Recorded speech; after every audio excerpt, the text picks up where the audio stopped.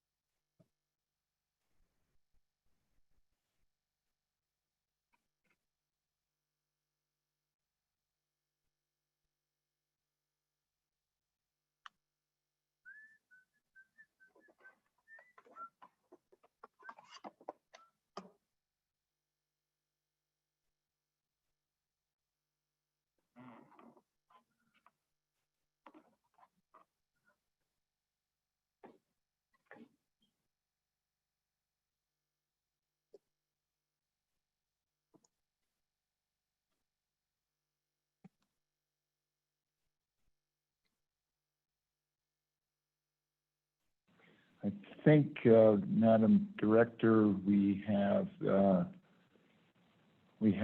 a quorum. I see the superintendent and the auditor online. We're given to believe the treasurer is en route, and the secretary and I are here. Ben, while we're doing all of this, I'll try to log in and hopefully not cause all kinds of problems. But thank you, sir. Madam Director, I think we were going to start this morning, if that's okay, with my colleagues, and I guess for the record, I'll note that we have a quorum. We will start this morning with a very quick update from Bill Crapser, if that is possible. I'm trying to figure out how to manage today. I believe, and I guess I'm going to look to the Business Council. It's a little bit scattered, and I apologize for this, but for the Business Council, do you anticipate a long presentation? How about members of my colleagues? Mr. Secretary, do you anticipate that to be a long discussion? I do not. Madam Auditor? And Superintendent, no. So with your leave, Madam Director, what I'd like to do is Bill first, because he's got lots of pressing things. 2, we can deal with the Business Council very quickly, then go to the Board of Land Commissioners, and finally, we'll do the State Loan and Investment Board. Sounds great, Mr. Chairman. Thank you. I see Bill Crapser. He's not in his Nomex yet, but he is on screen. Thank you, Bill, for taking me around Monday to tour the fire. And sorry to know that the camp we started at, the forward operating base, is now moved. So. Thank you, Mr. Chairman, members of the board. This, like everything else in 2020, our fire season seems to just keep on giving and won't end. We've had a really, as I've reported to you before, we've had a really busy fire season. Statewide, we've had over 1,600 fires this summer, a huge increase in human-caused fires. We've been very successful with initial attack overall for the summer. However, the Mullen fire over on the Medicine National Forest is causing us fits. Started on the 17th. Last night, it's kept growing. I've been keeping you updated on what's going on the fire. Yesterday afternoon, the wind and topography lined up, and it made another really big push. As of midnight, it's 117,000 acres, making it the second largest fire in our history, if you don't count the Yellowstone ones of '88, because they were all jumbled together. The fire is now in Colorado as well as Wyoming. We got 934 personnel on the fire right now. It's being managed by a Type 2 team. Confirmed yesterday, and notifications went out.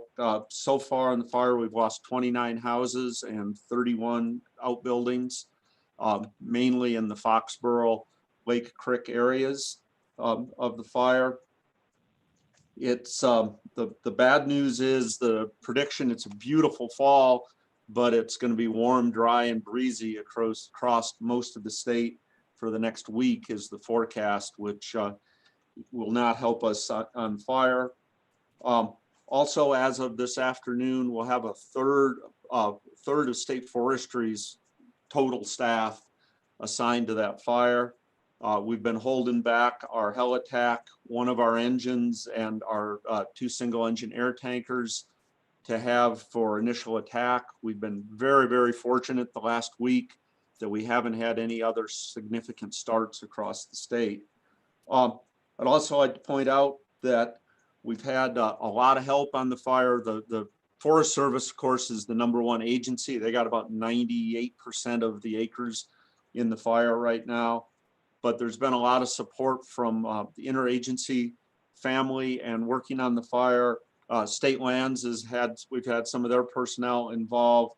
Lowe's, We have a couple of their communication folks. YDOT and the patrol have been great working with the team. Game and Fish has been real involved. Department of Health, University of Wyoming, and the National Guard have all been playing roles in helping with this fire. With that, Mr. Chairman, that's kind of just a real quick update of where we're at on the Mullen fire. I would remind everybody, and I know most of you have RSVP'd that you're coming next Monday. We are going to have our State Arbor Day celebration at 11 o'clock. We postponed it in the spring, and we're going to try to do it on next Monday. With that, Mr. Chairman, I'd be glad to answer any questions that members of the board might have. Thank you, Bill. And just so you know, I had a brief conversation with Governor Polis last night, just to make sure that we had connected the dots, because I know that fire has moved into Colorado. That is one of their least supported counties. So thanks very much for giving me the update on that.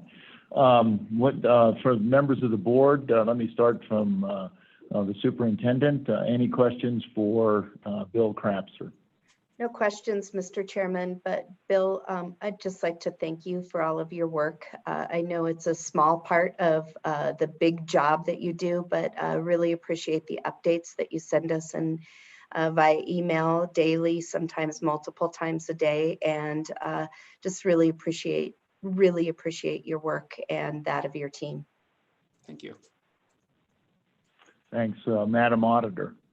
Mr. Chairman, I would just echo the superintendent's comments, and Bill, if there's any concern that we are not reading those emails, because I know you're very busy and probably writing them is just one more thing to do. I think we certainly very much do. So thank you for doing that and keeping us informed. Thank you. Thank you. Mr. Treasurer, any questions? Just kind of wondering, Bill, as far as the fuel source and with all of the beetle kill and down trees and stuff, is that the primary reason why this thing is so hard to control? Mr. Chairman, Mr. Treasurer, yes, in part. It started in the Savage Run Wilderness, where with the Forest Service, they used a lot of aviation in the wilderness area, tried to do some hand crews, but with the amount of bug kill in the area, the downfalls 4 or 5 foot thick or deep, really couldn't put crews in it. And most of the places where the fire is making its big run, Mr. Treasurer, are in that bug kill lodgepole pine. Yeah, thank you.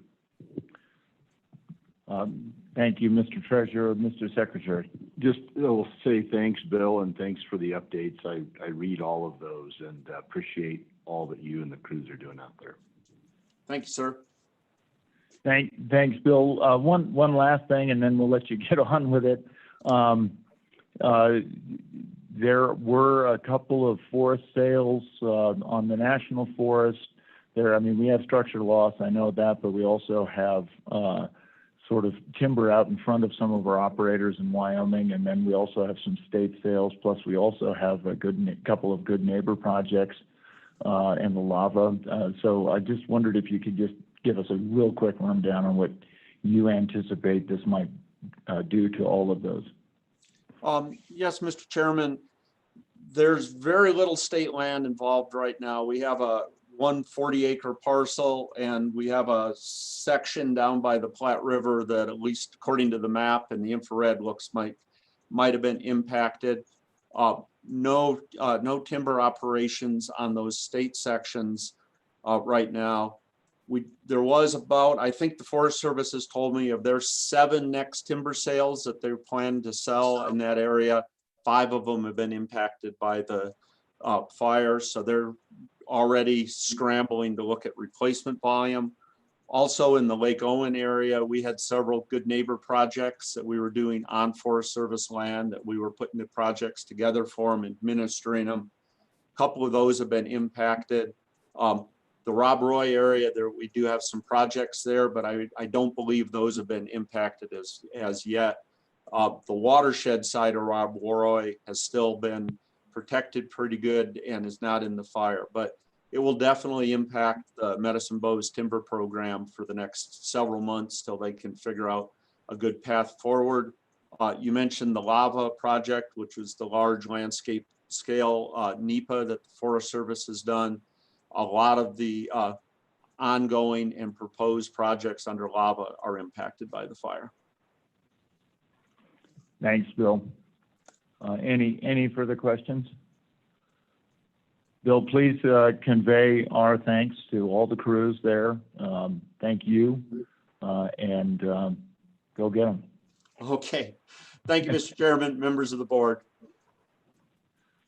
Thanks very much. So with that, Madam Director, I'd love to just turn quickly to the Business Council, and if we can walk through the projects there. Is that Karen? Will you be leading that, or?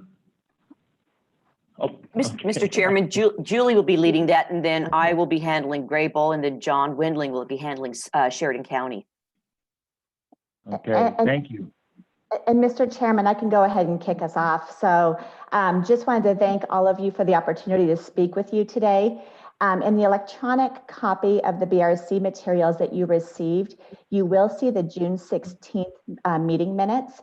We would first like to present the June 16th, 2020 State Loan and Investment Board Business Ready Community Minutes for your review and consideration.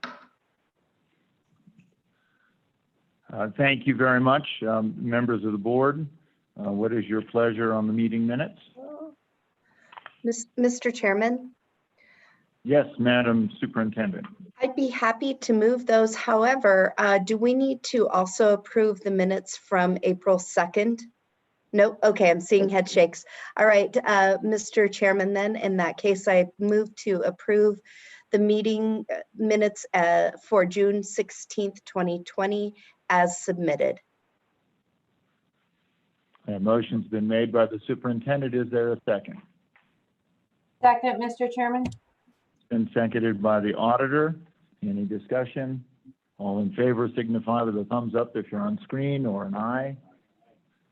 That is unanimous. Next matter. Thank you, Mr. Chairman. I'd now like to introduce the members of the Wyoming Business Council investment team that are joining us today. We've got our investments director, Julie Kozlowski, and our two program grants managers, Karen Fay and John Windling. Mr. Chairman, with your approval, I would now like to turn the meeting over to Julie Kozlowski and her team to present the two business ready community projects that you will be hearing more about. Thank you. Good morning, Mr. Chairman. For the folks online, I'm Julie Kozlowski. I'm the Investments Director for the Business Council. And just very quickly, for your information, for your consideration of these projects this morning, funding available in the Business Ready Community account is just shy of $45 million total. For this quarter, the allocation is $5,603,713. And both of the projects under consideration fall into the community readiness category, or community development category, excuse me. And there is an available funds balance of $3,026,005. So ample funding to fund the $1.1 million in requests should you choose to do so. And with that, I will ask Karen Fate to present the first project from the town of Graybull. Good morning, Mr. Chairman, members of the board. Our first project today is a community readiness request from the town of Graybull. And this request is for phase 2 of the Graybull Business Park. This request is for lots number 37 and 72, doing road paving on approximately 29.67 acres of the overall 73-acre business park site. This would be matched with $84,000 in cash and approximately $293,000 in in-kind match, which that would be all put towards doing the utilities infrastructure, natural gas, telecommunications, and other things that have already been set aside from funds that they already have. This has been a very successful project in the past. BRC funds funded this back in late 2015, 2016, which was approximately 36 acres in the overall business park site. They've sold approximately 2 to 3 lots per year since then, and they already have another business that's looking at 3 lots that's in this part of the project. The town is moving forward and getting their water and firefighting telecommunications, natural gas, power upgrades, all that going on. And so these funds will just be used for this 600,000 will be just used for doing the road paving in the second half of the business park. We do have members on hand to answer any questions and give you some more insight of what this project, the overall view of this project is. And I believe Paul Thur is one of them that's on, and they can answer any questions that you have on this project. Thank you, Karen. Let me just quickly ask if there are any questions for the staff from any of the board. No, thanks. Thanks and for presenting to each of us as well individually. With that, let me turn it over to Paul if he is here. Good morning, Mr. Chairman and board. This is Paul Thur in Grable. Karen, thank you for the excellent summary. Here in the room with me is Mayor Foley, Economic Development Director Thornton, and myself, Paul Thur, Administrator for the town of Grable. Super quick, high-level overview of this is, as Karen mentioned, phase 1 that the business park funded with a BRC grant for the paving in phase 1. Phase 1 was phenomenally successful. I think in your packet it says there's 4 lots left for sale in phase 1. There's actually 7. Our rec development that we were going to do on 3 of the business park lots was moved to some other, it's in the business park, our archery range now, but we didn't want to take up sellable lots. So there are 7 lots left in phase 1. Really, it's 2 developable sites because one is a bundle of 4 lots, the other is a bundle of 3 lots. So there's probably 2 sites left in phase 1 for a business to come in. And as Karen mentioned, phase 2, which is 36 additional lots to the north, 3 lots have already been sold in that phase because the manufacturer didn't like either of the 2 parcels that were left, the 4 lots and the 3 lots in phase 1. So they decided to move into phase 2 and purchase lots there. So that is what is driving this developing and moving on to phase 2, which is about 2,800 linear feet of pavement. About the same, a little less, 2,600 feet of water line. That project will be about $227,000 funded totally by the town of Grable. And the power upgrade is in the works. We just got the estimate for that. It'll be about $55,000. And we will make the lots shovel ready by putting in Wyoming Gas and telecoms as well. And there will be no phase 3. This is it. The town of Grable will be out of land at this point. This land was former refinery site and was given to the town of Grable. So in a way we started lucky. It was former refinery land, so that's a little unlucky, but the cost of the land was 0. So there was no cost to the land at the beginning of all this project. Anything I missed, Mr. Chairman, or anyone? No, that sounds good. Let me thank you very much for the good description. Let me ask the secretary or the treasurer any questions. How about auditor or superintendent? No questions. I think you've done an exceptional job with no questions. So thank you very much, Paul. What's the pleasure of the board? Mr. Chairman, Madam Auditor. I would move that we approve the $600,000 to the town of Grable for their business park paving project phase 2. It's been moved by the auditor. Is there a second? It's been seconded by the superintendent. Any discussion? Any discussion? Hearing none. All in favor signify by saying aye. That motion carries. Mr. Treasurer, did you have a vote on that? Aye. Okay, thank you. Very good. Thanks. Julie. Thank you for your time and support. We greatly appreciate it. Thanks. Thank you. Thank you, Mr. Chairman. The next project is from Sheridan County, and I'll ask John Wendling to present you with a short summary of that project as well. Thank you, John. Hello, Mr. Chairman. This is John Wendling, members of the board. Good morning. I'm presenting the second project. It's the Red Gate Trails Enhancement Project. It's a $500,000 request for phase 2 of the Red Gate Trail System through Sheridan County. It's a collaborative project with Sheridan County and the Sheridan Community Land Trust to develop public recreational opportunities in the form of approximately 27 trail miles in the state of Wyoming, United States Forest Service and Bureau of Land Management owned property. Phase 2 specifically will develop 2 parking facilities and construct approximately 11 miles of non-motorized multi-use trails in portions of Bighorn National Forest. Each of these phases on this project are standalone projects. Phase 1 has been completed. Phase 2 is part of the request today, and phase 3 is already underway. They are all individually funded, and they're seeking funding for phase 3 after the application of this phase. It was the funding for that is already, or fundraising for that is already totaled almost $145,000. There's a lot of community support behind this project. Maintenance on these trails are estimated to be around $60,000 a year. That is all done through local support, and they're fully committed to covering that.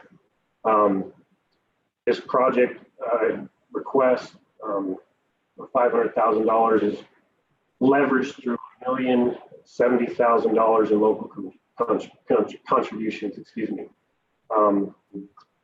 We do have members of the community here today to answer any questions you have. If we can help, please let us know. Thank you, John. Let me begin by asking if there are any questions from the board, superintendent, or auditor. Any questions? Mr. Secretary? Yes, we'd love to hear from the members of the community.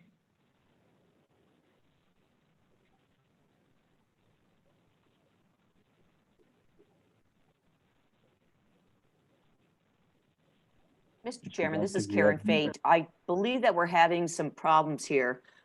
And Brett Bauer, he's saying that he is not allowed to talk, so we just got that up.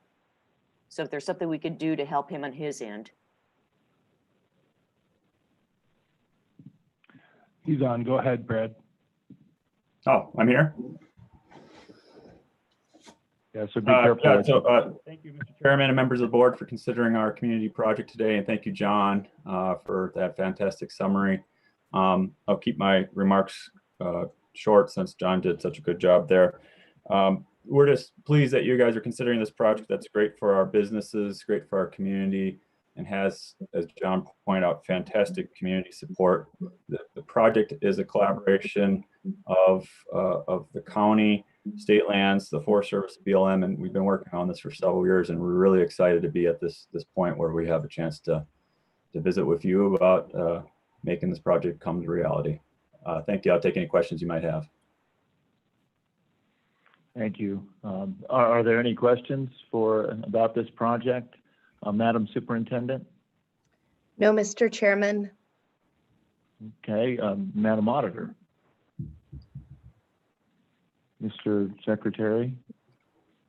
Well, I would only say thank you very much. It's a great project. It is amazing what Sheridan has done with their trail projects, their stream restorations, really leveraging a bunch of the assets of the community, and it's terrific work on your part.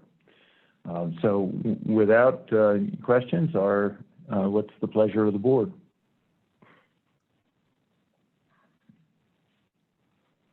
Mr. Chairman, Yes, Madam Auditor. I would move we approve $500,000 to Sheridan County for the Red Gate Trails Enhancement Project. Thank you, Madam Auditor. Is there a second? It's been seconded by the secretary. All in favor signify by saying aye or a thumbs up. That motion carries. Thank you very much. Julie or Amy, are there any more matters to come before us? No, Mr. Chairman, there are not. Wow, you are a business-like entity. Thank you very much for presenting. Thanks to the people who put in great projects. John, thank you as well. With that, we will close the business council portion of our meeting. Thank you again. Oh, Karen, sorry, I forgot. Thank you very much today, too. Madam Director, I think now we're back on a more normal course, but we'll be taking up matters with the Board of Land Commissioners. Mr. Chairman, members of the board, on the agenda today for the State Board of Land Commissioners, the first item is A1, approval of the minutes from the July 16th, 2020 State Board of Land Commissioners special meeting. I will note that A2, we will need to remove approval of those minutes. We were unable to finalize those in time for purposes of today's meeting, but we, as you know, with all of the coronavirus relief grant programs, we have a lot of minutes that we need to get caught up on, and we will commit to the board to get those before you for your next meeting for approval. Okay, thank you. Madam Director. We need approval of the July 16th, Right. 2020 meeting minutes. Mr. Chairman. Mr. Secretary, I'm sorry, I was watching the superintendent. Excuse me, Mr. Chairman, I would move for adoption of the July 16th, 2020 meeting minutes for the State Board of Land Commissioners special meeting. Is there support for that motion? It's been made by the Secretary. Second, Mr. Chairman. It's been seconded by the Auditor. Any discussion? Hearing none. All in favor signify with a thumbs up or an aye. Aye. That motion carries. Those minutes are approved. Thank you, Mr. Chairman. The next item on the agenda are reports. We've provided the board with the usual reports behind tab B. We don't have anything further to add at this time, but we would stand for questions. Are there any questions from the board with regard to the reports on the Board of Land Commissioners? No questions? Madam Superintendent, no questions? Okay. Hearing none. Thank you very much for those reports. Mr. Chairman, we have provided the materials for this meeting to each of the board members in advance. We have also briefed each of you individually prior to the meeting. At this time, I'm prepared to propose a consent list if the board would so desire. Thank you. I think that would be an appropriate recommendation. Mr. Chairman, the following items appear to be amenable to treatment on a consent list: D1 through D4, D6, E1 through E4, F1 through F4, G1 and G2, and H1. Thank you, Madam Director. I would point out that you've briefed all of us on these matters, and we've had our opportunity. What's the pleasure of the board? And I think what we're contemplating is a consent list. It consists of D1 through D4 and D6, E1 through E4, F1 through F4, G1 and 2, and H1. Mr. Chairman. Mr. Secretary. Mr. Chairman, I would move for consideration of adoption or placement on the consent list of the items you just mentioned. Thank you, Mr. Secretary. Is there a second? Second. Been seconded by the auditor. Any discussion? All in favor of the consent list as enumerated: D1 through D4, D6, E1 through E4, F1 through F4, G1 through G and G2, H1. All in favor signify with a thumbs up or an aye. Aye. That motion carries. We have a consent list. What is the desire of the board? Mr. Secretary. Mr. Chairman, I would move for the adoption of the consent list consisting of items D1 through D4 and D6, E1 through E4, F1 through F4, G1 and G2, and H1. Okay, the Secretary has moved the Director's recommendations on D1 through D4, D6, E1 through E4, F1 through F4, G1 and 2, and H1. All in favor, is there any discussion? Any discussion? Hearing none. All in favor signify with a thumbs up if you're on screen, or an aye. So that motion carries. Thank you. We had it. I thought we had a second from the auditor. Auditor, did you second that motion? I don't believe, I think I seconded the consent list, but I would be happy to insert my second in the director's recommendation if. Okay. I'm sorry, I thought I saw 2 fingers up, so my apologies. All right, well, we'll carry that as it stands. Thank you, Madam Auditor, for correcting that. Mr. Chairman, that brings us to policy matters, C1 and 2. These sort of go together. At the April 9th, 2020 board meeting, the board directed the Office of State Lands and Investments to restart the vacant land leasing process after the board adopted rules addressing the leasing of vacant land and the application of the vacant land preference, which is contained in Wyoming Statute 365105B. As you know, leasing of certain vacant land for grazing and agricultural purposes is time sensitive to ensure continued management of lands and improvements, as well as to maintain revenue streams to the state's trust beneficiaries. In C1, the staff has proposed emergency rules which largely codify the current vacant leasing process in order to facilitate the leasing of certain vacant land associated mainly with the Mosky purchase earlier this year. Simultaneously, OSLI is seeking rulemaking authority in C2 to allow OSLI to navigate the regular rulemaking process with the proposed vacant leasing rules revisions in order to address the grazing leases that were the subject of the board's previous directive and vacant leasing moving forward. So with that, Mr. Chairman, I would yield the floor to Deputy Director Jason Crowder to take the board through the specifics for this matter. Thank you, Madam Director, Deputy Director Crowder. Thank you, Mr. Chairman. Real quickly, I can run you through all of the provisions within the changes in the rules if you'd like. That would be perfect. Excellent. So what we've done is we are requesting changes or amendments to Chapter 4 of the Board of Land Commissioners Rules and Regulations, and those are the rules on grazing and agricultural leasing. Specifically, we are doing some cleanup as far as punctuation throughout the whole of the rules, but they don't make any changes to substance. Secondarily, we are adding Section 6, which is specific to the leasing of vacant land. In subsection A, we are making a statement there that leasing of vacant land shall be done recognizing the fiduciary duty to the state trust land beneficiaries and will be done in a manner that will inure to the greatest benefit of the state beneficiaries. And we pull that directly from existing state statute, but we lay a foundational layer there so that all of our actions going forward will be done from that point forward. Subsection B lays out the specific filing periods for each tract of vacant lands. Again, we steal that from the previous Section 5 within the existing rules. So this is a normal process for us, but we're making clear that it also applies to vacant land. It also makes clear that multiple applications received during the period will be considered conflicting applications. Subsection C defines what conflicting applications are, and those are simply when we have 2 or more applications to lease the same tract of land for grazing and agricultural purposes.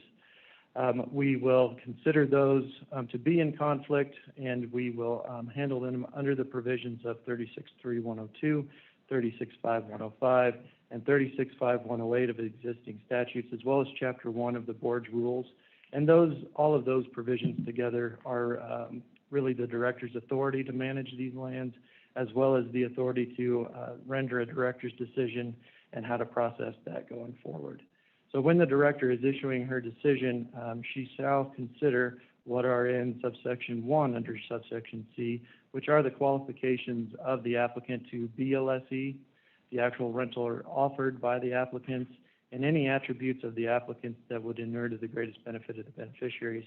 And again, we take that from 365105, which does state in subsection A that all leasing shall be done in a way that inures to the greatest benefit of the beneficiaries. And historically, as we've discussed before, that has been the monetary offer. However, we've added a little bit of wiggle room for the director here and for the board ultimately to make a decision if the monetary offer isn't the only thing that should be considered in a director's decision, but some other management criteria that raises to the attention that should be addressed.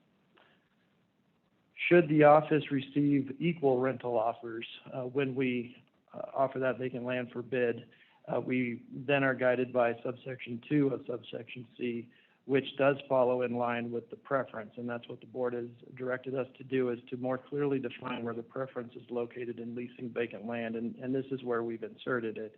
So if we do receive equal rental offers for a piece of vacant land, and everything in subsection I is considered and deemed appropriate, then we look at, is the applicant a bona fide resident of the state? Is the applicant authorized to transact business in the state? Does the applicant have actual necessary use of the land? And is the applicant the owner, lessee, or lawful occupant of adjoining lands to the vacant land? And that is very clearly what is laid out in existing statute 365105B, and this is where the preference will apply, is when we have equal rental offers. Now, should all things be equal, the rental offers be equal, everybody is afforded the same preference, we have inserted subsection 3 of subsection C, which is that we will offer the lease or the property to the conflicting applicants at one final auction, one live auction.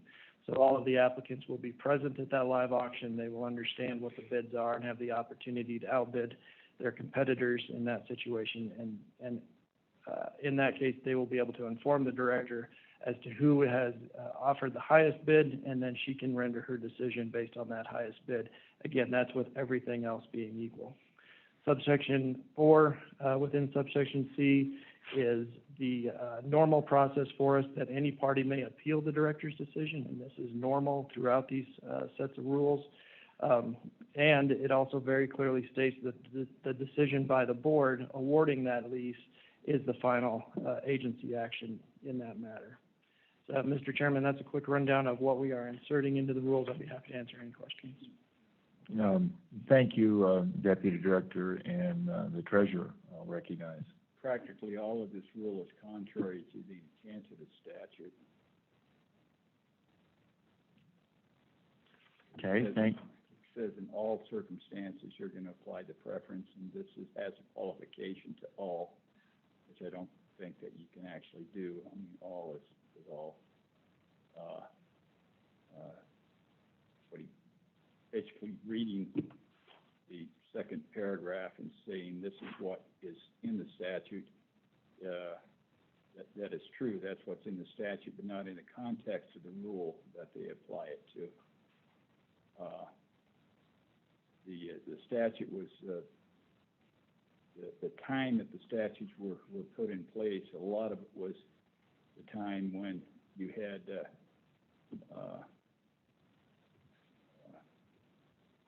good old Ted trying to buy up the West and take control of all of the land, and outsiders taking control of the land. In this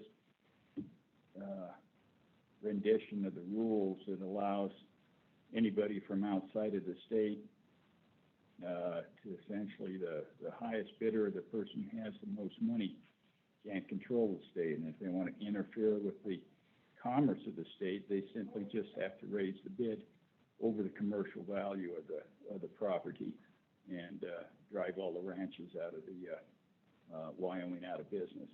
And so that's why that preferences were contained in paragraph 2. So that's the first thing they do is don't apply the preferences until the deep pockets can lease all the land in the state that they want to. So I think this needs to go back to the drawing board, and if there's an emergency part of it that I would agree with, necessarily that I think the statute provides some wiggle room is the bidding process where everything, or where you have two adjoining landowners and having a live bid. I think that's reasonable because they're essentially are both people that are involved in the commercial aspect of the economy of Wyoming and necessarily aren't folks that are coming in from the outside and just trying to wreak havoc. So. Thank you, Mr. Treasurer. Any comment on that, Deputy Director? I don't believe so, Mr. Chairman, and I leave it to the director to provide that. Other Thank than, you. I would just state that to BLSC, the only qualification as far as residency goes is a resident of the United States and not of Wyoming. Only in the vacant land situation does the resident of Wyoming come into play. Okay, Madam Director. And Mr. Chairman, I would just add that the attempt with the proposed rule revisions is to codify what, in fact, OSLI has been doing for however many years. Correct, Deputy? It's my understanding that that's where the starting place is. That's kind of the what we're trying to do. And then through the rulemaking process, clearly we would obtain public comment and refine it from there. But initially, our intention is to be able to get out there and to do some vacant leasing, particularly with respect to the Mosky parcel, because as you know, the rulemaking process does take quite a bit of time, 6 months or so. And we have had the Attorney General's office working with us on these, and they believe that they comply with the plain language of the statute. Now, whether or not that the rule is contrary to the intention of the statute, I can't speak to that, Mr. Chairman. Okay, thank you. Let me ask a couple of other members, Mr. Secretary, any observations, comments on the rule? Thank you, Mr. Chairman. Just, Jason, a quick question on 4.2, Section 6, vacant land, C, Romanet 2B, is the applicant authorized to transact business in the state of Wyoming? Under the statute, 365101, that's part of that statute. And under C Romanet 1, the first qualification or consideration is qualification to the applicant under 365101. And a piece of that, the last sentence is, are they authorized to transact business in the state of Wyoming? I'm a little confused as to why it's under 2B when it's an initial qualification listed under the statute in C1A. I know that's a lot, and do you follow me? Was that an okay question? Mr. Chairman, yes, sir, I understand. It is redundant, I do believe, because you're correct, it is in 365101, but it is also in 365105, and we wanted to be clear that all of those attributes that would render a preference to an applicant were adhered to. I would also note that does the applicant have actual necessary use of the land is in both places as well. I'm trying to figure out a way to just make that more clear, but I don't want to do it on the fly, so. Let me follow. Okay, thank you, Mr. Secretary. Mr. Treasurer.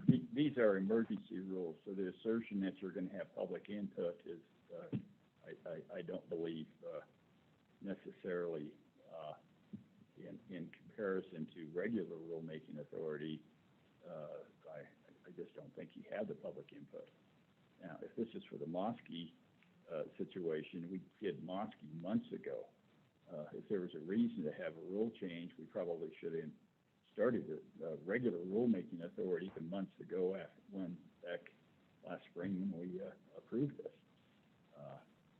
So, to come in here and say we need an emergency rule now and not have that public input when this is substantial changes to the the statute and in all due respect, in the way that OSLIA has implemented the statute, because the implementation has been anything but smooth. So I think that the reason for this rule is not to codify what they've done, but is to try to get some clarity so the implementation is smoother. But I don't believe that this is the way to do it in emergency rules. I mean, run these things up in regular rules, and I think the bumps in the road will get smoothed out. But if we do it in emergency rules, then they're going to be there. Thank you, Mr. Treasurer, for that comment. Let me see if Auditor Racinas or Superintendent Balo have any questions or comments on what's before us. Mr. Auditor, I see you've unmuted. Yeah, please, I'll recognize you. And I just want to ask what I think is an obvious question, but just to make sure I say it out loud and understand it, for Jason, I believe.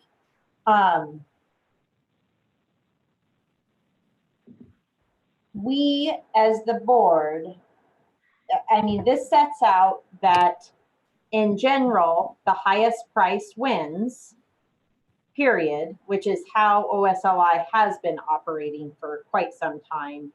However, the board does have flexibility. For example, if, you know, an entity bid $1 more, but was not actually intending to use the land, was out of state, was just looking to lock it up or whatever, fill in the blank, the board has the flexibility to say, no, we're going to accept this lease for $99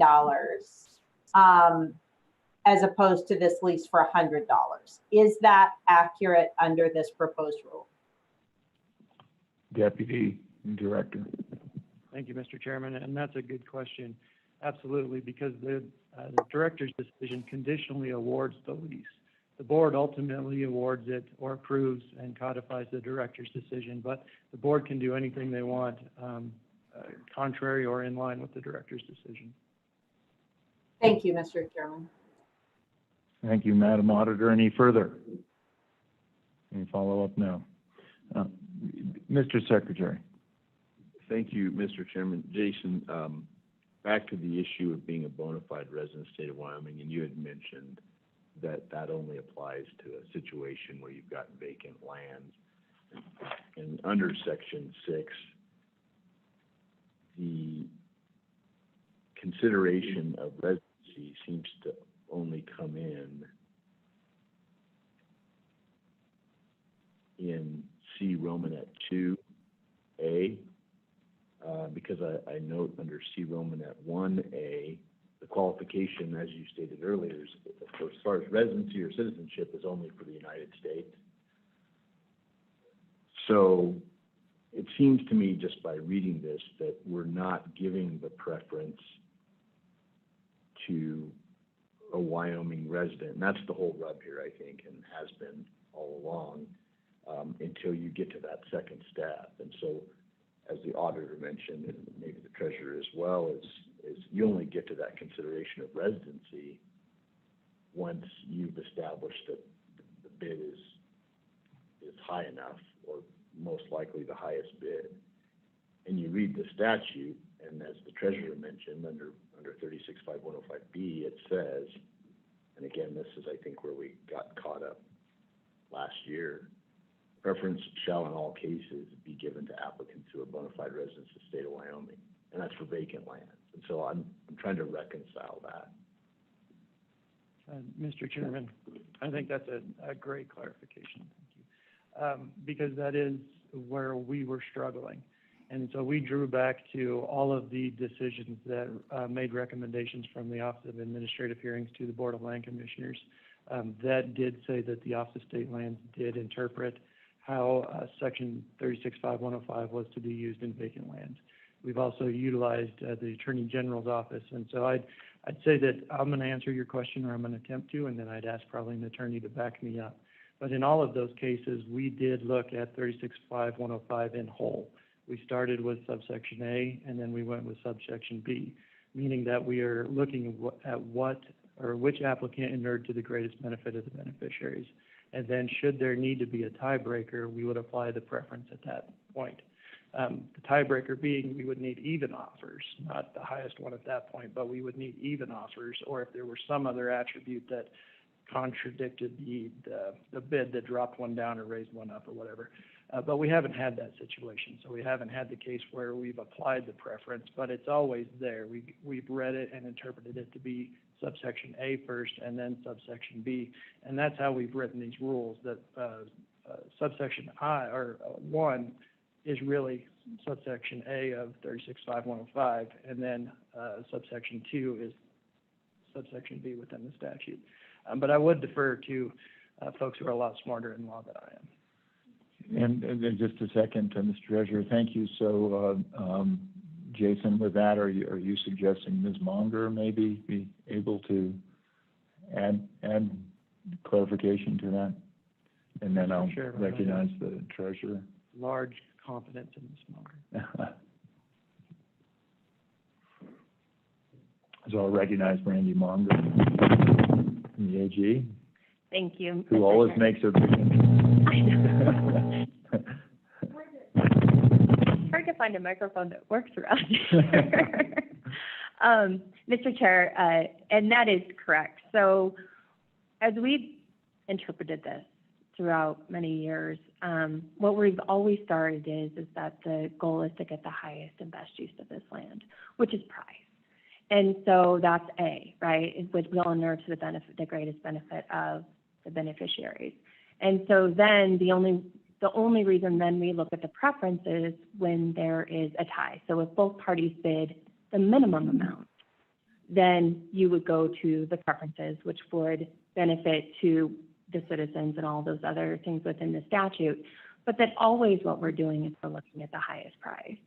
And one of the things that we have considered is even when you're talking about leasing, not vacant lands, but when you're talking about leasing lands where there's a current lessee, we still require the current lessee to meet the highest price. So to suggest that somehow you would lease lands at a lower price because of citizenship, which let me also add in here, I think we need to be cautious if we're benefiting Wyoming citizens to the detriment of other citizens to a great extent, especially if it's at the hurt or to the detriment of the beneficiaries of the trust. So that's also a consideration. But we always require sort of the highest price. We always are looking to get the highest return on these funds. So I think that Jason did a great job of explaining what we look at, which is we look at A, and then when we have a tie in A, we go to B. So if both people want to bid the least amount, then we're going to go to that preference.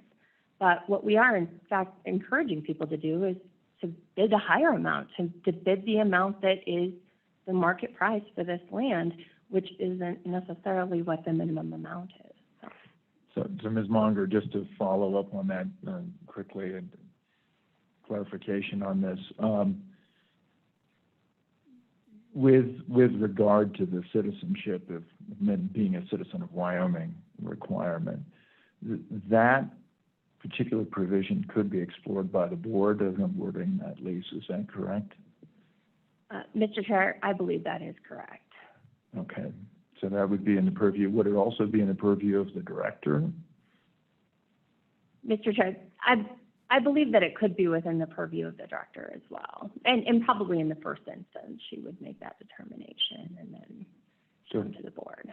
So posing the question that the treasurer brought to begin with, in the event that somebody decided they wanted to lease land for non-productive reasons, and that somehow was they had no what's the term, actual or necessary use of the land. Those would be disqualifying provisions most likely. But the trouble, I think, with the way this is drafted is that comes as the second step. Is that correct? Mr. Chair, and Jason's smiling over there, so maybe he has a better response. But I think that if you're saying we would look at price first, and then we wouldn't get to whether or not there's a beneficial use if there's only in the event that there's a tie. So maybe your question is there a way for us to make sure that they aren't excluded because they're not using this for beneficial use? And I don't know that the way that the rules are written now, the director's office would be able to do that. Obviously, the board could do that, right? Because the director just makes a recommendation. We would, of course, advise you to follow the rule, which wouldn't allow for that. So there does lie the problem. I guess the question is, how do you ensure that you're getting the highest price and meeting all of those the factors, which I see what you're saying. The way the rule is written does not do that. Okay, thank you. I just wanted clarification. Deputy Director, any? Mr. Chairman, and that's a great catch there. It's not written in the first part because I believe it's already within 36.1.101, that there must be an actual necessary use of the forage in that. And if it's not there, and I may be incorrect, that is the intention of the legislature that we've recognized. So even in the case of existing lessees within existing leases, if they somehow lose the actual necessary use of the land through the term of their lease, we raise that issue with them to say that we feel like you may not be a qualified lessee any longer. We need to make sure that you have actual and necessary use of the land. And of course, actual and necessary use of the land is a very broad definition. It's not you're going to have black cows every day of the year. It could be a variety of things, but that is what we believe the intent of the legislature to have been by inserting that in the statute, and that's what we uphold: vacant and existing leases. So I don't want to get too esoteric about this, Deputy Director, but if I were to say the actual necessary use of the land is my vista, is that something that we could rule out? Mr. Chairman, I think that's a great clarification, but I don't believe that follows the intent of the legislature. And in fact, in our application, we use the term forage and not land to ensure that forage or cultivated crop or what have you, that's the intent of the use and not just the vista. It is for grazing and agricultural purposes, not for view shed. Okay, and then just a quick follow-up on that too, Deputy Director. In the process of doing emergency rules, we are initiating the process of regular rulemaking, which would allow comment and wouldn't necessarily predispose the final product to what we see here. Is that a proper characterization? That's correct, and the emergency rules are simply to be used in one instance, as the Director noted. Okay, thank you. Mr. Treasurer.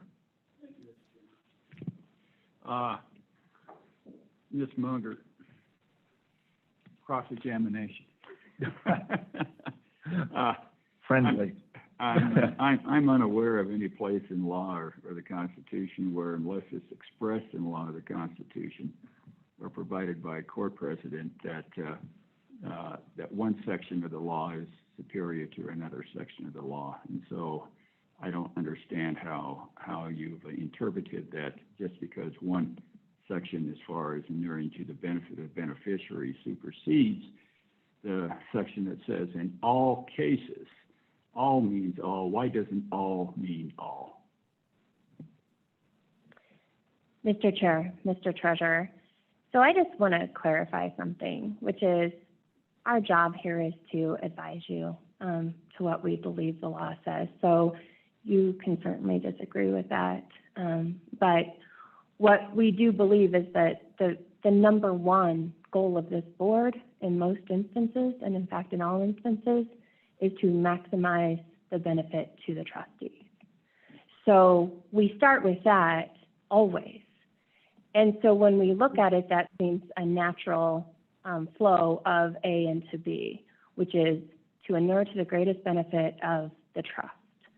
And then once we've attempted to do that, we make the other considerations. So that is where I think we start always, is what is in the best interest of the trustees or the trust and the beneficiaries of the trust. So that is why that is our advice, which is that the first thing, well, not our advice, but why we've supported the position of this, which is the first thing is, what's the best thing that we can do for the trust and for the beneficiaries of the trust? And then if we have a tie, if we have some reason, an ineligible bidder, then where do we go from there? So, Mr. Chairman, I do believe that one of our goals definitely is to get the greatest return to the citizens of the state of Wyoming in any of our programs, or the better benefit of any of the dollars that we disperse in any of our grant programs, because it benefits everyone. The so-called rising tide lifts all ships. However, I think that our number one overriding principle is to follow the law, regardless of whether it's what we would like the law to say or not say. Now, I think in this case, where we disregard the word all in the second part of the statute, then we're not following the law. And to your other point there about whether or not what the court would say is, if you provided the implementation of a preference and that implementation resulted in a lower amount of money to the beneficiaries, has already been decided by the Supreme Court. And it is decided that you can have preferences and you can have a lower amount going to the beneficiaries. So that is an argument that essentially has already been decided by the Supreme Court. So it's an argument that I feel this just doesn't hold water. and Mr. Chair, and Mr. Treasurer, we acknowledge that, but this is just where we start out at, right? When we're looking at something, what we say is, how can we provide the greatest benefit to the trustee, to the trust, right? That's where we start. And if there's reasons not to, then those are legitimate reasons, and that is something that is considered, right? And you can do that. But we always just start there, just as a starting point, is all I'm saying. I think that's a good place to start, but I think that you can get there without necessarily violating the law. I think that there is the wiggle room that I see that's in there is in between the intent of one and the intent of two, and essentially that's what you proposed in your rules, is the live bidding process. And so rather than just having that that be the solution when you have tied bids, essentially have that a solution also when you have a conflict between 1 and 2. And that conflict would be if you applied the preferences and it was a lower bid to someone that didn't have those preferences, but if you wanted to say that, yes, we're going to inure to the greatest benefit, and someone comes in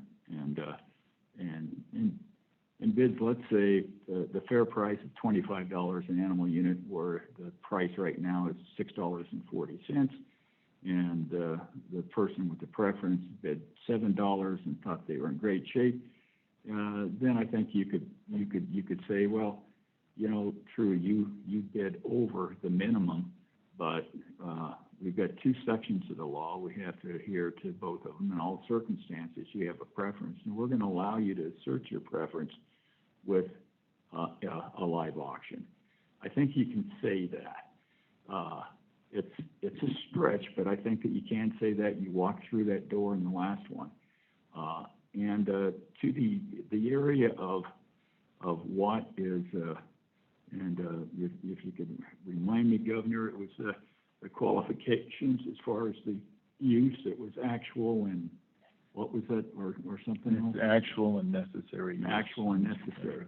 I'll let you know of a situation that has occurred in Colorado, and this was a change in the court system as Colorado has evolved, and it had to do with water, is that they essentially allowed the kayakers on a river to shut down the river for a period of 45 days from agricultural use that was a previous appropriation, because they said that recreation was an actual and necessary use, so to speak. And so in today's world, I can envision that we're going to have conservation would be an actual and necessary use. Carbon capture would be an actual and necessary use. So, indeed, the intent was, as Deputy Director Crowder, asserted, it was supposed to be for agricultural use. But things get blurry when you get into, changes, and they get blurry when you change the rules a little bit. That's a little bit different than the statute. So I think we have to be cognizant of, as you said, both of our reason why, our overall reason that the board exists, but we can't lose track of what, that one part of the statutes has the same effect as another part of the statute. Mr. Chair and Mr. Treasurer, let me again state a couple of things. One is the issue right now is that I think I'm supposed to be addressing is, are these rules, do they follow the statute? We believe that they do. There's a separate issue, which is for this board to decide, which is, do you want a different policy? Do you want to do something different? And if that's the case, then we can look at what those are and what that different application of the statute and how you want the rules to be different is, and determine whether that follows the law. So I don't want to be heard to be saying that you can't do something different. What I'm saying is that the rules as they have been drafted that follow the precedent that the board and the OSLI has used for these vacant lands for probably 40 to 50 years is legally acceptable. Thank you, Ms. Munger. Thank you, Mr. Treasurer. I want to give an opportunity to Auditor Racinas or Superintendent Balo. Any comment or question?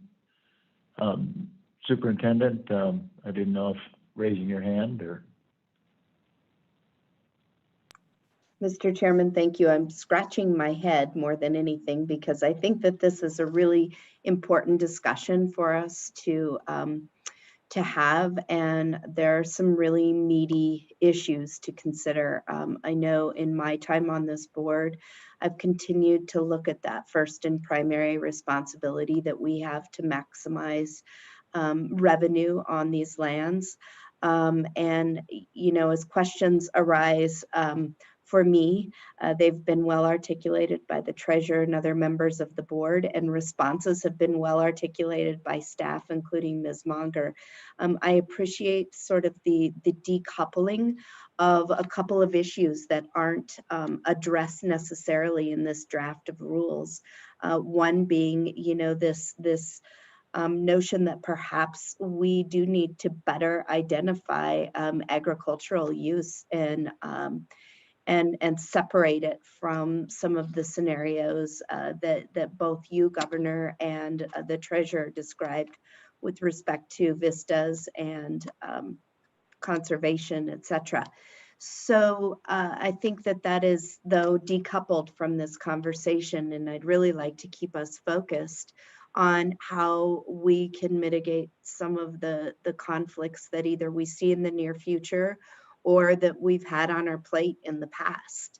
And this is one way to do it. And I think at the outset, as I read through it, I thought, okay, are we doing this for Mosque? But in reality, when you map some of the other scenarios and some of the other situations to these new rules, I do think that it gets us closer to where we need to be. And that's the good thing about rules and the Attorney General's office and statute, is that we have a little more flexibility to continue to morph these rules to, you know, to meet our statutory and fiduciary responsibilities, but also make sure that we are cognizant of some of the current events and current issues. So, you know, I do believe that this gets us closer to that goal, and very much appreciate the conversation and pushback and questions, especially from the treasurer at this time. Thank you, Mr. Chairman. Thank you, Madam Superintendent. Madam Auditor.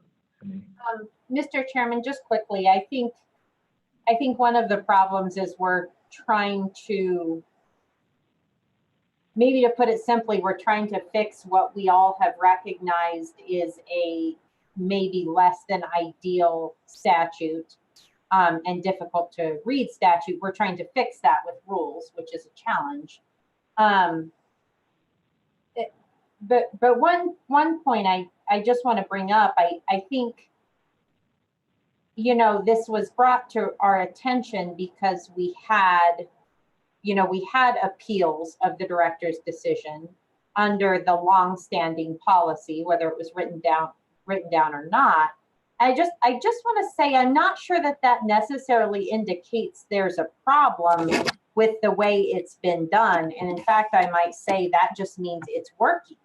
I mean, if the process is so inflexible that no one can say, wait, I think that decision was wrong, I don't think we want to be there either.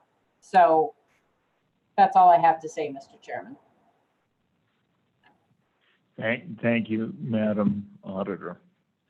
Mr. Chairman, if I could just follow up on that. Yes, Director. I would just note, as stated by the auditor, with the status quo sort of policy that we have been following for a number of years, in many situations, the OAH has actually upheld the legality of the application of that process. And Deputy Crowder, you may have more of the statistics on that, you know, setting aside sort of that outlier decision that we got earlier this year.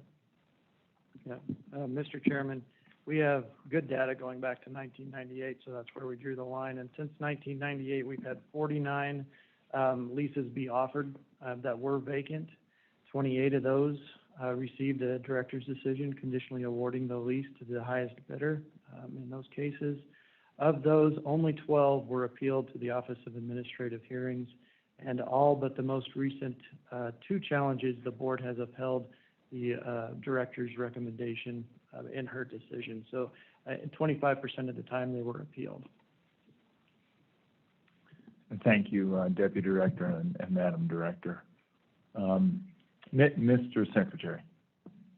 And I appreciate those statistics, and 25% of the time, well, yeah, I guess the 28 and the 12, how many were ever appealed to the district court from OAH's decision? Because OAH, I pay deference to, but not really.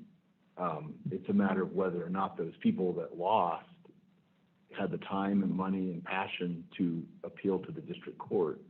And those aren't reported, so you may not have that. But that, I pay deference to OAH, but I say not really, only because you don't know what the appellate process was after that and why somebody just dropped it after that.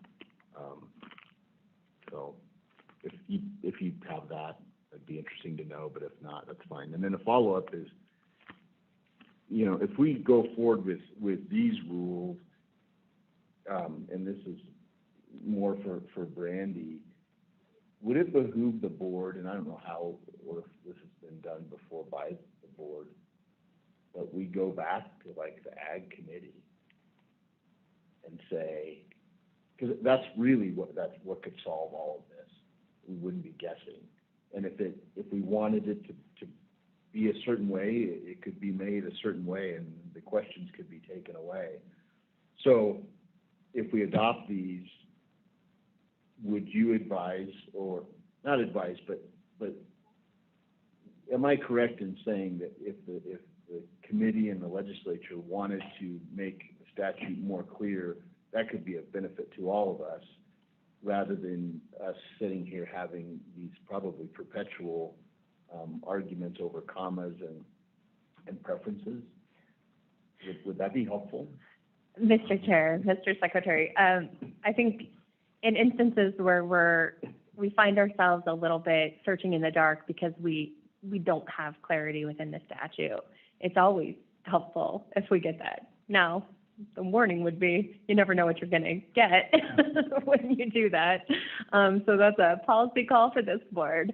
If the question is some of this caused by unclear guidance from the legislature that we're trying to fill in with rules?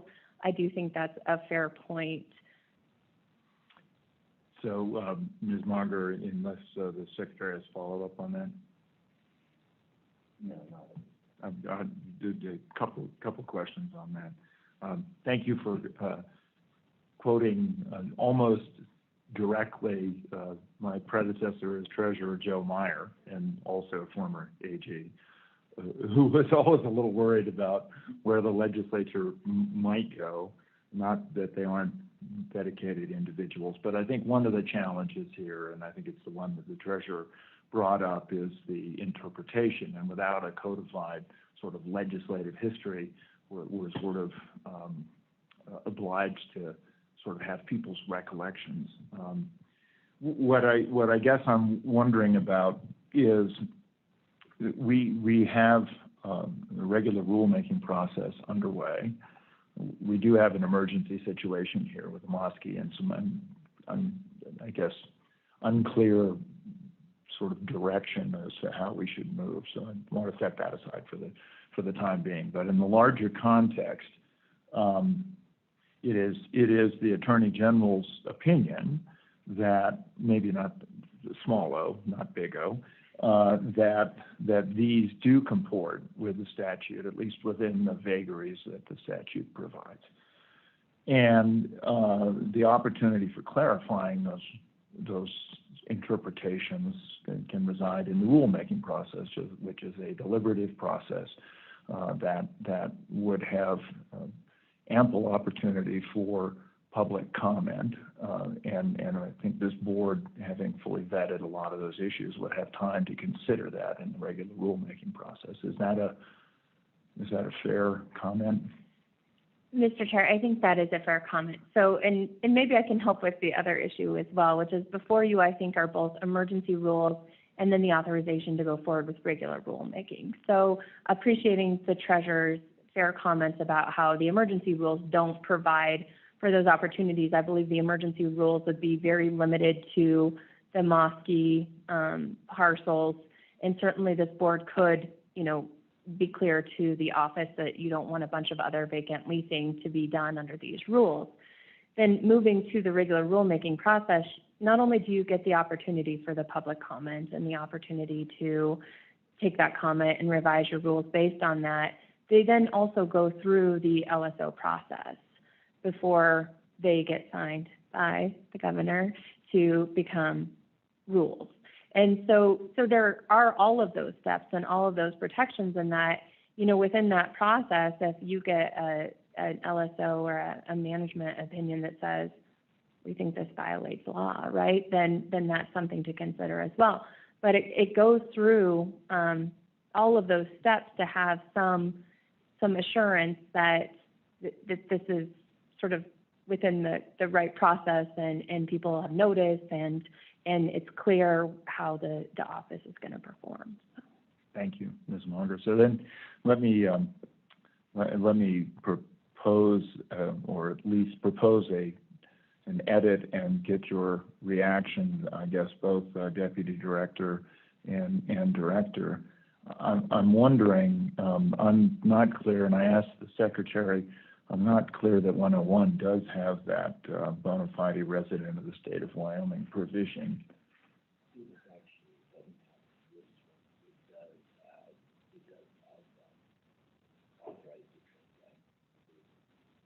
Okay, well, anyway, so we can discuss this. I guess what I was wondering, Deputy Director, is if we dropped the Romanet 2 under Section 4 and just deleted the language in Romanet 2 and re-lettered or at least move that down maybe to below where Romanet 2C is, so that at this point, one would say ABC, C being the attributes of the applicants must inure to the greatest benefit of the state land trust beneficiaries, and then re-letter A to D, so is the applicant a bona fide resident of the state of Wyoming? And then E would be, is the applicant authorized to transact business in the state of Wyoming? And F would be, does the applicant have an actual and necessary use of the land? And then we could insert 2 down below it if we wanted to. I just didn't know if that would get to the same, to sort of resolving the issue we have before us here. Thank you, Mr. Chairman. I'd probably defer to Brandy and the director to fully answer that question, but in my interpretation of what you just laid out, we are melding both subsection A and B within 36.5105, combining them and but changing the order in which those provisions are laid out in those statutes. So that would be my only comment to what you just laid out, but I would defer to the two legal minds. Thank you. Ms. Monger. And then I'll come back to the director. Mr. Chair, I think that Jason makes a good point. That sort of gets us back to where we are now, where the director sort of considers everything, and then these recommendations come back to the board, which is fine, but that is the situation you would find yourself in. I think what you lose is, and some of the goal, and maybe I'm wrong, but I think some of the goal of this is to be clear, to try to avoid the contested case proceedings, or at least to make those contested case proceedings easier on the board. So I don't know that would help with that goal. Okay, thank you, Ms. Monger. Director. Mr. Chairman, I would just echo what Ms. Monger said. I agree with her position and analysis. Okay, thank you. Is there further discussion? Mr. Treasurer. You know, if we go forward on these, I'd like to make sure that that there's notification to all of the current lessees, and that they have a complete understanding to both them and if they have council record notification to them, because I hate passing, I really hate passing emergency rules and that are going to possibly affect the livelihoods of people, because as I understand that they're using these lands essentially as kind of in-transit grazing to other grazing permits that they have on Forest Service land or other land. And so it's kind of a bad domino effect if they lose this and they don't have access to those lands, and then they lose those grazing permits because they don't have access, and then they don't have access to that, then they have no grazing during that whole period, and then their operations falls like a deck of cards in a card house. And that is that's a bad outcome, and that's one of the reasons why I think that Supreme Court ruled on the preferences the way they did, is to prevent those types of outcomes that result in an overall loss of economic viability and an overall loss of income to the beneficiaries, whether it's from this source or another source. So let's make sure everybody's eyes are open. I really don't like doing emergency rules when it can impact people's livelihoods. That's whether it's in this case or any case. So this doesn't have a good feeling. Mr. Chair and Mr. Treasurer, I just want to be clear too, that we're talking about the process for vacant land. So nobody should be using those lands, because if they are, they're trespassing. If they're grazing cattle on those lands without paying something to the state of Wyoming, that would be trespass. So what we are discussing here is vacant lands only. So thank you, Mr. Treasurer. Thank you, Ms. Munger. Jason, I think we are talking about, and I think there are probably two matters that really potentially are affected by these emergency rules. The first being the Mosque and the other being the lands in, would it be Natrona County? Is that correct, or is that? Mr. Chairman, we would only apply these emergency rules to Mosque at this time. Okay, thank you. And just a little bit of history there. I think I asked you when we discussed this whether you had been in contact with the potential people that have used or are going to use these lands. Is that correct? And what would you say their view was? Mr. Chairman, that's correct. We have been in constant contact with them. And to just put a little color on the Mosque property, it is rather large. It's 4,500 acres, but it's not in a neat square block. It spreads, I want to say 7 to 8 miles north and south in Crook County. So there are a lot of different landowners that have joined that property, the Forest Service being the largest one of those. And so at every mile or anywhere in between, there are different ownership situations and scenarios that would lend itself to different uses of that parcel of state land as you go up and down the property. So we do have some users that do trail across and use it on a temporary nature to meet their Forest Service permits. Also, some just use it as an inclusion in their existing deeded land without any Forest Service. So the gamut of scenarios in that property is rather wide. We have been in constant contact with them in that when we closed on the property, we ensured to those existing users that they could continue to use them. At the time that we closed on the property, their existing grazing lease with the previous owner was terminated. We backfilled that with a temporary use permit for 1 year that expires in October. I believe it's October 15th. So it was a very temporary duration so that they could maintain their grazing and agricultural operations while we went through the process of doing our field sheets, doing our field assessments and improvement assessments and things like that, so that we knew what we were offering when we were able to offer it for vacant land. Of course, we had a great snow year up in that corner of the state, which slowed down our field presence considerably. And then as soon as the snow let up, COVID let on, and so we weren't traveling, we weren't doing that. So we were extremely delayed in getting that information in-house so that we could provide to potential applicants a good product to bid on. We've since gotten that done, which is why we're ready to do it now, ready to do these emergency rules and offer the land for lease. But we have been in communication since before we closed on the property and how differing individuals would like to use that property and how they'd like to see it melted into their existing operations. And so through time, they've also been very much aware of the process that we would go through. Now, this is a very administrative black and white process should we have conflicting situations. But the applicants or the users up in that area that would likely be applicants have always been aware that we were going to offer the property without much delineation, meaning that we're just going to offer it in whole and you submit your applications to the office in any way that fits best with your operation. And then at the end, when we received all those applications, we would try to make the puzzle pieces fit to understand what would be to the greatest benefit of the beneficiaries. Those individuals up there have used it for quite some time. They understand the improvements, they understand the land, and it's likely that they will supply us with great applications on how it should be used and divided up. But through time, through the land transaction process, we've been very consistent in the manner that we were going to offer those for lease to them, and they've been understanding of that process through time.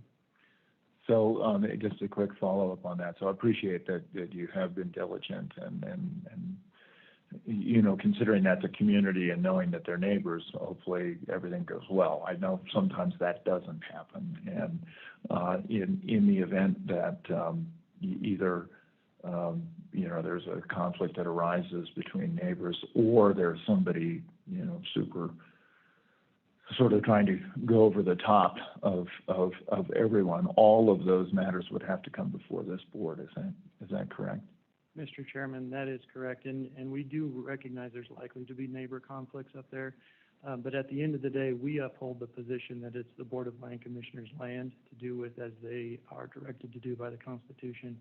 And so we give you that opportunity to make those decisions. And those leases would have an opportunity for public comment and discussion, because I think the point that the treasurer makes is a very good one. If you are dependent on a Forest Service lease, and that Forest Service lease requires access to it, and somebody cuts you off for whatever reason that might be, that could be very devastating to the first case. And so we would have the opportunity to hear those discussions. Is that correct? Absolutely. No lease gets approved until the board approves it, so you would get a chance to understand all of those nuances.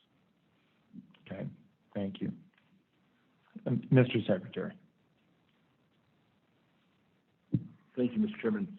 I think I could be prepared to make a motion here, but I wanted to kind of know whether or not it makes any sense to limit it to Mosque.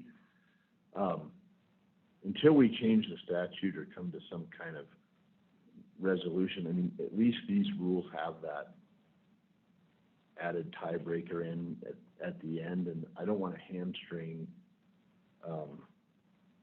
state lands from going through the process if there are a lot of pending vacant land, leases out there. Are you stacked up on that stuff or not so much? Mr. Chairman, I don't know the exact number, but we are getting more stacked as we go. Like I said, I just briefly, personally speaking, I'd like to see the legislature try to clear this up, but that's not the case we have before us now.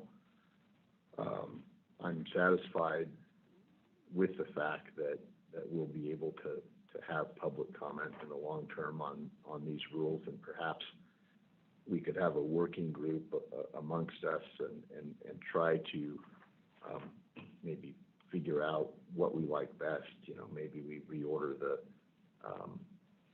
some of the things that we find in the rules for now, but I'm prepared to make a motion because I think we have to give our folks at State Lands the ability to go forward on these things, and we'll have the opportunity to. Mr. Secretary, before you do that, I just one quick question just for timing purposes. If we then subsequently go ahead and authorize regular rulemaking, there's a 45-day comment period, and then I'm trying to remember exactly what the timeline is. It would be probably another 30 days following that the LSO has their opportunity, the AG has their opportunity, and I have my opportunity. Is that more or less the timeline? Mr. Chair, it's actually 70 days after. So it's the 45-day comment period. They come back to the board, and that's when you would vote to actually finalize them. And then once that's done, it's 70 days that they have to be signed by. That process is 30 days for LSO, so then the rest is really for your office. Okay.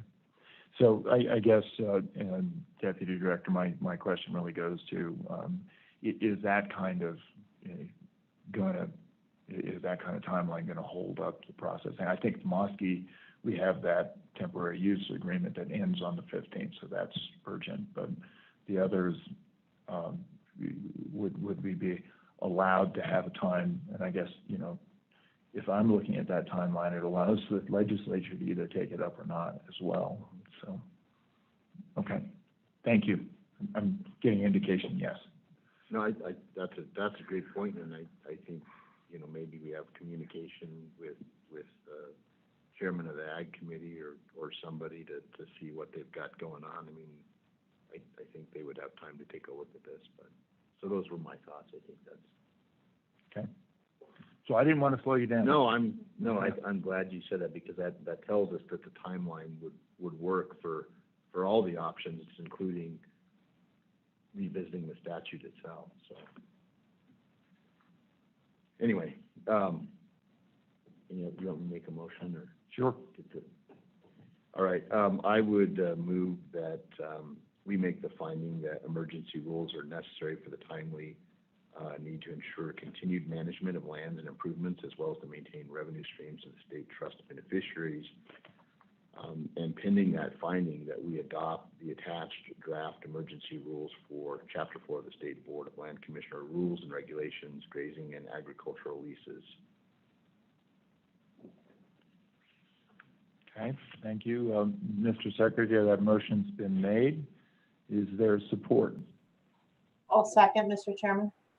It's been seconded by the auditor, and we are now at a point of discussion.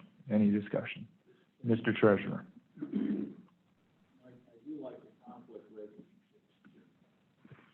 I do like the conflict resolution as far as the in Roman 3 of allowing a live auction.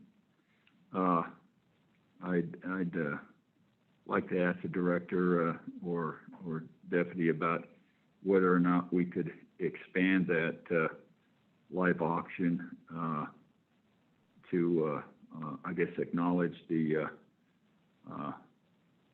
preferences that are in B, and if someone that doesn't have those attributes in B comes in at a higher price, that the preferences in B be allowed to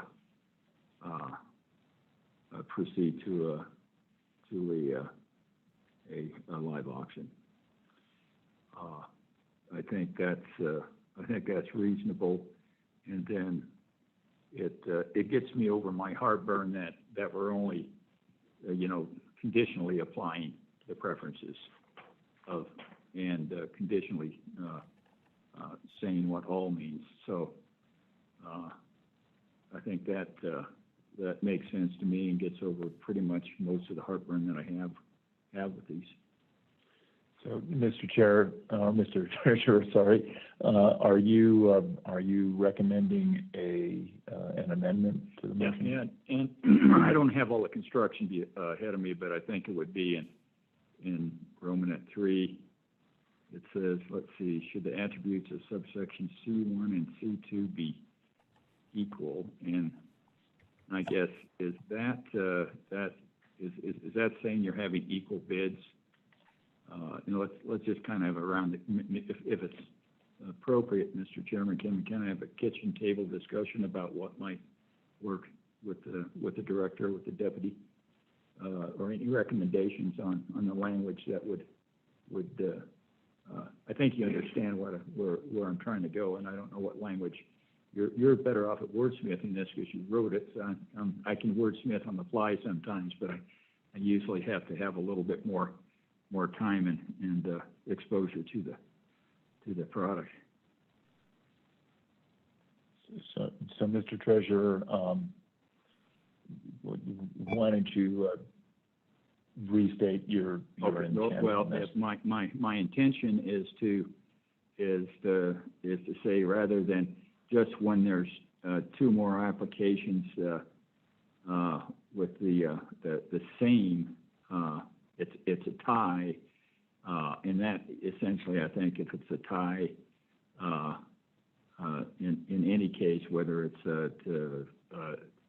under the section to inure to the greatest benefit, or if you're tied with someone that's within that area where the preferences are. But my intention would be to necessarily add some language that would say that the preferences apply to where you could do a live auction if someone that didn't have the preferences had a higher price, and it would go to a live auction. So I think that would probably still give you more money to the beneficiaries in the long run.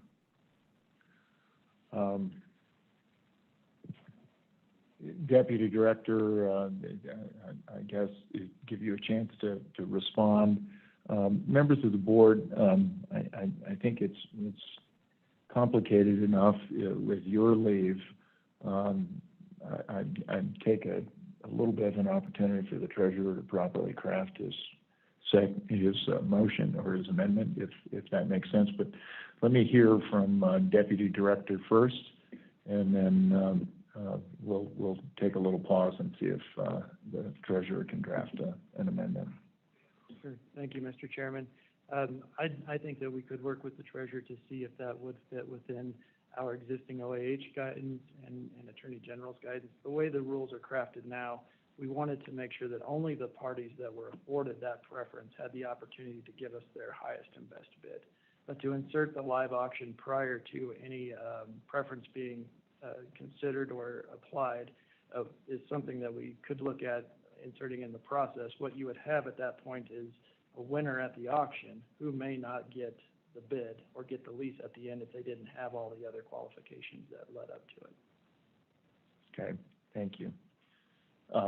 Mr. Treasurer, do you want to take a little bit of time to work on something? Yeah, if I could sit down with Jason or someone to make sure that we get it in the right place, because if we're passing rules, we want to make sure that we have them in the right place. Okay. Okay. So let me give you is 5 minutes enough, Okay. Mr. Treasurer? Think so, Jason? I don't know. Yeah. Okay. We'll pause. I know it's a little out of order. I apologize, but we'll pause for about 5 minutes to see if they can craft. Ms. Monger, do you want to?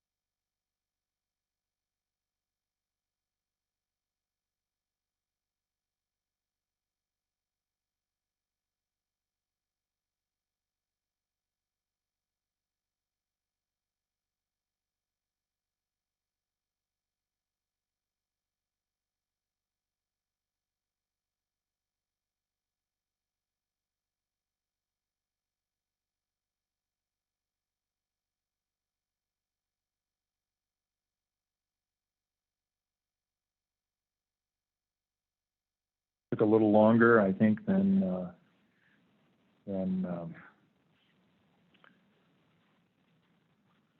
5 minutes, so I Thank you, apologize. Mr. Chairman. So just for those who are listening in where we are, we have the motion to adopt the emergency rules. It's been seconded. In discussion, the treasurer was going to work on an amendment. We took a pause, and so, Mr. Treasurer, I will recognize you. Right, so Mr. Chairman, what we have is, I think, a reasonable compromise. We're not going to amend the emergency rules, but the normal rules will have some language in there that will allow the preference under subsection B to enter into a bidding process if the high bid was someone who did not have the preference under subsection B at the beginning at the highest bid price. So there's some questions about some management plans and some different things that are on the ground that necessarily wouldn't, in a short period of time, probably wouldn't work with that process. But hopefully we won't have anybody from the outside coming in and trying to rent the whole thing and disrupt, all of the agricultural operations up there. So I guess we'll have our crack at that if that happens, Mr. Chairman, as a board. So I guess, Jason, you can probably read that so people understand what the language that we came up with. And this, I think, is a real good start. I think we can work with this. Okay, Deputy Director. Yeah, and Mr. Chairman, and so that we're clear, this isn't going to be included in the emergency rules. It's going to be inserted as part of the regular rulemaking process for your consideration at the adoption phase and for the public to understand and make comments on. Okay, thank you. So the insertion we'll work on where it should be and how it should be crafted, but essentially it is if the high bidder does not qualify under subsection B of 36.5105, then the highest bidder or bidders qualified under B may opt to proceed as set forth in subsection C of the rules, which is the auction subsection. Okay, thank you. Is there any comment from the board members on any of that? Thank you, Mr. Treasurer and Deputy Director, Ms. Monger and Director Scoggin for your work on that, for the opportunity to discuss. Is there any further discussion? Any further discussion? Hearing none, all in favor signify with a thumbs up or an aye if you're here. Aye. That motion carries. Thank you, Director, and thank you, Deputy Director. Our next matter.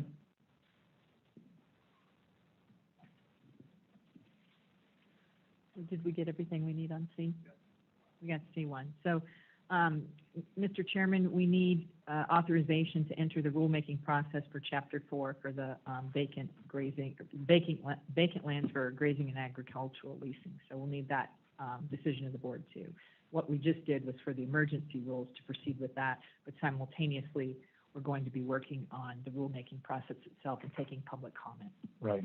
Okay. Thank you. Thank you, Director. What is the pleasure of the board?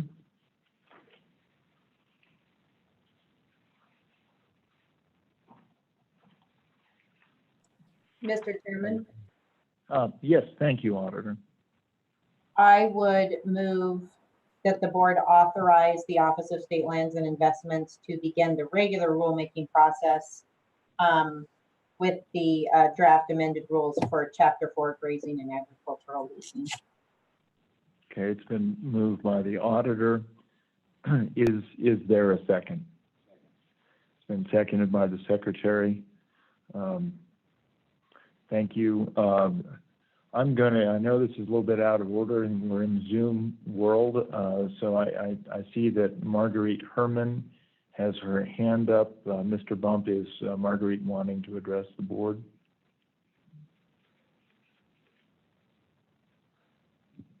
Go ahead, Marguerite.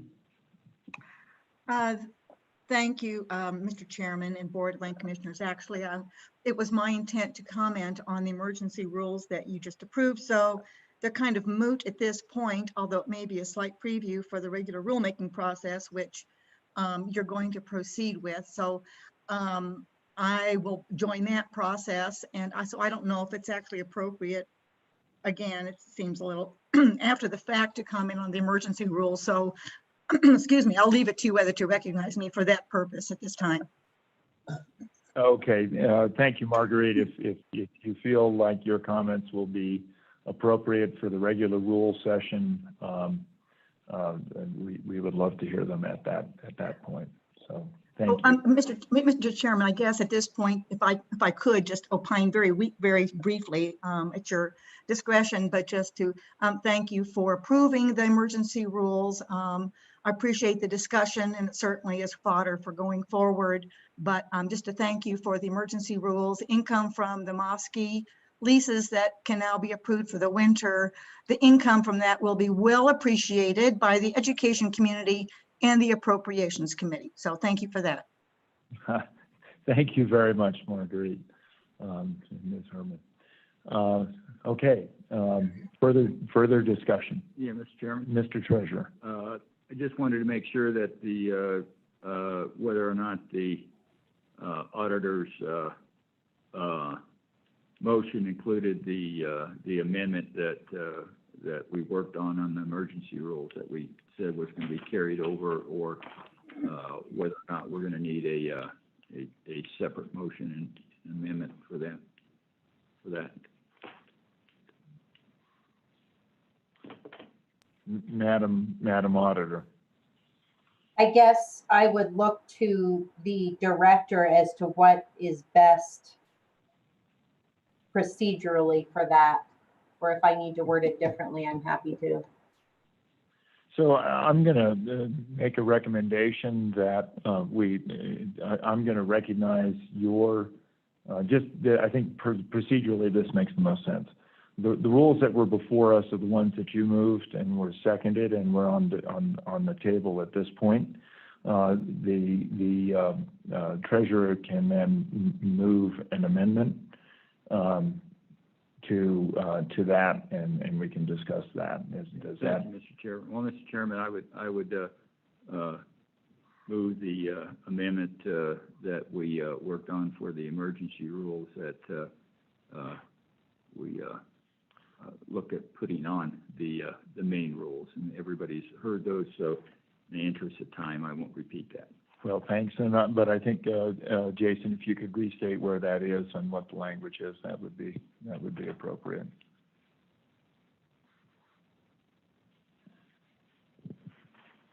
Thank you, Mr. Chairman. We would insert the following language as appropriate within section 6 of Chapter 4 of the Agriculture and Grazing Leasing Rules.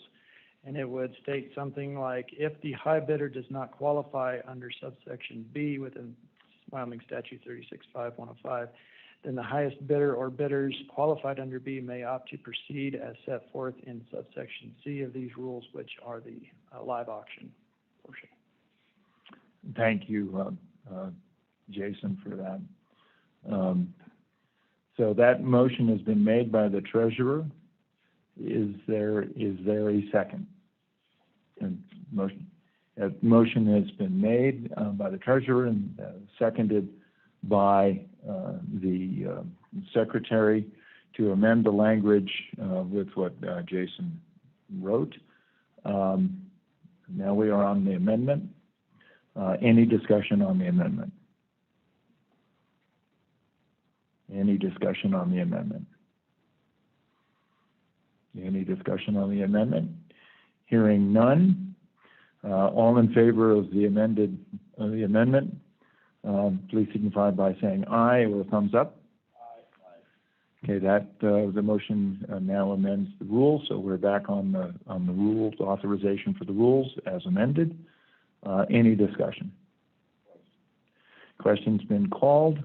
All in favor signify by saying aye or a thumbs up. Thumbs up. All right, that motion carries. Thank you, Director. Thank you, Deputy Director. Very much appreciate the work that you did. Thank you, Mr. Treasurer. Mr. Chairman, the next item on the agenda for the Board of Land Commissioners is D5.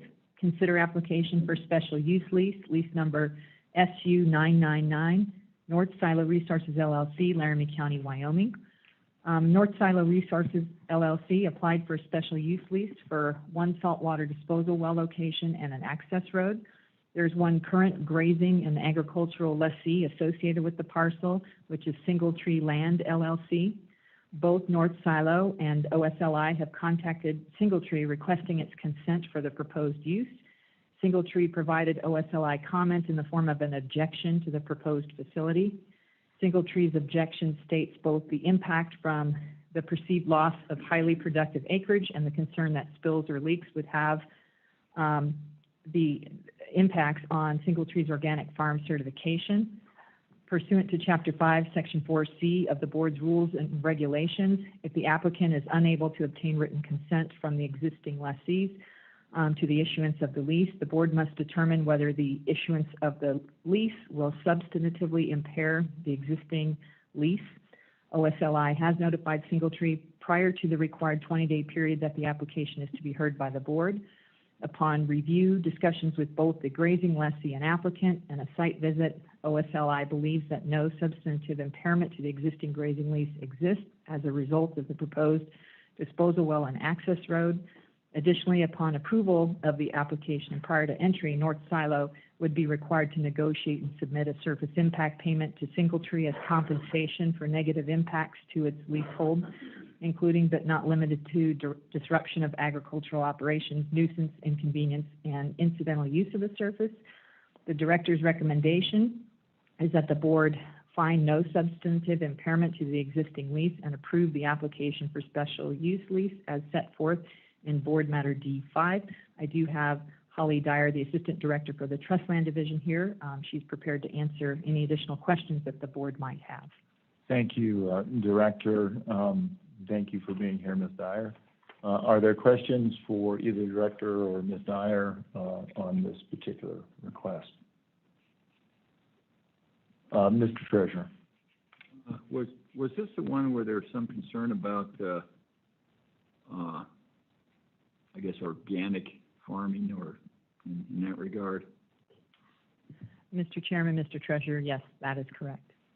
Okay, question, are any of the bonds that are in place would pay for any damages, or is that something that's totally outside of the contemplation of any bonds that are by this company?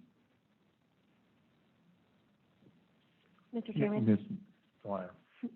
Mr. Treasurer, the bonds that are in place or would be in place should this application be approved would cover reclamation, or other damages that could be incurred accidentally, as I understand. Director, is there something I'm missing there? Is it probably not contemplating loss of an organic license to operate? Mr. Chairman. Mr. Treasurer, no, not necessarily through the bond, as I understand, but the surface impact payment would be the mechanism, I guess, that we have in place for that grazing lessee to get reimbursed for. Do we know how many organic acres are on that particular lease? Mr. Chairman, Mr. Treasurer, the proposed site is for 8 acres, just over 8 acres. The actual, so that's what we know, I guess. The grazing lessee has that whole section and additional sections. So besides the damage or the lost forage from the construction on that 8 acres, I'm not certain what else there would be.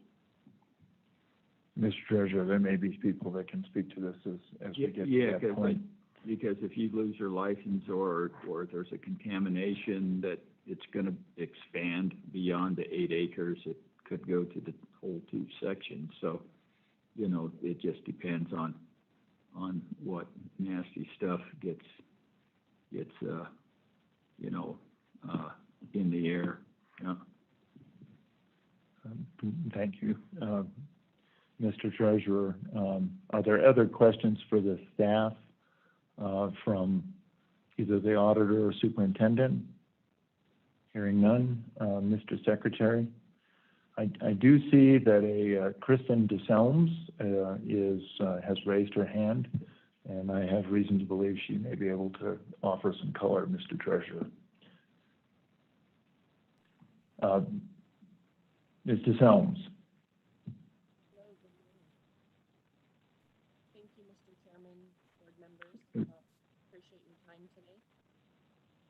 We can barely hear you. I don't know if your volume on your microphone. What, is this any better? That's much better. Okay, thank you. Well, thank you very much for your time this morning. I wanted to take a few minutes to give you some background on this section and who I am. So my name's Kirsten DeSelms. I am the leaseholder on the state section 36 in question. My brother and I farm together on this ground plus some adjacent ground. We have both an organic hard red winter wheat operation, and we also have some adjacent pasture ground.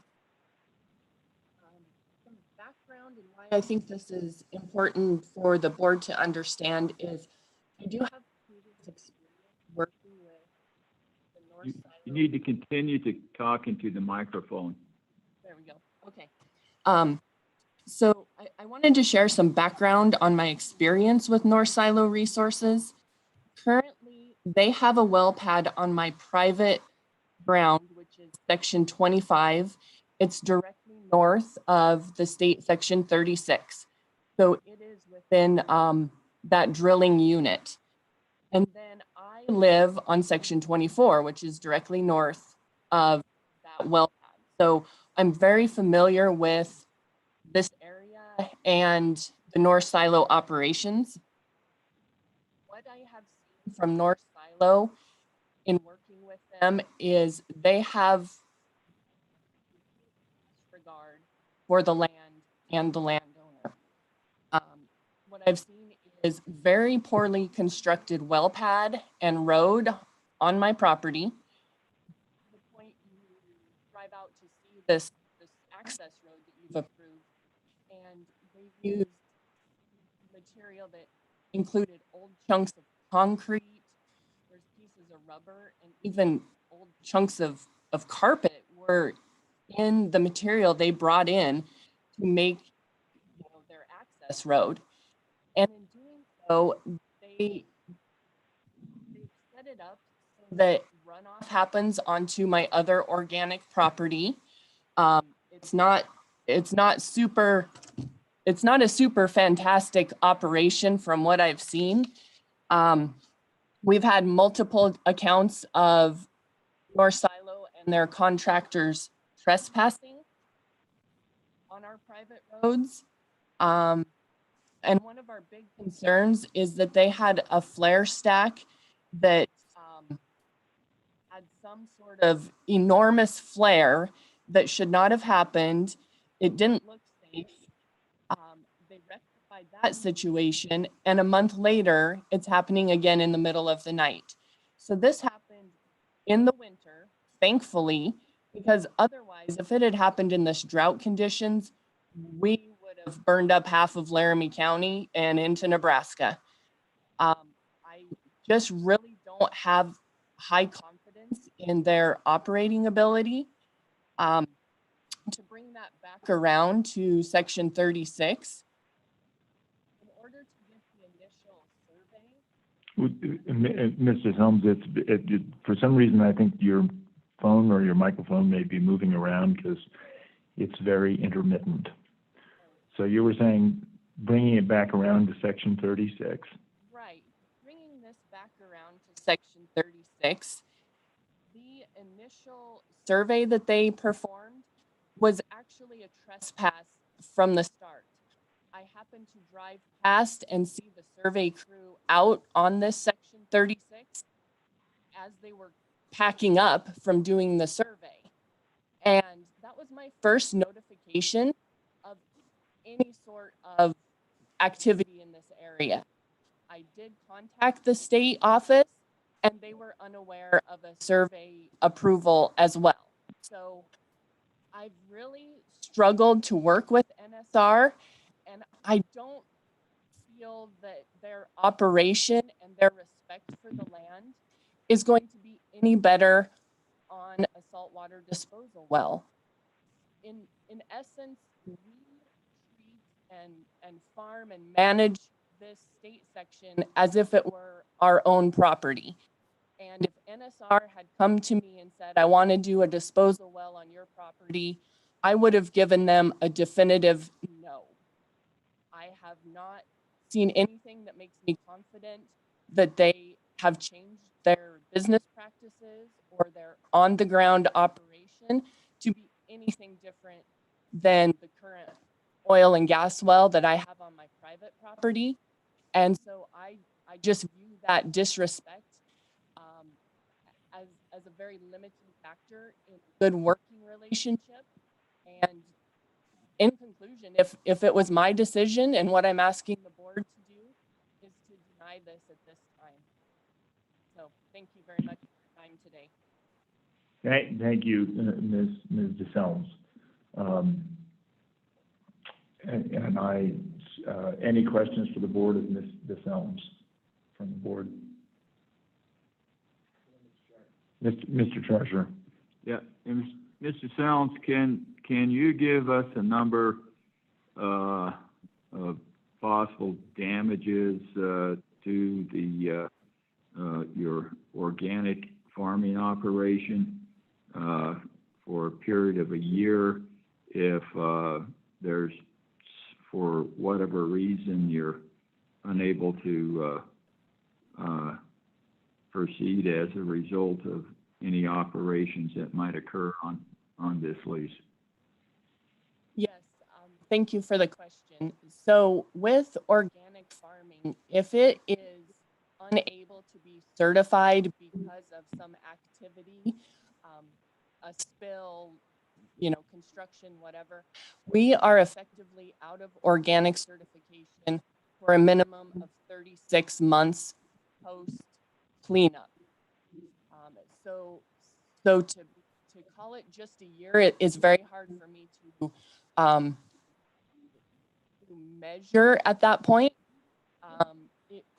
If we're talking a spill or some sort of other operational issue that happens, it would first need to be cleaned up and addressed. And then at that point, it's another 36 months. So that's a full 3 years. Thank you. Follow up, Mr. Treasurer. Yeah, and your microphone is still cutting in and out. I think I don't know if you can just speak directly to it. Sometimes it's really loud, and other times it's as if the switch has been shut off. But so it's a 3-year time. That's understood because of the regulations now. But so what's the cost associated with 3 years? And just try to make it as short of an answer as possible because we are having a real hard time following your conversation. I apologize for the speaker. We would look at a per acre amount every year for 3 years. Especially good ground, as is the subject of their survey site. A very round, obtuse number is about $1,000 an acre. How many total acres could that impact? I'm sorry, can you repeat the question? So it's $1,000 an acre impact, but I don't know how many acres you farm. Oh, so the entire section 36, so approximately 640 acres, plus the adjacent section 35, section 25 are all in organic wheat. And that's a crop rotation 50-50. I mean, your summer fowl and then, so you're approximately 900 acres a year. Correct. Thank you. Thank you, Mr. Treasurer. Thank you, Mr. Helms. Any further questions from Mr. Helms? Hearing none, I see a Chris Koski. Thank you, Mr. Chairman, members of the board. I'm Chris Koski. I'm the attorney for Kirsten DeSelms and Single Tree Land LLC, which is the farming LLC. I appreciate the opportunity to briefly comment. I'm also an instructor at the University of Wyoming, where I teach a class in public lands. I'm not here in any university capacity, but I think the issue comes down to what is the board's obligation in managing school trust lands. This section 36 is a school trust land. The case of Branson School District v. Romer answers that. It says that the state's to act as a fiduciary over the lands, which creates a trustee relationship. I've heard that several times today, so I think you're all very aware. But among those fiduciary duties of the state acting through the board is to manage what we call retained lands, lands that aren't sold, lands that are retained by the state and leased out. And the fiduciary obligation is to maintain those lands for their long-term benefit to realize long-term value. So according to the Branson School District v. Romer Court, which is 1998 out of the 10th Circuit, it's the fiduciary duty of the board to ensure that operations on the school lands will be conducted by a prudent operator, ensuring the safety and long-term preservation and profitability of the lands, and not simply to maximize potential short-term revenue. So why this all matters is we heard intermittently from the landowner, Ms. DeSelms, the owner of Single Tree Land LLC, and the current organic farming lessee on the state section, that there's some very serious concerns with North Silo's ability to ensure the safety and long-term preservation of these particular lands. I think they've been well documented in front of the Wyoming Oil and Gas Conservation Commission. Certainly most of you were not there.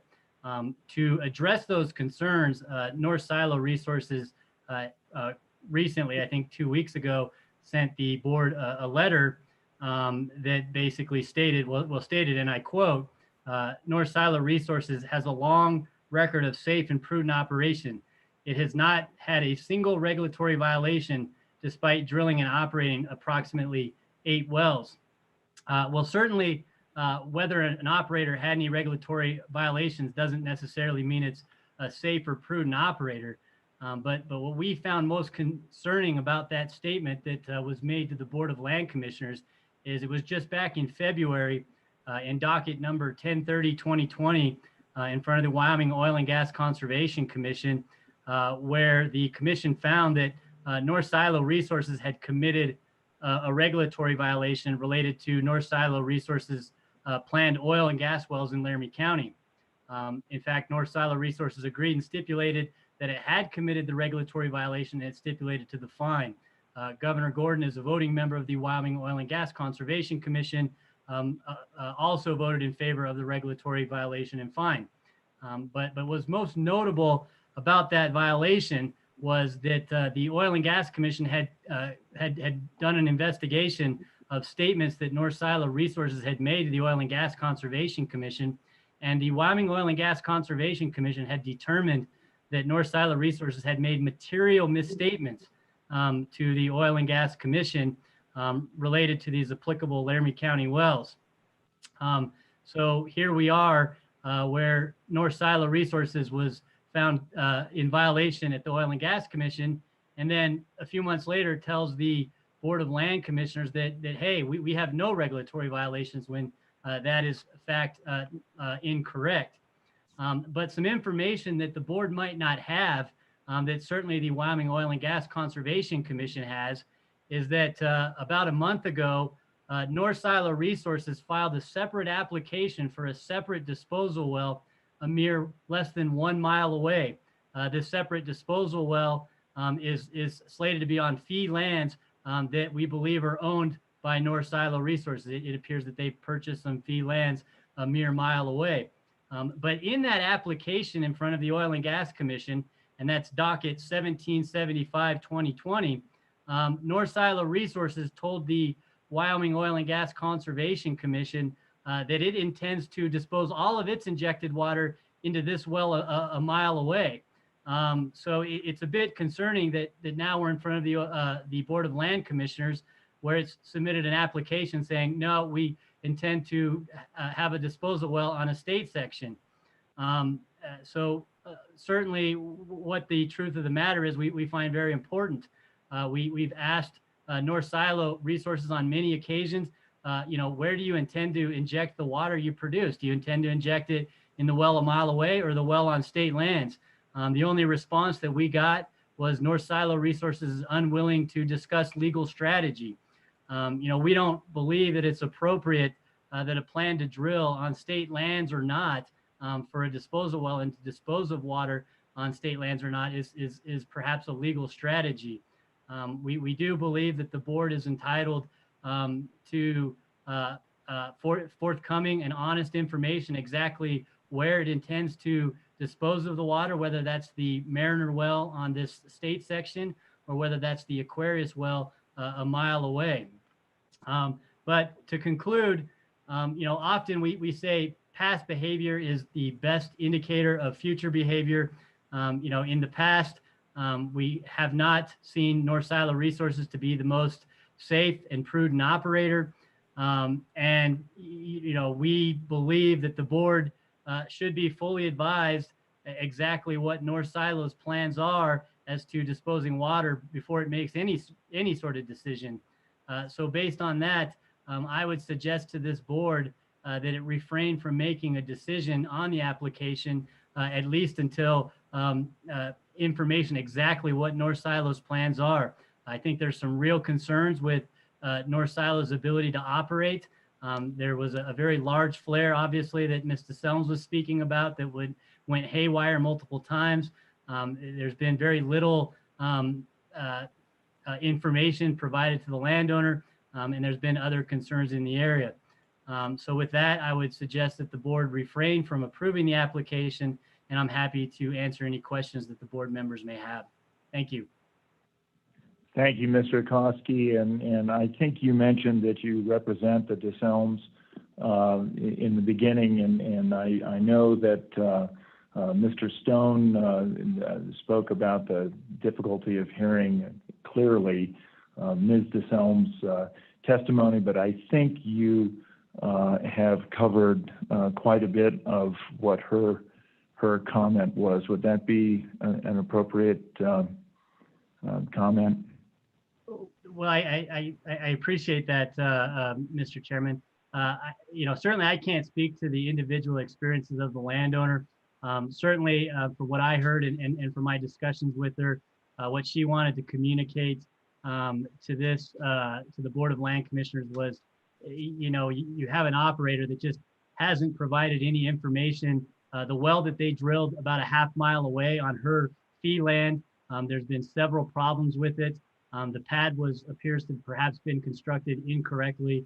There's been issues with the road. The road's been washing out. The construction methods have not been up to what we would consider standard.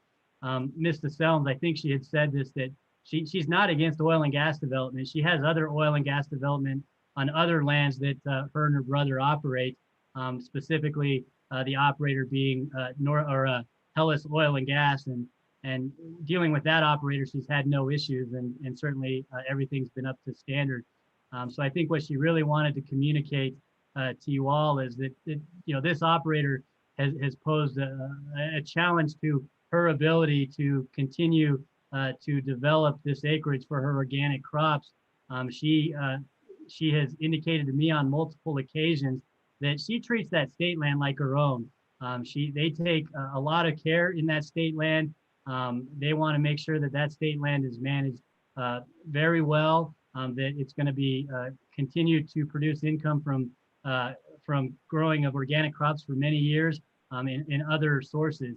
Her real concern is that allowing this disposal well to go forward could pose a significant challenge to her in her operations, but the state as well. So I do believe that's what she intended to translate to the board today. Thank you, Mr. Koski. Any questions from the board for Mr. Koski? Mr. Treasurer.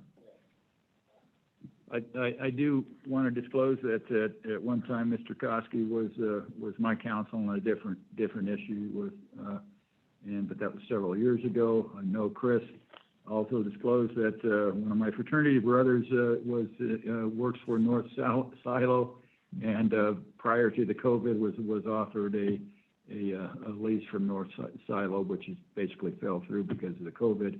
And I think I played basketball with the DeSelms when I was in high school. So no matter what I do, Mr. Chairman, I'm gonna, it's an old saying that I'm with my friends, and some of my friends are probably going to be mad at me no matter what I do on this one. Thank you, Mr. Treasurer. Auditor or Superintendent, any questions? Seeing none. I know Mr. Parrott is here, I believe, probably on behalf of North Silo. Mr. Parrott. Morning, Governor and Commissioners. Appreciate your time this morning. My name is James Parrott. I'm with the law firm of Beatty and Wozniak, and I am representing North Silo in this matter. Can you all hear me okay? We can. Thanks. So we'd like to present a slightly different viewpoint than what you've heard so far. This is kind of I guess, a story that you may have heard before. And I think that it really arises out of the notion that this is a state-owned section. Now, the state owns the minerals, the state owns the surface, as you know. It's not a split estate. The state has leased the surface, the state has leased the minerals.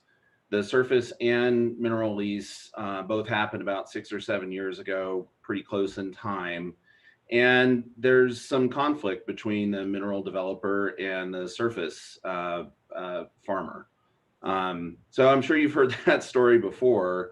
What seems to be occurring here is a theme that the grazing lessee is seeking a significant amount of compensation for any impact that might occur on its land. And it's seeking an amount of compensation that is at least an order of magnitude greater than what is reasonable and customary in the state. North Silo is certainly willing to pay a premium for the impacts that its activities are going to have, but not an order of magnitude, not 10 to 15 times what is kind of the market rate. The grazing lessee seems dead set on receiving that amount of money, and since it's not going to get it from my client, they are taking every opportunity that they have to oppose my client's operations. So I think that what this really comes down to is a financial negotiation. And unfortunately, it's stalled out, and so we're seeing some tactics out of the grazing lessee to put themselves in a better financial position. You've heard a lot of inflammatory and frankly misleading and false allegations from the grazing lessee and its counsel. We will certainly address those in turn, but we'd like to start off with the viewpoint that these are the state's minerals. This is the state's asset. And it is up to the state to decide what to do with it and how to manage it. And it is not up to the grazing lessee. There were a number of discussions about potential spills, releases, noise, traffic. I'd like to go back to the rules and regulations that the state has in place. Both through the State Land Board, the Office of State Lands and Investments, standard lease provisions in a special use lease, and then also rules and regulations that other agencies like the OGCC have, and even the Department of Environmental Quality. There are regulations that address all of these things. There are regulations that address spills, and there are regulations that address noise and traffic. We did provide a letter that outlines each of these regulations in quite a bit of detail. So for example, the board's form special use lease section 5E addresses weeds and pests. The board has rules in chapter 18 section 12, and also the Oil and Gas Commission has rules in chapter 4 section 3 that address spills and releases. These are all things that are very well addressed by the board and by other state agencies. North Silo complies with all of these regulations and does have an exemplary record. So let me talk about that for a minute. Mr. Koski mentioned a docket number 1030-2020 in which North Silo agreed to a show cause action from the commission pertaining to an SUA and timing of an SUA prior to submitting APDs. So in that matter, the commission did levy a $5,000 fine because North Silo's, it determined that North Silo's timing on submitting an APD prior to or after having a signed SUA in place was not proper. We're not disputing that. That's public record. Anybody can go look at it. North Silo went and talked to the commission, was very forthcoming about what happened, and Mr. Christian Walters from North Silo is queued up to give you some more detail about that. What I'm very concerned about is Mr. Koski's very misleading and out of quote context of the comments that North Silo submitted, that North Silo didn't have a single regulatory violation. Okay, that comment was made in the context of a discussion about things like spills and releases and flaring and environmental issues. That is the context of that comment, and taken completely out of context, like Mr. Koski did, is very misleading. So North Silo has not had a single violation pertaining to anything like noise, surface impacts, trespass, spills, releases, any kind of equipment failure or accident. That is North Silo's record. It speaks for itself. North Silo has been operating in the state for years, its management team has been operating not only in this state, but in other states, and they have an exemplary environmental and surface impact record.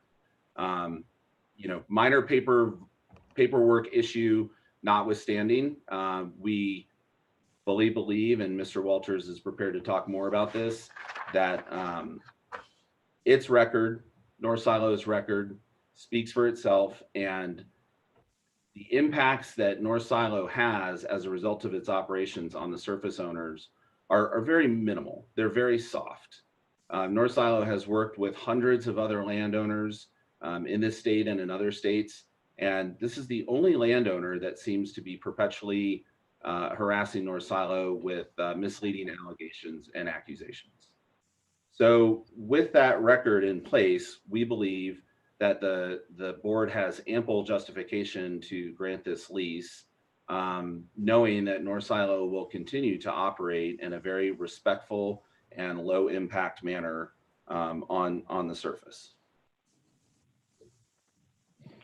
We'd also thank you.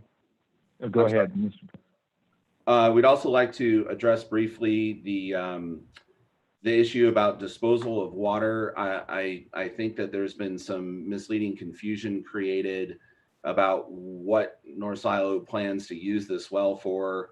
There is another application pending for a vertical disposal well, and Mr. Walters can talk in detail about the technical aspects of these two applications, but just very briefly, the other application is for a vertical disposal well in a different formation. The special use lease at issue today is for a location that would accommodate a horizontal disposal well in the Sussex formation. Until you drill a disposal well, and start injecting water, you don't really know what kind of volumes it's going to accommodate. In a nearby section, Hellas drilled a disposal well, initially anticipated a much larger disposal volume than what they were actually able to get in reality. So any prudent operator will have plans to dispose of all of its water, and that's why there is a second application pending. I'll also note that North Silo has not just one well in the same spacing unit where this disposal well is located that is producing water. It has 3 other wells very nearby, within 1 mile to 6 miles. They're all producing water. All that water is going to need to go somewhere. Currently, it's going out of state. So the state is losing out on all the economic benefits of in-state water disposal. There's also greater impacts on state roads and highways because that water is being trucked out of state.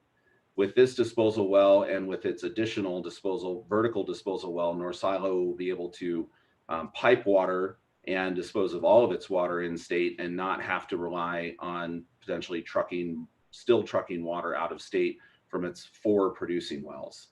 And that's just the 4 wells that it already has. North Silo has plans for more drilling in the state, should it have the opportunity to economically dispose of water. And so any prudent operator, again, is going to plan ahead for disposing of its water. The final issue that I would like to address is the notion of this organic certification and potential loss of that certification and economic impacts. So North Silo has conducted extensive research on the value of Singletree's organic farming operation. It has talked to other organic farmers in the area. It has talked to insurance brokers.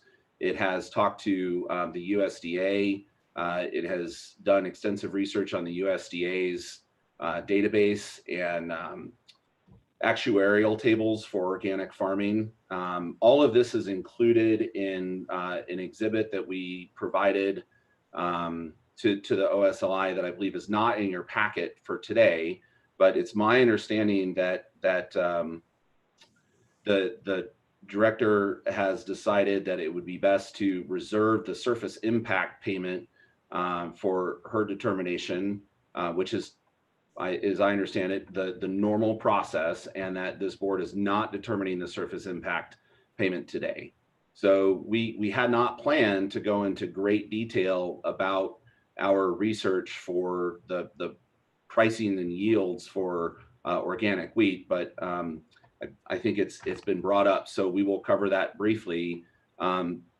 Just in a short summary, all of the research that North Silo has done has consistently pointed to a yield of somewhere between 25 and 35 bushels per acre for organic wheat farming. And this is winter wheat farming. That of course means that every other acre is left fallow each year. And so if you have an 8-acre use, it's really only 4 acres that are being impacted on an annual basis. So 25 to 35 bushels for 4 acres. You're looking at 100 to 140 bushels total. All of the pricing data for organic wheat is very publicly available. It's gone through some volatility recently, but has leveled out at about $10 per bushel. And that's if you're talking about food grade wheat, not feed grade wheat. So we're optimistically assuming that the Singletree operation is producing food grade wheat at $10 per bushel. So you're looking at, $250 or $350 per acre for 4 acres. So you're looking at $1,000 to or so dollars. Now that's total gross revenue. Organic farming has a much higher per acreage cost than conventional wheat farming. And so you've got to take into account that the DeSelms and Singletree are not going to lose $1,000 in profit. They're going to lose somewhere significantly less than that, maybe about 50%. And so when we're talking about impact payments, we're talking about on an annual basis, somewhere on the order of magnitude of maybe $700. So let's figure it's $350 per acre. That's 35 bushels times $10 per bushel. So that's $350 times 4 acres. So those are very optimistic reports or estimates. That's $1,400. Figure half of that is profit. Again, that's a very high profit margin for organic farming. So that's about $700 per acre annually. I hope that gives some color to the sort of loss that the DeSelms might experience. Now, as far as the loss of organic certification, that loss of organic certification, should there be some unlikely and unexpected event that's not typically going to be associated with an oil and gas operation, absent some extreme circumstance like a flood or a tornado or something. But let's assume that there's a tornado that causes some kind of catastrophic damage to the surrounding area. That doesn't mean that Singletree loses organic certification for its entire farm unless it doesn't take measures to segregate the impacted area and the non-impacted area. So it has that choice. It can commingle all of the wheat from its entire 2,000 acre operation, in which case it will have no organic certification for the entire 2,000 acres, or it can segregate the conventional wheat from the organic wheat and only have a minimal impact on its organic certification. That's what our research has shown. I think that one of the problems that the board is going to have to face with dealing with some of these issues is a lack of evidence. We've heard a lot of conjecture and speculation and opinion from Singletree. We have asked time and again for things like proof of their organic certification, steps that they've taken to obtain that certification, profit and loss statements, financial statements to prove that $1,000 an acre that they're claiming when in real actual net terms, our research is showing that it's probably closer to about $150 an acre. We're not getting any of those things. The Selms and Singletree have not provided any evidence to this board in any of their filings of any of their claims. The $1,000 an acre is an optimistic estimate of what farmland would sell for if you're to buy it outright. That's what other farmers in the area have told us. They'd be more than happy to get $1,000 an acre to sell their farms. We're not seeing any actual evidence that that is a realistic number. So I'm gonna stop talking now and turn it over to Mr. Walters to address some of the very specifics of its operations and some of the allegations that Singletree has leveled. But we would respectfully urge the board to keep in mind the lack of evidence that they're seeing from Singletree. Keep in mind that a lot of these allegations are born out of a dissatisfaction with the financial compensation that they're wanting for their property, and respectfully urge the board to manage its assets as it sees fit and not as a lessee has directed it to do. Thank you. Thank you, Mr. Parrott. Before Ms. Walters begins, let me just remind the board that we're really talking about a very specific circumstance that is about a quarter of a mile road, roughly. I think it's 76 rods in length, and a disposal well. So I want to make it clear, I don't believe we're talking about mineral development at this point on this particular piece of ground. Is that correct, Ms. Dyer? So really what and I do appreciate that there are varying opinions about performance, and I respect all of those. I just really want to keep us centered on the facts that are before us and as we consider this. So with that, let me just walk around the board to see if there are questions. Mr. Secretary, no questions. Mr. Treasurer.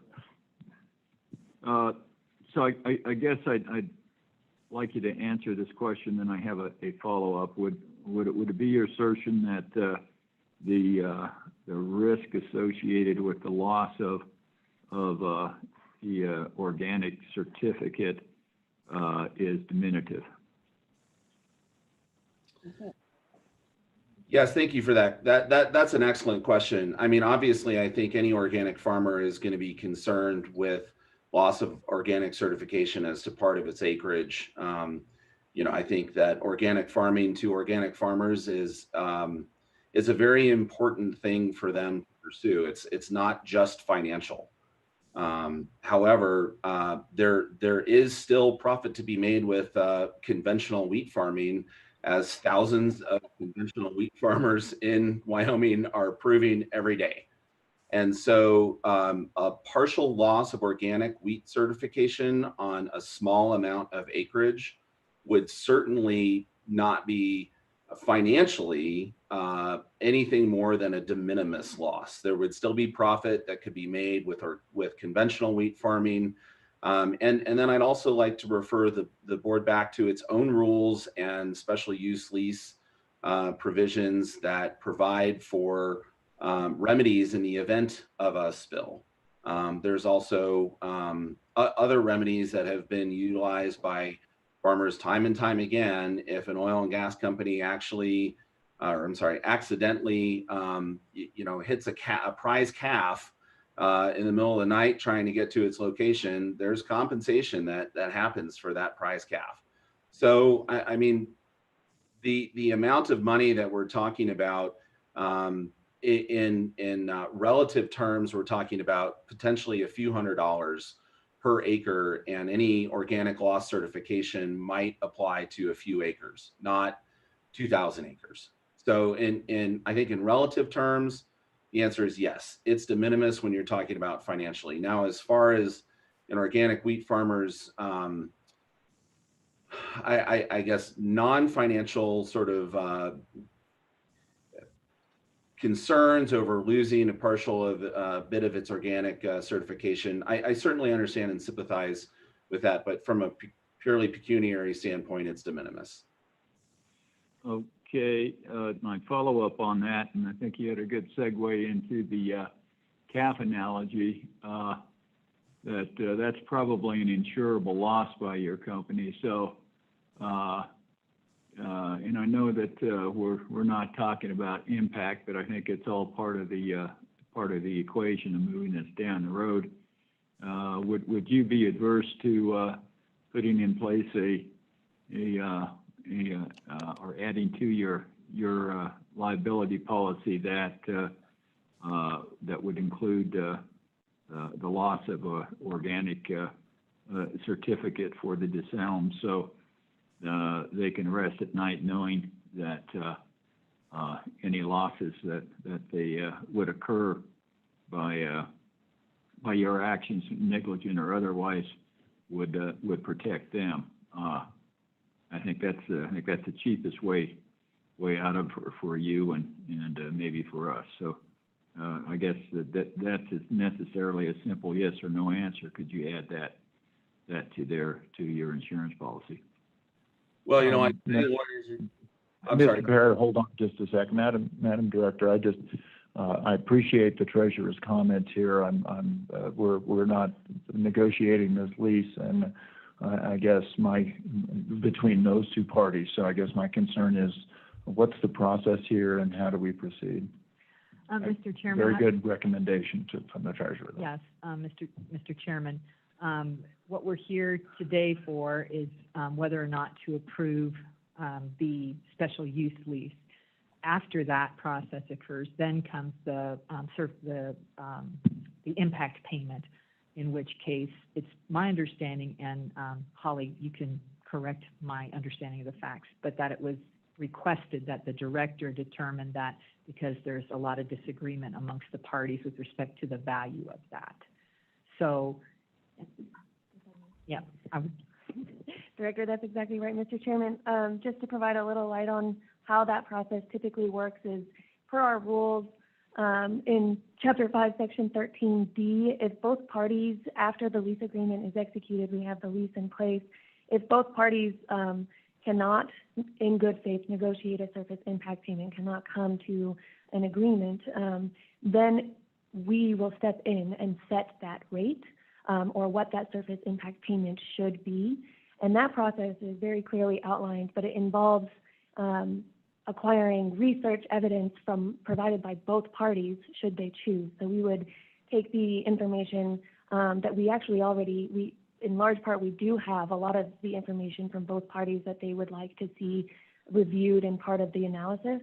But again, we do start kind of discussions about how the surface impact payment process typically works when we get an application, although it is jumping the gun a little bit because it it's not required until they want to begin construction. So while we like to get the conversations going because it can be a process that takes some time, it's not necessarily required at this point, although we do understand that these negotiations have been going on between the two parties for quite some time, much more than 90 days, and actually both parties have requested to our office individually that they would like us to go forward and set that surface impact payment. So after doing our research, we would present the surface impact payment to the director.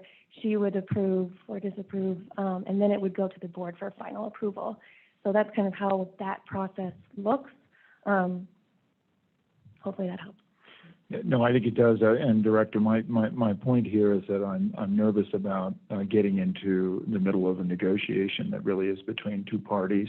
I think the state has a distinct role in this process, and I recognize the very good suggestion of the treasurer. There may be some other aspects in terms of agreements about traffic and all that sort of thing that are associated with that. But I just wanted to make sure our role was clear on this.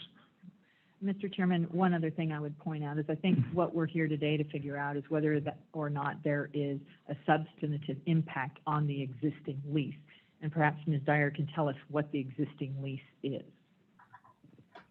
Mr. Chairman and Director, the existing grazing and agricultural lease that we have in place with Single Tree Land LLC with the DeSalms it does not contemplate certification, and so it is for dry land crop use. And so I'm not sure if the substantive impairment should really contemplate the what-if scenario on their certification. And the way that our dry land crop ag leases work is that we are, the rental is based on a production. So it's essentially $1 per bushel per acre that's produced off that lease, so it's quantity rather than quality. And thank you. Go ahead. Sorry, and Mr. Chairman, Ms. Dyer, what is the total amount of impact to the existing lease? We're talking 8 acres, is that correct? Something in that neighborhood? Sure. So, Mr. Chairman, I guess that it's hard. The actual footprint is 8.23 acres, give or take, and I don't know the bushel per acre rate on that site. But certainly we can get, when it comes time to establishing the impact payment, because the impact payment to the grazing lessee would be based off of different evidence. And then I guess I'm not sure what the money we bring in from that 8 acres off of that grazing lease. Mr. Chairman, my point being is that the impact as examined by staff at OSLI, it's relatively minor in the scheme of it. Some of these fears about organic certification and whatnot it's my understanding, and somebody can correct me if I'm wrong, but there is no impact to the organic certification unless or until there would be some sort of environmental event that might happen to impact crops. So I'm not sure just by the mere granting of the special use lease that there is an impact to the certification at this point in time. Well, thank you, Director, and thank you for the opportunity to discuss. Mr. Treasurer, I'll recognize in a second. I just wanted to kind of lay the land for that reason, number one. And number two, we know that minerals pay the way for many of us as taxpayers, but we also know that our surface lessees are the ones we rely on to make sure that things are properly done. So there really needs to be, and I have to say I'm very sympathetic to to the landowners in this kind of process. Was there something you wanted to add, Ms. Dyer, and then I'll recognize the treasurer. Mr. Chairman. Yes, I just wanted to, I remembered that I do have the actual appraisal report. So our special use leases do go through an appraisal process to set the actual rental, and they do contemplate the existing use. And so I was able to track it down with the 8.23 acres that this site is proposed for. The land utilized by the grazing lease is dry cropland, and the amount of income that comes from that grazing lease for the 8 acres is about $92.56. Thank you. Mr. Treasurer, thank you for the opportunity. So I want to have a clarification about the process, and Mr. Chairman, a little bit. So if this is passed through, then it goes back to your guys' court to probably be the arbiter on the lease.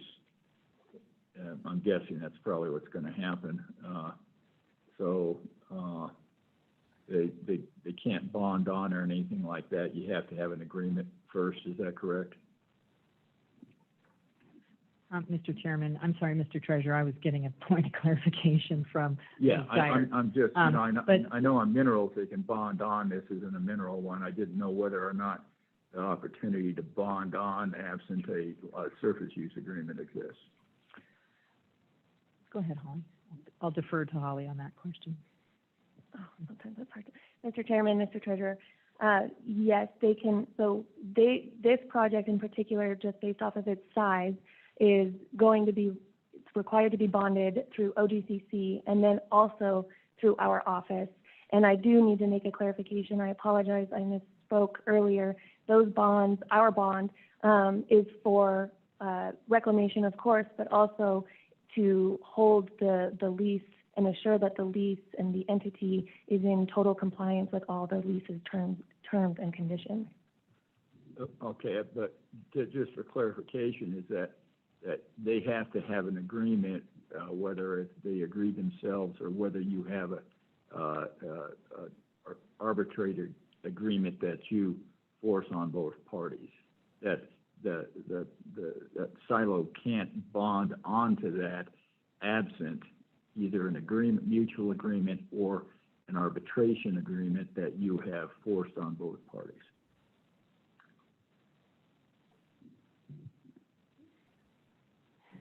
Mr. Chairman, Mr. Treasurer, as I understand, I think your question is contemplating the requirement of bonding and how that fits in with the surface impact payment requirement. Is that correct? Mm-hmm. So the bonding requirement is required before commencement of construction, as well as the surface impact payment has to be paid also before construction.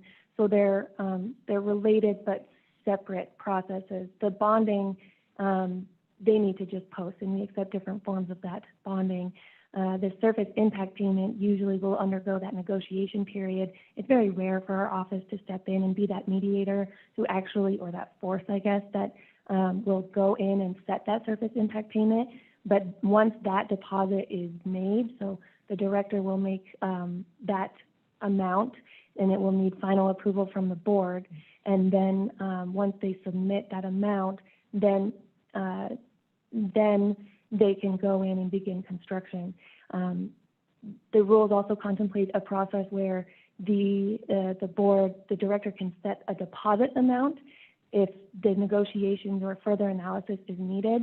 And so in the rare cases that we have done this, we have followed that route where we'll actually do an overestimate, we'll do our report, we'll do our review. We recommend a number for the director to set in place as a deposit. And usually that's a very large, generous service impact payment because we want to be certain that we are covering all of our bases, I guess. And then once we finish the review, we may, we're allowed per the rules to issue a refund essentially back to the applicant. Okay. Does that help? Mr. Chairman, I just want to make a point here about the 8.2 acres or the 2,000 acres. Now, there is a possibility, probability, I think, has to be really, proven that there is what that possibility is, to assess the value of the dollars that might be associated with the probability. But you're not limited just to 8.2 acres. And I guess if you look at it, Mr. Chairman, and I harken back to the collapse of the tunnel last year, that probably impacted less than 10 acres as far as the actual, tunnel, but you had 100,000 acres under it. So, if there is a possibility, I don't know what the probability is. I don't know what's in the disposal waters. I don't know if anything, or if anything in the disposal waters could actually affect the certification. But, if it's proven that, yeah, some of these things would get out, fall on the road, car drives by, dust flies up, flies over 150 acres, and then it's indeterminable about what acres have to be, isolated, or if those acres aren't isolated and subsequently the whole lot is rejected. So there's, there are some worst case scenarios, probably not very likely, but there's a probability and number associated with that. I think they can be insured for.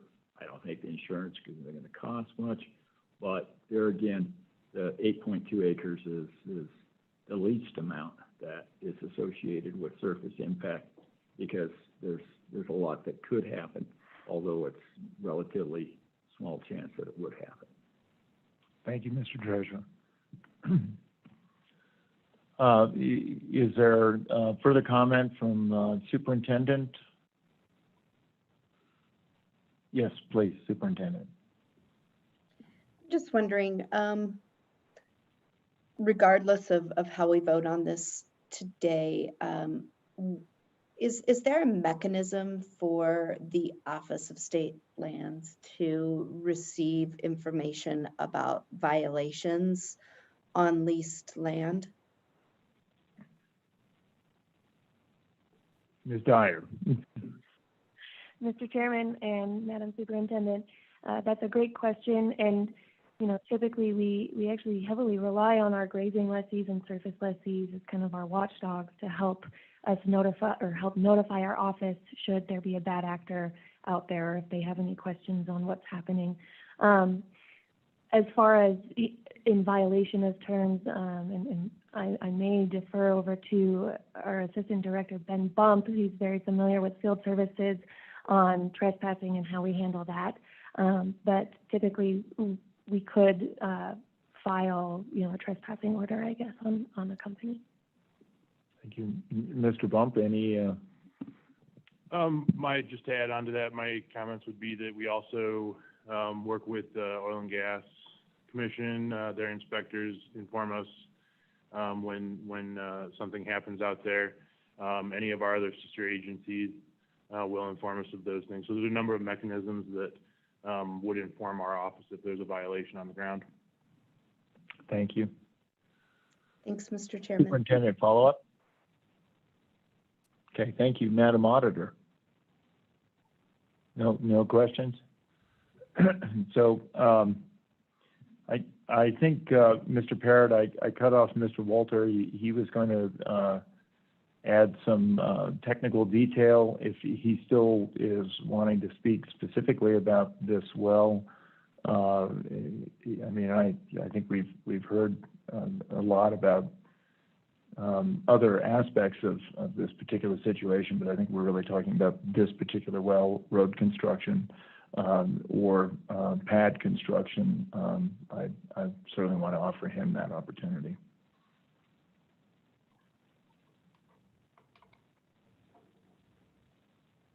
Thank you, Mr. Chairman. I believe Mr. Walters is still on the line and can provide some additional color and detail about North Silo's prudent operations, what it expects to accomplish with this pad and this well, and disposal of water from the other wells that it currently has online, and additional wells that it may bring online in the future. Okay, and Mr. Parrott, I know some of these are matters of I guess, I'm trying to think of the term of art, but commercial interest or commercial prerogative, I guess. But to the degree that the constituents in the water can be identified, potential, that'd be great too. Mr. Chairman, are you talking about the specific, I guess, chemical makeup of the disposal water? Which I understand that's sort of subject to some cautionary notes, but I just, if there's some frac flow that's indicated in this, and if any of those constituents could be problematic. Okay, actually, I think we've got some great detail about that. I don't know if you have it's about a 45-page comment document that North Silo submitted a few weeks ago in front of you, but beginning on page 12 of that document, which is North Silo's Exhibit B, there are produced water quality analyses from the wells that would be the source wells for the disposal water, and Mr. Walters can talk about those in more detail. I'm no water quality guy, but I think the commission could actually just take a look at that, and maybe if you have specific questions about the constituents of the disposal water, but these water analyses are actually of the water that would be going into the disposal well. Okay, thank you. Absolutely. So is Mr. Walters on? Mr. Walters, your microphone is open.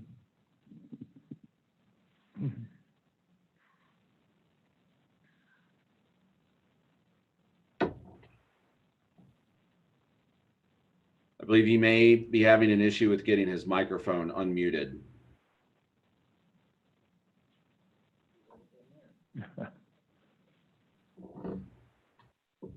Seems to be the theme of the day.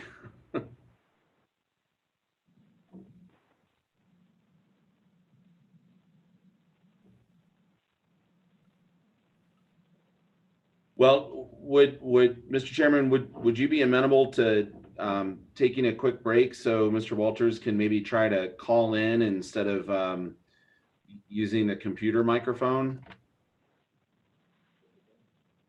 What's the pleasure of the board? Okay, I'm going to be pretty direct on this. 5 minutes, we're back on. Thanks.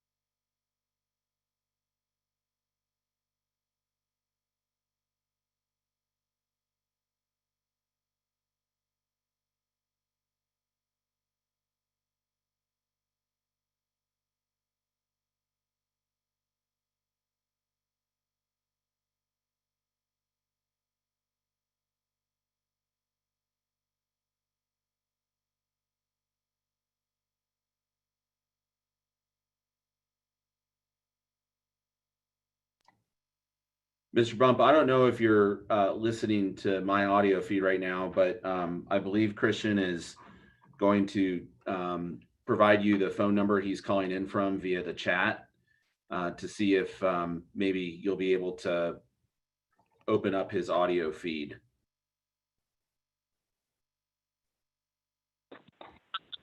Okay. Christian, is that you? Yep. Okay, I think what you'll need to do is close your Zoom app on your computer, otherwise we'll get an echo. Okay, we've got Mr. Walters now. Just hold tight for a second until the board reconvenes. Thank you. Okay, thanks so much.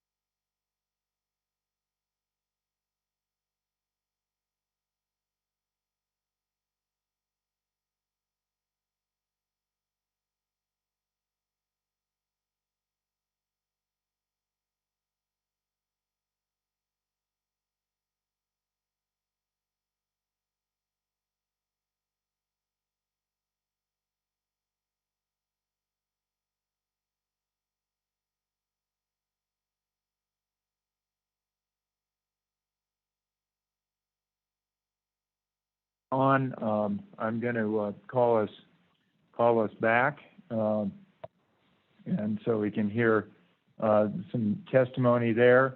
Mr. Walters, what I really wanted to make sure we stayed constrained to, because there's been a lot of testimony about a lot of things that don't necessarily impact this particular chunk.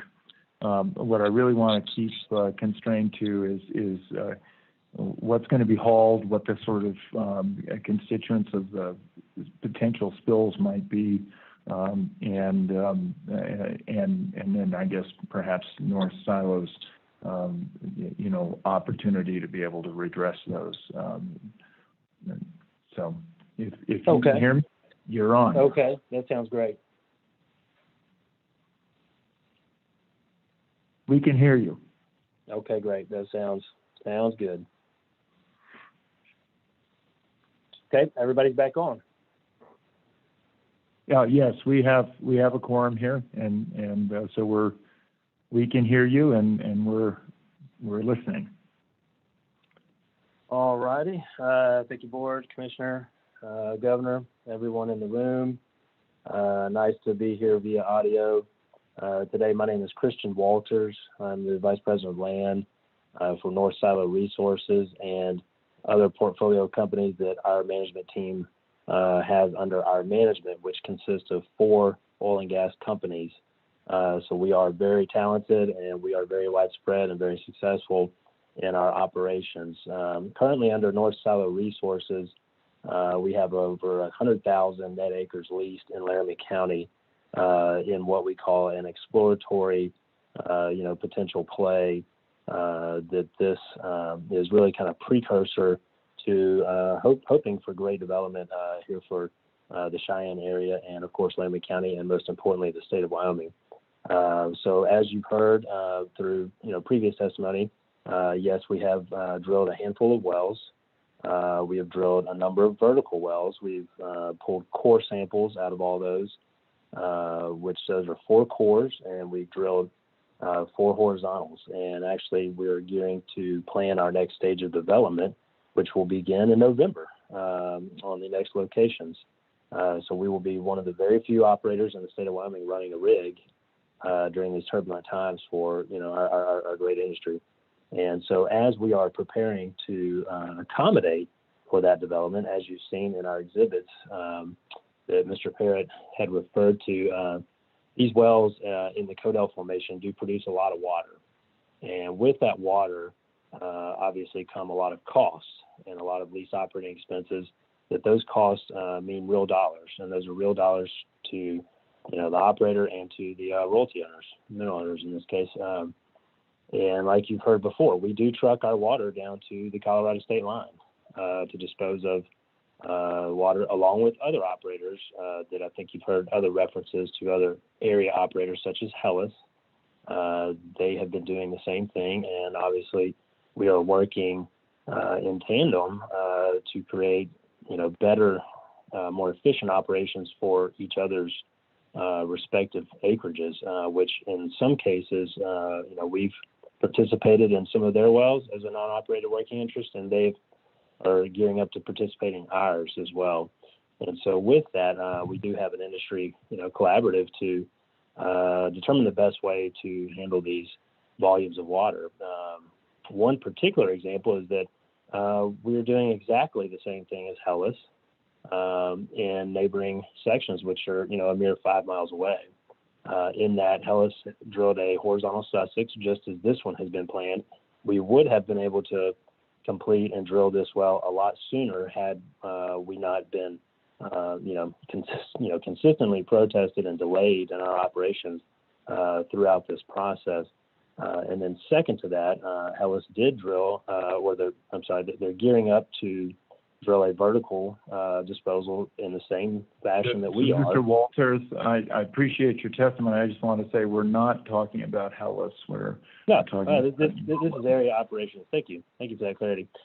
So what I'm saying is that our operations basically is the same as other prudent area operators, in that we are seeking to determine the best opportunities and the best possibilities to dispose of these waters. So what you guys see from us is no more the same from other operators right here in this vicinity. And so being that these disposal wells are very new and very forthcoming to this area, yes, I mean, sure, we have made a very clear effort to come before the commission and provide as much evidence as we can as to what we expect. And so that is, exactly what I think you guys want to hear. And so, sure, we have 2 operations that are planned, one of which is on these lands. This would be on state section 36.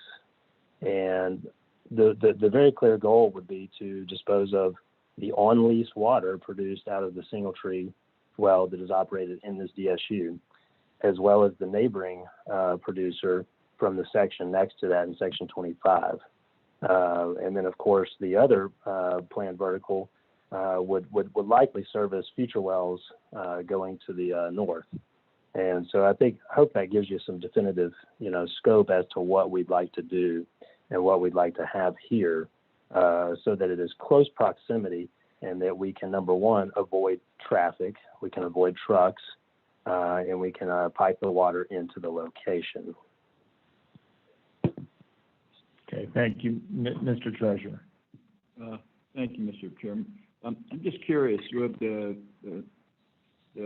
putting this water down in the formation that you're at, will that displace any hydrocarbons that's currently underneath the state section? That's a great question, Mr. Treasurer.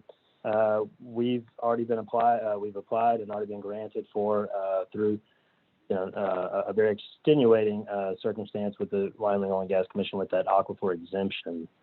We provided all engineering testimony and all evidence that the Sussex Formation is non-hydrocarbon bearing, and that was also to the protest of Singletree and Chris Koski as well along that measure. And so that was definitely a very peculiar matter, and as we and the commission had determined that yes, there is no impact whatsoever to hydrocarbons. So yeah, thank you for that great question. Thank you. Mr. Secretary, any questions? Any questions, Madam Auditor? Madam Superintendent? Okay. Thank you, Mr. Walters. Any further discussion? I'd like to just add one more thing for the board to consider. Guys, this section 36 here, the U.S. Highway 85 traverses the entire 5,280 feet across this section, that which, I believe everybody's concerned with the organic wheat farming in that section. So U.S. Highway 85 intersects the entire section, which is subject to daily routine, countless traffic and all the parameters that you guys, I think, are most concerned with, I think, are more at risk and more danger to just the normal, the normal course of occupants in this part of the county with the traffic coming through that major highway. I think that with our location being off that and also not using trucks, I think we would have, very low probability, very low impact to this location, notwithstanding the normal course of U.S. Highway 85 travel. So I just want to make sure that's, put on the radar for everybody's scope and reference. Yeah, thank you, Mr. Walters. Yeah, thank you. Any further discussion? Madam Superintendent. Thanks, Mr. Chairman. I was just wondering if staff could talk a little bit more about what the negotiations for surface impact payments look like. I mean, does it take those types of issues into consideration that were just laid out by the speaker? I was just wondering if we could get just a little bit of insight on what those negotiations look like and what they typically produce. Is it a negotiation for payment or a negotiation for terms of coexistence? Ms. Dyer. Mr. Chairman, Madam Superintendent, so great question. Those negotiations, when they are successful between the new lessee and the existing lessee, they really take place in private between those two. And then depending on the amount that is negotiated, the office gets a varying percentage of that surface impact payment. And the tier and the different schedule is outlined in the rules. But I think just to answer one of your other points of your question on structure, it's really open-ended. It's left to the grazing of the two parties to negotiate. The most common is either an annual payment that is due every year, or it can be a one-time payment. Sometimes lessees they may negotiate and be successful in negotiating a combination of the two. Follow up, Mr. Chairman? Please, Superintendent. Okay, so Ms. Dyer, what I'm hearing is that the surface impact payment negotiations are done between the two parties on really good faith and trust in the system. But I'm looking also at our board packet, and it says is required to negotiate and submit a surface impact payment. Are they required to negotiate or required to pay? Ms. Dyer. Mr. Chairman, Madam Superintendent, so they are required to at least try and negotiate, but they are most definitely required to pay. So if they cannot negotiate and come to an agreement, that's when we'll go through our process as stepping in and setting the deposit amount. And then that would be, I guess, that would substitute their negotiated payment that would otherwise come into our office. So either way, we require payment. Thank you, Thank you, Mr. Superintendent. Chairman. Very good. Further discussion? Further discussion? Further discussion, hearing none, I would entertain a motion. Mr. Chairman, Madam Auditor. I would like to move the director's recommendation, and I am happy to read that if that is proper, or would you like me to read it out in detail? I think it's the record would indicate the motion is written in the packet. Would that be the way to do that, Director? Mr. Chairman, yes, she could make the motion consistent with the director's recommendation in board matter D5 in the packet. Mr. Chairman, that's what I would do. Okay. Sorry, I was Thank trying you. to save time, and I don't think I did by asking the question. No, that's fine. It may come up again. Thank you, Madam Auditor. It's a second by the Secretary. All in favor? Is there any discussion on the motion? Hearing none, all in favor signify by saying aye or a thumbs up if you're on screen.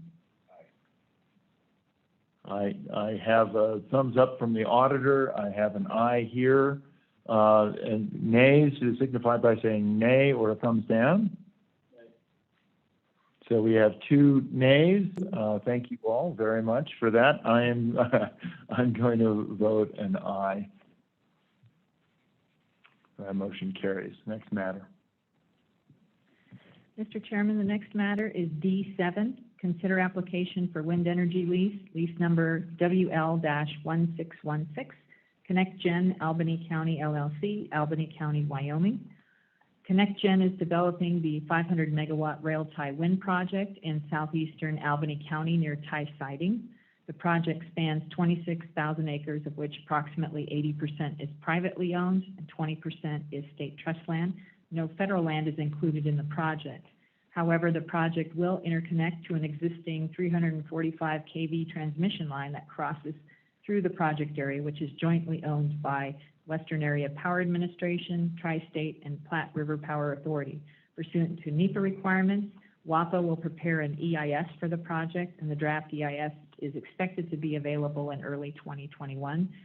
The project is also subject to the State Industrial Siting Council and local review. There are 4 current lessees with existing grazing leases on the parcels of state trust land included within the wind energy project. Of the 4, 3 lessees have provided consent to the issuance of the wind energy lease.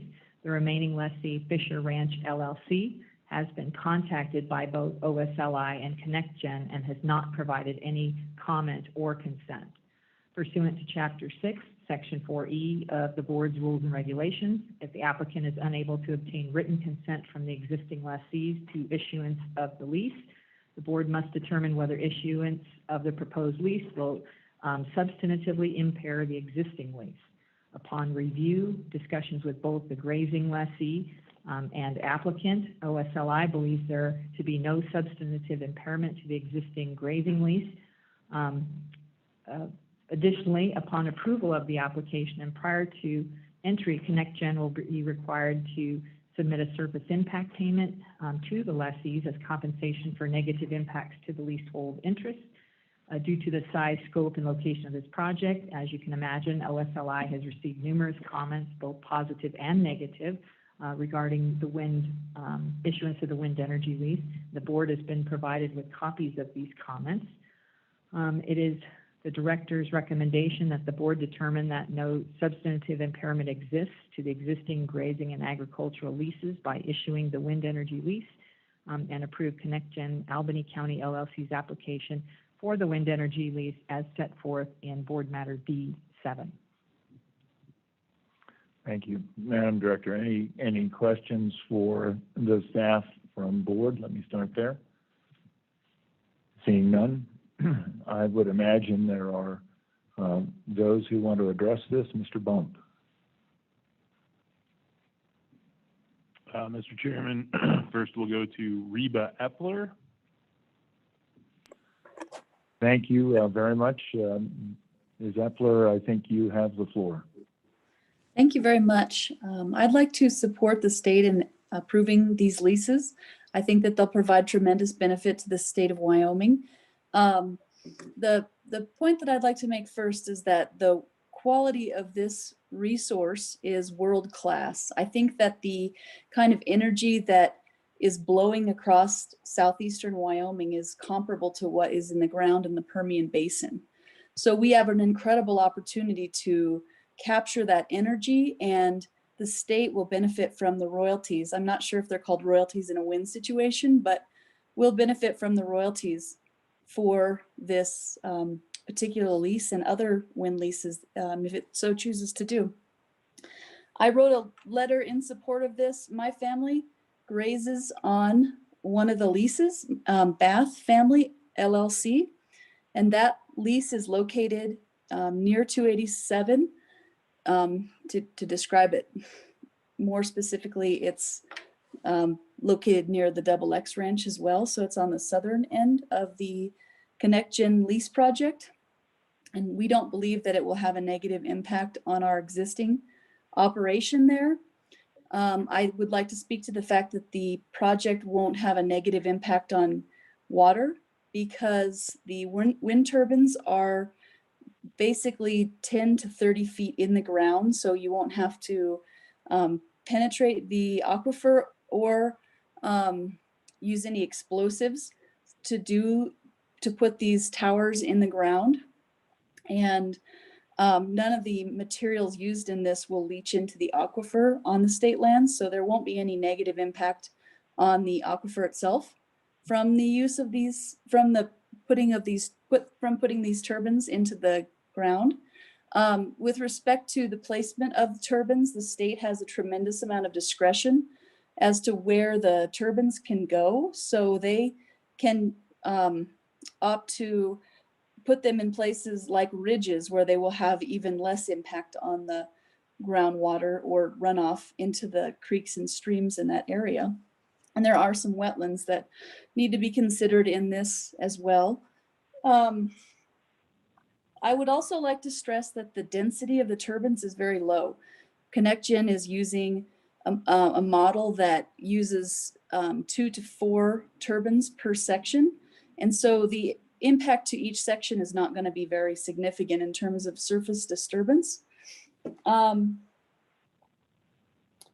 We just heard earlier about disposal of frack water on state lands, and I would like to stress the fact that these projects don't produce any flowback water, and so there isn't going to be any possibility of contamination from flowback water or induced seismicity. So that's a real positive thing in this consideration. And from the book Drawdown, the most comprehensive plan ever proposed to reverse global warming by Paul Hawken, if wind turbines are considered to be the number 11 strategy, best strategy to reduce climate change, and increasing onshore wind to 21.6% by 2050 could reduce emissions by 84.6 gigatons of carbon dioxide, and that's very significant. So I would like to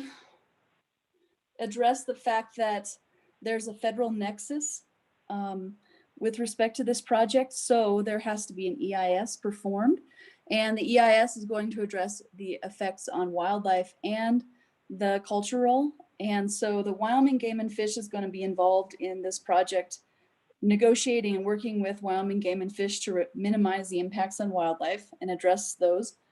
And then with respect to Ames Monument or any other cultural resources that the state of Wyoming has, that EIS will address those as well. But I would like to speak specifically to Ames Monument in that the wind turbines will not be anywhere near the Ames Monument area. So it won't, it won't be on the Ames Monument area or the old town site or the old rail bed. So there won't be any impact to that. I believe it's a state monument or maybe it's a federal monument, but there won't be any impact to that. The final point that I would like to make is that the royalty and revenue will go to directly to the schools because these are school sections. And my son is a first grader at Spring Creek Elementary, and so he would directly benefit from this wind project. And unlike oil and gas, where there is a decline curve, wind does not have a decline curve. So the resource itself does not decline and diminish like an oil and gas well does. So it will be steady revenue for the state over the life of the project. So I would encourage the board to vote yes on this and enjoy the benefits of participating in this project. Thank you very much, and I would gladly answer any questions if you have any. Thank you, Ms. Epler. And I see the superintendent has a question. Noting that we have several people wanting to speak to this, I'm going to ask that people keep their comments brief if possible, and if necessary, I'll start to impose a time limit. But Superintendent, your question for Ms. Epler. Thank you, Mr. Chairman. This question is actually for staff. I'm looking at the map right now, and Ms. Epler noted the state sections and trust lands. I was wondering, I'm looking at the map, do we have an idea of what percentage of this project is on trust lands? And just ballpark, would it be fair to say less than 20%? Thank you. Director is looking ready to answer. Mr. Chairman, Madam Superintendent, yes, it's approximately 20% of the project. Thank you. And Mr. Chairman, may I follow up? Please. Okay, and so we're really focused on those sections and the leases, not the project itself. And I just wanted to clarify that we're voting on the lease today. Mr. Chairman, Madam Superintendent, yes, correct. The wind lease at issue would cover those state parcels that are within the project boundary, and that's what's before the board today, not the project itself or the impact of the project itself. Thank you, Mr. Chairman. Thank you, Superintendent. Any further questions? If not, then Mr. Bump, who is next? Mr. Chairman, Ron Wilson. Mr. Wilson, you have the floor, and I hate to say, please limit your comments, but try to be expeditious if possible. Thank you. Thank you, Mr. Chairman. I'll respect the time. I live at 61 Spruce Springs Road, Ron Wilson, and what I don't understand is how nearly 150 or 270-story monolithic structures improves my property value or improves the livability of this part of the county. This is really by granting these lease rights to develop this wind farm is an economic taking of my land, of my value. It's not a physical taking, it's an economic taking, because once there's a sea of these 70-story structures, the land values of everyone up and around this area would diminish by at least half. And then the sea of red blinking lights that you can see now out coming west out of Cheyenne on I-80 is really mind numbing on this. So I don't support this. I would counter Ms. Epler's points that there is a price to pay for this. Though it's a different kind of price. It's not clean energy as everyone thinks it is. There is a huge footprint to this type of development. So I would strongly urge the not to grant the lease rights for these structures, and consider the fact that we moved here for the value of the view shed, and this is now taking of my view shed, and I've invested in businesses in the town of Laramie, and I don't think we want a sea of towers to be the gateway into Laramie from I-80 and 287. I just don't think it's right. Thank you. Thank you, Mr. Wilson. I very much appreciate your comments. And I also have sympathy for the view shed issue. It's a very keen one. Mr. Treasurer. Yeah, Mr. Olson, Treasurer Meyer, one of the things that I've heard, there's technology out there that would partially mitigate part of the problems, and that's the flashing red lights. That I guess there is technology that keeps the lights off unless an airplane comes within a certain distance of them. And I'm wondering if I think that might help the matter somewhat, but at the very least, do you think that's something that we should consider? Mr. Wilson, if you're still on, please go ahead. Yeah, as a follow-up, I'm also a pilot with over 2,000 hours of airtime. I can tell you the red light mitigation thing is a joke. Those lights, have the lights ever turned off on the towers on I-80 coming out of Cheyenne? No, they need to run all night long because that is not a foolproof technology. So I would put very little credibility in the fact that these lights will ever turn off.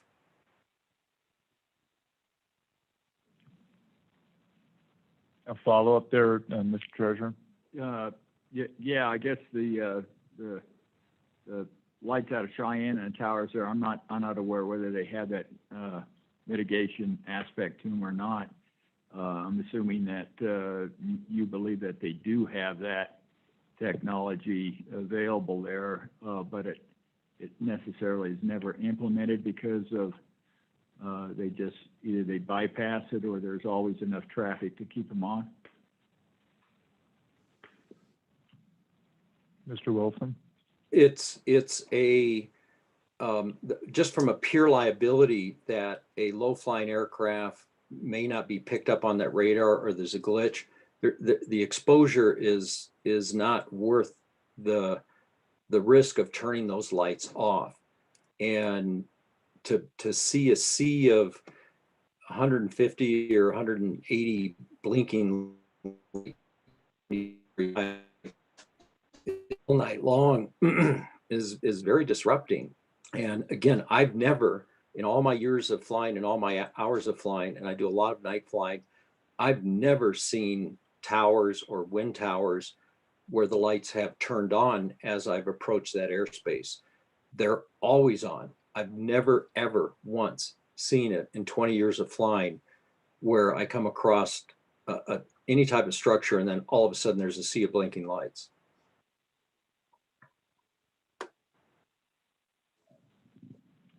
Thank you, Mr. Treasurer. Any follow-up or okay?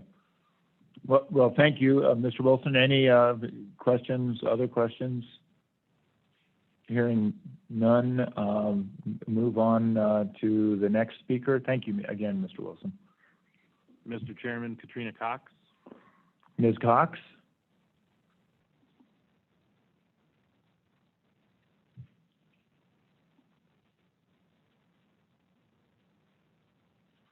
Ms. Cox, you appear to be muted. Oh, there I go. Can you hear me okay? We sure can. All right, thank you for having me.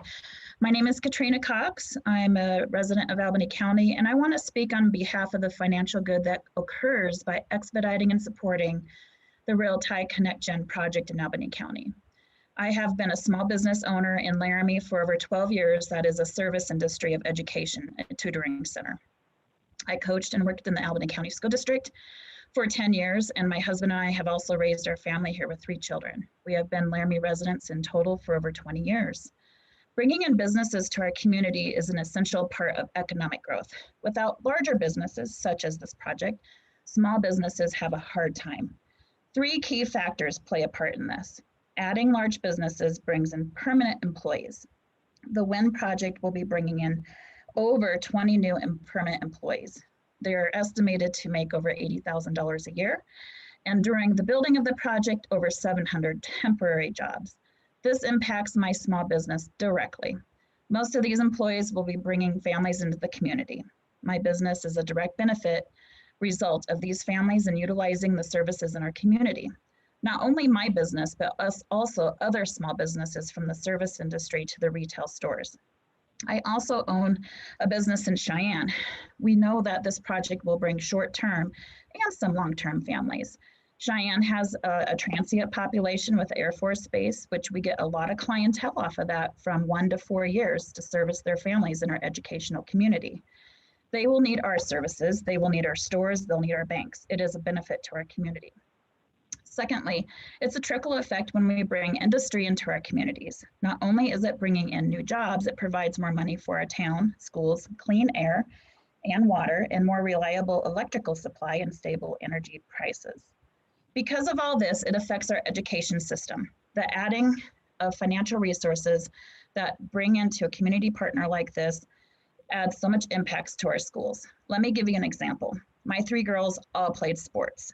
Do you happen to know how much money the district provides per pupil to eat per day when they travel?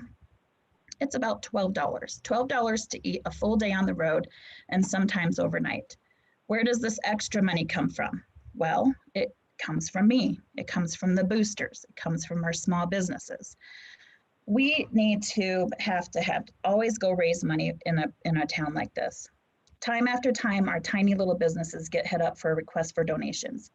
If you have spent time on sports at the road, with a child, you know that we compare places like Gillette, Rock Springs, Casper, all who have had a very good result of energy feeding money into their community. These kids don't go hungry. These kids' parents don't spend hours raising money, donating, if not hundreds of thousands over a 4-year period of time so their children can have enough resources. Did you know that football players' helmets have to be replaced every 2 years? How much is that? On average, around 20 grand. It's a lot of money. This replacement has been done in large part by the parent fundraisers over the year in Albany County. The beauty behind this project is that they are very community conscious and want to be a part of our community and contribute to us for years to come. In conclusion, my business needs more business with families brought into the community. COVID hit us terribly. We need to get back on track. This is one way we can move into our future with some financial confidence with the WIN money coming into our community for the next 35 years. Our community and schools need us. I would like to see Albany County, for once, be the rich county that everyone envies, and we can supply our children with the resources that they need. Please pass this project and get the ball rolling. I thank you for your time. Thank you, Ms. Cox. Any questions for Ms. Cox? Seeing none, thank you again, Ms. Cox. Mr. Bump. Mr. Chairman, Michael Selmer. Mr. Selmer. Yes, thank you, Mr. Chairman. You hear me clearly? We sure can. I have very short prepared remarks, only 2 minutes, but I wanted to respond very briefly to Mr. Wilson's comment about the lights. The developer of the wind project to the south of I-80 as you approach Cheyenne from Laramie has told me that they have a program that takes a period of time to adjust, but has already begun adjusting and does in fact turn off at periods during the night and will turn off even more as it becomes more familiar with the the plain patterns and can avoid mistaking birds or other things for airplanes. So in fact, they do turn off, and that could be confirmed with the developer of the project that is in existence already. Now to my prepared remarks. When I drive from Laramie to Cheyenne and see the herds of cattle peacefully grazing beneath those majestic wind turbines along I-80, it gives me hope for the future. They represent to me a safe, clean, and prosperous life for my grandchildren. They represent the chance that Wyoming ranching families can thrive on the land their ancestors have passed down to them. Those turbines represent a world to come where producing the energy we need does not degrade the planet on which we live. The Railtie Wind Project will bring much needed revenue to Albany County and our state. It will bring important, well-paying jobs. The financial benefit of this project will spread throughout our economy. I hope that this board will approve the Wind Tie project and allow all of this to happen. NextGen has been responsible in their development of this project, as well as responsive and transparent in their presentation of the project to Albany County citizens. I look forward to following this project as it advances through the comprehensive process leading to construction. The growing demand for renewable energy by consumers all over our country, the move towards renewables by utility companies, and the massive growth in renewable energy projects across the Mountain West illuminate together the path toward future prosperity for Wyoming communities and the eventual solution to Wyoming's economic and budgetary woes. I invite everyone in this meeting to attend Wyoming climate activists' online presentation of A Powerful Future for Wyoming Communities. Search A Powerful Future for Wyoming Communities on Facebook. This engaging and interactive event explores the opportunities and benefits that renewable energy can provide, highlights Wyoming communities that have already begun to transition to renewables, and offers a roadmap for other communities across our great state to grow into the future. Thank you. Thank you, Mr. Zellmer. Are there any questions for Mr. Zellmer? Hearing none, thank you again, Mr. Zellmer. And I do appreciate these comments. I just want to make sure we continue to talk about the project as the superintendent pointed out, the state leases involved. Mr. Bump. Mr. Chairman, Jennifer Kirchhofer. Ms. Kirchhofer. Yes, can you hear me? We can. Thank you very much.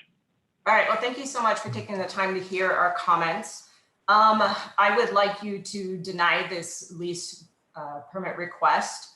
And I have a written statement, so I'll try to get through it pretty quickly. Last Friday, my husband and I took a trip to the Capitol building in Cheyenne.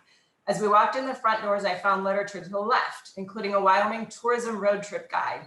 On page 3, the Rockies to Tetons route begins at the Colorado border on Highway 287 south of Laramie near Tie Siding, a gateway into Wyoming and what would be the center of the Railtie project.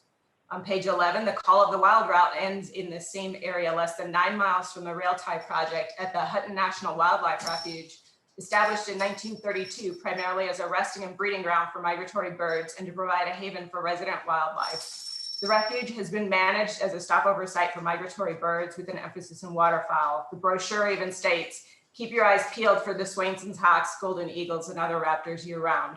Wind turbines provide a direct contradiction to the purpose of this advertising and the refuge. The Wyoming Office of Tourism has spent a large amount of money marketing numerous sites and destinations in Wyoming, many in southern Albany County, through national campaigns such as That's Wyoming, where the question, why visit Wyoming, is answered in part with grand visual statements paired with thoughtful philosophical statements that tap into the mindset of those seeking our unique brand experience and unleashing your uninhibited spirit of adventure in the great state of Wyoming. Not the type of marketing campaign you could even consider for most other states. The Wyoming Office of Tourism invested $4.6 million in its 2019 paid advertising, generating $1.6 billion in visitor spending to the state. Why? Because people want to experience our Western character and see Wyoming's wildlife and natural landscapes up close and personal. What will happen to this essential tourism revenue when visitors recognize the wildlife has migrated elsewhere, The natural beauty has been destroyed, and the Western character is no longer evident, all replaced by giant wind turbines. Wyoming cannot compare itself to other states when it comes to renewable energy siting. The unique things which attract people to Wyoming are those which will be ultimately destroyed forever by hundreds of wind turbines and all the other necessary roads and structures. With that in mind, it's time to answer these questions. How many industrial wind projects will be enough for Wyoming, and how many will be too many? Because there's really only two choices. Continue to permit every single application simply because each box is checked. Big wind will continue to come to destroy all that is unique in Wyoming and what's left of our Western character. And then you'll have to decide on that magic number, the number you finally hit when someone says enough is enough. 30 projects, 50 projects, 100 projects. How many acres will that be, and what will Wyoming look like then?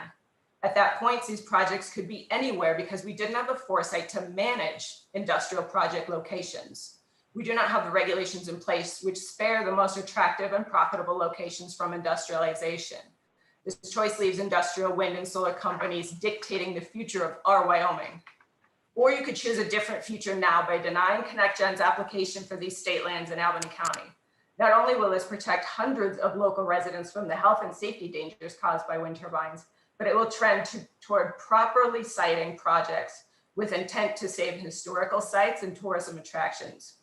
Future renewable energy projects will still come to windy Wyoming, but when properly located, it will not be quite so disruptive to visitors, residents, wildlife, historical sites, and our natural resources. This is our state.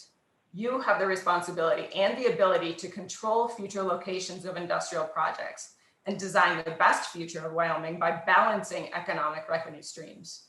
Marketing areas like Southern Albany County will allow tourism and continue to generate revenue, while renewable energy projects can bring additional income in other locations without forcing the huge sacrifices from this location. And I would like to point out that one of my neighbors here up in Vedaboo, I live at 182 West Vedaboo Road, within maybe 2 miles of the project, hit water at their well at 30 feet. So as far as not hitting any of these wells or water sources, that is completely untrue. Earlier this year, ConnectGen said that they would wait to submit permit applications to the state and county until after WAPA had published its draft EIS. They said this approach would offer transparency and allow the county and state to access all relevant studies. ConnectGen's project manager also stated in a letter that they are capable of proceeding with a smaller version of the project without the state land if necessary. If you have not yet concluded how detrimental it would be to approve the state land lease, at the very least comply with ConnectGen's own wishes and wait for complete access to the relevant wildlife and environmental studies before considering their lease application. The draft EIS has not been completed for the Railtie project and neither have any other independent assessments. The future is up to you. Will Wyoming remain forever west or become forever ruined? Thank you. Thank you, Ms. Kirchhofer. Is there a question for Ms. Kirchhofer? Hearing none. Director, I think the last testimony brought up an interesting point, which is kind of talking about the project in general.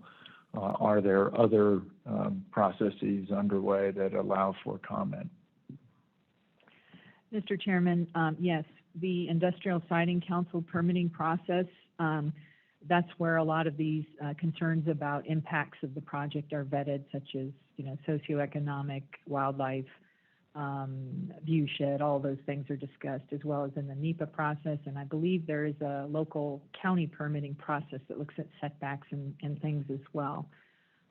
For purposes of today, as stated, I think it's really up to the board to decide whether issuance of the lease would substantively impair the existing lease. And in this case, we have one lessee that has not consented, and that's Fisher Ranch LLC.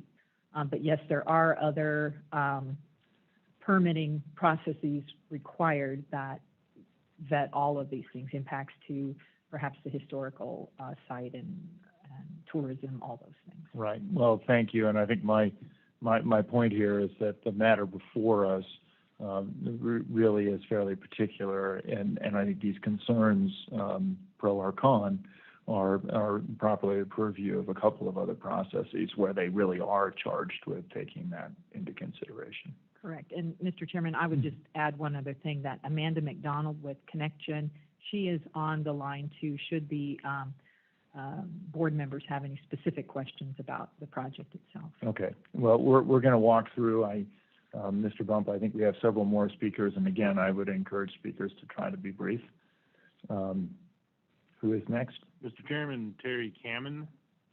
Mr. Kamen, or Ms. Yes. Kamen. Can you hear me? I sure Hello? can. Okay, yes, I'm Terry Kamen. We have land that we own on 52 Williams Reservoir Road in Beaufort. And thank you very much for your time. I know it's been a long morning and you're sick of hearing people talk to you. But we signed a lease with ConnectGen in early February after long and hard thought and negotiations.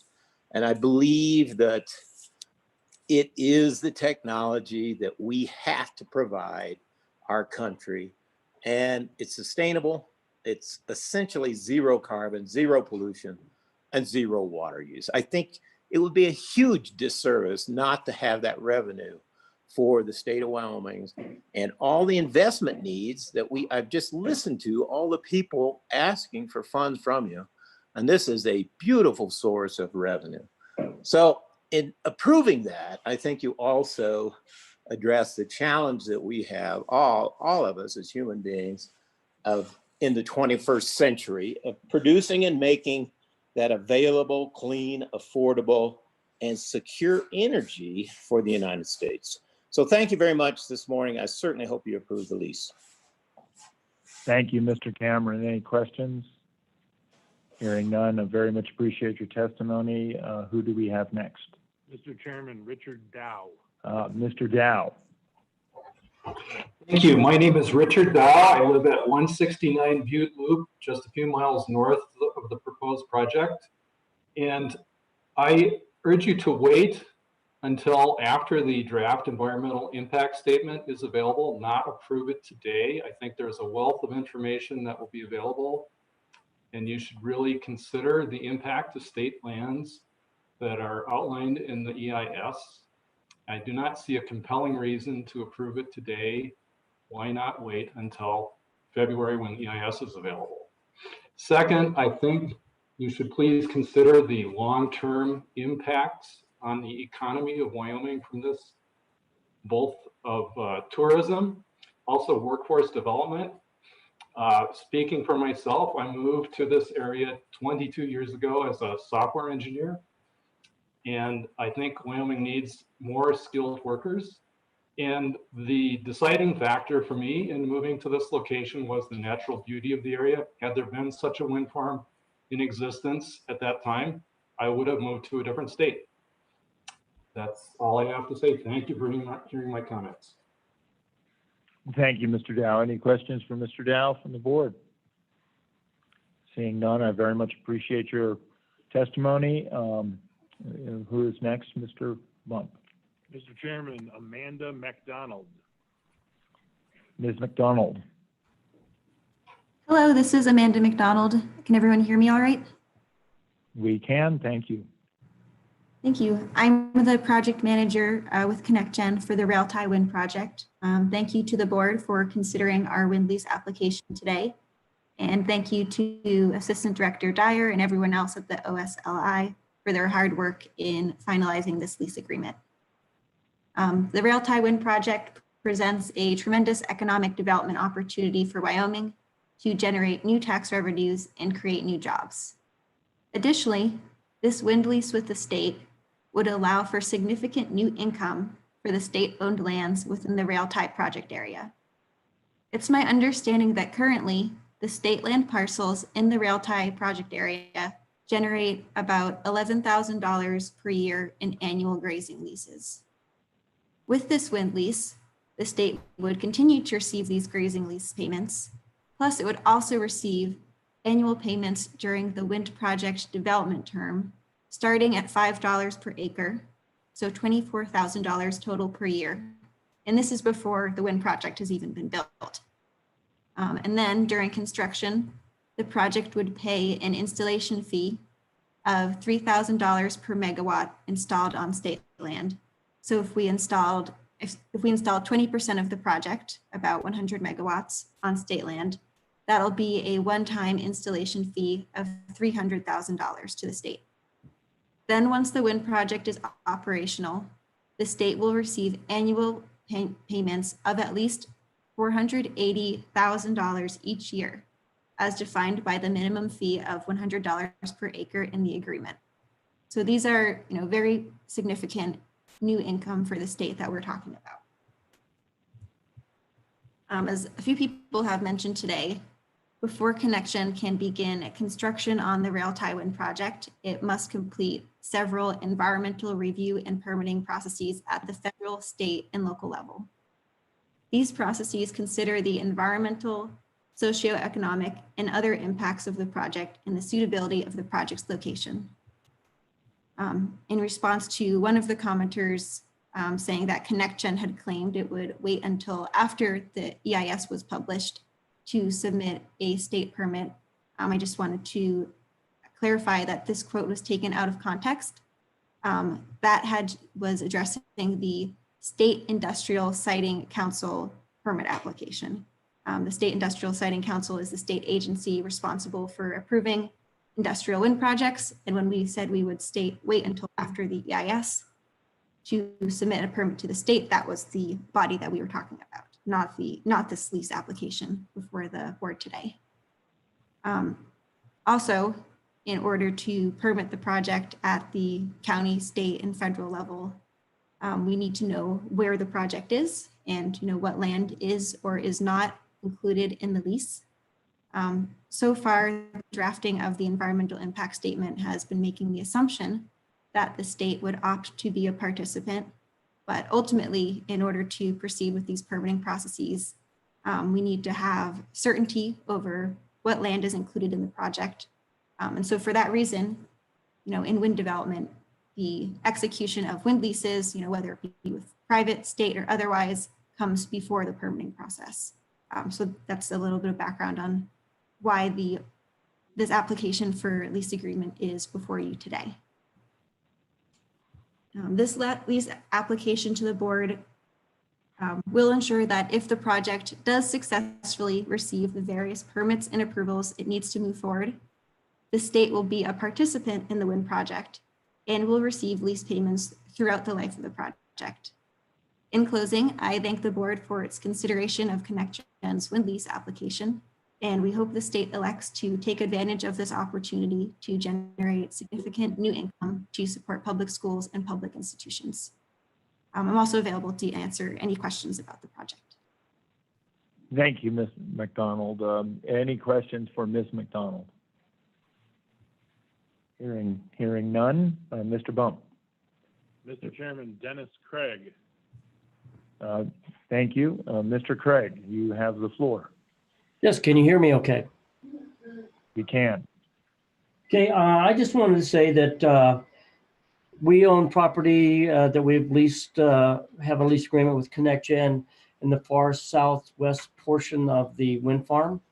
And we've been there since 1996, and we've enjoyed a grazing lease over that period of time.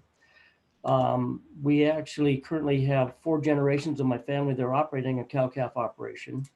And the economic assistance that this farm would give us would allow them to continue in cow-calf operation for years and years and years.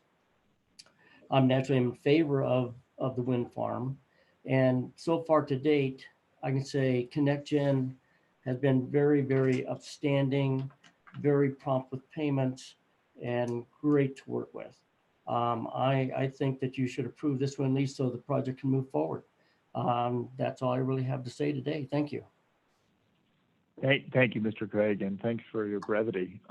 Any questions for Mr. Craig? Shortness. Thank you very much. Thank you very much for your testimony. Mr. Bump. Mr. Chairman, Paul Montoya. Mr. Montoya. Hi, good afternoon. Can you hear me all right? We can. Great. Thank you, Mr. Chairman. I submitted a letter to the Office for Wyoming State Lands and Investment. I'd like to kind of go through it if I could real quickly. I'll try to be as brief as I can. Wyoming State Lands and Investment Office is considering leasing land to the rail tie project owned by ConnectGen from Houston, Texas. I'm writing this letter to strongly suggest that this long-term lease not be in the best interest of the state or residents of Wyoming. What I'd like to do is address the economic and socioeconomic issues concerning leasing this state property to a company wanting to construct an electrical utility plant in this valley. Traditionally, these properties have been leased to the agricultural industry for cattle grazing and used by recreational users and hunters. Placing a turbine facility in this area would dramatically change the landscape and use of this area. The history is rich, as it is the first location and first explored and used for settling the western part of the United States through the creation of the Transcontinental Railroad.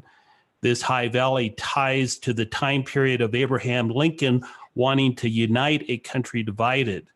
This was, of course, the highest point on the Transcontinental Railroad and the reason that the Ames Monument was placed here in the late 1800s. I will correct Ms. Epler, who spoke earlier. She said that the Ames Monument isn't anywhere close. It is actually adjacent to the proposed project, as is Vedauwoo. Vedauwoo is also adjacent. Today, many people take the detour from I-80 to visit the Ames Monument. The backdrop of the Rocky Mountains, including Medicine Bow Peak, Mount Jelm, are the ideal backdrop for visitors around the world. This is the only monument in Albany County that is on the National Register for Historic Sites. I'm sure the State Historic Preservation Office will shed more light on the impact of a power plant affecting the background viewscape of this historic location. I wouldn't think that the state of South Dakota would ever consider placing a power plant next to Mount Rushmore, and hopefully the state would never consider doing a wind plant next to Devil's Tower. I believe we need to take the same into consideration for this particular parcel. I'm not anti-wind, I'm not anti-solar, but there are places for these to be placed. The other affected area, as I mentioned earlier, is Vedauwoo Recreation Area. The proposed wind plant is adjacent to Vedauwoo. Each year, thousands of visitors come to the area to hike, explore, and camp at Vedauwoo. Two of the strongest attributes of Vedauwoo are the vistas and views from the park and the incredible night skies.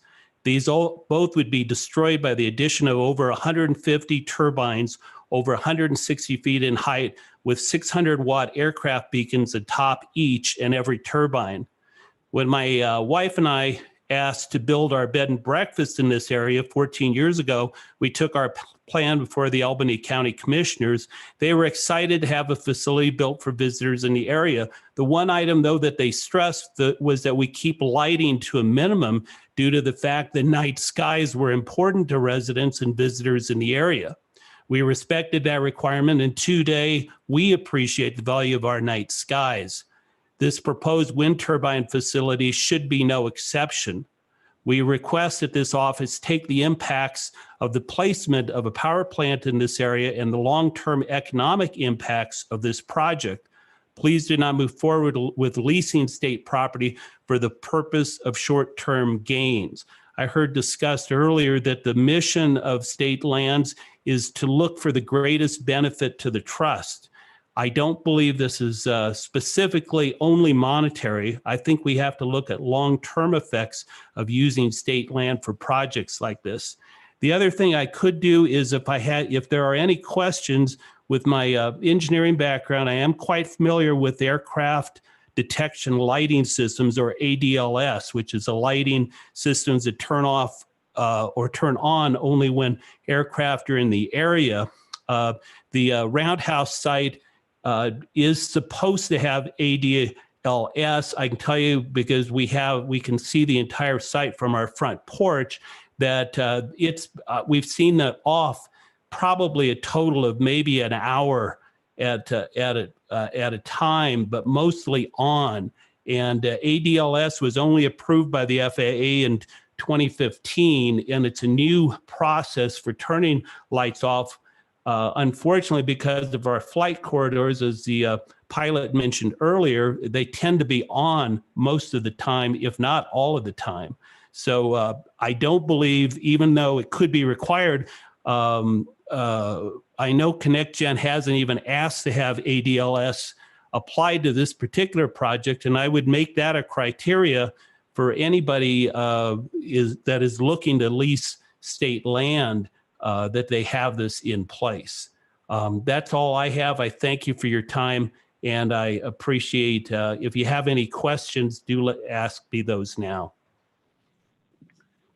Thank you, Mr. Montoya. Are there any questions for Mr. Montoya from the board? See none. Thank you again, Mr. Montoya. Very much appreciate your thoughtful commentary. Mr. Bump. Mr. Chairman, Dan Pluid. Mr. Pluid. Thank you, Mr. Chairman, Madam Superintendent. My name is Dan Pluid. I'm the General Manager for BARA Services in Cheyenne. We are an employer that has been established in the region for more than 30 years. And traditionally, we have generated most of our work through the oil and gas industry.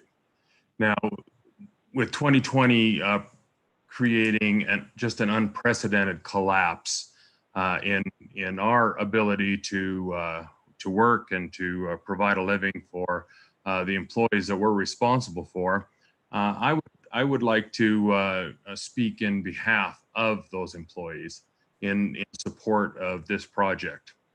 Not unlike Wyoming, the state of Wyoming, we've had to pivot in the work that we do. We have with this change in our industry and the drop in the work that is available because of the price collapse, we are working in wind. We have moved to work in construction. We have pivoted in a number of directions. We're looking at this as an issue of keeping the people who live here in Wyoming here, that want to raise their families here, that want to have gainful employment here. And so this diversity is really an important process that we are experiencing, and we know that the whole state is experiencing. Many of the arguments that are brought up in opposition to this project are the same arguments that we hear with a little bit different language from the oil and gas side. But really, it's a challenge for all of us to be able to continue to move forward in the traditional sense that we have. The people that choose to live here, that choose to raise their families here, that want to stay here, they need other opportunities to work, and that's what we are attempting to do in providing work for them in these other industries. Without the continued approval and process that is necessary in order to have these projects move forward, it will be very challenging for us to continue to be able to employ the number of people that we do and provide good, high-paying jobs that will keep them here in the state. And so from that perspective, we would encourage you to approve this lease. Thank you, Mr. Pluid. Is there a question for Mr. Pluid? Seeing none, I thank you for your testimony and very much appreciated. Mr. Baum. Mr. Chairman, Roxy Hensley. Ms. Hensley. Yes, Governor, can you hear me? We can. Okay, thank you. And good afternoon to the board. My name is Roxy Hensley, and I'm a lifelong Wyoming resident. I'm a member of Albany County community dating back to 2002. I'm a small business owner and a proponent of quote unquote, an all of the above energy strategy for the state of Wyoming. I am here today to speak to the economic and community benefits that wind power projects deliver. As you may know, each year wind projects in Wyoming provide more than 8 million in state and local tax payments and a further 11 million in payments to local landowners. That is nearly 20 million in support to local communities and the state each and every year. A contribution that will continue to grow as the industry grows. As a former resident of Converse County, where much of Wyoming's current wind power is located, I can personally attest to the positive impact these projects have on the community and local businesses. My husband and I have been small business owners in Converse County for nearly 30 years. Early on, when the coal industry activities supported much of the economic livelihood in Glen Rock. However, as mines began closing or downscaling, wind power development really stepped in to fill the void. As the various wind projects north and south of Glen Rock were being constructed, the crews filled our restaurants, our hotels, our bars, and our rentals, and were a lifeline during the otherwise troubling years of the local and state recession. Thanks to wind power, we were able to keep our doors open and in business. The town of Glen Rock also benefited greatly from the wind projects. New tax payments helped to support local school budgets and allowed the county to make needed improvements in infrastructure and other services. Without the contributions from these wind projects, it is unclear if these investments would have occurred. More importantly, these projects help to provide the local farmers and the ranchers with a drought-resistant crop, that is the wind, that they can rely on to keep the family ranch in the family. You can just ask many of my friends in the Glen Rock area that will attest to the important contributions these projects made. As I consider the potential for new wind development in Albany County, I am encouraged by the opportunities this affords for the community, for local businesses, for the school district, and for Wyoming's energy security. These projects will bring enhanced economic activity to the county and to the city of Laramie. I'd love to see the restaurants full of wind farm construction crews and the operations and maintenance crews that will follow yearly. I'd love to see Albany County School District get a much needed influx of funds to support the good educational work that those are doing with our children. And I'd love to see the city, the county, and the state benefit from the investment and tax payments these projects will bring. At this time of economic uncertainty and financial distress, we should not be turning away companies and industries that value the great resources that Wyoming has to offer. Instead, we should be encouraging, inviting them into our communities.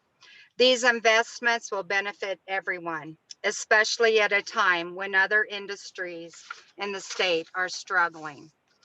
Again, as a lifelong Wyoming resident and small business owner, I strongly encourage advancing wind and other renewable energy development activities in our community and across the state.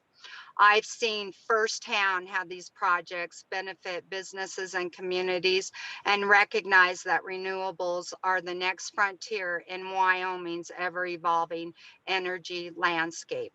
Let's seize this opportunity and capitalize on the investments they bring to our communities. Thank you for letting me speak.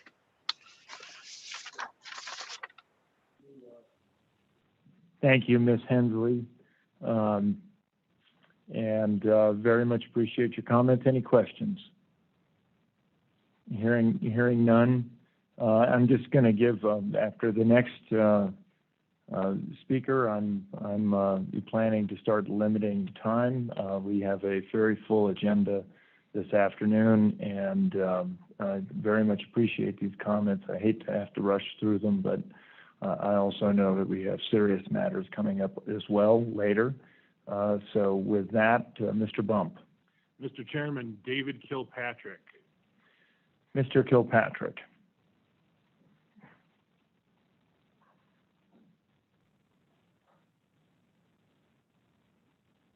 You may be muted, Mr. Kilpatrick. We cannot hear you.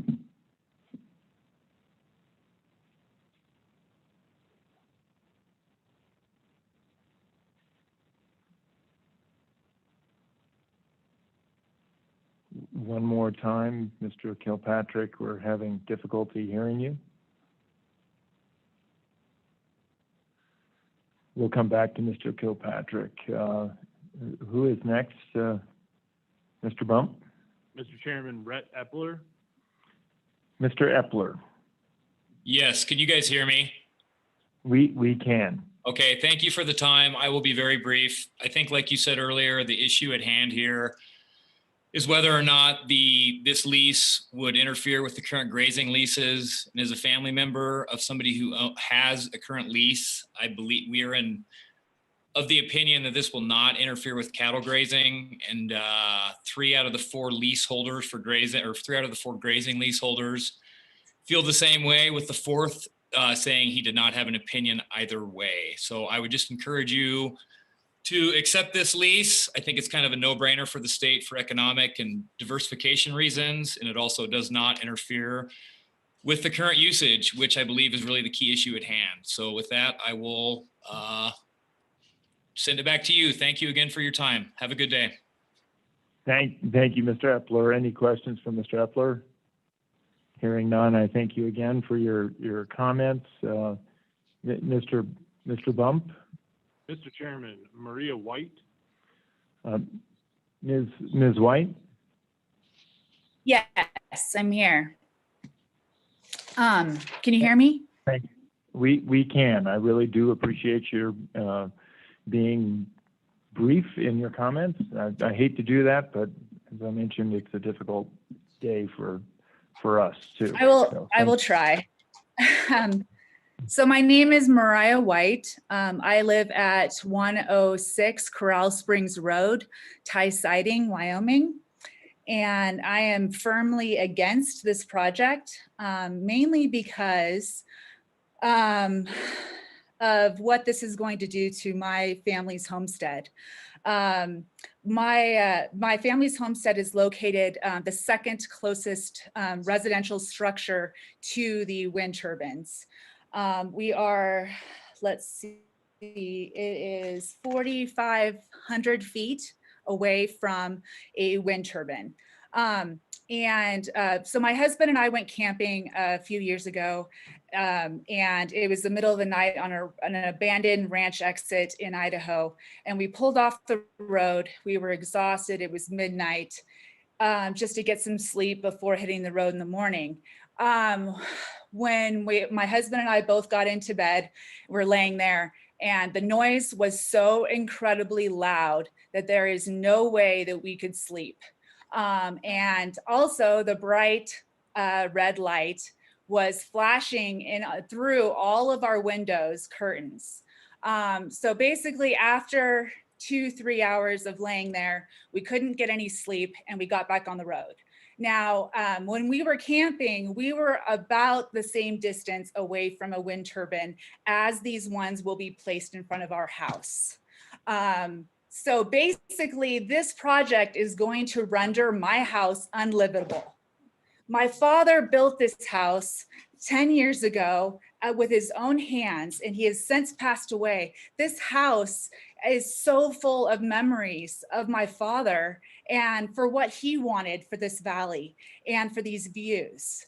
So I can't believe, or I can't trust what Roxy Hensley said, in that this is going to benefit all of Albany County residents. How is this benefiting me and my family? It's going to render us homeless. That is basically what this project is going to do.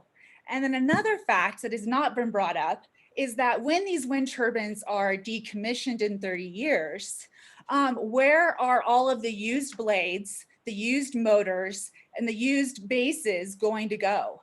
Well, and across the country, many of the decommissioned wind projects that are in California right now they are just dropping the blades and the motors on the land and just leaving it for waste. Can you imagine 36 million pounds of waste that is unrecyclable going into the Laramie dump? That is exactly what is going to happen in 30 years. So that is why the opposition to this land lease is so firmly against you guys, granting this lease, because of the short-sightedness of it. Yes, you will get some tax revenue that will help the public schools, but in the long run, it is going to damage so many people's homes. I mean, I'm just one representation of that. There are hundreds of people that live out here that are going to have their land value completely decimated and maybe even not able to live in their house.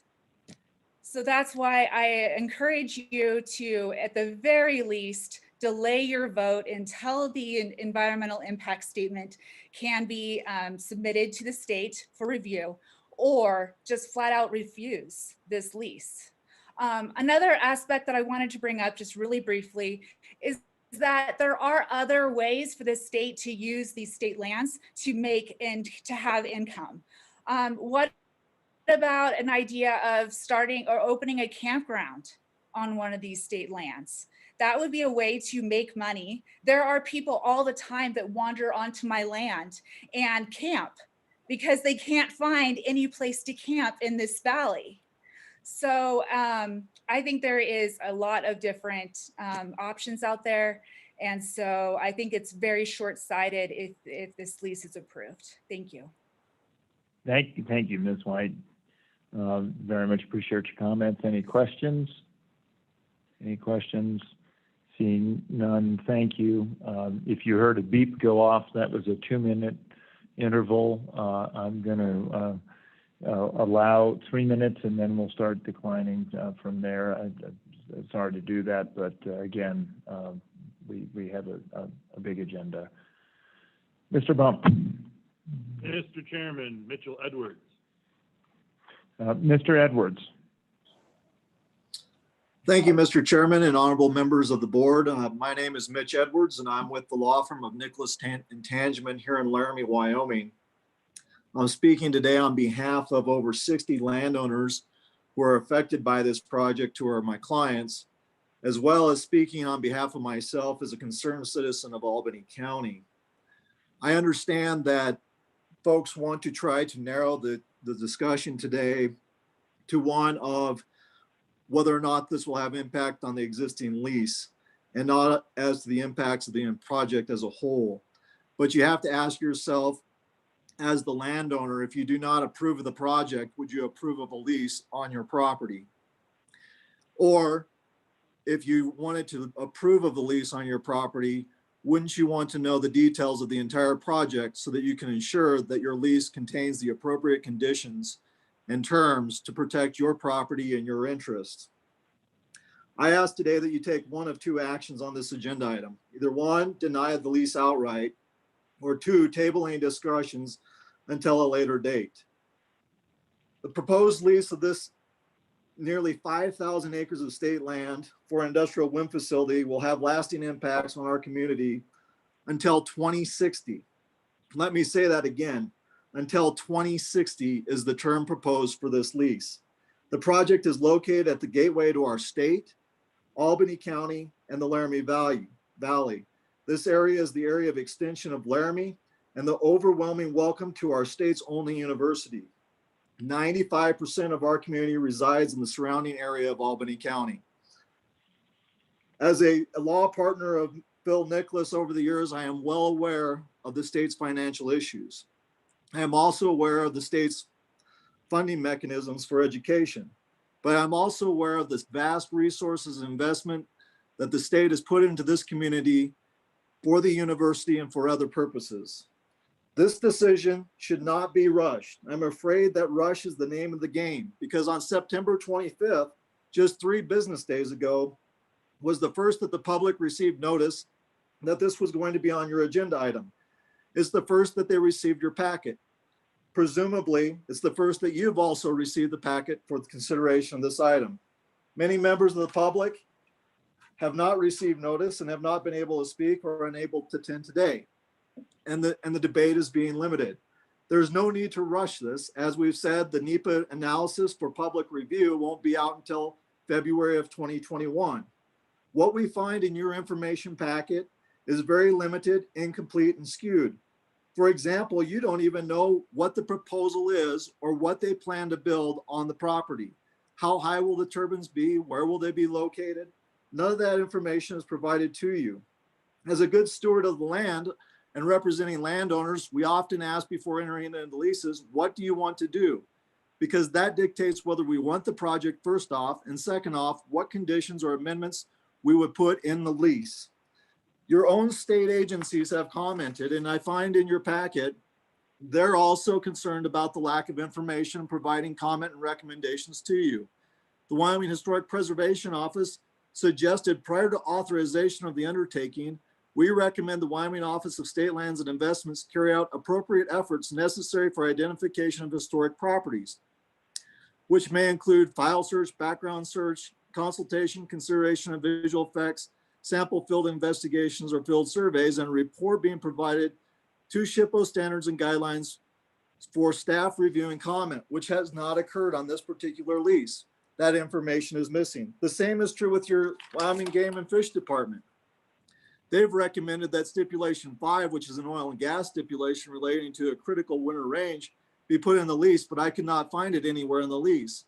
They also provide that they can't really provide comment because they recommend 2 years of pre-construction surveys for those things.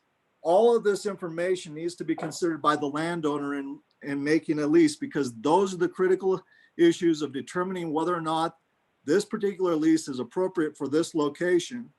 And if it is appropriate for the location, how you as the landowner can restrict and manage the location of wind turbines and the impacts that are going to be, whether that's through road locations, turbine locations, road widths, construction periods, activities within critical range.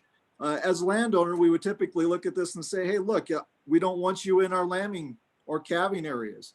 And we don't want you in our critical winter range. We don't want you doing activities during hunting season. None of that information has been provided to this board. Instead, what you hear is money, money, money, money, money, money. And what I would like to point out and close with is on the state's website, and I believe it was on the treasurer's website, was the cowboy ethics and the cowboy code of the West. And one of those cowboy ethics, number 9, is remember that some things are not for sale. And the treasurer's website showed an entryway, a gateway into our community and into our state. And in that picture, it said, remember, some things are not for sale. Enough said, talking about the scenic vistas of Wyoming not being for sale. And we'd ask you to deny this lease, or at least delay it and give opportunity for appropriate information to consider whether this project should be located on these state lands in this location. Thank you. Thank you, Mr. Edwards. I gave you a little bit of extra time because you represent so many people. I do think one of the comments that was made was notice, and I believe, since I had this for some time, Director, was this noticed just 3 days ago? Mr. Chairman, there was a notice of the board meeting, I believe, that went out on Gov Delivery on Friday, September 25th, and the board materials were also put on the website on Friday, the 25th. Okay, thank you. Any questions for Mr. Edwards? Hearing none, thank you for your comment. Mr. Bump. Mr. Chairman, Roger Miller. Okay, we have Mr. Miller.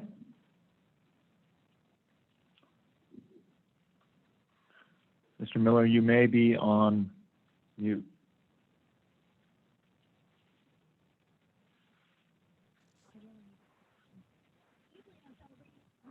Mr. Miller, you appear not to be muted anymore, but are you able to speak to us?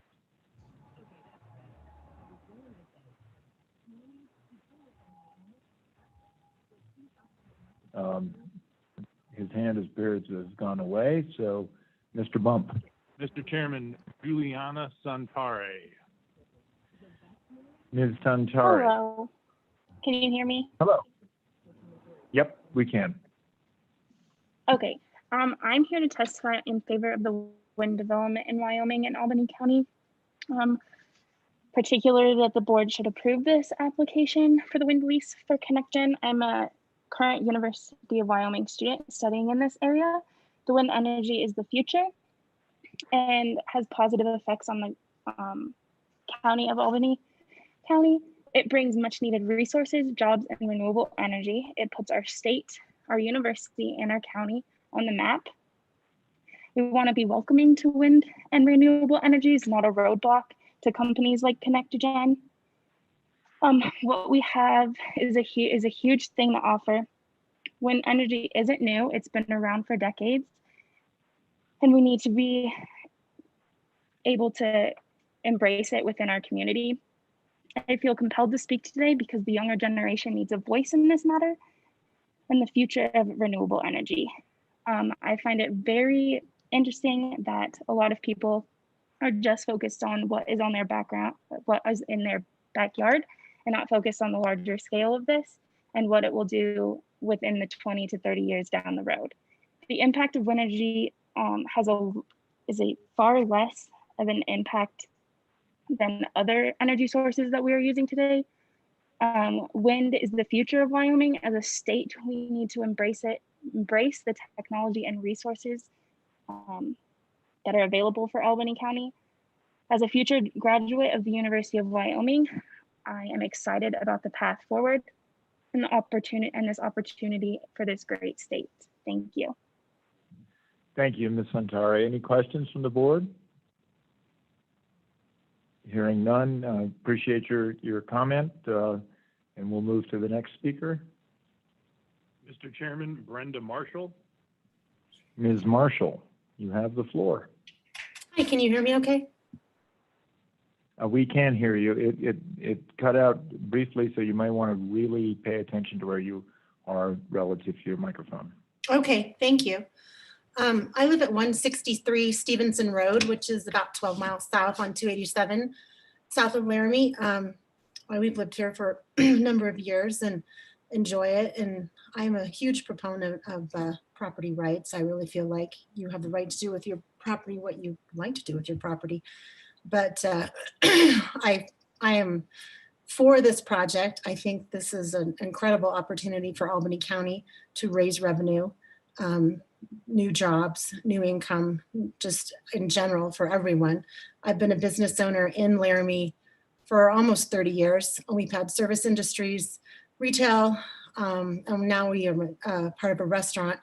And Laramie is not necessarily a destination unless you're coming to UW events, but Wyoming is a destination and we are a through point there. And I don't think that wind turbines are going to stop anyone from visiting us or coming through and using our businesses and our opportunities for tourism and all that kind of stuff. I don't see it changing anything except that we get new jobs and we get an influx of money coming in. And right now and during this time, we need this. The COVID has really hit everyone hard, especially in small towns, and especially with limited numbers of people who can come in and use restaurants or be in businesses. And we need the income, frankly. And I encourage you all to approve this because it would be a great thing for Albany County. Thanks so much. Thank you, Ms. Marshall, and thanks for your brevity. Any questions for Ms. Marshall? Hearing none, I appreciate your testimony. Mr. Bump. Mr. Chairman, Alan Minier. Mr. Minier. Chairman, I'd like to talk about money, if I could. Can you hear me? We sure can. All right. I may be the only person that's talking about money, but I want to talk as a county taxpayer. One thing that people may not be focused on is that this wind project will not pay any dollars at all of ad valorem property tax on real property. That's because it's taking advantage of two loopholes. The first loophole is state lands. You don't get to tax state lands. The second loophole is current state practices for allocating taxes between ag and mineral resources. In my letter, I explained to you in some of the 23rd, I explained in some detail why I think that allocation is currently wrong. But the reality is both of those things amount to a subsidy for wind over existing resources, which have been the backbone of our economic well-being for years and years and years. I think this needs to be addressed. And part of the reason I think there's a change taking place is because of the size of the wind farms that are coming in, which are making them progressively more industrial. The other thing I'd point out is what is being taxed by the county is the improvements on real property. But those improvements depreciate fairly rapidly. So by the middle of the life of the project, what was originally a $500 million investment is taxed as a $100 million investment. It goes down to 20% of value. Of the amount that the county realizes from that point on, roughly 45% is going to be taken as an offset dollar for dollar for the school foundation program. What that means is you're going to wind up with, in my estimation, county revenue which will not support the services that will be required for 26,000 acres of industrial development. My view also is that because of the restraints that naturally have to take place with some of these very large facilities, I quote sort of only one source. I think Vestas would be the wind company they're talking about. There's a 1,300-foot operating radius around the base of the tower of even a much smaller windmill. Anybody that tells you you're going to be able to graze there or hunt in hunting season is wrong. You're not going to be able to get close to that. And I think the bigger these things are, the larger that danger zone gets. Now, some of these danger zone issues are reserved for the county, and I'll address it there. But I want to let you know that I think there is a very serious revenue issue that needs to be addressed here. Part of the problem is you, and part of the problem is the arrangements that currently are in place for essentially allowing the company to take advantage of its tax position by leasing land from agricultural landowners. Thank you for the time you've given me. Thank you, Mr. Minier. Are there any questions for Mr. Minier? Mr. Treasurer.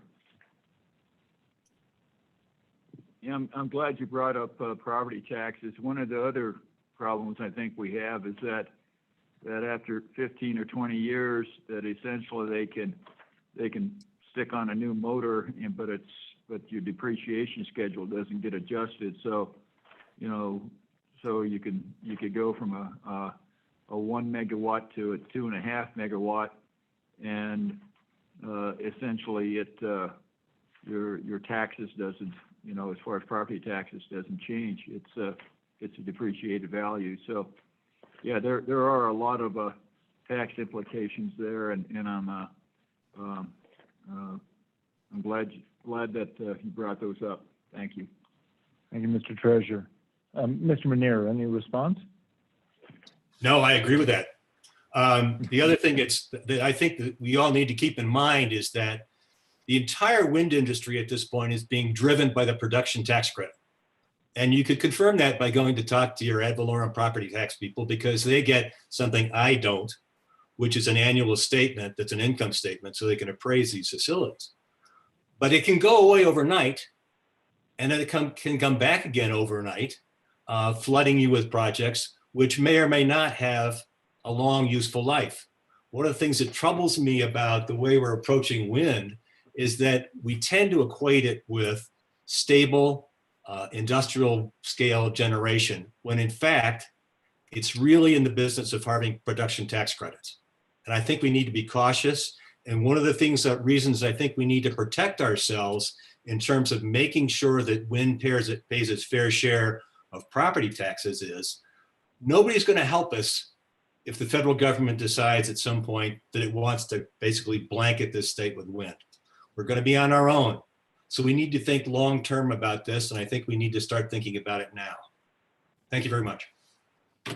Thank you, Mr. Meneer. Any other questions for Mr. Meneer? Mr. Meneer, one quick question. I suspect you probably have a pretty good grasp of tax situations from your testimony. On the electric generation tax, do you have a point of view on that? Mr. Chairman, as you probably know, I've tried to not have a point of view on much of anything from having been in the state government for many years. But I think that overall, I think we need to look at that a little more closely and be perhaps more aggressive. If what's driving the industry is production tax credit, that is federal policy, and if the industry is going to be driven further by federal policy if there is a change in Washington, then the arguments that this is going to stop federal or going to stop wind development, I think are overstated. I think that we can afford to tax this industry more, and I think we should. And again, it's a matter of protecting ourselves because nobody else is going to look after us, and we're going to lose in part because of the initiatives being taken by the wind industry. We're going to be losing the electric generation and other sources that we've had that have supported us in the past. Thank you. And I guess, Mr. Meneer, one of the questions I had is if there is a holiday currently, isn't there, for new construction? Mr. Chairman, yes. And I think it would be a good idea to repeal that. Thank you.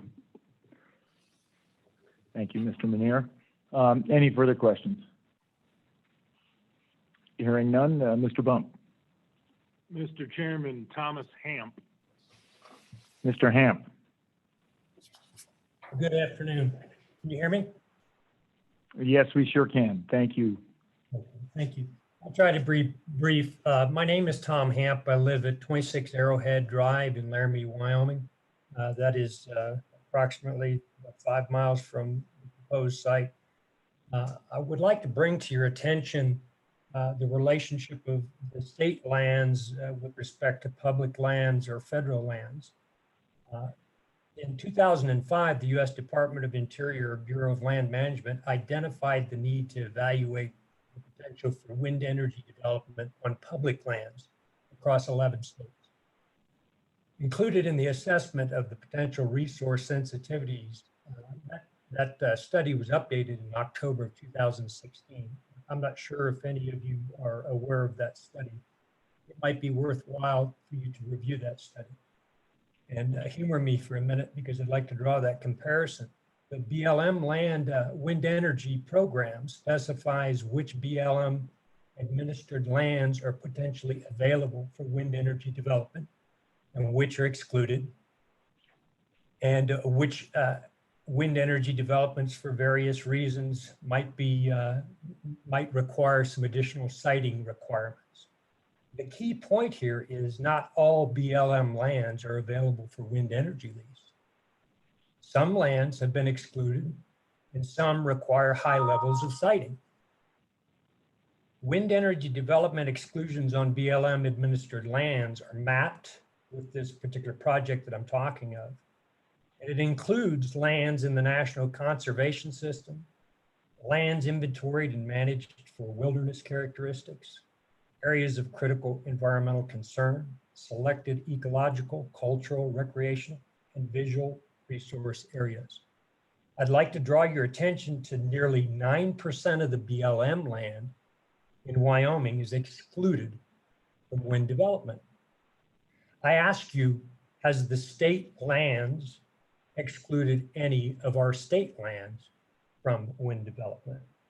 Have you done an extensive study to consider this? If not, perhaps you should. So moving on to another point that I have, and it's been brought up by someone else, our attorney, and that is, the 3 business days of advance notice that we had to review this lease is grossly inadequate for such a lease that's going to impact our community for over 40 years. So I would urge you to take pause and take 2 actions: either deny this lease or postpone this lease until we can have a face-to-face meeting. Zoom, in particular, is extremely ineffective to allow the public to comment and the public to participate.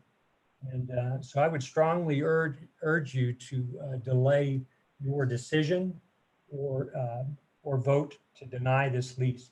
ConnectGen themselves sent you in your packet the fact that they can carry on with this project with or without this lease. They do not need this lease to move forward. And so the urgency to vote on this, quite frankly, I'm surprised why we're even talking about this at this point. So thank you so much for your time, and I'll turn it back to you. Thank you, Mr. Hamp. Any questions from Mr. Hamp? Seeing none, appreciate. I think I don't know if we have Mr. Kirkpatrick, and then I see that we have a couple of other people too. Mr. Chairman, we'll go to Carol Wiles next. Okay, Ms. Wiles. Hi. Thank you for hearing my comments today. I've written to you twice, but I have some additional comments, and I'm trying to keep them very specific to respect your time. I live at 376 Deer Crossing Road, Thai Siding, and so my major access for emergency and exit is Cherokee Park Road. Your state trust land runs along Cherokee Park Road, at least a portion of it does. And I'm very concerned about the jeopardy that puts me in for emergency service access and additional risks, because there are participating leaseholders. The Juan Reyes property is on the other side of Cherokee Park Road. So both sides of my major primary safety and emergency and exit access road will have wind turbines, and I think that's a grave concern to me. I also noticed that 3 of the 4 current grazing leaseholders are also leasing to ConnectGen. So they're getting compensation from ConnectGen. And the Fisher Ranch, the only one you hadn't heard from, who was currently using grazing leases, it seemed to me in your minutes packet was now being offered some kind of compensation for inconvenience. So my question to you is, do you think ConnectGen should also offer some compensation for inconvenience to the homesteader who's going to be less than a mile from these projects, and their projects are going to be severely impacted?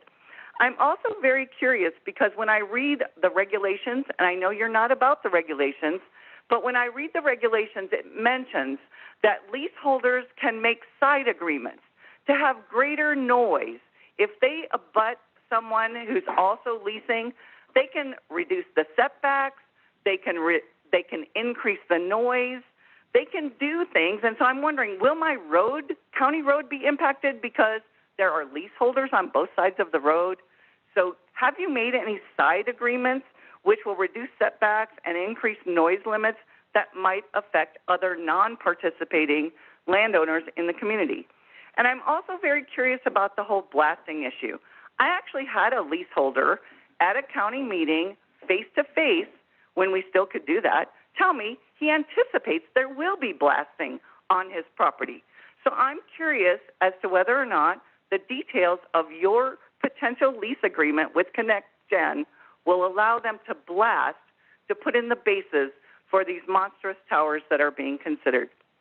I just want us to be very, very careful in how we steward our lands and our surrounding areas forward.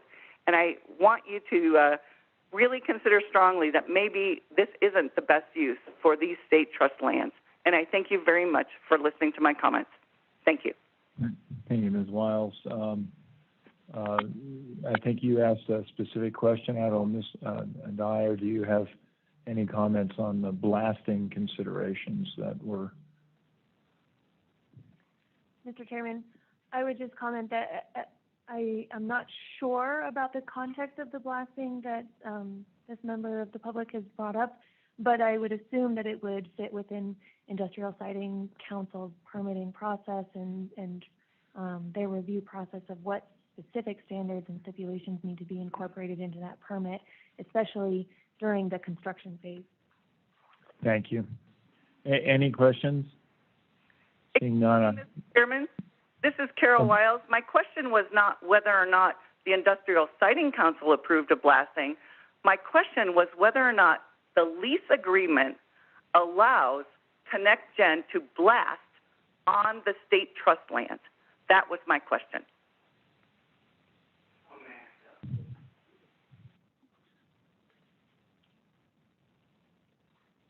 We'll review that question. It's a good point. Thank you, and we'll wander through that and very much appreciate the comment.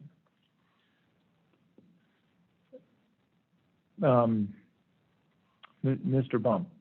Mr. Chairman, we were not able to get through with David Kilpatrick, so he sent an email with his comments, and I can read those to you if it pleases. Just in the interest of time, Mr. Bump, why don't you just send them to us? I think most of us have our computers at hand, so very good. That'll be great. Who else do we have? I think I saw that Ms. McDonald was on. It looks like she's on in two places, so I don't know if that's the same phone number, same location, two different people. Hi, this is Amanda McDonald. I believe that our local outreach manager, Debbie Forey, is using the same dial-in as I am. So that might be why my name is coming up twice. So I will defer to her on any comment she'd like to make. Thank you.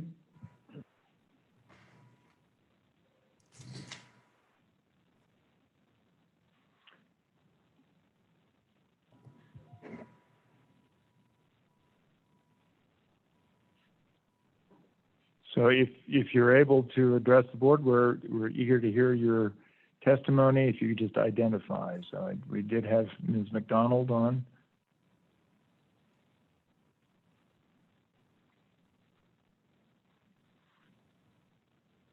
I'll leave a little bit more.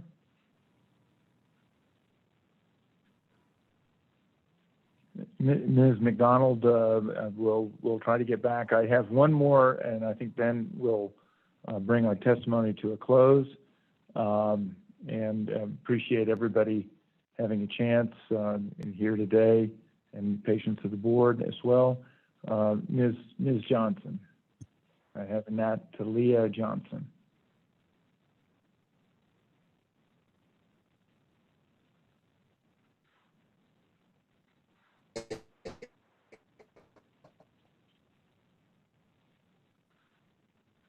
Ms. Johnson, we're having some difficulty. I don't know if you're. Oh, we can hear you now. Thank you. That's you. My name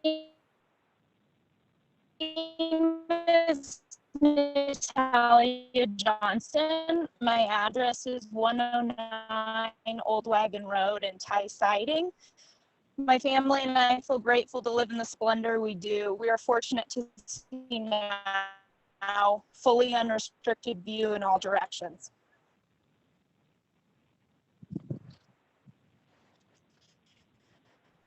Okay, can you hear me now? We can hear you better now, yes.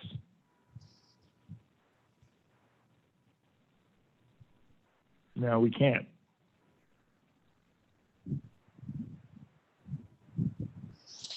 Can you hear me now? We can.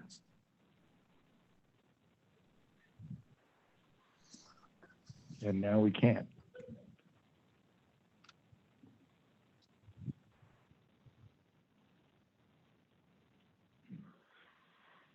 Natalie, I'm going to recommend that you maybe write us an email if that's possible. You'll have a little bit of time, I guess. My view, board, if this is okay with you, is that we'll close testimony and then take a little break. So if there are communications that come in, we can look at it. I note it's 1:10 in the afternoon. If that makes sense to you, we'll do that. We'll be back at 1:20, and we will be back at 1:20 if that's okay. And then we'll finish this matter. Hearing no objection, thank you.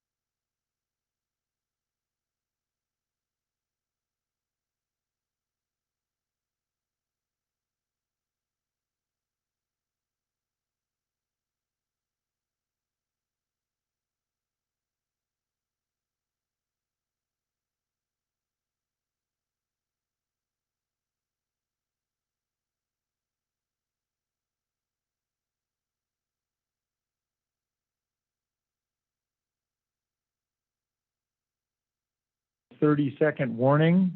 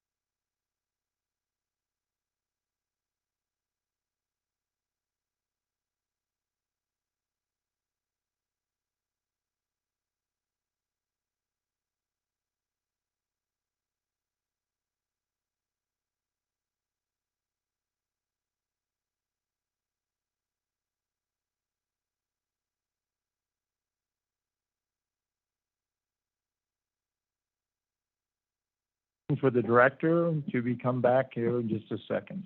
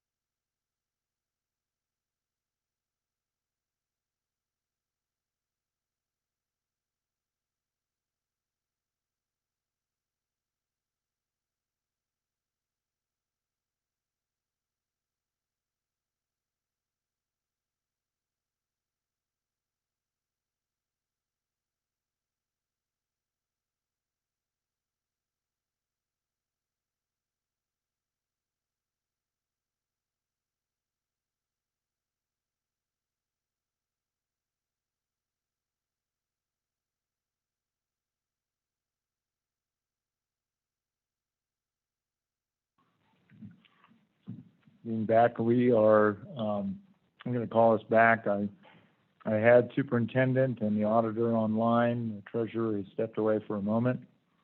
The auditor is back. This morning, I think we had a tremendous amount of very useful testimony. There were a couple things that I think Director, that I wanted to make sure we understood. To your understanding, there is nothing in our lease that inhibits project developers from doing what they need to in order to develop the project under our lease terms. Is that correct? Mr. Chairman, that's correct. And but certainly they would have to perform those endeavors in compliance with existing state, local law, federal law, if that would apply to, and whatever constraints might be included by the industrial siting or some other regulatory entity. And when it comes specifically to blasting, this may not be correct, but I actually think there are some requirements around blasting and locations and, what happens with the emissions, et cetera, et cetera. Mr. Chairman, that is correct. Okay, thank you. The other question that I think was brought up, at least in my understanding, and I think you've had some conversation about this, was the possibility that if we denied this, that it would slow down the development of this project. What really is at stake here? Mr. Chairman, it's my understanding, and Ms. Dyer can correct me if I'm wrong, but it's my understanding that the intention of the applicant is to go forward with or without the state land.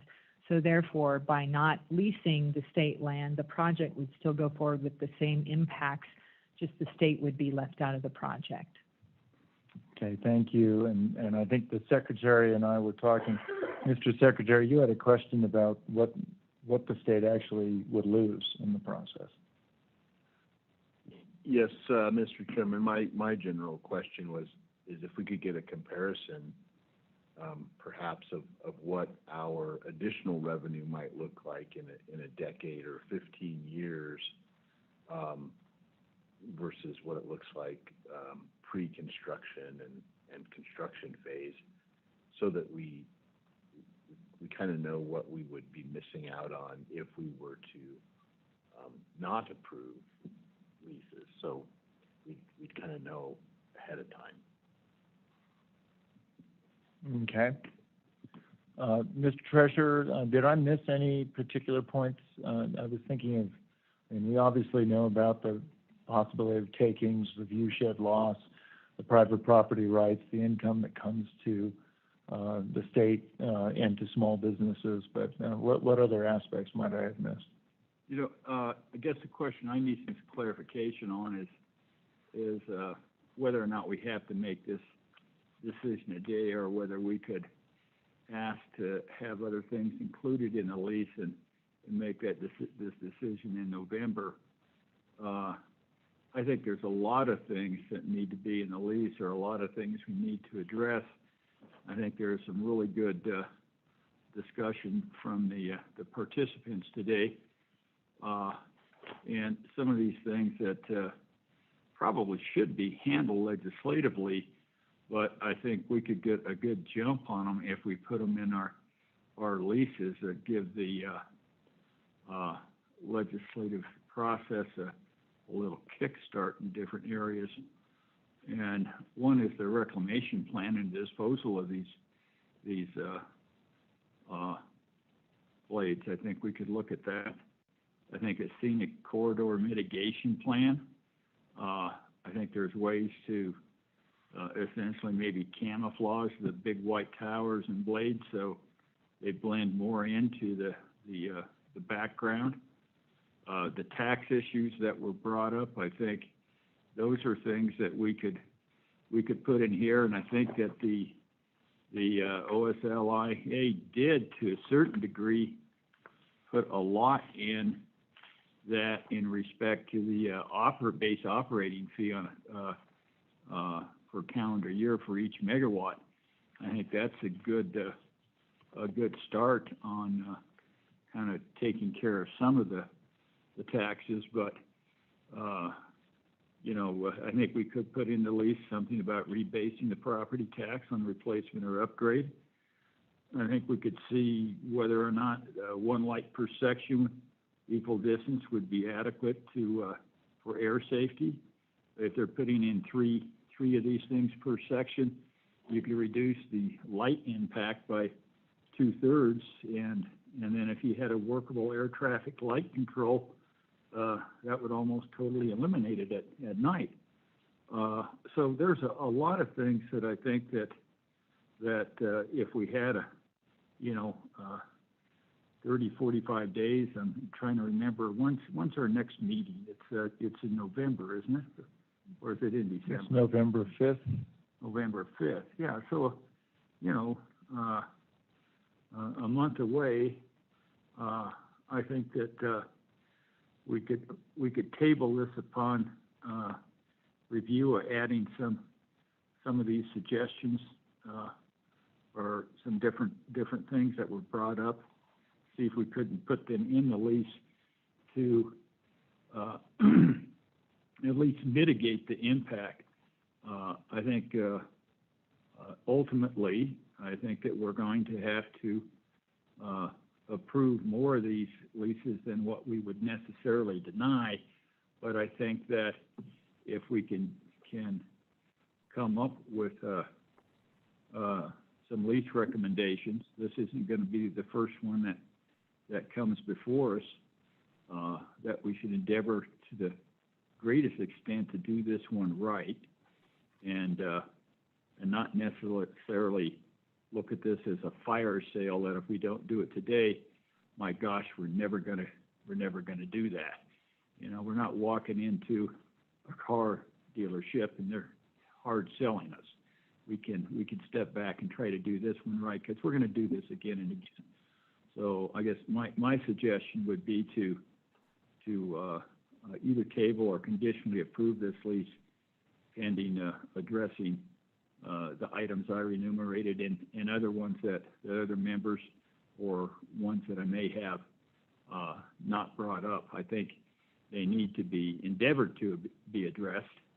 I'm not saying that they have to be addressed, but I think that we can go a long way into mitigating a lot of the concerns that the people that were necessarily against this had. We're not going to alleviate all of them. I think if they're against it, they're against it. But it would be nice to think that we may be able to have people sleep a little bit easier at night, and they're driving down the road, that these things aren't quite an eyesore on the backdrop of the view shed. Thank you, Mr. Treasurer. Madam Superintendent. Thank you, Mr. Chairman. Mr. Treasurer, I appreciate all of the information that you brought to the forefront, and also appreciate you offering a solution to maybe make this conditional or table it. I would feel pretty uncomfortable with the, I guess, depth and breadth of what this could possibly be constructed as based on the information we got today. I would feel fairly uncomfortable doing any type of condition just because it's so meaty. So just maybe to put that out there. And then the question that I have for staff is around the EIS process. I know that sometimes it's a horse and cart scenario with all of this process. And so is it okay for will the EIS go forward without a vote today on the land? I guess I'm just kind of wondering what that process looks like, how much time we actually have. Madam Director. Mr. Chairman, Madam Superintendent, I'm not exactly sure of the timing for the EIS. I believe that the draft EIS is due sometime February 2021. It's my understanding, and maybe this is more of a question for Amanda McDonald with ConnectGen, that their review is of the project, including the state land at this point. I don't know if they would then try to go back and take it out. I doubt it. I would think that they would just review the entire project boundary and project footprint. And if I just might add one thought to the Treasurer's suggestion of going back and putting in additional lease requirements, and I would caution the board against that, just because a lot of these concerns that were raised here today are project-wide issues that the Industrial Siting Council would be dealing with. Those things such as, you know, the lights and reclamation and reclamation plans and bonding for reclamation and the towers and, you know, what can you do? And I know that FAA has requirements related to tower colors and things like that. So I'd be a little bit hesitant to kind of micromanage the details of the project and perhaps leave that to the Industrial Siting Council. And Madam Director, on that point, I think it would be within our ability, if we so chose, to be able to provide some comment to Industrial Siting, noting the concerns that were brought up today. Mr. Chairman, certainly we could do that. Okay, thank you. Follow up, Mr. Chairman? Yeah, please follow up. Thanks, Mr. Chairman. You know, based on the testimony today, there's a sentiment that you know, whether that maybe there hasn't been an avenue for stakeholders to give input on those issues that you just noted. So while it may not be in our purview or in our best interest, and I don't mean that legally, I just mean we don't want to micromanage, we want to leave that as much. What is the venue for for the public to give input on that. I mean, I'm hearing that loud and clear, you know, that there is just not an avenue to weigh in on this in the correct setting where these decisions are being made. Is it during the EIS? Is it, I'm not sure. Madam Director. Mr. Chairman, it's my understanding that there will definitely be avenues for various stakeholders to provide comment and concerns in both the EIS process as well as in the industrial siting process. Those concerns can be raised, and certainly those concerns will be taken note of and even addressed. And Superintendent, I would also point out that it's this is one of those really challenging parts of public process where there are clearly private landowners with property rights that if the project were delayed would be foregoing income from agreements that they've made.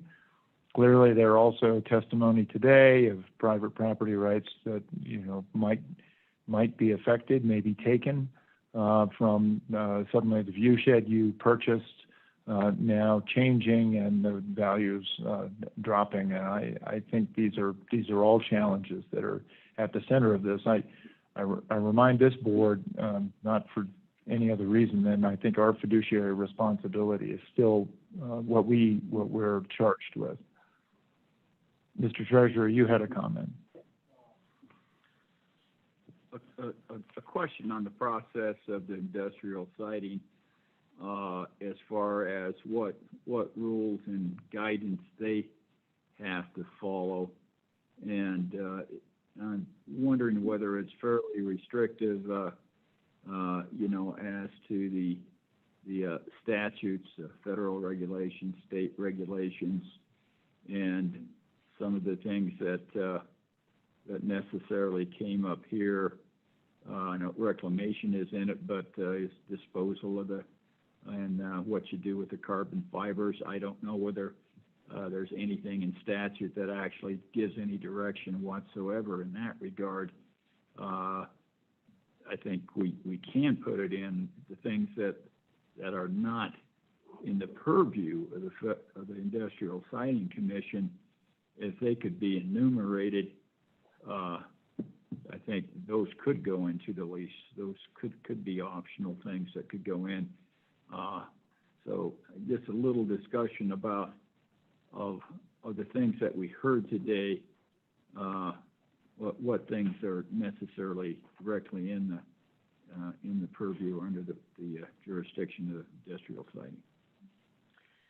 Mr. Chairman, if my memory serves me correct, and Mr. Treasurer, that in the industrial siting application process, that's part of it, is to articulate sort of your waste disposal plan. You have to check with nearby landfills and that sort of thing to see who has capacity to take construction waste and all of that. And I believe that a lot of that is contained within their rules, as well as in the statute. They may be a little bit more vague, but the industrial siting process is essentially sort of a mini NEPA process. It's environmental, it's socioeconomic, but all of these things are addressed because it doesn't make sense to have a big construction project someplace if they can't dispose of the waste in an adequate measure. So a lot of those things are addressed. Right. So, Mr. Chairman, the lights and stuff on air safety is addressed. The property tax issue is addressed. Scenic corridor mitigation is all addressed. Mr. Treasurer, I believe if you're talking project-wide, those are all parts of that commentary that could happen, and they will be part of that process, and certainly, you know, parts of the comments that would be that would arise through the NEPA process. There are also permitting requirements that would be associated through all of that. There are a number of permitting processes that would have to be adhered to. Okay, I just, it just don't know how the industrial siting is going to ask them to rebase their property tax, which could be, I think, part of the lease, but I don't know how industrial siting is going to do that. It'll be interesting to see whether it's just a comment or whether there's anything that's actionable. Thank you, Mr. Treasurer. Madam Auditor, anything you have on this matter? Mr. Chairman, I guess, and I think this may have been brought up, but I just want to double check I understood it correctly. Back to sort of the chicken and egg thing. If the lease isn't approved today, how does that, can that process move forward, I guess? So I think that would be a question for the director and maybe Amanda McDonald. Mr. Chairman, Madam Auditor, yes, I mean, likely they've already started their wildlife studies and their NEPA analysis, and it likely already includes the state lands within that project boundary, I would assume. And those conclusions and things associated with those processes may have to change at some point to exclude the lands, but I'm assuming, and perhaps Ms. McDonald can inform the board with respect to that, but I'm assuming that their application materials at this point all contain the state, and if the state decides not to participate, would then be removed.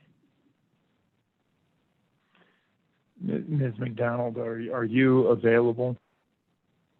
Yes, I'm here. Can you hear me? We can. I don't know if you've heard the commentary so far, but there are a number of questions really relating to the state parcels. Have you been listening?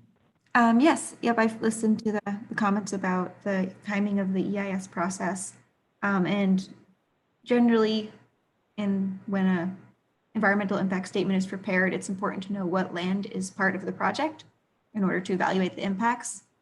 Generally, we would have, finalized this lease before we started the NEPA process, but given that was not the case, WAPA has made a decision to go forward with drafting the environmental impact statement under the assumption that the state would eventually approve the lease. So they have been studying the state lands so far. If the state were to deny the lease, WAPA would have to go back and redo much of their analysis. The turbine siting corridors that have been defined for this project would need to be reconfigured to only be located on private land. But for now, the assumption at WAPA's level has been that the state would be part of the project. Thank you, Mr. Chairman. That's my only question for now. I'm sorry, Madam Auditor, I didn't hear you. Oh, sorry. I was just saying that's all I had for now, Mr. Chairman. Okay, thank you. Ms. McDonald, can you tell me who pays for the NEPA analysis? Connection pays for that analysis. Okay, thank you. Mr. Secretary? Thank you, Mr. Chairman. My comment earlier was kind of a request to see if we could get a projection of what the revenue would be to the state in perhaps a decade or more on an annual basis. And that would take a little bit of time. And I also, I know that in these processes, things move quickly. Of course, we've got a lot going on in our state lands and investment. And so really through no fault of anybody, but just the way the process is, I heard a couple of comments about kind of a short turnaround with regard to public notice. And this is kind of a big deal. And so for those two reasons, I could support probably tabling this until the next meeting until I could have a little bit more information, and it would also give the public a little bit more time to contemplate this. I don't think I would want to conditionally approve the lease for the reasons of the whole discussion we just had, but I think that would give us an opportunity to explore some of those things as well, without complicating it too much. So, Mr. Secretary, before you make that motion. I'm not making it. No, noting that. Ms. McDonald, I wanted to understand our next regularly scheduled meeting. That's not to say we won't have one in between, but we really probably don't have one scheduled at this point. Our next scheduled meeting is November 5th. Would that materially affect your plans? We're talking about 34 days, something like that, would allow us to have a little more consideration and take more testimony. I do not expect that it would have a material impact. In terms of the question about public notice, I did notice that in the board matter package, there were a number of letters received over the past couple months regarding this project. So it does seem like the general public has been aware of this project for quite some time. So would kind of offer that as counter to the assertion that there was an adequate public notice for this lease application today. But if this decision is pushed back 30 days, no, it would not materially harm the project. Thank you, Ms. McDonald. Okay, any further comment? Any further comment? Director, any other comment you would have? Mr. Chairman, not at this time. Thank you. So with that, what's the pleasure of the board? Mr. Chairman. Mr. Secretary. Mr. Chairman, I would move that we table matter D7. Okay, the secretary has moved to table matter D7. That means we have to have a second, which is done by the superintendent. There's no discussion. All in favor of tabling the motion, thumbs up or an aye. That motion carries. That motion is tabled. Thank you all for your testimony. Thank you for 3+ hours worth of conversation on this. Mr. Chairman, just so we're clear, if we could be provided with a little direction with respect to what the board's expectation from the staff for informing the board for the next meeting to consider the matter, that would be terrific if we could get that. Thank you. Thank you. Madam Superintendent. Yeah, from Mr. Chairman, thank you. From my perspective, the onus is on stakeholders, perhaps more than it is the Office of State Lands, just to ensure that that there is a clear understanding of the process and the decisions that are at hand. And you know, I think that the fact that you know, there's a perception that there wasn't enough notice is maybe just a symptom of something bigger. So I would encourage those that are on the line, one way or the other, to organize a way to take public comment, to narrow down some of the specific issues and try to find a path forward either way. So I'm not, I guess, that would be my answer, Director, that I'm not sure from my vantage point that the office needs to do additional work or garner additional information for me. Maybe others feel differently. Thank you, Mr. Chairman. Thank you, Superintendent. Did you have something, Mr. Secretary, you're going to say? I would just say from my perspective, and we can talk about it more, but I'd like to see the best revenue projections, understanding they would be estimates. Like I said, pre-construction, construction, and I know a lot of that's not going to be specifically calculable down the road, but if we could just have an idea of what we're looking at. Thank you. Thank you, Mr. Secretary. And I would just note, and I think come November 5th, I'm going to really restrain the testimony that doesn't apply specifically to the state sections. I think that's the task that we have at hand. I think to the degree that people are hoping that denying this lease will stall the project. I think that's been cleared up. That won't happen as a result of this. And that the best levers to be able to address and mitigate issues like pollution and so on and so forth is really not through this process, because really all we have is the responsibility to the beneficiaries. So thank you, Mr. Treasurer. I guess something that I would like to have, and it really, and I apologize, it really doesn't pertain whether I vote yes or no on this, because it's clear that the siting, Industrial Siting Commission, that really is the arbiter of a lot of the things that are my concern. But it'd be nice if they could actually, if we could get a hold of them and find out, what some of the reclamation plans or the light things that they've done in some of the past projects, because that might give me a comfort level, or it might just inflame me enough to talk to my local representative and senators. Yeah, thank you. Thank you. All right, Madam Director, thank you for all of that. Thank you, Mr. Chairman. Thank you for the further direction on that. So I believe that concludes the agenda for the Board of Land Commissioners. Everything else was either consent or State Forester Crafter gave his report earlier. So we are ready to move to the State Loan and Investment Board agenda.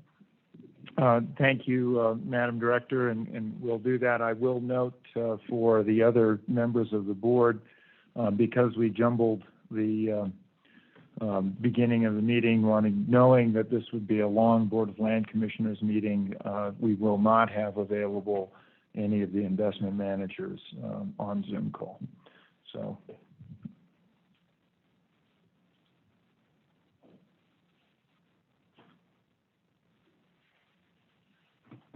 Madam Director.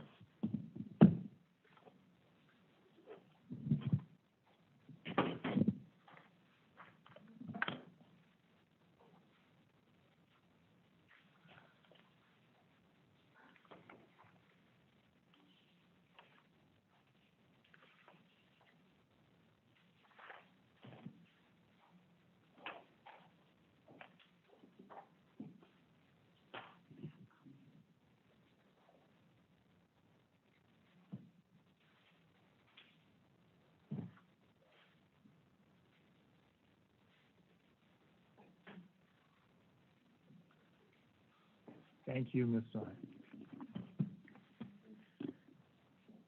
Okay, Mr. Chairman, the first item on the State Loan and Investment Board agenda are approval of the meeting minutes from the July 6, 2020 State Loan and Investment Board meeting and the July 16th, 2020 State Loan and Investment Board meeting. And I believe those were special meetings directed toward mainly the CRG program.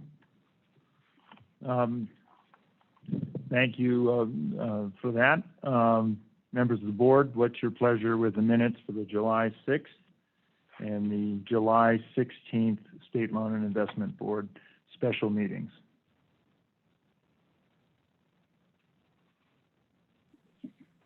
Mr. Secretary. I'm sorry, Auditor, I got Mr. Secretary first. Mr. Chairman, I would move for approval of the July 6th and July 16th, 2020 special meetings of the State Loan and Investment Board. Minutes have been moved by the Secretary. Is there a second? It has been seconded by the Auditor. Any discussion? All in favor signify by saying aye or a thumbs up. Aye. That carries. Mr. Treasurer, I assume you voted aye? Yes. Okay, thanks. Next. Mr. Chairman, we've provided the board with the usual reports behind tab B. We do not have anything to add at this time, but we would stand for any questions the board might have. Any questions from the board? Hearing none. Okay. Mr. Chairman, we have provided the board with the materials for this meeting in advance and have briefed each of you individually prior to the meeting. At this time, I'm prepared to propose a consent list if the board would so desire. That would be terrific. Thank you. Okay. The following items appear to be amenable for treatment on a consent list. We have E1 and F1 and F2. Thank you, Madam Director. The proposed consent list is E1, F1, and F2. What's the pleasure of the board? It's beginning agricultural loan and 2 state drinking water. Mr. Chairman, Yes. I would move for placement of matters E1, F1, and F2 onto a consent list for consideration. Thank you. It's been moved by the secretary. Is there a second? Is there a second? It's seconded by the superintendent. Any discussion? All in favor of the consent list of E1, F1, and F2, signify with a thumbs up or an aye. Motion carries. I will now entertain a motion to accept the director's recommendation on the consent list items. So moved, Mr. Chairman. By the auditor, is there a second? The only manager that can make. Okay. Okay. All right. It's been seconded. Is there any discussion? All in favor signify by saying aye or a thumbs up. Superintendent, do you have an aye or you're frozen? Superintendent is frozen, so we will just record it. The motion carries. Superintendent is, we don't know. So next matter. Okay, Mr. Chairman, that brings us to policy matters under C1 through 5. You may recall that the OSLI staff discussed at the June 2019 board meeting some ideas with respect to improvements to state loan and investment board programs that would require some rule revisions. The board directed the staff to move forward with the suggested rule revisions and to bring them to the board for approval. Board matters C1 through C5 include the revisions that OSLI proposed to the board back in June, and today we're asking the board for its authorization to commence the regular rulemaking process for each board matter. So starting with C1, it's consider authorizing the office to proceed with the regular rulemaking process to repeal 3 chapters of the Slib rules. C1 concerns repeal of chapters 22, 30, and 31.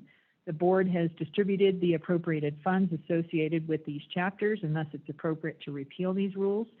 Chapter 22 rules were necessary for ongoing grant administration and disbursement related to the state statutory requirements set forth in Laws 2006, Chapter 35, Section 317C. Chapter 30 rules were necessary for loan administration and disbursement to make timely use of federal funds through a special congressional appropriation in the ERA Act. And Chapter 31 rules were necessary for ongoing loan administration and disbursement purposes to make timely use of federal funds through a special congressional appropriation in the ERA Act. So as I mentioned, these 3 chapters are no longer necessary, so we are seeking the board's authorization to repeal these 3 chapters. Any questions of the staff? Hearing none, what's the pleasure of the board? Mr. Chairman, Madam Auditor. I move that the board authorize the Office of State Lands and Investments to begin the regular rulemaking process to repeal chapters 22, 30, and 31 of the board's rules. It's been moved by the auditor. Is there a second? It's been seconded by the secretary. Any discussion? All in favor, thumbs up or an aye? That motion carries. Mr. Treasurer, did you have a vote on that, an aye? Okay, thanks. Next. Okay. Mr. Chairman, that brings us to C2, which is consider authorizing the office to proceed with the regular rulemaking process to amend Chapter 7, farm loan rules. The following areas within Chapter 7 have been identified for amendment. Section 2C would amend the definition of beginning agricultural producer by removing the limitation related to operating land and increasing the allowable acreage. And this was done in discussions with Representative Greer, who expressed some concerns about the ability of true beginning agricultural producers to qualify for the program. Section 6A, Romanet 1, we've added language to clarify that 3 years worth of tax returns in the purchase agreement must be submitted with the loan application. Section 6A, Romanet 1A includes a requirement that a signed affidavit defining the equipment usage and term of an equipment use agreement be provided if an applicant's relying on borrowing agricultural equipment from a third party in the applicant's agricultural operation. Section 6A, Romanet 4, clearly defines costs that a borrower is responsible to cover per Wyoming Statute 1134-121. We found that in utilizing the farm loan program, a lot of times applicants were unaware of the additional statutory requirements, and so we're setting them forth in the rule to make that a little more transparent. And then with respect to Section 13, we're adding provisions from Wyoming Statute 1134-118, refinancing delinquent loans, payment of costs, additional fees. We've also changed the application due date from 80 days to allow 120 calendar days prior to the board meeting in order to allow staff to more fully review the submitted application. And I will let the board know too that we supplied a preliminary copy of these proposed changes to Mr. Magagna with the Stock Growers Association, and he did submit some comments that, assuming that the board will authorize us to commence the rulemaking process, that we will certainly consider and provide to the board through the process. Thank you, Madam Director. Any questions? Hearing none, what's the pleasure of the board?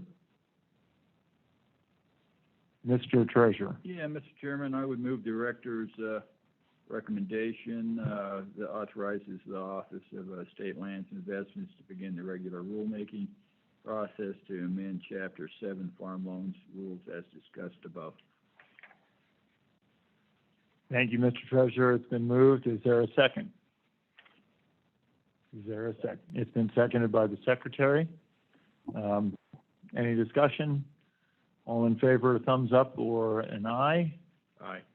So that motion carries. Mr. Secretary, is an aye as well? Okay, great. Thank you. Mr. Chairman, that brings us to C3, which is to consider amendments and changes to the Clean Water State Revolving Fund program and the Drinking Water State Revolving Fund program rules and processes. And 3 and 4 really go together. 4 is consider authorizing the office to proceed with the regular rulemaking process to amend Chapter 14, fees for administrative services and interest rate rules. Chapter 11 is recommended for amendment to conform with federal regulations, reflect changes in processes and streamline definitions that are already included in Chapter 1 of the Slib rules. Other specific changes include allowing for refinancing of eligible debt, moving from a 2-part application to a 1-part application, changing the application due date, adding a principal forgiveness contingency, adding additional language related to interest rates for emergency projects, and establishing new tiered interest rate structures for when no principal forgiveness is available for large loans. Chapter 16 is recommended for amendment also to conform with federal regulations, reflect changes in processes and streamline definitions, again, that are already in Chapter 1. Additional changes include allowing for extended terms for non-disadvantaged communities, moving from a 2-part application to a 1-part application, changing application due dates and adding a principal forgiveness contingency, adding additional language related to interest rates for emergency projects, and establishing new tiered interest rate structures for when no principal forgiveness is available and for large loans. And then I'll just note with respect to C4, Chapter 14 is recommended to be amended to include the 2 tiered interest rate options to help increase the utilization of the Clean Water SRF and the Drinking Water SRF loan programs. The first option is to encourage the continued utilization of the programs when no principal forgiveness is available. And depending on the amount of principal forgiveness for which applicants may qualify, they would qualify for a corresponding decrease in interest rate. And then the second interest rate option is a large loan incentive to be used anytime a requested loan amount meets the established thresholds An eligible applicant would receive a decreased interest rate if the requested loan amounts over a certain threshold. And there are 3 categories under each program, but the thresholds differ for each program. And Mr. Chairman, with that, I would ask Ms. Blackwell if I've missed anything on those 2 chapters, or those 3 chapters. Okay. Thank you. Nice to see you here, Ms. Blackwell. Any questions for staff? Hearing none, what's the pleasure? Thank you for that dissertation. That was yes. I'm trying to keep it high level and moving. What's the pleasure of the board? Mr. Chairman, Yes, Madam Auditor. I would move that the board authorize the Office of State Lands to initiate the regular rulemaking process to amend Chapter 11, Clean Water State Revolving Fund Loans, and Chapter 16, Drinking Water State Revolving Fund Loans of the board's rules and regulations. Thank you, Auditor.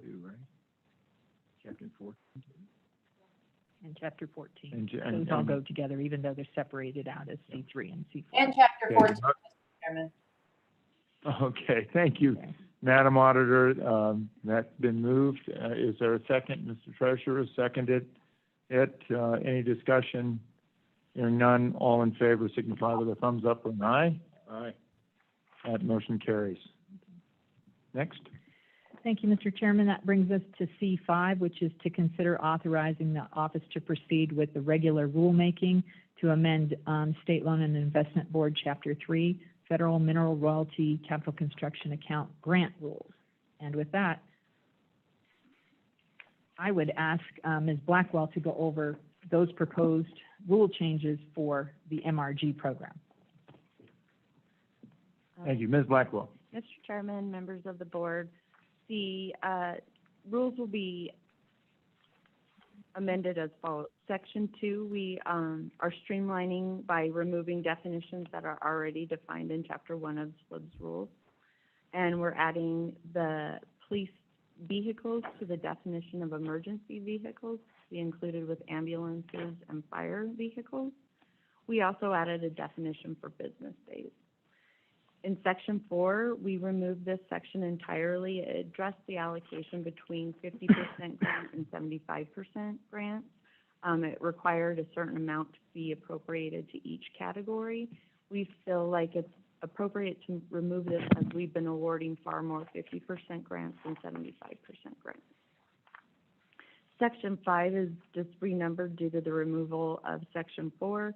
We're also removing in-kind match except for land as an eligible reimbursement expense or match to requested loans. This is due to the fact that it's hard for us to track applicants, employees' hours, making sure that they're not already budgeted for the use of their equipment, that kind of stuff. So this just is a clear-cut way to identify a match. We are also including additional items to be ineligible for reimbursement. This is just being consistent with our other programs within the office that we regularly jointly fund projects with. Section 6 is renumbered to Section 5. In this section, we are changing the Slib special meeting dates held on the third Thursday of January and June to consider applications at the regularly scheduled meetings in February and June. This also, we removed the requirement of having 2 meetings per year given the decrease in funding that we have in the MRG program. Currently, we have $13 million and that doesn't go very far. So our recommendation is going forward with the small amount to have 1 meeting per year. We also streamline by removing items that are already included in the application form. And then we amended the requirement for additional information for applications requesting funds for water or sewer projects. So we will be getting that information regardless of how much funding of the project the MRG will fund. Historically, we've only gotten that information when we're funding more than 50%. We're also changing working days to business days and including language to false or misleading statements. Section 7 is renumbered to Section 6 and is amended due to changes in statute, such as the Wyoming contractor preference. And then there's a lot of renumbering. And the other thing that we did was we changed the due date for emergency applications from 10 days to 15 days prior to a meeting. This allows us more than 2 days to vet the application and to get an opinion from our partnering agencies. Thank you. Ms. Blackwell, I think you and I have discussed this, but the MRG program does allow for loans as well. Yes, sir. And bearing in mind that our economic circumstances have changed, I anticipate that fewer grants and maybe more loans. And I don't know if there's language in here that we want to amend to reflect that. I guess my notion here is that it was a struggle last year to get the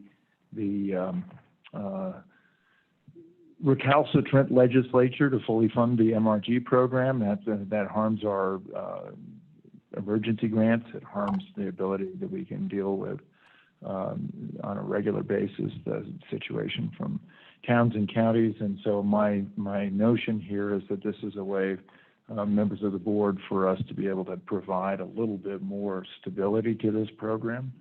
And so I don't know if that can be incorporated in these rules as we go forward.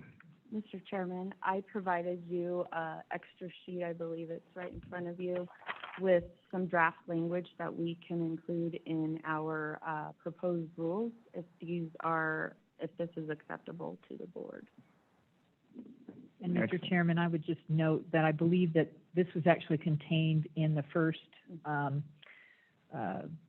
in the proposed rule revisions that we provided to the board back in June, and for whatever reason didn't make it into the rule that we provided initially. But this is that same sort of language from June that we would put back in. Yes. Thank you. Yeah. No, that's great. And I note that one of the treasurer's former colleagues, Senator Hicks, has said we need to wean our towns and counties from expecting anything out of this MRG program. We'll have to work on that, but clearly that's a sentiment that is in the legislature, and I think part of it is that they want to make better use of the federal funds that are an alternative, even though they are more comprehensive. But now, Mr. Chairman, I think the legislators always thought that the elected officials just use it as a campaign fund.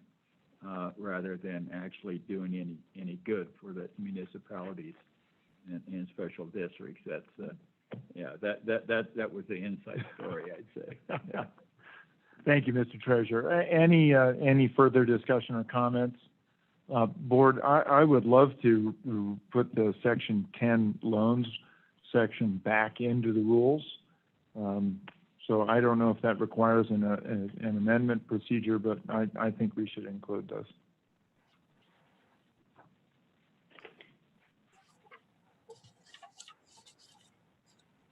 And I suppose the process is, I mean, if you authorize, I guess we authorize with the understanding that that would be included. Thank you, Madam Superintendent. Mr. Chairman, would you clarify, do you mean the new Section 10 or the renumbered Section 10? I just want to be clear in my notes. I think it's the sheet that, and I'll let Ms. Blackwell address that. Okay. Mr. Chairman, Madam Superintendent, Director Scoggin emailed you the language. It's a one-pager. The top of it says suggested rule language for Slib Chapter 3 rules for MRG program. Do you have that by any chance? I do. That's why I was fumbling through my notebook. It's in my email. I didn't print it. So thank you. Perfect. So that language would be input into the rules. I believe it would become Section 11 if we just put it at the end of the rules, or we could put this where Section 4 is, where we just remove that section and we wouldn't renumber. So however the board would want us to proceed. Perfect. Thank you, Beth. Thank you, Mr. Chairman.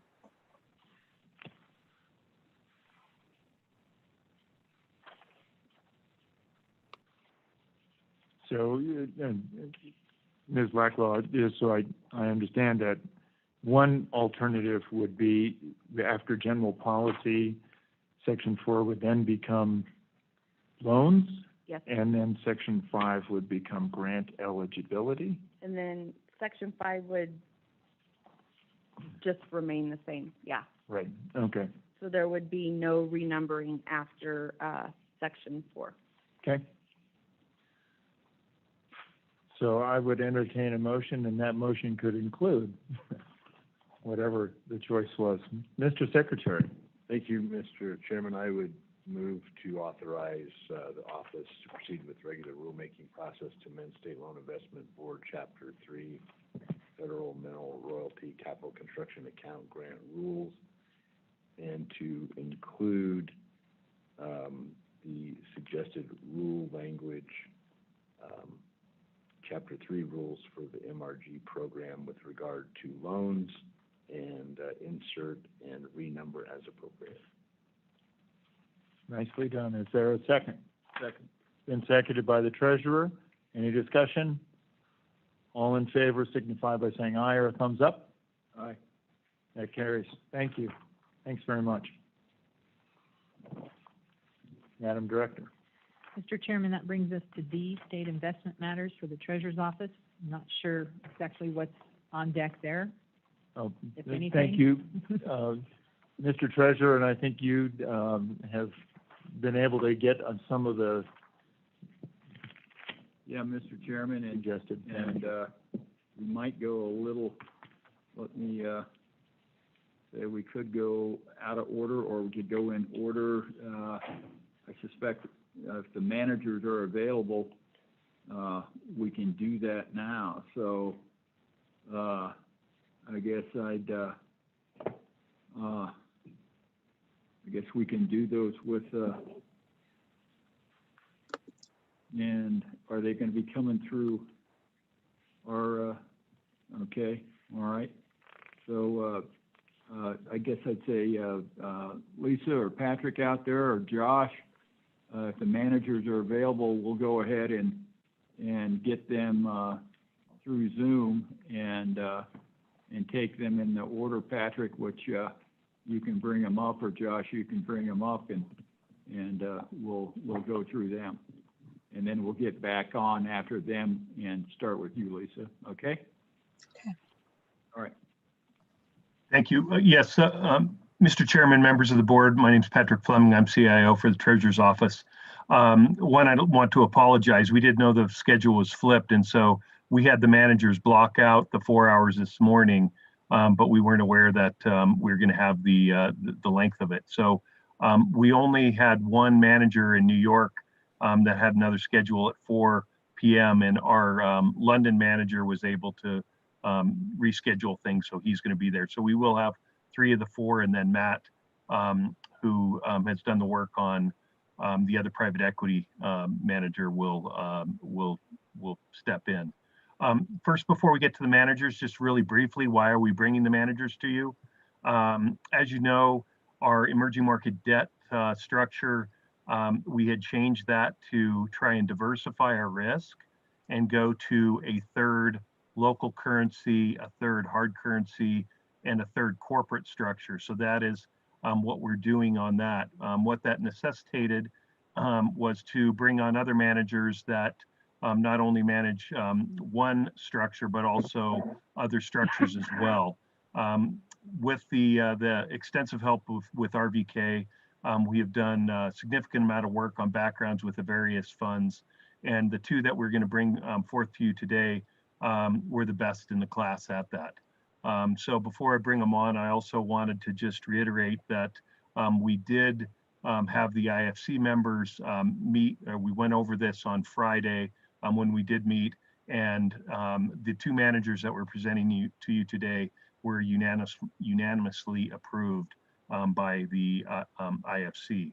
So if we have Eaton Vance online, I would like to bring in Greg Lindsay, who's Vice President and in charge of the institutional business development, and also Matt Murphy, who's Vice President of the institutional portfolio management to speak to you today on Eaton Vance. Greg and Matt, are you online? Hi. Good afternoon, everyone. Can everyone hear me okay? Yes, we can. Thank you. Thanks again for your time. Thank you to the Treasurer's Office and RBK for recommending Eaton Vance to present to you, all of you this afternoon. Mr. Chairman, members of the board, thank you as well. I know it's been a long morning and start to the afternoon. So we're going to take you through our emerging market debt program. My name is Greg Lindsay, and I've been in many different client-facing roles since 1988, and I've been covering the Western Territory since 2005. With me today is Matt Murphy. Matt is the institutional portfolio manager within our global income team. As such, he is responsible for covering the global economic and the political and market research. He's also presents the group's views on macroeconomic and political developments across the world. Matt joined Eaton Vance just under 10 years ago and has been in the investment industry for 18 years. Page 2, and you don't need to bring it up, but it's just a quick glimpse of Eaton Vance Corporation and just a couple of things to note. Hopefully you find some comfort in that we've been around for a very long time, since 1924, managing folks' monies. For firms like yourself, like Wyoming and institutions, we've been managing monies for over 75 years. And you can see kind of as of actually July 30th, assets under management are $507 billion. We have offices across the world. A little bit about our culture before I hand it over to Matt. The only thing we do is investment management. So we are very, very focused in what we do. And a little bit about our ownership structure. That is that it's a little bit unique. Voting control is held by 22 members of senior management at Eaton Vance. That's folks like the CEO, CIO, CFO, etc. So although we are a publicly traded firm, we act very, very privately and control our own destiny in that manner. So I'll turn it over to Matt. Thanks, Greg. Mr. Chairman, members of the board, appreciate the time here. I'm going to be brief, but I'll be bold. So what I'm going to do here is basically take you through the who, the where, the when, the what, the how, and the why. So I am one member of a 40-person investment team across 4 offices: Boston, London, Singapore, as well as Washington, D.C. 3 items you should know about the team and sort of who I work with. First, we have a passion for government and policy and politics. So the last 6 hours have been quite interesting for me, at least, listening in the background as I've been with you. We also are a team that really holds each other accountable for our investment decisions.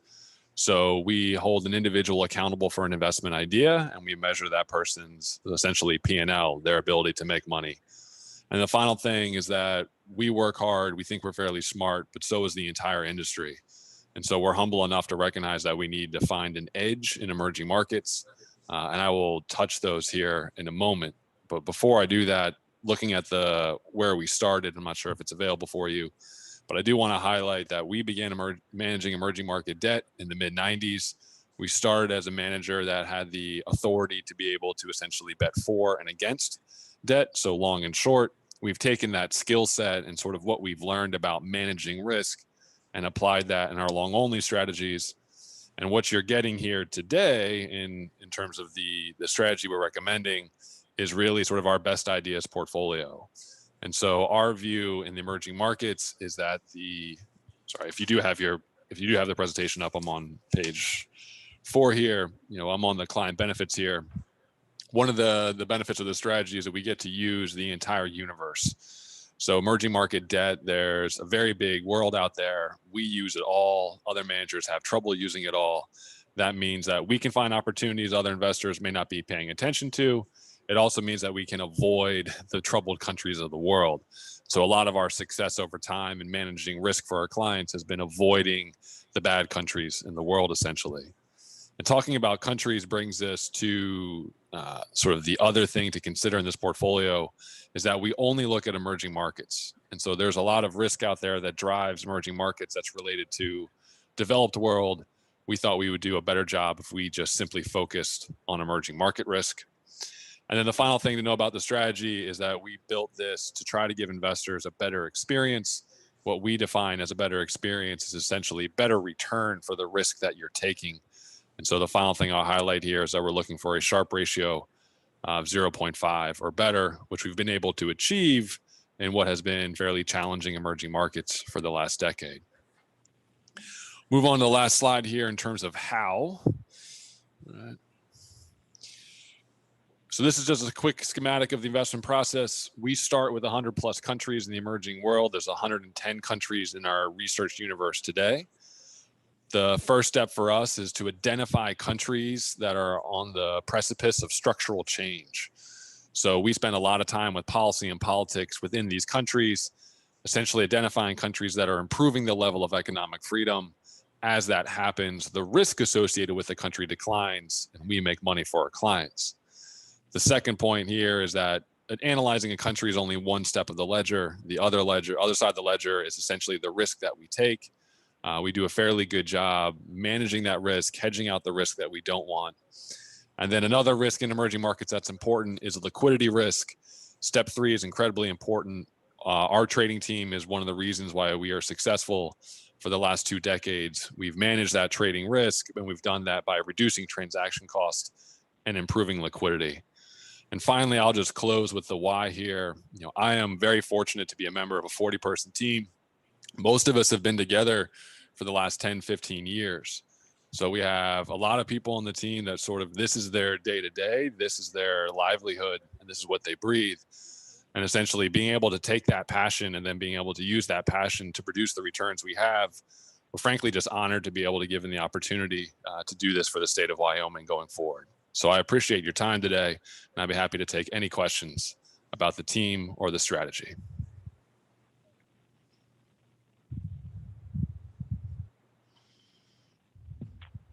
Thank you, Mr. Treasurer. Any? No questions, just to say that appears to be one of the top managers in this field, and they've got a real good track record. Any other questions from members of the board? Well, I thank you, Matt and Greg, both for being here and being available even after 6 hours of discussion this morning. I look forward to listening. Hedging would be an interesting conversation to talk about at some point, but Patrick and I talked a little bit about how you've done that. So with that, members of the board, what's your pleasure?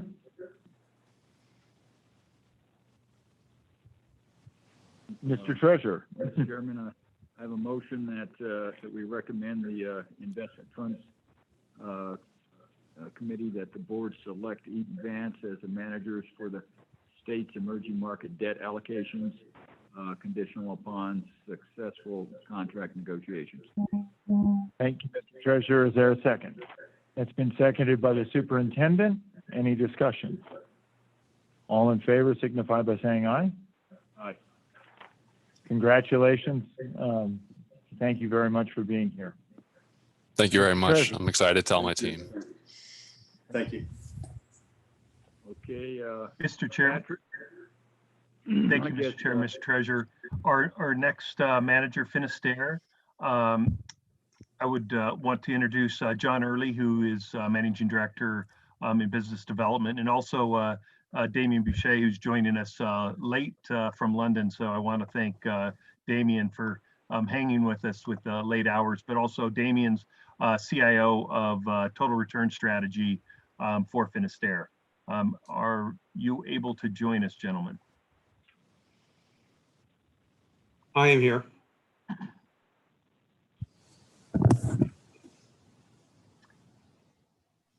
Terrific.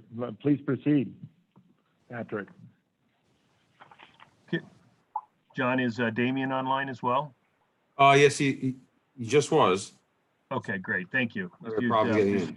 Proceed with your presentation, please. Thank you. Hello. Damien, is that you? Yes. Can you hear me? Can you see me? Yeah, Damien, we can hear you. Good morning, maybe. I don't know. Well, actually, no, it's good evening. Thank you very much. So, Mr. Chairman, members of the board, we're very honored to be considered to potentially manage the state monies. I'm Damien Boucher. I'm the CIO of the Finisterre Emerging Market Total Return Strategy. Let me start by saying a few words about who we are. Finisterre is a fully dedicated EMD manager. We've been in existence since 2002. We're part of the Principal Group since 2011. The Principal global financial group based in Des Moines, Iowa, manages close to $500 billion in assets. And we are their dedicated boutique, entirely devoted since the start to managing and providing solution on emerging market debt. What you're getting with Finisterre is essentially the agility of a lean, adaptive, very focused EMD specialist since the origins, together with the high level of control and infrastructure that the Principal Group put at our disposal. On page 2 of the slide deck that was provided to you, you have a brief outline of what the current Finisterre business is about. We're a very focused manager, as I said, entirely centered around this total return strategy, which amounts to $1.5 billion at present, and it's complemented by a more income-focused portfolio that we've developed over the past couple of years. We're talking of a very focused team of 3 highly experienced portfolio managers, 3 dedicated research analysts, 1 execution trader. We have an average 11 years of market experience. But we also benefit from a large level of synergy when it comes to reaching out to a wider research network across the Principal Group, which you can see on page 3. So essentially, we're a team of 7 highly skilled professionals, but also reaching out to a Principal team in Asia. You should know that Principal Global Investors is also a key providers of asset management and pension fund services in many emerging countries, from Chile to Brazil, Mexico, Thailand, Singapore, Hong Kong, Indonesia, and Malaysia in particular. So over the years, we've built a substantial network of interaction with all their teams, which gives us the firepower that we need to cover the whole investment universe. Let me move on to what we're trying to deliver and what our value proposition is on page 5 of the deck. This EM total return strategy is something which I personally started working on 20 years ago. I've got close to 30 years of active investment experience in emerging markets, starting on the equity side and then moving on to the fixed income side in 1996. This strategy is something which I came up with in terms of its original investment concept after the bruising experience of the Asian and Russian crisis in the late 90s. Now, what you have today is the result of 20 years of patient work, patient analysis, and more than 7 years of a substantial, consistent track record at Finisterre. We've essentially tried in this value proposition to reconcile what the asset class is really about. Essentially, emerging market debt brings you a substantial source of income, but also in a very differentiated manner compared to a lot of traditional asset classes. So that's the first aspect. Let's focus on the best that this asset class has to provide. And then, after carefully listening to many types of investors over the years, we've also realized that investors' expectations for long-term capital gains are somewhat disappointed. So we try to work on that. At the end of the day, there are also some reservations about this asset class. The fact that it tends to be a volatile asset class, sometimes prone to violent crises. So that's also what we thought we tried to integrate in our value proposition in terms of downside management. So the result is this fairly transparent, fairly easy to apprehend value proposition, which is that over the course of the EM debt market cycle, we'd like to provide our investors with the bulk of the upside, call it 90% or more, if we can, for half of its volatility and less than 50% of the broad market downside during crises or corrections. Now, there is one thing that we do differently from many of our peers in terms of the way we think about risk allocation. Rather than starting building a portfolio considering first the asset class or the country dimension, we really try to focus on the key performance drivers of each and every asset in the investment universe. So across all sub-asset classes, sovereign debt, corporate debt, local currency debt, we conclude that different assets have different purposes for a portfolio. They may be primarily driven by their income features. So that's the starting point for us. Income is always a great way to anchor performance around a consistent cushion of positively anchor the performance to start with. 60% of our returns historically tend to be focused on income. And then you have other types of assets, which are more idiosyncratic, more specific, more event-driven, which act as providers of alpha to the portfolio, sources of returns which are less correlated with the overall market. Historically, that's about 20% of our returns. Finally, you would have another group of assets, whatever their asset class, which are highly sensitive to market direction, highly sensitive to slight changes in macro fundamentals or sentiment, which lend themselves well to active trading. And that's what we would target, finally, another source of return, which is active market timing. And that accounts historically for about 20% of our returns. So the originality of our approach is this concept of focusing at different points in time through the market cycle on different sources of returns, whether income or alpha-driven, beta timing, or, which doesn't appear here, sometimes cash is your best friend for a temporary period at the worst point of a crisis. So what you have in front of you is very much an all-weather solution to manage your EMD investments across the full EMD market cycle. And we take care naturally as part of this approach of the difficult decision to allocate across asset classes across the cycle. The result is what you see on page 6 and 7. And I will stop there for questions if you have any. On page 6, we've plotted here the red line being long-term gross performance at the composite level for the strategy versus the state, which is also our reference index, this 1/3 equal weighted index, which is the dark blue line in the middle. And then you have the various index subcomponents also plotted on this graph. So comparing the red line at the top with the dark blue line in the middle, you will see how consistent this approach has been in generating steady outperformance with lower volatility, as well as lower drawdowns during the various crises we've had to go through since 2013, which was the inception of the strategy at Finisterre. Another way to look at our performance on page 7 is also to look at our upside versus downside capture during key market episodes.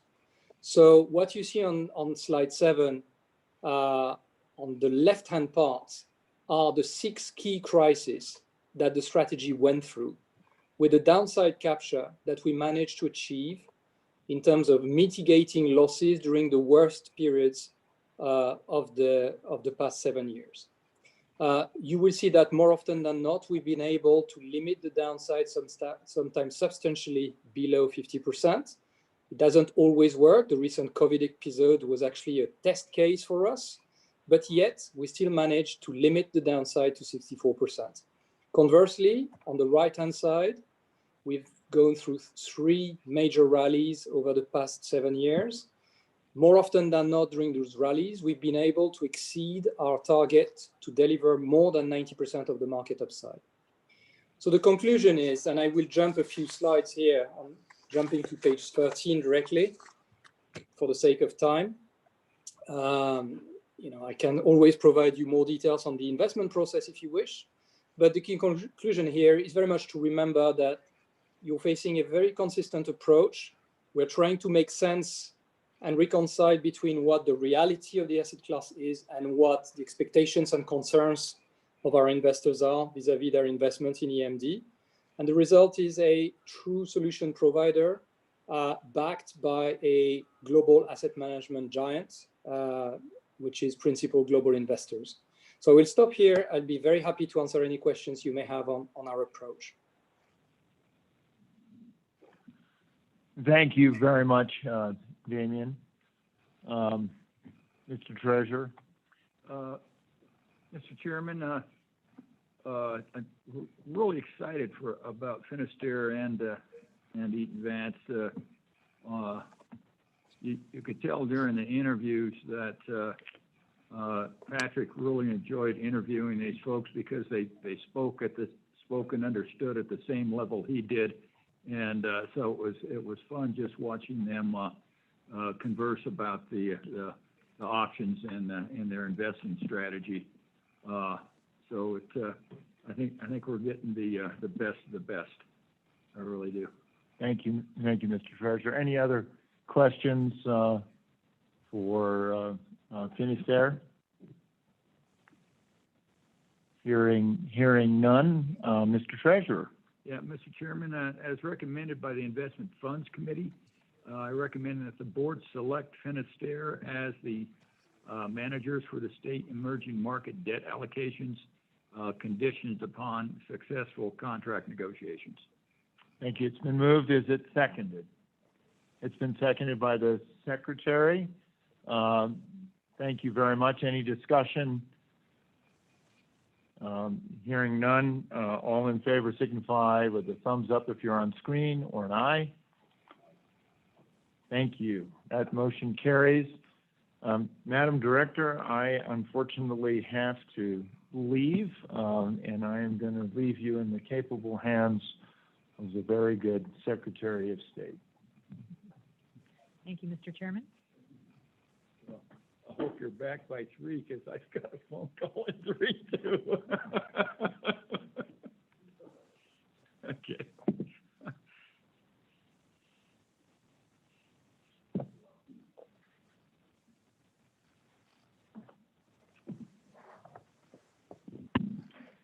Mr. Treasurer, what's next?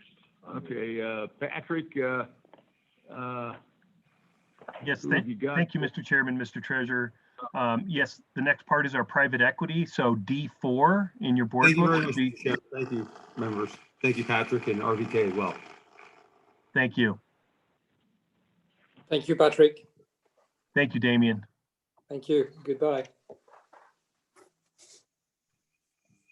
So, Mr. Chairman, just to give the board a quick review of our private equity allocations and how we're moving and why we're moving in these directions. This is just part of our normal pacing schedule. So if you remember what our forecasts or what our program is every year, you have a certain amount of funds that will have realizations and they'll pay down. So our existing private equity funds do have realizations and give us money back. And then also we want to then put additional money out to keep that level high. So our allocation is approximately 8%. So our goal is to make sure those cash flows match to be able to keep that pacing schedule intact. And this is something that RVK and Josh has worked on extensively, and they have proprietary data to be able to try and ascertain those numbers. So what it shows is over the next 5 years, we're going to need to put in about approximately 125 million into private equity over the next few years. So this is not, there's a small amount of additional money, but it's primarily just to try and match our cash flows. So Matt has, Matt Smagash, who's the Senior Investment Officer in charge of the private equity group, has been working with these funds. And I want to, just briefly mention also that part of this is we've traditionally been large cap buyout, and this is just part of our strategy to not only diversify against with the strategies, but also the sectors. So over the next few years, excuse me, we'll just continue with this, but also potentially looking at co-investments and potentially geographical differences as well.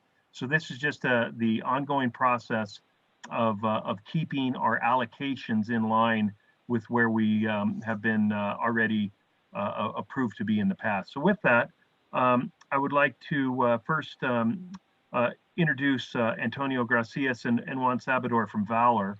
And thank you for rearranging your schedule in New York and staying with us this time to talk about their fund.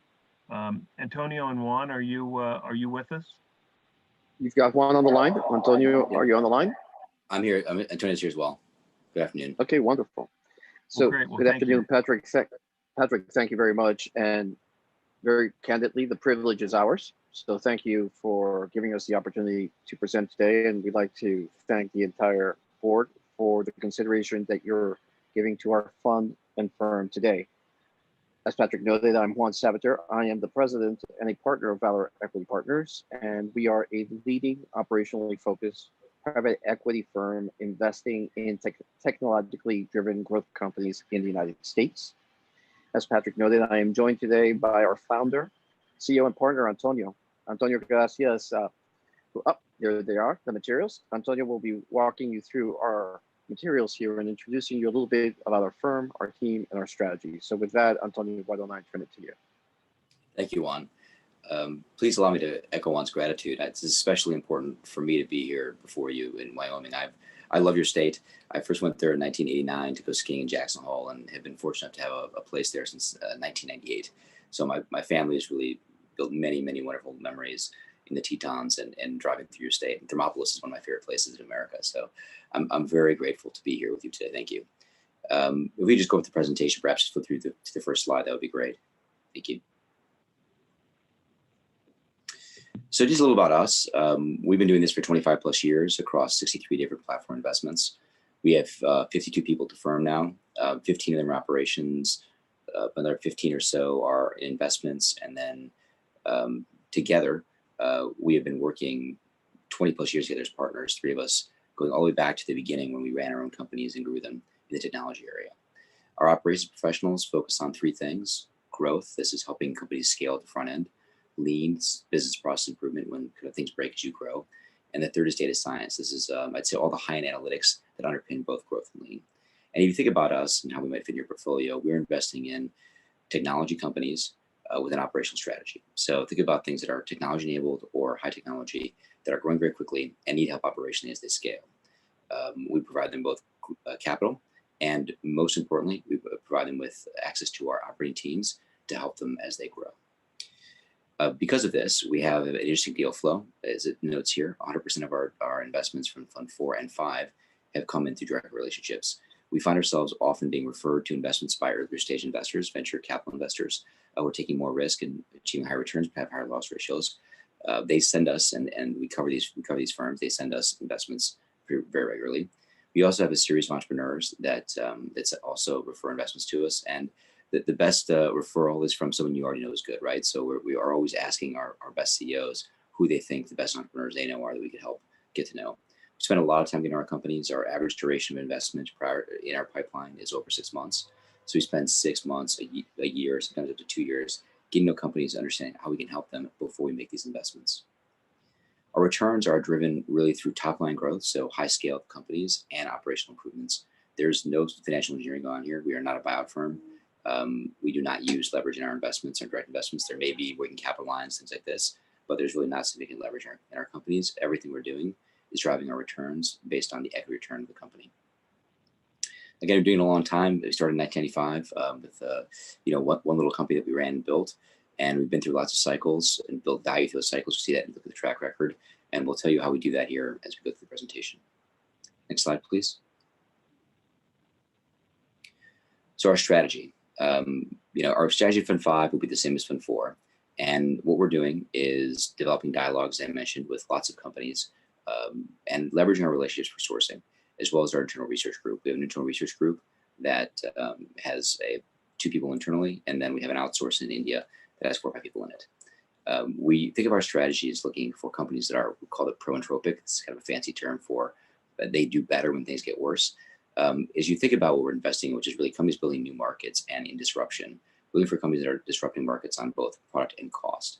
And the reality is when they do this, they typically do well in bad environments. When you look at what happened during COVID and you look at our portfolios, you'll see Fund 4 is performing extremely well during COVID because many of the trends we've been investing in, as an example, movement to the online consumer, have been accelerated in this time of stress in the economy.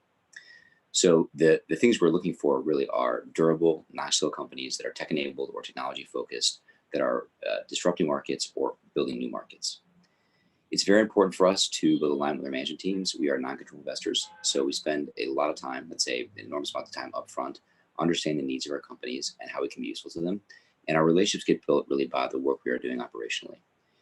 When we think about our portfolios, we're underwriting all of our investments, our company size investments, to a 3 to 5x return, with some possible even upside as well. And so when you put that together in a portfolio, we're thinking about your portfolio of, call it, 2.5 to 3.5 times gross to clients, which we want to net to you sort of 2 times plus returns over the period of life.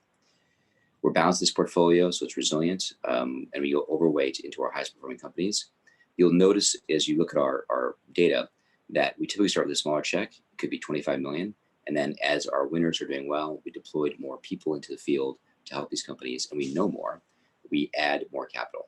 We call this asymmetric risk because, surprise, surprise, if you work harder and you send people in the field to do work at a company, you get to know more than the people, and we understand these companies' businesses better. So you get Fund 4, you'll see the top 4 or 5 positions in the fund are actually the best performing companies. Fund 4 currently is marking at a gross IRR of 31% and a multiple cost of 1.7 times. Fund 5, the fund you'll be investing in, has already deployed a little over $360 million in 7 different growth platforms, and you'll see that it also is performing quite well through this difficult period.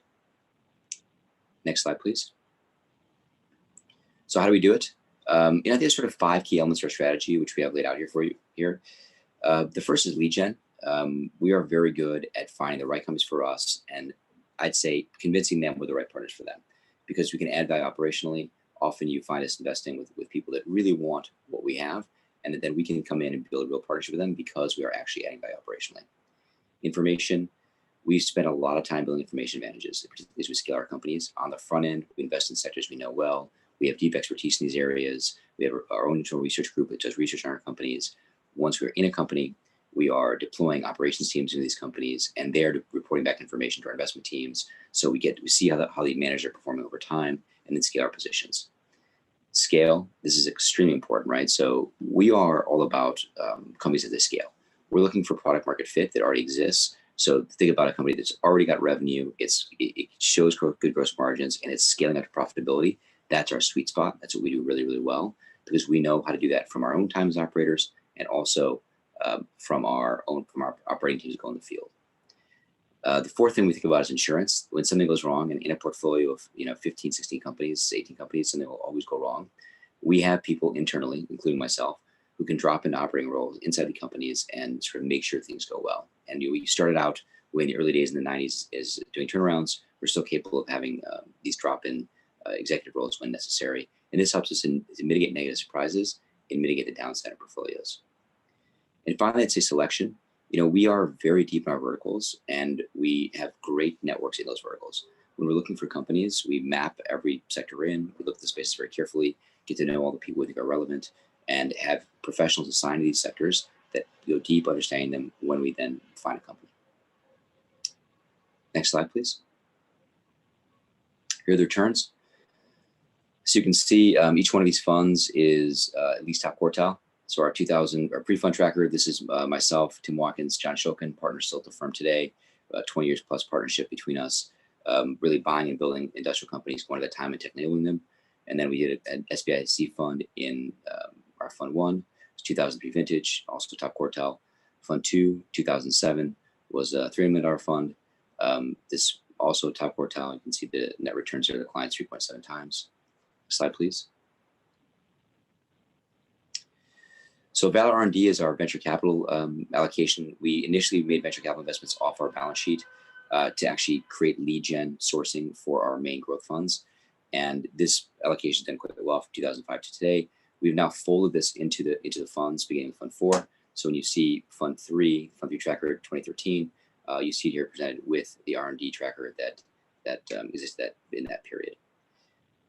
Fund 4, you see, is 2017 vintage. The fund we discussed earlier is performing quite well. It's marking net 1.5 times and 24% IRR.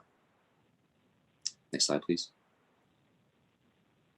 Well, it's in the presentation. Great. Thank you. Any questions, please? Thank you, Antonio. Juan, any questions from the board? Mr. Treasurer. Thank you, Mr. Secretary. Just want to say that Matt's done an excellent job getting some folks on board for us here, and I think we're going to be lucky to have both these folks come in. This is kind of a two-step process with our private equity, as you well know. First one is the approval of manager, and then we have to approve the material conditions. So the first thing up, if there's no other questions, I'd make a motion for the approval of the manager. You've heard the motion with regard to matter D4 for approval of Valor Equity. Valor Equity as the state's private equity manager. Is there a second? I'll second, Mr. Chairman. The pending successful contract negotiations. All right, and I believe the auditor was our second on that. Any discussion? All those in favor? Aye. All right, we're good there. D5. Let's see, the material terms are on page 2 of D5. Patrick or Matt, do you want to, or Lisa, do you want to go over that? Lisa will go over the material terms. Okay, thank you. Thank you, Mr. Chairman, Mr. Treasurer. We provided these in advance. I'm happy at the board's pleasure to walk through them quickly, or to submit based on what we've provided before. What would the board like me to do? I guess, Mr. Chairman, I'd leave that to you. It's relatively simple. It's just has a $50 commitment and has the fees associated with it, and they've all been supplied earlier. I guess save some time. We can move forward, or we can have them further explained. No, does anybody have any questions in general with regard to the material terms?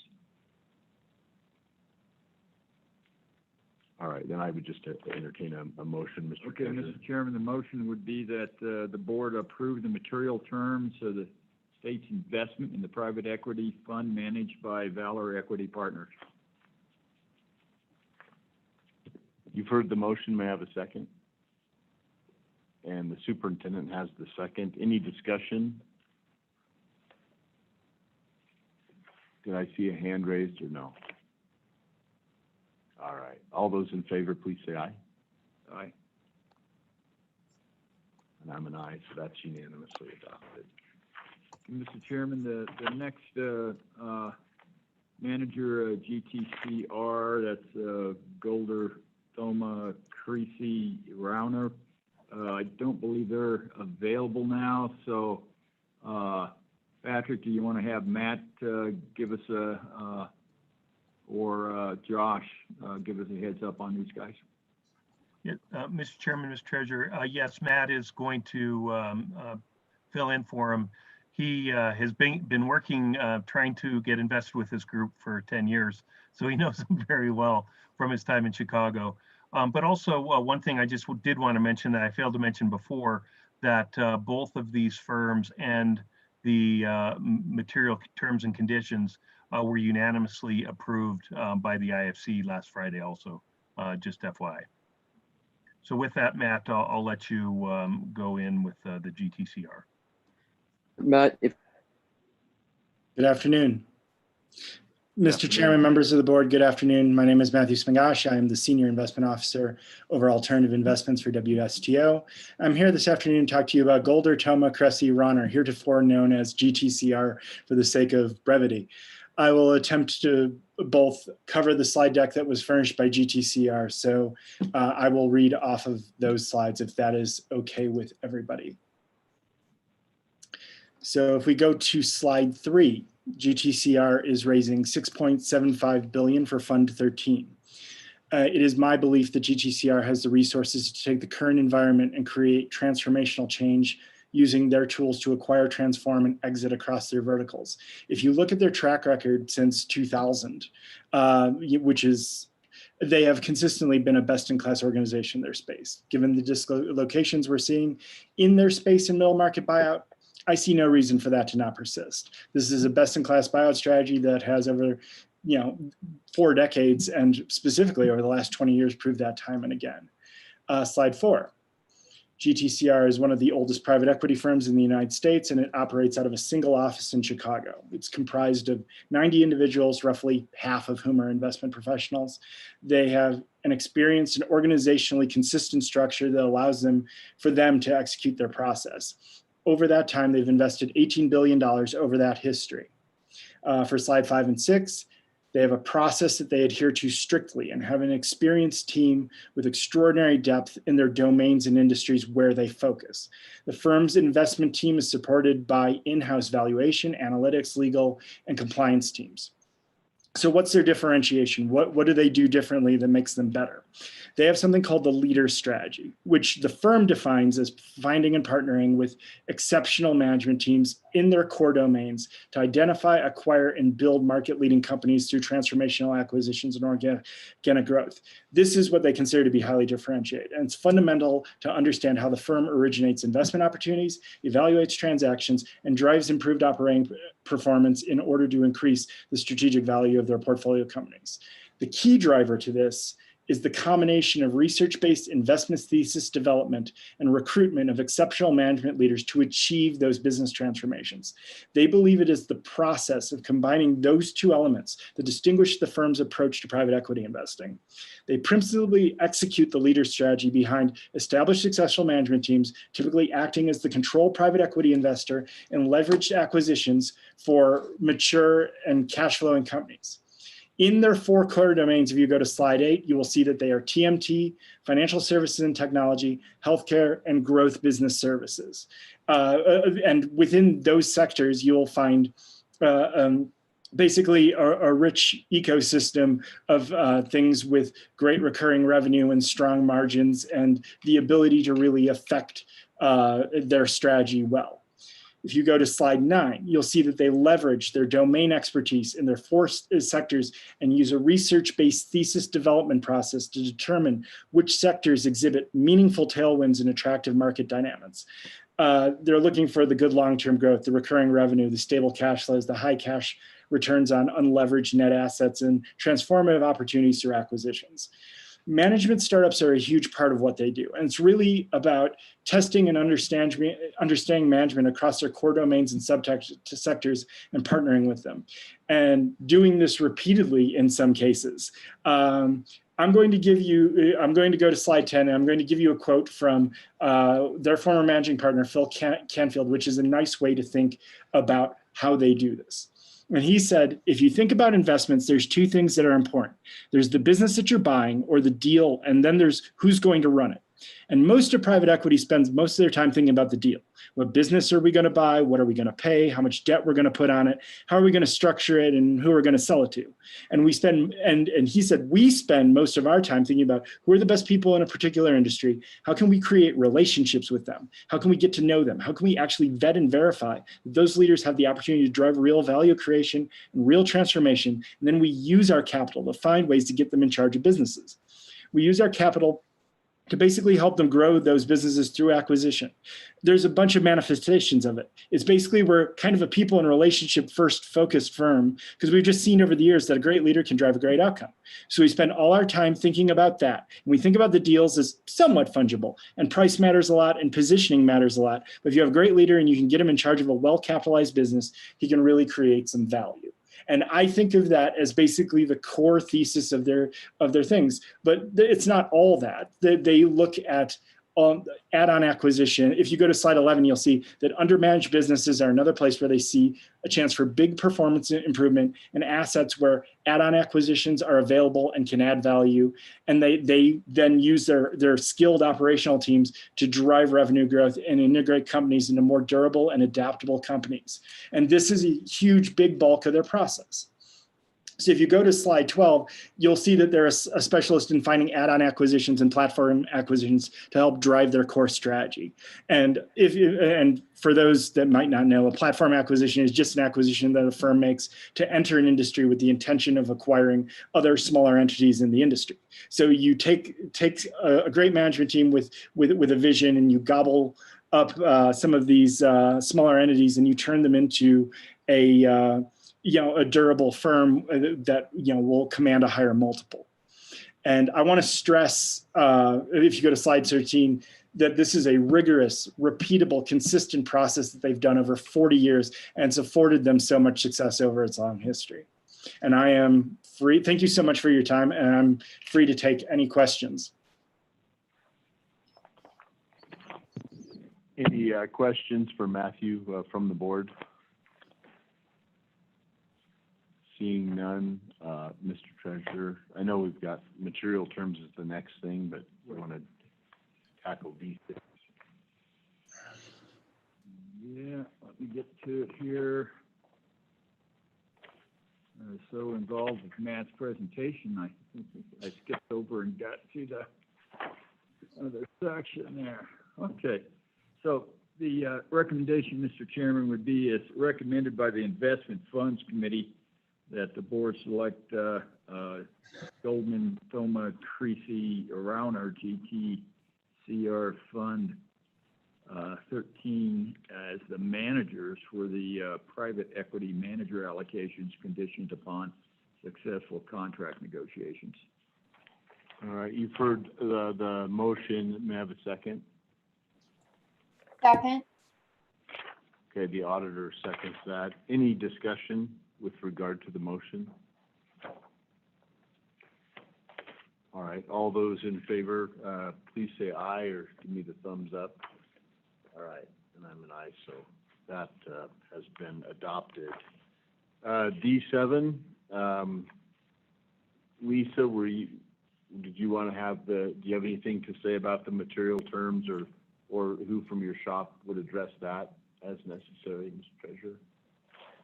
Well, Lisa will address it if anybody has any questions on that. Mr. Chairman and Mr. Treasurer, I just wanted to clarify something Patrick said. He said the IFC had approved all the material terms for both Valor and GTCR. And I just wanted to let you know that the obligation to approve the material terms lies on this board, not on the IFC. We must provide recommendations from the IFC to this board, but it is this board's job to approve the material terms. They do know some of the material terms, but they don't have the level of detail that we provide to this board. So I just wanted to clarify that. And I'm happy to go through these one by one, but if you feel comfortable, we also don't have to review them. It's up to the board, Mr. Chairman. And thank you, Lisa. I know we've had these for a little bit. Is there anything that you need to highlight or anything noteworthy that we need to be made aware of? Mr. Chairman, no, I've actually had the pleasure of working with both Valor and GTCR and explained to them what the state's needs are going to be, and they've really worked with me hard. So I feel confident that what we're setting forth is exactly what's going to be in the final product, and even more terms to benefit the state. Thank you, Lisa. Mr. Treasurer. Thank you, Mr. Secretary. I guess if there's no further questions, I would make the motion that we recommend approval of the terms of the state's investment in private equity fund managed by GTCR Fund 13. And you've heard the motion. May I have a second? Second. Oh, okay. I'm sorry. Didn't see your hand there. Thank you, Madam Auditor. It's been moved and seconded. Any discussion? Any discussion? All right. All those in favor say aye, or give me the high sign there. Aye. Aye. Okay. That has been adopted as well. D7. And so Mr. Chairman, we kind of skipped from D1 there to get the managers who were kind of on hold all day through and taken care of. So if we could go back to D1, I would have Lisa go over the investment policy, which changes, which kind of resulted from some regulation changes. Thank you, Mr. Treasurer, Mr. Chairman. Lisa Dirty Spillman, General Counsel with the State Treasurer's Office. We are asking this board to approve some changes to the IPS. Typically, we would bring these next year, but there's been a recent change at the SEC. They've permitted entities such as ours to now be qualified as qualified institutional investors. And what this does is it permits us to not have a holding period that's required under Rule 144.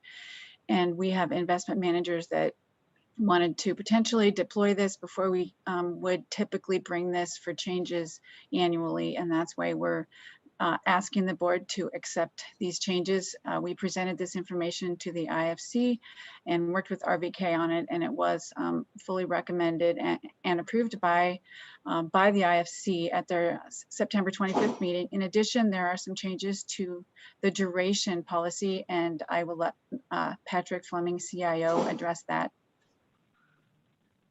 Thank you, Lisa.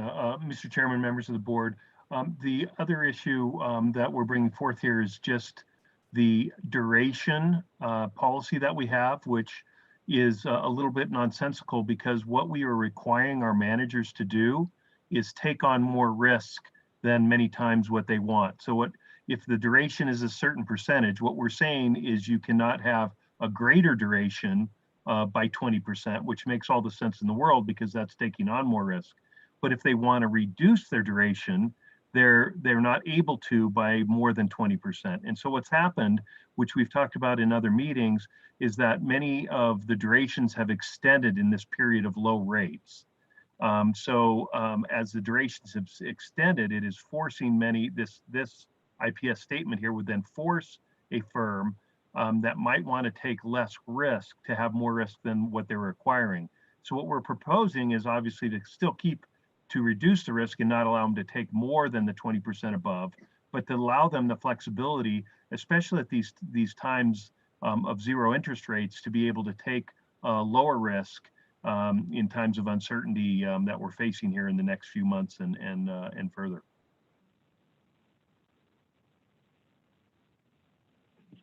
Thank you for that, Patrick. Could you just briefly tell me at least the difference between us being a qualified institutional buyer and an accredited investor? Thank you, Mr. Chairman. So an accredited investor is permitted to invest in 144A securities, or excuse me, 144 requires there to be a 2-year holding period, and a qualified institutional buyer does not have to have that 2-year holding period, and that's the difference. We have had funds that have been QIBs, and so we've been able to benefit from that. But insofar as having an IMA or a separately managed account, we were not able to do that because we did not fit the definition of a QIB. Josh, is there any more information that you'd like to provide to the chairman? Mr. Chairman, members of the board, great to see you all. I don't have much to add to that. We've always considered this a bit of an odd quirk in the law that is finally being rectified, and it'll give us a little bit more flexibility in terms of what some of your managers can do. And so removing those restrictions in your policy would be appropriate from our perspective. Any further discussion or questions from the board? Mr. Treasurer. Mr. Chairman, I guess what I would do is basically make a motion to approve the portfolio guidelines on section 11-2D core fixed income and the changes associated with that, and 11-2 Romanet I with the emerging markets debt fixed income on the duration guidelines, and Appendix L, Section 5 on the diversified permissible investments. So those are all the inclusions for the proposed changes to our master investment policy and sub-policies? Correct. Okay. I have a second for the motion. And the superintendent seconds that. Any discussion? Any discussion? All those in favor, please say aye or give me the thumbs up. Aye. All right, aye. And that has been adopted as well. That was D1. Well, I think that's got everything in my section, isn't it, there, Director? I will check with you Mr. before Chairman, we Mr. say Treasurer, yes, I think adios. that completes D. Okay. Thank you, Mr. Chairman, and thank you, members of the committee. And Josh, Melissa, Patrick, Matt, all of you guys did a great job. Yep, thank you, guys. Thank you, everyone. All right, Madam Director. Mr. Chairman, that brings us to J2, which is to consider 65 funding recommendations for Chapter 39 Coronavirus Relief Grant. So we can launch in, or quick break, or whatever your pleasure is. Do you need to make that phone call, or you need? Yeah, I'll find out whether or not they got it set back, and I'm not getting All right. it service. Let's take a quick break, and we'll come back at 3:30. How's that sound? We'll be here until 9:30.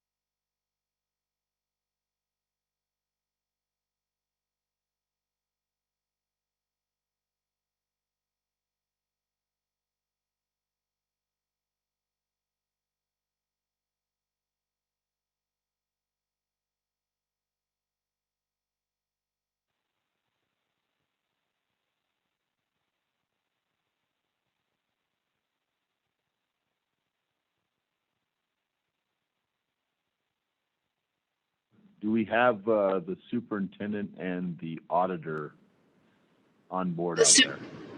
The superintendent is on.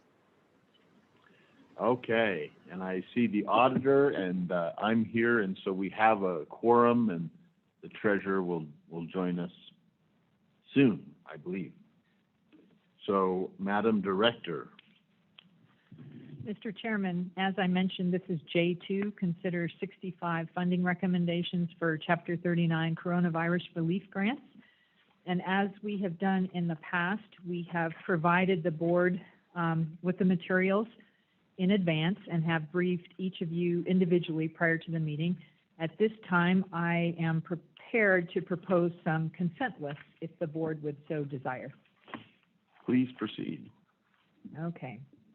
Mr. Chairman, the first one is the items on the recommended for funding tables. But there is a change to the one that was in the board materials.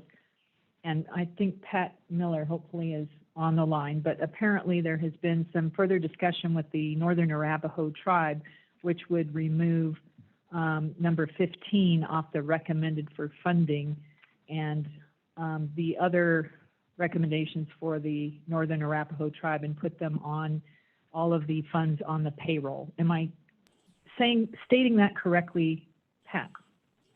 That is correct. They are as I understand it, and I believe we may have Ryan on the line. Yes, I see his name in the attendees from the tribe. They are withdrawing all of their previous requests, and they're going to put the entire amount of their allocation on the payroll list.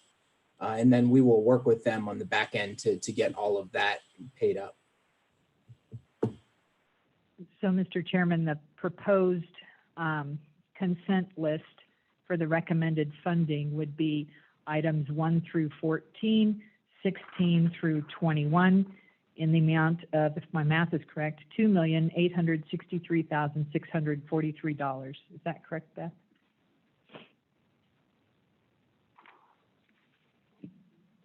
And before we proceed to consider that, Ryan, if you're on the line, could you provide a little context to that as well, and just confirm that that is indeed the direction that you'd like to go before we remove it from this particular consent list?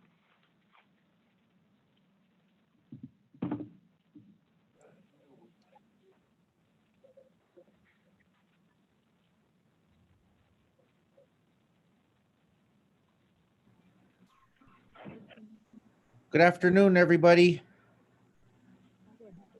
Hello. Yes, thank you, everybody, for a little bit of time. And yes, Mr. Chairman, that is what we would like to do. We would like to remove the proposed projects that we submitted after having some further dialogue with folks yesterday. Determined that we could remove those and do a clean swap for the payments that we made to our employees already, and it's one fell swoop basically of what was allocated for the tribe. So that is our preference. Okay, thank you very much for that. So just a recap, what we have in front of us, board, is a consent list for the full funding recommendations, but we have, it will not include item number 15, and then we will place that on the payroll list at the appropriate time. So that's where we are right now. So may I have a motion to place these items, items 1 through 14 and items 16 through 20 on a consent list for funding recommendation. So moved, Mr. Chairman. Second. Okay, I've got the auditor for the motion and Mr. Treasurer with the second. Any discussion? All those in favor, please say aye or give me the thumbs up. Aye. All right, so those items are placed on the consent list. And the next item of business will be consideration of adoption of that consent list. Mr. Chairman, I would move adoption of the director's recommendation on all items on the consent list in the total amount of funding of $2,863,643. Okay, and that's that motion does encompass the omission of number 15, and that calculation is correct. So may I have a second for that motion? And the superintendent has the second. Any further discussion on the consent list as amended? All those in favor, please say aye or give me the thumbs up. Okay, and I'm an aye as well. So the consent list for the full funding recommendation has been adopted. Madam Director. Mr. Chairman, we also have another list proposed for consent. And those would be those items on the application requesting reimbursement for payroll, which is the second table in the board packet. It's items 1 through 11, but as per the previous discussion, we would add number 12, which would be the Northern Arapaho Tribe payroll in the amount of $7,036,120. And I believe, Pat, that would be contingent on spending of their previous funds as well as the payroll policy requirements. Is that correct? That's correct. We would work with them on the amounts to make sure that they all comply with the payroll policy. But at this point, things look promising. So then the total, Mr. Chairman, on the payroll policy would be $8,666,012.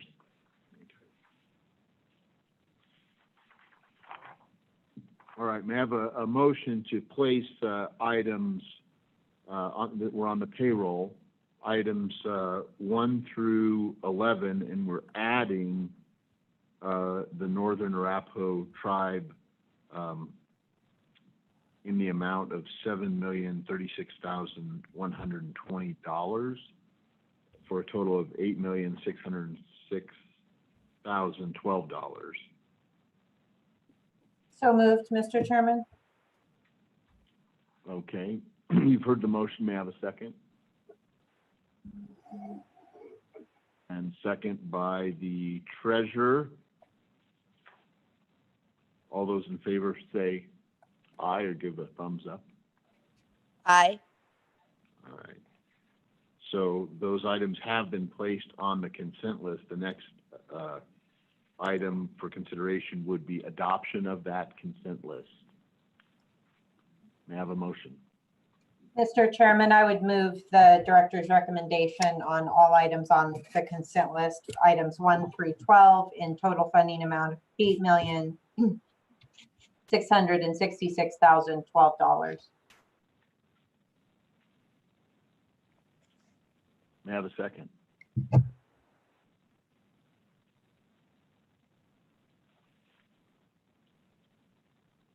Nope, there's a second. Thank you, Superintendent. So it's been moved and seconded to adopt the consent list with regard to reimbursement for payroll, items 1 through 12, in the now total amount of $8,666,012. Any discussion? Any questions? Mr. Chairman, I have a request from the public for public comment on this item. I don't know if that's appropriate right now, but I'd like to bring that up. Sure. Do we have anybody on? Do we have some comment? Mr. Chairman, Jeremiah Ryman. Mr. Ryman, good evening. Good afternoon. Well, thank you, Mr. Chairman. Good afternoon. Members of the board, I am Jeremiah Ryman here on behalf of Wyoming's county commissioners. I do wish to address the issue of the public health and public safety payroll issue. In a previous board meeting, the board determined that payroll reimbursement must conform to the presumption method or the pro rata method for calculating expenses. And I certainly appreciate the guidance that was developed and distributed. It has been helpful for all of the applicants that are out there. I also want to acknowledge that the Treasury Inspector General guidance of August 28 supported the state's determination. However, because of conflicts that were presented by that August 28th guidance that the Treasury released, particularly for jurisdictions that have been using CARES Act funds for law enforcement and detention, 8 national associations sent the Treasury IG a letter expressing concern with the regulatory and oversight process and the confusion over eligible expenditures. Signatories included the National Governors Association, the National Conference of State Legislatures, the National League of Cities, and the National Association of Counties. As a result of that, on September 21st, the Treasury IG revised its August 28th guidance specific to the substantially dedicated presumption and the documentation that would be necessary for reimbursement. As a result of that new guidance, governments no longer must demonstrate or substantiate that a public health or public safety employee's functions or duties were substantially dedicated to the COVID emergency, nor do they have to demonstrate or substantiate that a budgeted public health or public safety employee's functions were a substantially different use. They also must no longer need to perform an analysis or maintain documentation of the substantially dedicated conclusion for payroll expenses for public health and public safety employees, nor document a negative assurance. In a related action, Treasury also provided clarity in its September 2nd guidance on what qualifying public health and public safety positions include. And those are police officers, including state police officers, sheriffs and deputy sheriffs, firefighters, emergency medical responders, correction and detention officers, dispatch, medical staff assigned to schools and prisons, and laboratory technicians. Considering all of that, I am asking the board to consider revising its payroll guidance specific to public health and public safety positions to conform to the new Treasury guidance so that local governments and other eligible applicants can apply under that direction. And with that, Mr. Chairman, I'd be happy to stand for any questions. I do have one other request of the board. I don't know if it fits under this topic or a later public comment period, but that's specific to the emergency rules. And one request, which I think is a rather simple request, to make an update to those. But again, I can bring that up at the appropriate time. Yeah, thank you for those comments, Mr. Riemann. Ms. Monger, would you like to address issues with regard to Treasury guidance, please? Mr. Chair, yes, let me go ahead and address that. So I think that let's start at a higher level, which is what Mr. Riemann is talking about is the Office of the Inspector General has record keeping, and it's not guidance, it's FAQs. So for everything we have guidance, which is sort of the governing law, and then there's FAQs, which are sort of questions that come up that they answer that would be helpful. So first, I just want to be clear that the Treasury guidance and FAQs that we have been working off of and relying on have not changed. Those remain the same. What did happen is that originally, the Office of the Inspector General, when they put out their record keeping FAQs, there was a question about what documentation do you have to support these? And what they said is, you've got to provide us something that shows that these people, what they were doing was substantially dedicated to mitigating or responding to COVID, and that it was substantially different if it was previously budgeted. things that you maybe have heard us say all along. So then on September 21st, they put out a new set of FAQs, which they didn't explain why they changed anything. They didn't note that they had changed it, but they did in fact change that response. And what they said was, in response to the question of what sort of record keeping do they have to show that somebody was presumed to have been substantially dedicated, or if they were previously budgeted, that they're substantially different.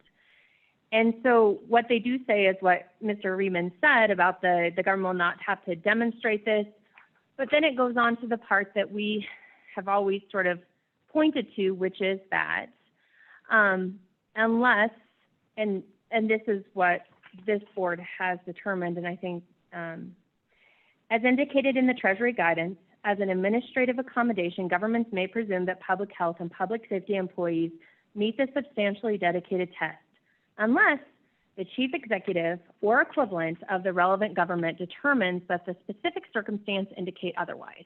And that continues. It's both within the Treasury FAQ and it's also within the Inspector General's Office FAQ. So that's the rest of that provision. And this board did in fact make that presumption that our specific circumstances indicated that that presumption was not appropriate. So we can certainly, if the board wants to discuss this today in the open meeting, we can. If you want to get legal advice in an executive session, this will be something that we'll need to go through the Attorney General herself, not just me, if there is going to be a change, because this has been approved by the Attorney General, but a change wouldn't have been approved. We've talked about it a little bit internally, but have not. This just recently sort of became final, so we haven't really made a decision except for this. This board has voted that the presumption doesn't work for Wyoming because of our situation and our circumstances. So if you are going to change that, you will have to change that presumption as well. So that's sort of where this sits based on the new record-keeping FAQ out of the Inspector General's office. And thank you for that. I would open it up to comment by any of the board members, and then I'll come back to Mr. Lehman for kind of a rebuttal of that. And this is just my take on it. Looking over the documents before us today is I wouldn't be inclined personally to change things up for this particular meeting until we had the opportunity to have the Attorney General review it. In looking at the payroll request before us today, I've gone through each of those, and I don't think there are some that might be, but I don't think there's very many that relate to public health and safety in the traditional sense that we heard maybe in our first two meetings. And Mr. Riemann, you can correct me if you have a different opinion on that as well. But does the board have any thoughts on this matter? Madam Auditor. Mr. Chairman, I do, and I'm not sure. I think you're correct, and I would agree that we can certainly move forward with the motion at hand, at least in my opinion. But I share Jeremiah's concern and maybe frustration, and I just want to say this out loud because I read these when they came out and it was one of those, are you kidding me? Now they're telling us this, September 28th. So I do think the discussion is worth having. The AG's office made a good point. Is now is the discussion, well, gosh, we know, there is a distinction between here's what you do with these funds, here's what you're supposed to do and not do, and here's what records you're supposed to keep. And that's where that guidance is coming from, is in the here's what records you're supposed to keep. And in fact, if you go to the main OIG website under CARES Act reporting and record keeping, that most recent letter isn't even out there. So this has just been, I mean, I don't doubt that the feds are doing the best they can with under a tight timeline, but this is another example of a very, it would have been really super great to have this about 3 months ago, and we didn't. So the question is how we move forward now. So I think I personally think it's a conversation worth having, because it could be a method for not just counties, but municipalities to access this money.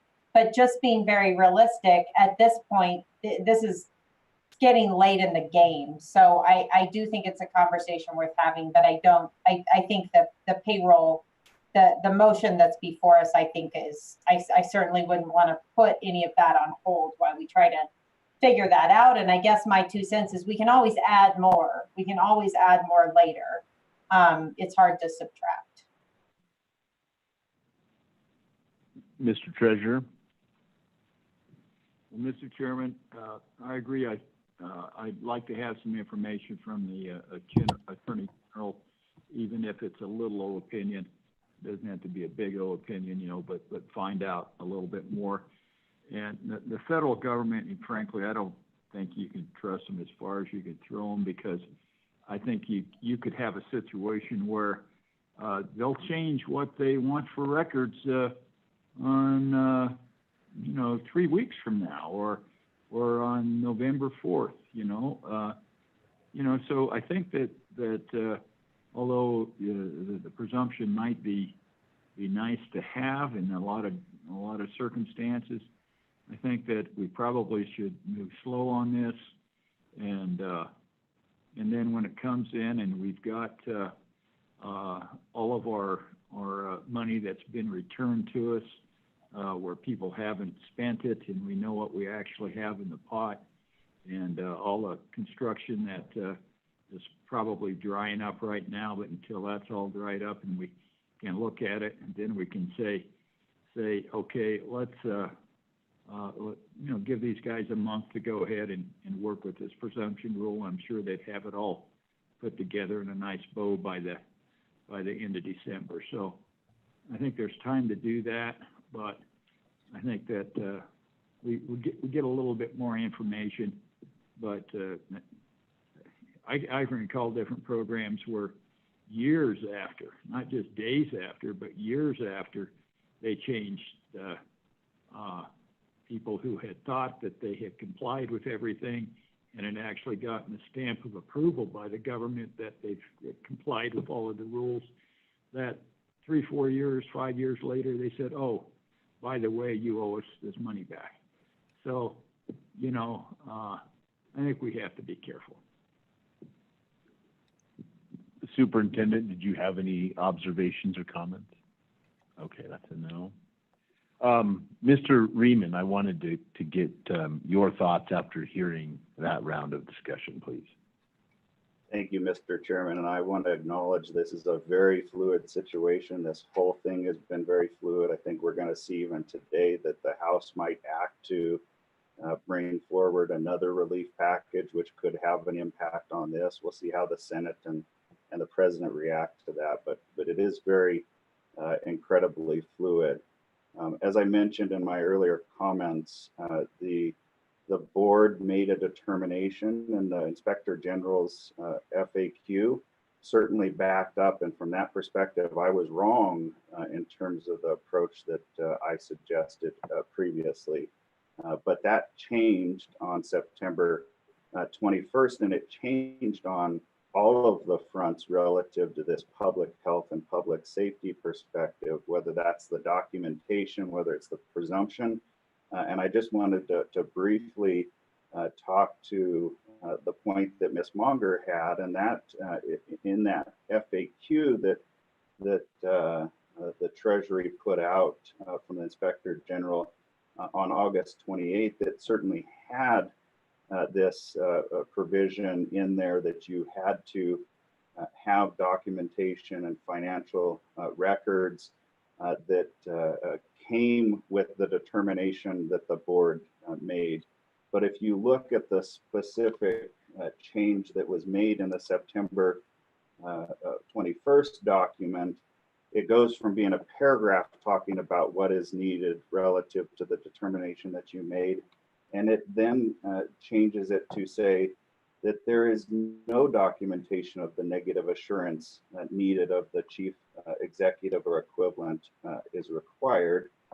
And there's some other comments and other questions around this. So from my perspective, everything has changed relative to the Treasury guidance, FAQ, whatever you want to call it. And this could be considerable. It's not just about counties, as the auditor said, it is about the municipalities. And let's be frank, it's about the state as well, because there are state positions that fall into those categories that I mentioned. I very much want to make the point that my intention is not to slow down these applications.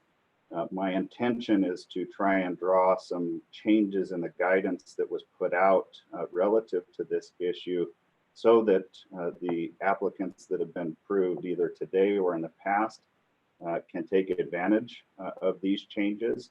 And that, and really the most urgent thing for me in trying to address this now rather than later is the fact that on November 5th, if one of my counties doesn't have an application into you and get approval, you're going to recapture their funds and make those available potentially back to them, but to other applicants or perhaps to other purposes. And so I have an incredible urgency to get guidance to my counties as quickly as possible about this change. And it could be a significant financial opportunity within their allocation to address their needs. So with that, Mr. Chairman, I appreciate the consideration. I appreciate the opportunity to continue to be involved in this situation.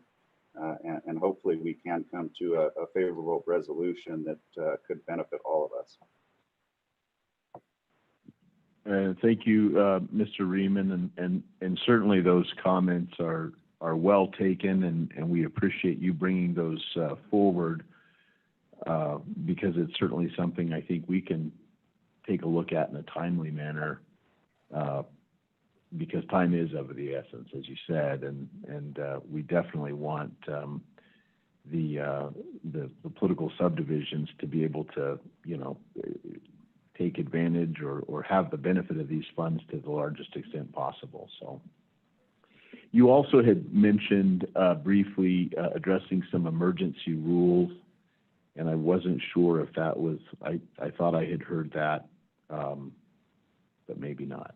Someone's shaking their head. Mr. Riemann, did you say something about some rules you wanted to address as well? Yeah, Mr. Chairman, there's one piece of the emergency rules that I would like the board to consider an amendment to at one of its upcoming meetings, certainly no later than the December 3rd meeting. And that goes to the timeline by which local governments are required to submit invoices or reimbursement requests. Currently in the emergency rules, it suggests they have to do that by December 15th.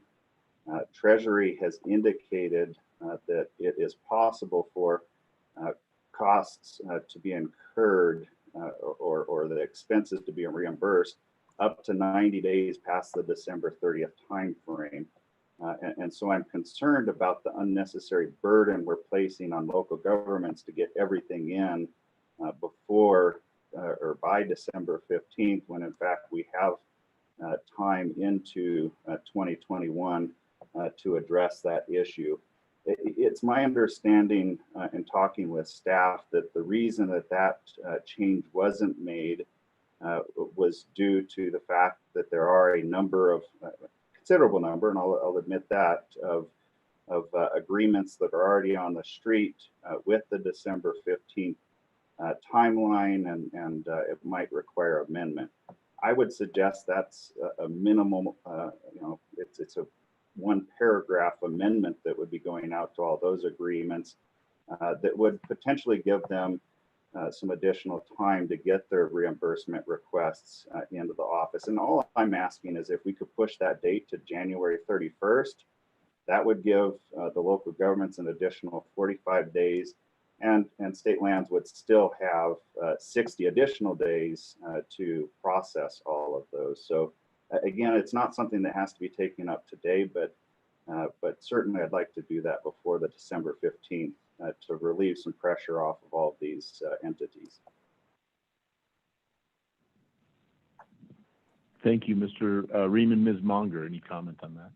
Mr. Chair, so I would just say what the Treasury guidance actually does say is that as long as the cost is incurred by December 30th, you can pay for that cost later, right? As long as you receive the benefit or the service prior to December 30th, you have up to 90 days. One of the issues I think for this board as you consider this is that we have allocated funds, but we don't know what the exact amount is going to be.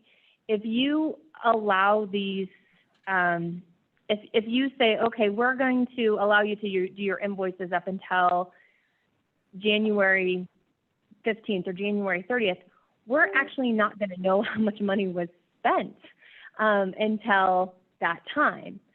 One of the things about the December 15th deadline is that it gives us an opportunity to see what all the invoices are, what money hasn't been spent, so that perhaps those funds can be reallocated in a very quick manner so that we're making sure we're taking full use of all of those funds. So that would just be the thing that I would note, which is more certainly a policy issue than a legal one. But the fact is we've allocated money. We don't know if they're actually going to be spending it until we get those invoices. So if we've over allocated and somebody doesn't have the invoices to support that, when we go to make all those payments, then we're going to have more money that we're sending back to the federal government because we didn't use it within that time frame. So that's just a thought. Madam Auditor, did you have a comment? Mr. Chairman, the competent AG stole all my thunder. No, not really, but that's what I was just going to say is it. I mean, I sympathize, and Jeremiah is right on the timeline there that we can pay probably up through the end of March, but it obliterates our ability to redeploy money that either doesn't get spent or isn't, or you know, there's not qualifying expenditures, and I think that amount will be substantial. So that would be my main concern is we'd be committing to giving any money back to the federal government when it could have been redeployed elsewhere. And I think that's a topic that we can also take up and maybe even it can be even more timely at our next meeting and discuss that fully and see what the pros and cons are and see what we want to do. So, Mr. Chairman. Mr. Riemann, go ahead. If I could just provide one response to that, I certainly appreciate the sentiment there. We certainly want these funds to be used as much as anybody else. I think I would be more concerned if counties and other local governments really had the ability and flexibility to use these funds within their allocation as they saw fit. That's not the reality. They have to get approval for the funds that they are looking to expend. So the assumption from my perspective has to be that they are going to be using those funds in the manner that they were approved and do that by December 30th. So I'm just simply asking for some additional administrative consideration for the pressures that we're, in my perspective, unnecessarily putting on local governments within the fact that they are committing to use them in the manner that they're approved. Thank you very much. Appreciate those comments. Are there any other anybody else on the public side? And we have I believe a motion and before us with regard to the payroll consent list as amended. Any other discussion with regard to that? All right, all those in favor, please say aye. All right. And that is adopted as well. Madam Director. Mr. Chairman, that brings us to the policy sheet, which is the table with 11 applications requesting reimbursement for capital construction, HVAC, and other items. The first one is Sblc County. They are seeking $50,083 for a truck to deliver meals to seniors. This may in fact be eligible. However, the staff questions whether it's necessary to facilitate compliance with COVID-19 related health orders.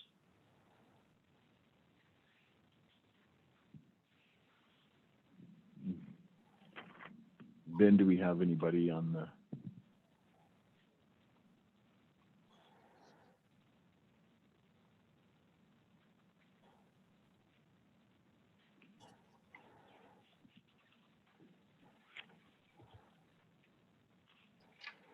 Nobody. Okay.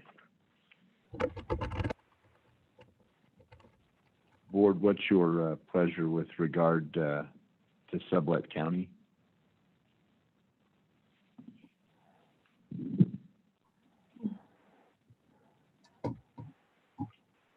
Mr. Chairman, I do have a question. Was there any concern about timing on this? I mean, I would assume that a truck for meal delivery obviously is not as complicated as like ordering an ambulance, but I just don't know. Mr. Chairman, I would defer to Pat Miller or to Beth Blackwell. Mr. Chairman, Madam Auditor, we don't have a timeline from the applicant as far as I'm aware, but I don't believe there were any special modifications to the truck, so I don't believe timeline would be a concern. We would want to see what the expected date of delivery was, however, when they submitted their invoice. Mr. Chairman, Madam Auditor. I would move for approval of $50,083 to Sblc County for the truck for meal delivery to seniors. I would second, Mr. Chairman. Okay, it's been moved and seconded. Any discussion? Mr. Chairman, I feel Mr. Treasurer. It's necessary from the standpoint that seniors, it's hard for them to go and have their senior meals at the senior centers and still remain isolated and be in I guess a atmosphere that is safe. They're better off staying in their home than getting out and about. They're the most vulnerable population that exists in this COVID crisis, and this is probably one of the best preventative measures that you can do, is to help facilitate seniors staying in their home and receiving their meals and care. Thank you, Mr. Treasurer. Any other comments by the board? All right, all those in favor, please say aye or thumbs up. All right. That one has been adopted. Mr. Chairman, the next one on the list is Lander Medical Properties, LLC. They are requesting $860,102 to purchase 2 buildings and renovate them to serve as COVID-19 specific alternative care sites. The concern here is necessity and the timeline. These expenditures may be eligible. The clinics would accommodate additional COVID-19 positive patients, and while improving the ability of the applicant to isolate other patients. So really, it's just a concern for timeline for the project and whether it's necessary.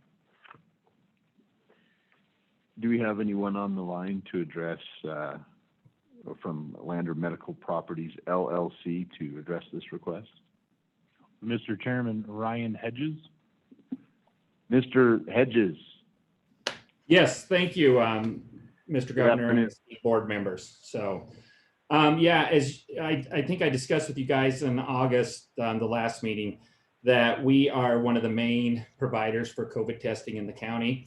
As of like Monday morning, when we had a bunch of positives, the contact tracings all came here, and between our two facilities, we did over 50 some COVID tests out in the parking lot as drive-through. And as you know, Wyoming winter comes, we are going to need another place to do this, and we don't see these numbers winding down. So that's why we're asking for these other, what do you call them, accountable care sites that we can renovate into COVID testing facilities. And we do have contractors that say they can have signed the forms that can get this done for us in a timely manner.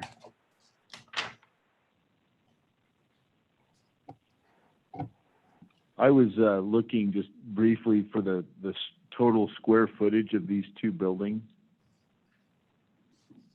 Yeah, the one in Riverton is a little under 5,048 something, and the one in Lander is 32, 33. The one in Lander will not take a lot. It was a provider's office that is retiring, and we're absorbing one of her providers, and we are gonna had looked at that facility. So it's already set up as a medical care facility, so that one won't take a lot, so. Madam Superintendent. Thank you, Mr. Chairman. Just a question, perhaps.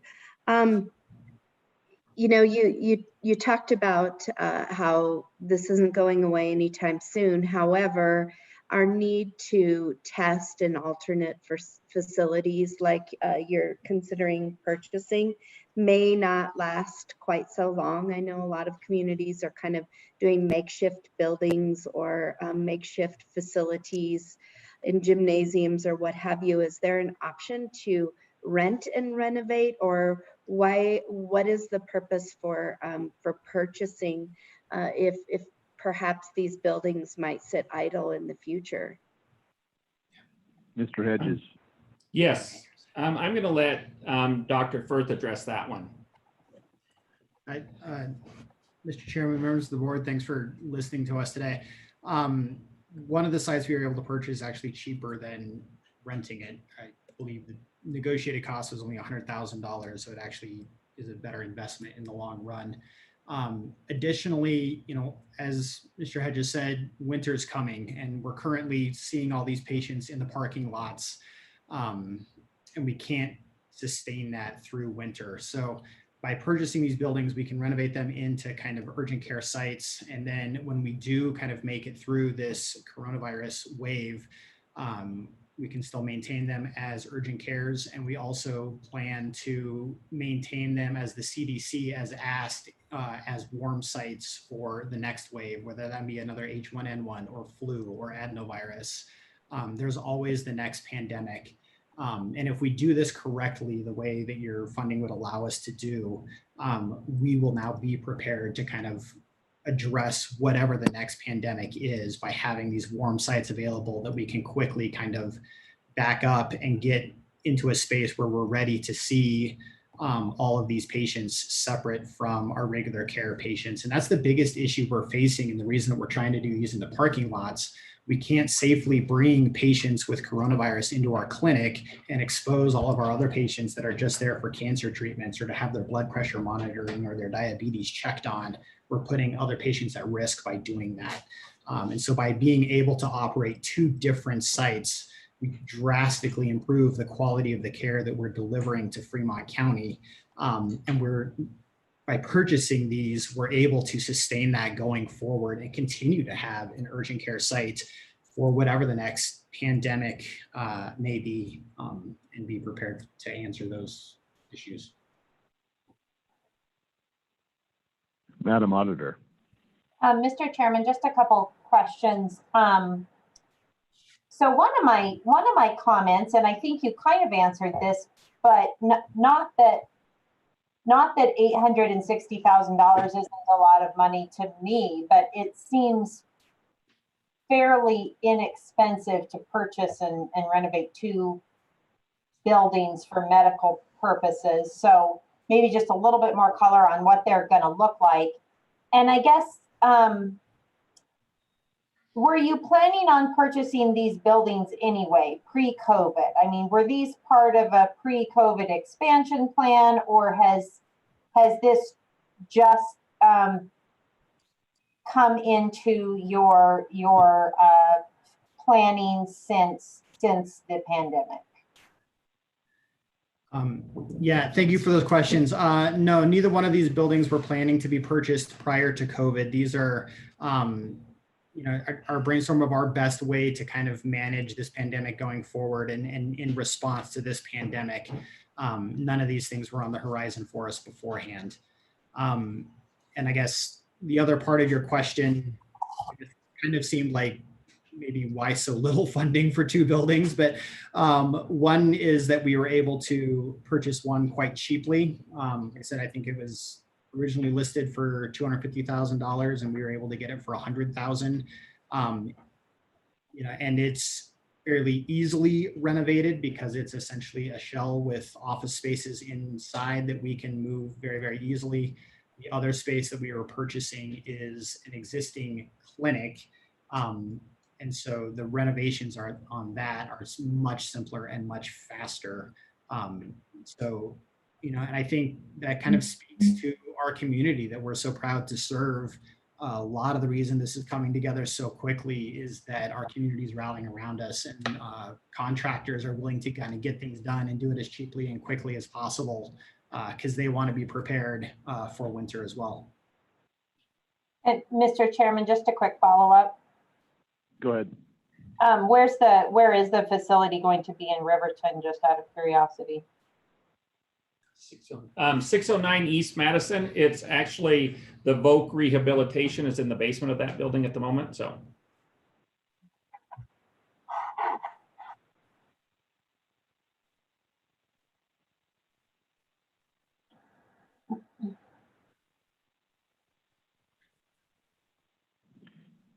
Any other questions or comments?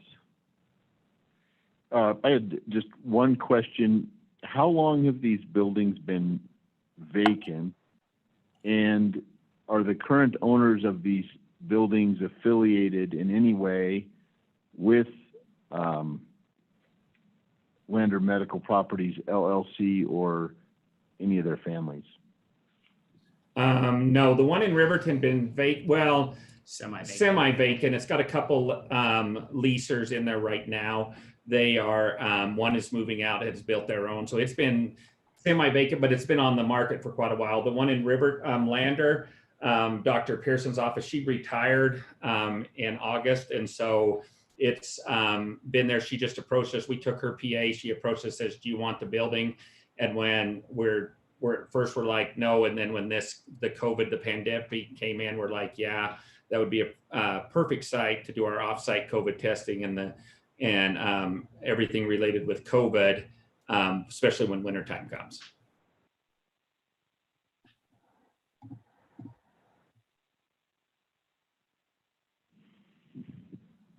Madam Superintendent? Yeah, Mr. Chairman, I would move to approve the amount requested, $860,102 for Lander Medical Properties LLC to purchase two buildings and do renovations on those, as per all of the usual language that we have. Moved by the superintendent, seconded by the treasurer. Any further discussion? Mr. Chairman, just a quick comment. I did have the pleasure, or I'm not sure if pleasure is the right word, of needing to visit the Lander Medical Clinic during the pandemic for a non-COVID issue. And I certainly will just attest to the situation. It was a lovely day and there's lots of operations in the parking lot, and I can certainly attest to the clinic, while very nice and I received fabulous care, certainly in no way would accommodate both COVID and non-COVID operations. So I'm very supportive of that. Okay, and there's nobody else on the line for wanting to comment on this. All right, thank you. All right, you've heard the motion and the second. All those in favor, please say aye or thumbs up. Okay, that's been adopted. Thank you. Thank you. Thank you guys for taking the time to speak to us today as well. Our pleasure. Mr. Chairman, the next item, number 3, Community Health Center of Central Wyoming, Conwell Clinic. The applicant's requesting $205,508 to purchase dental chairs, dental equipment, a replacement compressor, hand pieces and hygiene service upgrades, shipping, handling, and contingency.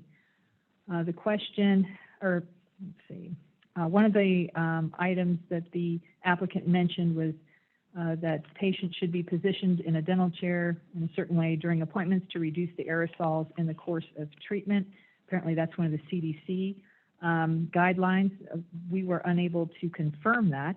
The applicant also states that its current outdated dental chairs are not able to fully meet this recommendation. The applicant further provided that their compressor system will not support the high velocity suction necessary to minimize aerosols, and their outdated handpieces create health concerns. The concern with this project is necessity.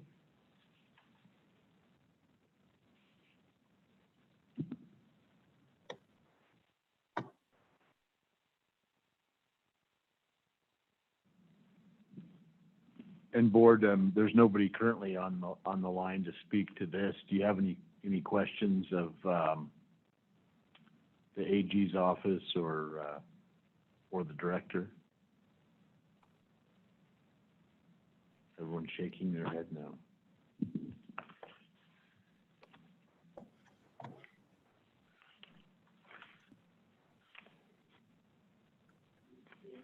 Mr. Treasurer.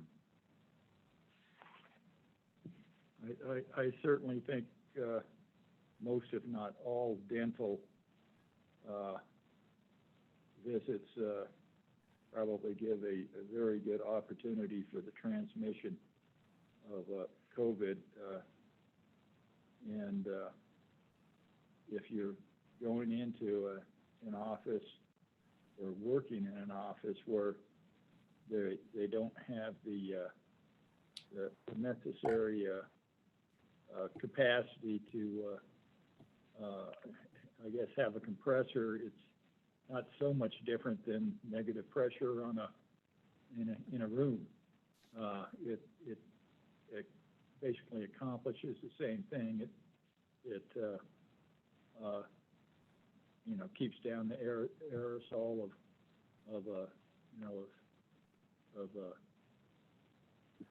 I guess the body fluids and so I would give a motion. Yeah, I would move for approval, Mr. Chairman, of number 3 for the Community Health Center of Central Wyoming Conwell Clinic in the amount of $205,508. Second. Second by the superintendent. Discussion? Mr. Chairman. Madam Auditor. I just, without a little further information or lack of confirmation that this is actually a recommendation, I'm really just struggling to make the connection here. And so that's where my position would be. Yeah. Madam Superintendent. Thanks, Mr. Chairman. And boy, I know this is a tough one. Treasurer brought up some great points that are going to be common in any dental office. Spacing is an issue, and there are a lot of dental offices that have been built over the years to not really even be able to practice physical distancing from patient to patient. They may just be in a room versus an operatory. It's really tough to sort of anticipate or assume that that's the case. And I sure wish that we had someone there to answer some of those questions for us. I didn't see those come forth in the application. And I don't know how to word that in an objective way, like a contingency in an objective way. I'm struggling a little bit with this because I think with just a little bit of information, it'd be really easy to get to yes. And with some assumptions, it's easy to get to yes as well. I'm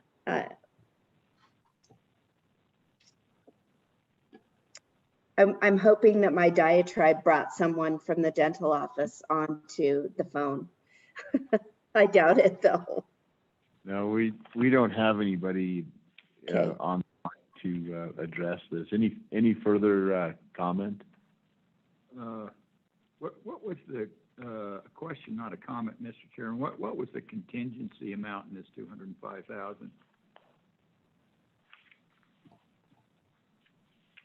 The amount, because I guess I can feel comfortable with the equipment and the things that have to happen, but contingencies a lot of time are vague enough that sometimes there's fluff in it, and I guess if we can take the fluff out, I'd feel a little more comfortable myself. 10% or 20,000 or? Mr. Chairman, Mr. Treasurer, Pat, are you on the line? Do you have any additional color on this? I'm scrolling through the application right now. I believe the contingency is, there we go, $9,686.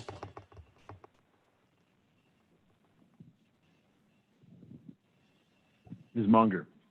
Mr. Chair, I just want to raise for the board this fact, which is we put these on the policy list, but one of the things we need this board to say for these to be properly funded is that these are necessary expenses for this entity to respond to the COVID-19 public health emergency.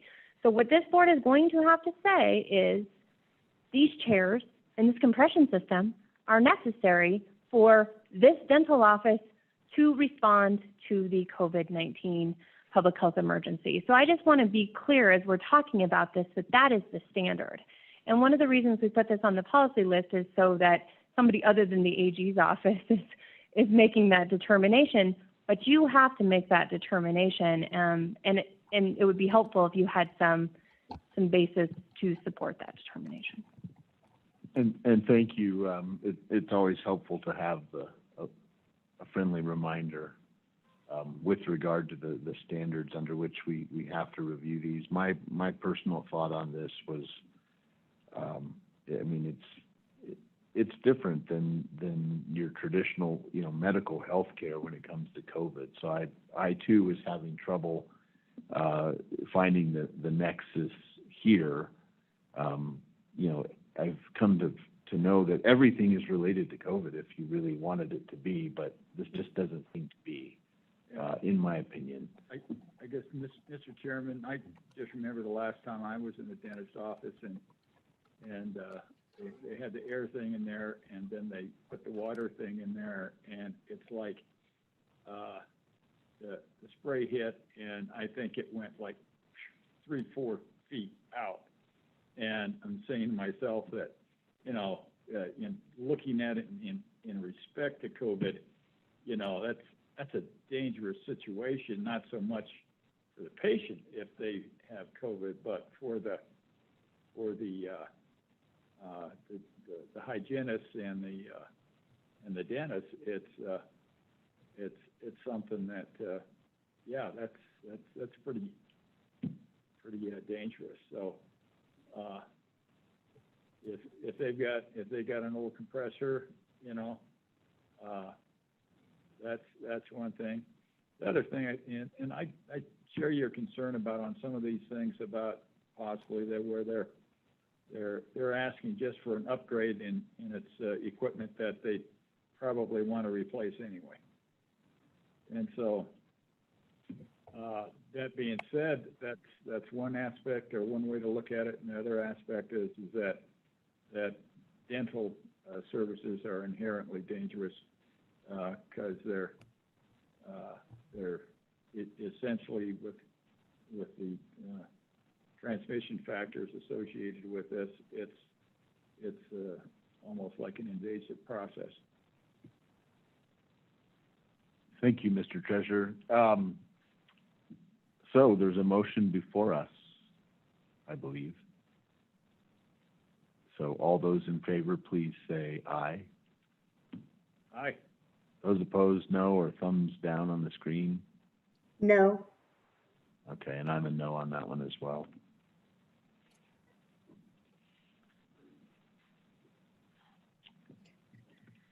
Mr. Chairman, that brings us to number 4, Natrona County Public Library.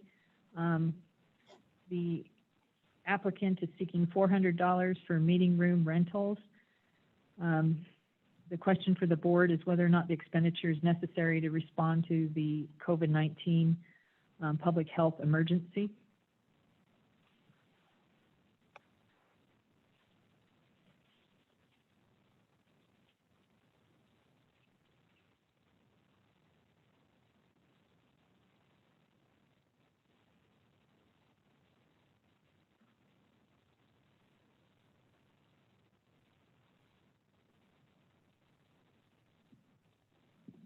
I'm looking through here to see the, find that little amount of money in the bigger picture here. Mm-hmm. Me too. Okay.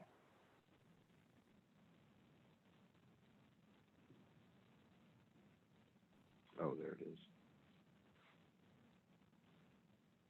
So it's under number 2 in the middle of the paragraph, it looks like.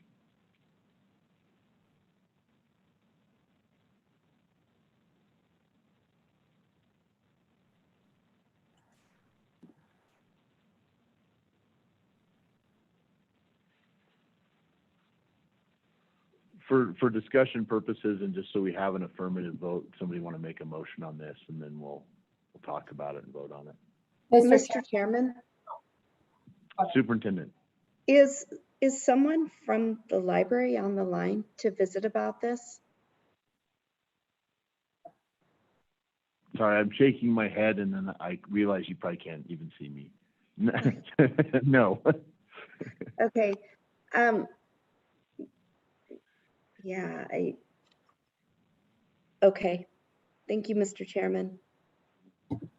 Mr. Chairman, the way I'm reading it, these were, they had to rent a larger room because of forum. I'm assuming that would be, I guess I don't know what kind of program or forum. I will go ahead and make the motion to approve $400 to Natrona County Public Library for meeting room rentals. Second. Okay, the auditor moved it and the superintendent seconded the motion. Any comments on that? From reading the application, I can't see. It just says two public forums and programs, and then the meeting room was not large enough, and I don't know if that's just for the number of people they had with social distancing, or it just wasn't large enough. So to me, there's not enough information here. Something that we can say that it's substantially related to COVID. Mr. Chairman. Oh, Madam Auditor. I would just comment and say I would agree, even though the amount is piddly, it's still, I mean, if it's a if it's a community program, that's one thing. If it was a program about how to avoid coronavirus, that would be another, and I don't have enough information. Mr. Chairman. Madam Superintendent.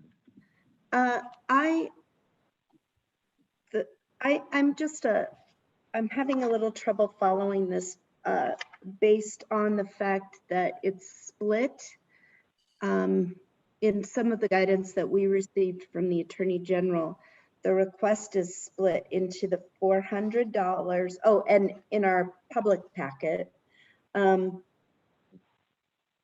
then $14,171 under the recommendation for no funding. But the summary of the request is for $98,000 98,739. Where would we find the rest of that? Because I'm only finding those two. It's 81,000 in payroll.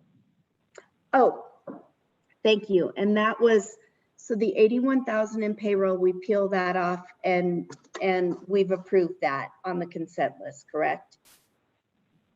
Yes. Okay, thank you, Mr. Chairman. I'm sorry.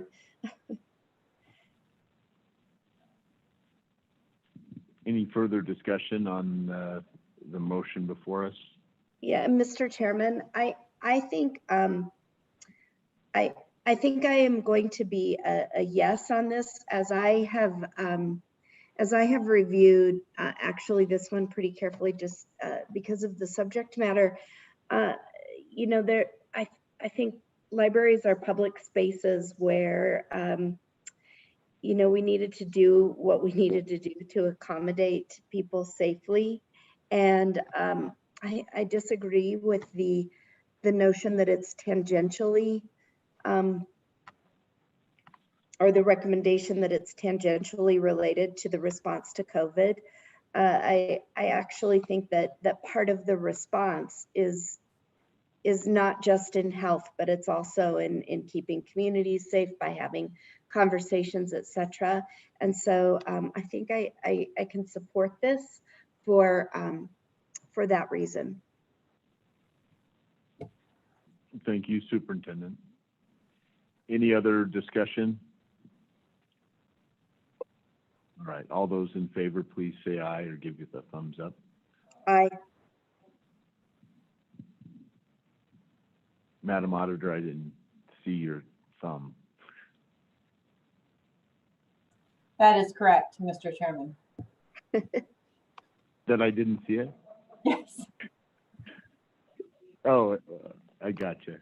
Well, I wanted an affirmative thumb, one way or the other, but now I understand. Thank you. Okay, I'd be a no on that as well.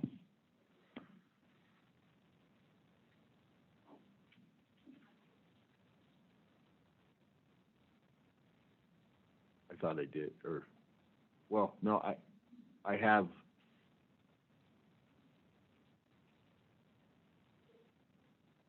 Okay, formally, we had 2 ayes, which was the treasurer and the superintendent. And then for all those not in favor, nay, and the auditor. That was to satisfy the Attorney General, Madam Auditor. Don't look at me. Okay. It doesn't pass. What's next? Mr. Chairman, the next item is number 6, Uinta County for a As you know, number 5, we removed and moved all of the Northern Arapaho tribe to the payroll. So we have number 6, Uinta County Detention Door and Camera Project. The applicant's requesting $318,061 to purchase and install a door control system with speakers and camera. The applicant says that the project would allow jail personnel to communicate with inmates, allow them to quarantine inmates, and contact trace if there is a positive case in the facility. These expenses appear to improve social distancing measures and enable compliance with the public health precautions. However, the issue is whether these expenditures are necessary to respond to the COVID-19 public health emergency. All right. Do we have anybody from Uinta County on the line? Mr. Chairman, we do. Brendan Morrow. Mr. Morrow, welcome.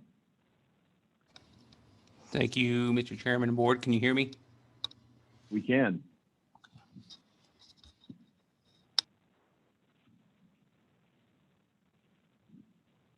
We can hear you, or we could. Is that better? Yes. Okay, so to answer the question, I think that was posed is, do you guys feel it's necessary, is due to the high influx of people that we get in and out of the community and our counties right off the I-80, I think contact tracing would be One of the big points as far as an updated system, our current system is well over 20 years old and is failing. And so as far as being able to then check and see who all someone that was positive was in contact with, it would enable us to verify and help public health more. It would protect our officers and other people that come into the facility as volunteers, as well as our doctors, nurses, mental health. And we would be able to make sure that we're following and keeping in contact and maintaining safety and security of our facility. Is there any other questions, or did that answer, or is there, what else? Mr. Treasurer. So your old system, basically, it's kind of like before they made talkies, and you can't really tell who's coming and going, and so you can't do an identification of them for contact tracing, or is that what you use the camera for? Or? The camera would, and it would also add cameras into our facility where we have limited cameras right now in our facility. This would increase surveillance and contact tracing by adding cameras and adding a more updated system. It would allow us to kind of follow where everybody's at and what they're doing. It would allow our officers to take precaution prior to entering an area. We'd be able to supervise in our isolation units better without putting an officer at risk by direct contact, because we'd be able to monitor via camera and intercom system. So they're nice high resolution cameras, and you got more of them, and so that keeps you out of harm's way and lets you know where the people that are positive, who they contacted with. That's correct. Okay, thank you. I understand what you're doing now. Thank you. Yep.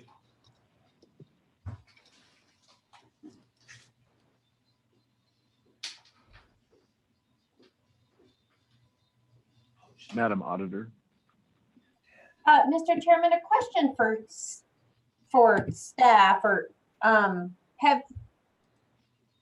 I feel like in my memory, we have had similar requests from detention facilities and denied those, but I might be misremembering because I can't find that.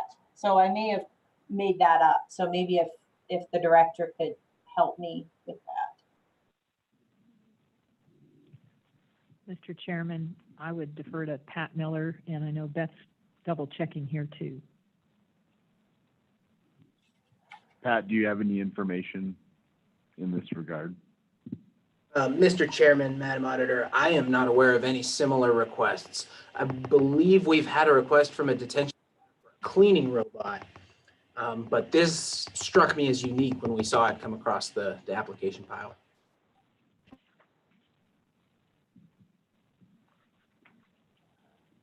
And just a quick question while Ms. Blackwell's looking for that. You currently have inmates that are in quarantine, is that correct? Yes, that's correct. We follow the CDC guideline. They recommend that all inmates are quarantined for a 14-day period. And how many do you have? I mean, has that been constant, or how many total have you had since March? Oh, anyone that comes into our facility, I don't have that exact number. It's any arrestee that comes into the facility. They are quarantined and observed for 14 days.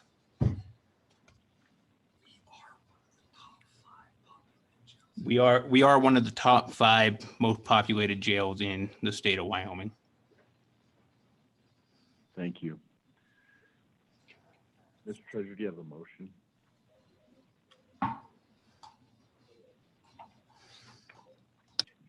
I would move for approval Uinta County's detention door camera project of $318,061.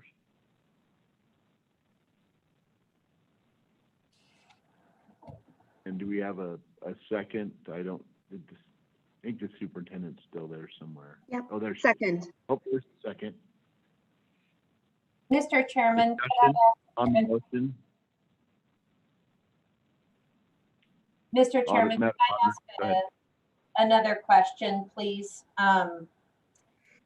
Maybe a little information on timeline of the project?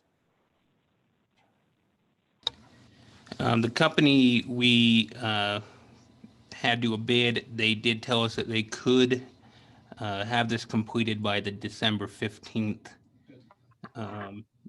based off of product availability, but they were very confident that they could have this done by December 15th. Thank you, Mr. Chairman.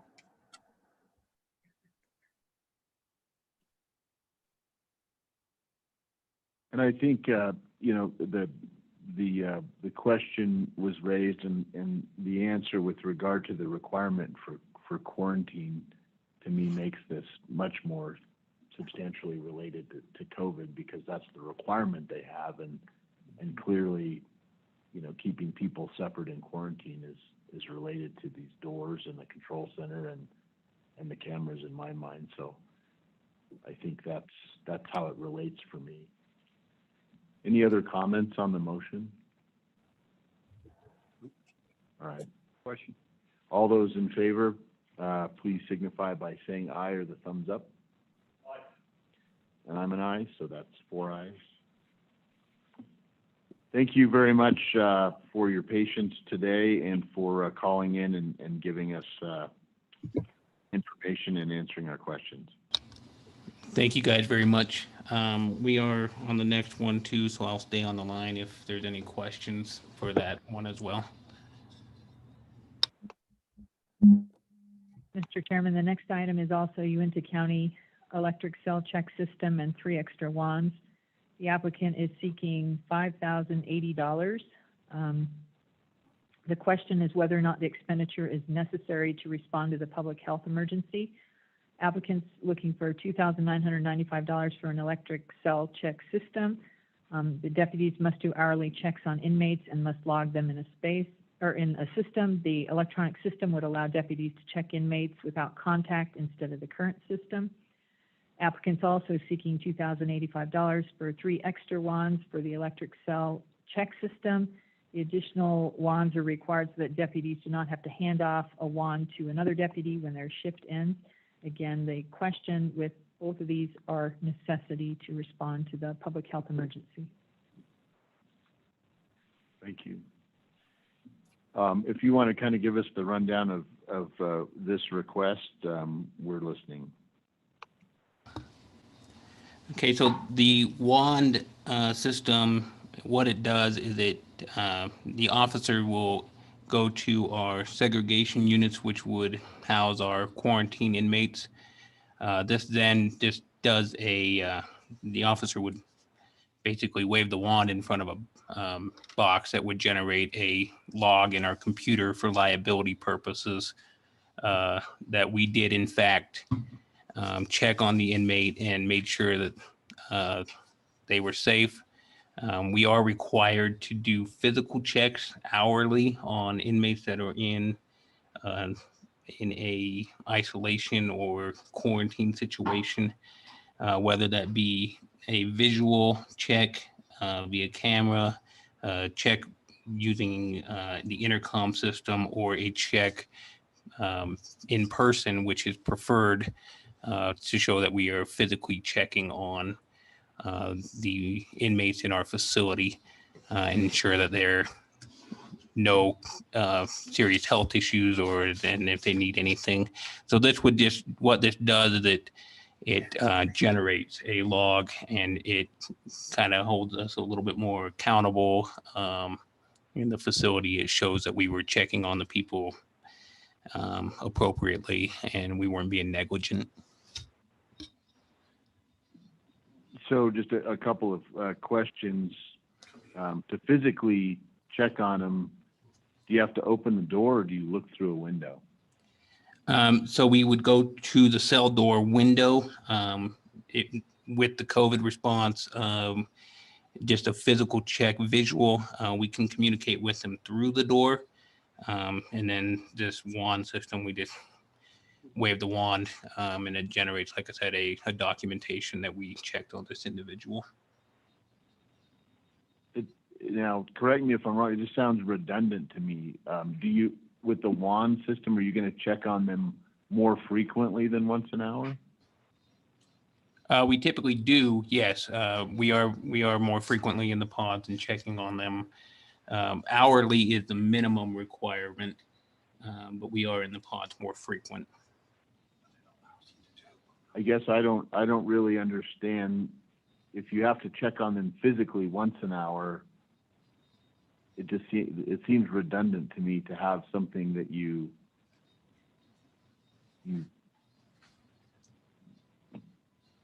got to check. You have to go in person anyway once an hour. Correct. And what this does is it doesn't prevent us from going in hourly. It would just it just provides documentation. And when you go physically, since you don't have the system, you go physically check, absent some exigent circumstance, you look through the window and can communicate with them, so you don't have exposure per se, right? That's correct. Okay. Mr. Chairman, Madam Auditor? is it accurate to say that the wands just make it so you don't have to fill out a paper log? I mean, what are you doing now, I guess is the question. What are these replacing? Because you have to go visit the inmate hourly. I'm assuming that has to be recorded.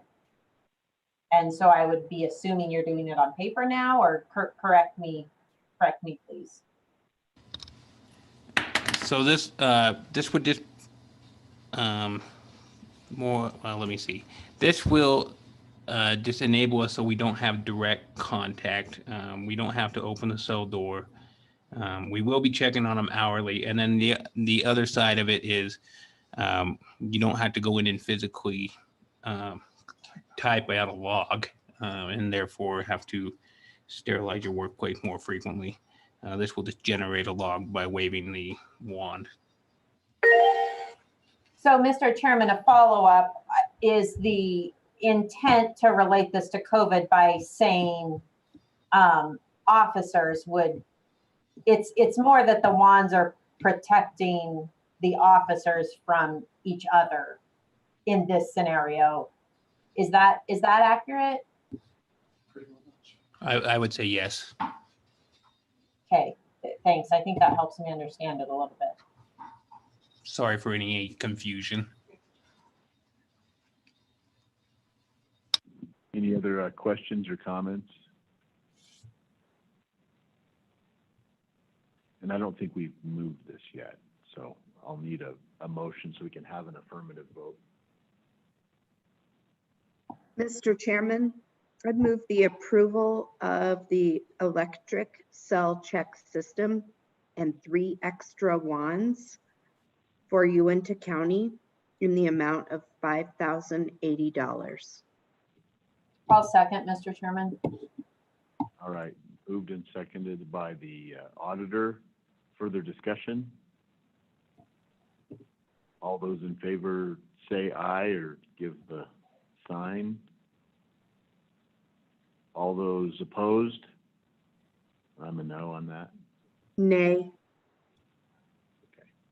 That was 2 ayes, 2 noes, so that one fails.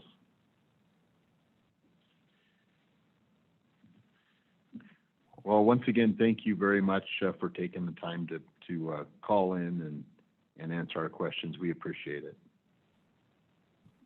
Mr. Chairman. Madam Superintendent. Just for procedure's sake, would you prefer the motion for affirmative like it was just made, or would you prefer to accept the director's recommendation for an affirmative vote? Do you have a preference? I thought it would be an affirmative vote. I don't know if there was a recommendation, as I recall, on these, because they're our policy calls, and so they're Gotcha. not a no. Okay, they're not a no funding. Understood. Yes. Thank you, Mr. Chairman. All right, Madam Director. Mr. Chairman, the next item is University of Wyoming Family Medicine Residency Program of Casper. They are looking for $55,000 for one, I'm not sure if this is Gene Expert Express 4-drawer for full lab setup. It's just unclear whether this lab setup is necessary in response to the COVID-19 public health emergency. Do we have anyone on the line for?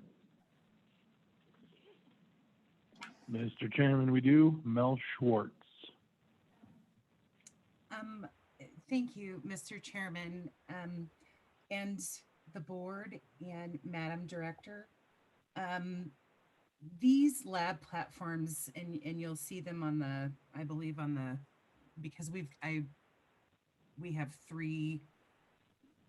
Oh, it just looks like you guys are wondering about this one, not about the other ones that we put in. But this lab diagnostic platform will allow us to reduce the amount of time for COVID test results from 2 to 3 days to a matter of hours. So that will greatly improve our ability to test our patients, or to treat our patients who test positive for COVID-19.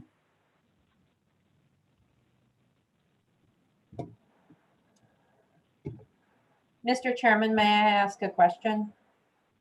Go ahead, Madam Auditor. Are we just dealing with item 8, or do these things relate to each other? I believe we're just dealing with item 8. I mean, obviously they all. Right. I mean, sort of, but yeah, just 8 as far as I know. Thank you.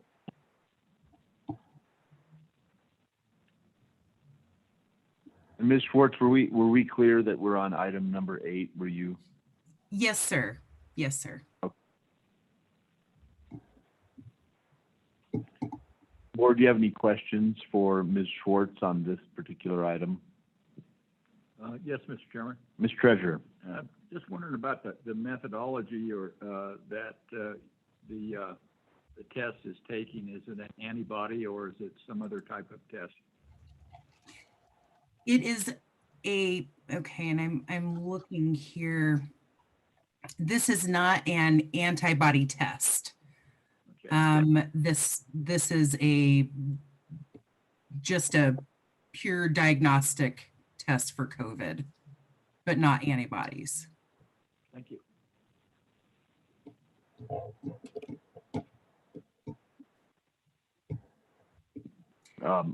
My question would be, what does this allow you to do that you cannot do now with regard to COVID testing? So we're unable in our labs, we're unable to do, we don't have this new technology in our labs. So again, when we're testing people right now, which we are, it takes days to get those results back. And this diagnostic lab platform will allow us to get those COVID results back, whether or not a person is positive or negative, in a matter of hours. So it's quite significant in terms of COVID treatment and testing. And I assume that you can test for all kinds of things, not just COVID. Yes, sir. And what I noticed in the specifically that won't be funded, we did add in flu and strep kits as part of our funding request. So we would certainly remove those from our budget. But yes, it would provide any number of tests. We'd be able to do those in such quick turnaround. I mean, it's just quite revolutionary in terms of the equipment and what we'd be able to do for our patients. but specifically for COVID, we'd be able to find out within hours whether or not a person is positive or negative. Instead Thank of you. Any of the other board members have a question or may have a motion?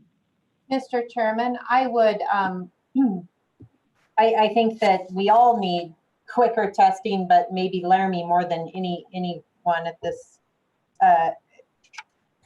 time. Well, this one's in Casper, I understand, but I think that's very, very valuable. So I would move for approval of the $55,000. Second. It's been moved by the auditor, second by the treasurer. Any further discussion? Any other questions? Mr. Chairman? Ms. Treasurer? Yeah, I think in this world of high anxiety, like if somebody wants to be tested by COVID and they can know the answer in a matter of hours, or taking the whole weekend to have the thing transferred by the highway patrol and then back, and 3 days, 4 days later, you know what the results are. I think it'd be I think a relief to a lot of people to know that they don't have the virus and that they can go on about their lives. Well stated. You also speed up if you have to do contact tracing, you can get it underway. So all those in favor of the auditor's motion, please say aye or give me a thumbs up. Aye. I'm an aye. So that's 4 ayes. And Ms. Schwartz will keep you on the line for our next item as well, which is, maybe it's different. This is in Cheyenne, so I didn't look to see. I know we had one in Albany County, Cheyenne, and Mr. Chairman, the next one on the list, number 9, University of Wyoming Family Medicine Residency Program in Cheyenne. The applicant is seeking $29,992. The question is about whether or not these things are necessary to respond to the COVID-19 public health emergency. Specifically, the applicant seeks $393 for 1 label printer, $1,807 for 8 Cisco IP phones, $2,542 for 8 Cisco 562 wireless dual headsets, $25,250 for 1 Gene Expert Express IV4 module.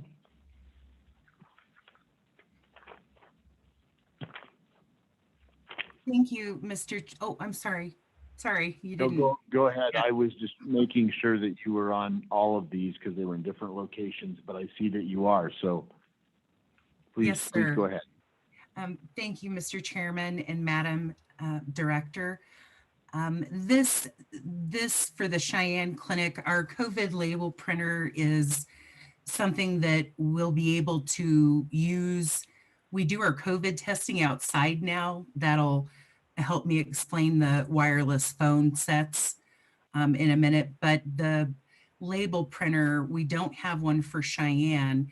And when we are doing these tests, we need to be able to turn around in our tent and push a button and just easily have a printer rather than having to run back inside for our, label printers, or not label printers, but for our printers inside. So this is something that we actually don't have at the Cheyenne program, and it is directly related to testing. And then you put the stick and I am not a provider, so please don't judge me too harshly on my wording here, but they do the test, they put it in the tube, and then we need to be able to put that label on that tube immediately.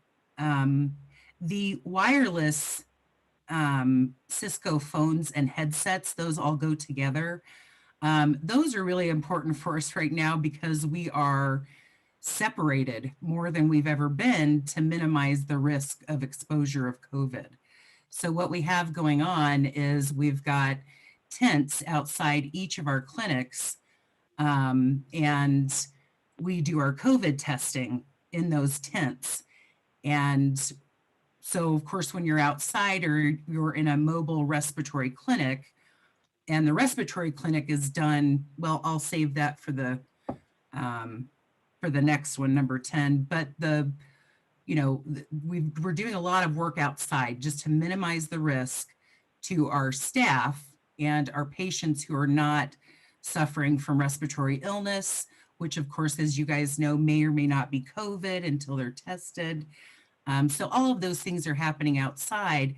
And of course, those folks, dozens of staff that are doing this outside, they're not at their desks with their phones.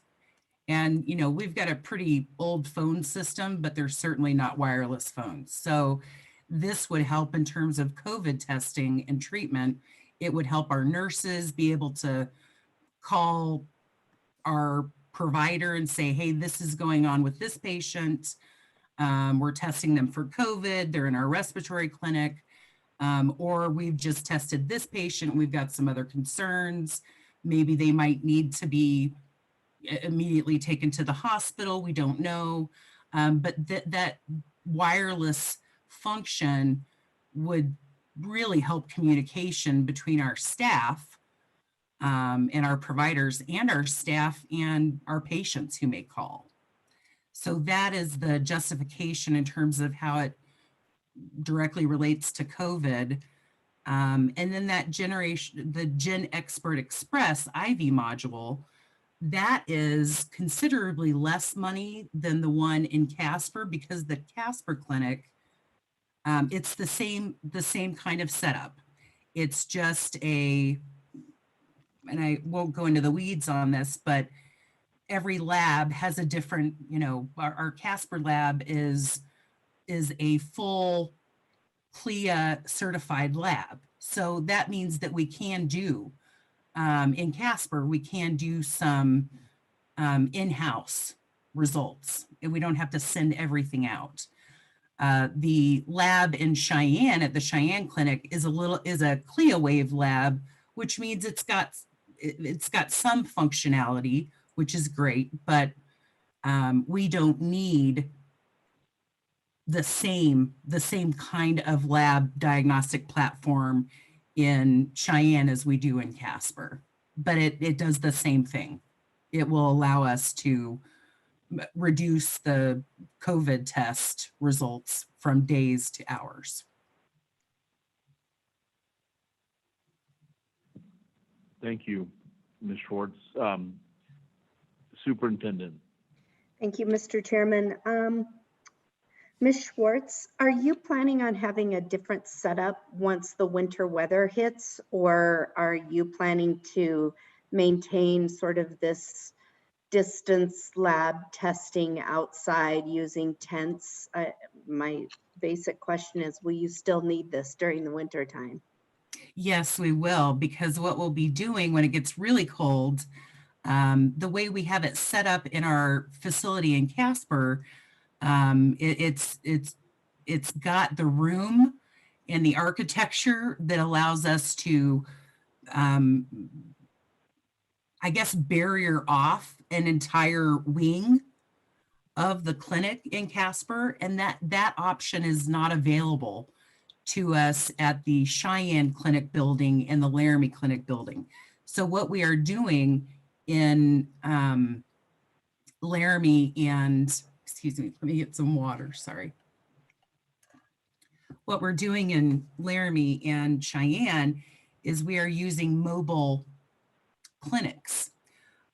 We've got a great MOU, great collaborative effort between ourselves and the Crossroads Clinic, which is a homeless clinic in Cheyenne, for us to use their mobile clinic for respiratory patients. And again, respiratory patients may or may not have COVID. So we've got to really minimize the risk. And in order to do that at the other two clinics in Cheyenne and Laramie, we are going to have mobile clinics that are heated, clean, comfortable, ADA appropriate, and we'll be using those platforms in that way during the really cold hours. Thank you, Mr. Chairman. Any other questions? Any other questions, or I would entertain a motion? I'd move for approval of the University of Wyoming Family Medical Residency Program in Cheyenne's appropriation for their COVID necessary equipment in the amount of $29,992. I'll second, Mr. Chairman. Okay, treasurer moved, auditor seconded. Any other discussion? Any more discussion? All those in favor, aye or thumbs up? Treasurer, I'm assuming you're an aye? Oh, yeah, yeah. Okay, that's 4 ayes. Mr. Chairman, that brings us to number 10, University of Wyoming Albany Community Health Clinic. The applicant is seeking $7,350. For the first request is $1,807 for 8 Cisco IP phones, $2,543 for 8 Cisco 562 wireless dual headsets, $3,000 for a mobile clinic trailer rental for a respiratory clinic. And again, the question here is whether these are necessary to respond to the COVID-19 public health emergency. Ms. Schwartz, you want to give us a quick rundown on this one, please? Yes, sir. Thank you. As I mentioned before, the wireless headsets are because of all of the work that we are doing outside and in mobile vans. So it really helps our COVID treatment and testing for our staff that's outside to be able to easily speak with our staff that's inside, and for the staff and providers to be able to, who are outside, to be able to speak to our patients on the phone. So that is the justification for the phones. The mobile clinic trailer rental is actually being built. It's the Grand Avenue Urgent Care Clinic is building this mobile van, not just for us, but they are, it's pretty great. They're working with us to get this ready. We're going to be starting our respiratory clinic in a couple of weeks. And they are, I mean, it's brand new, heated, ADA accessible, and the important connection between respiratory clinic patients and COVID treatment and testing is the fact that you really don't want your respiratory people who are struggling with respiratory issues to go into your facility at this point in time. And that is because you just don't know whether or not they have COVID or not. So our respiratory clinics at each place are either far removed, as they are in our Casper building, or they are in heated, nice mobile vans in the Cheyenne and Laramie area. Thank you for that explanation. Board, any questions, comments for Ms. Schwartz?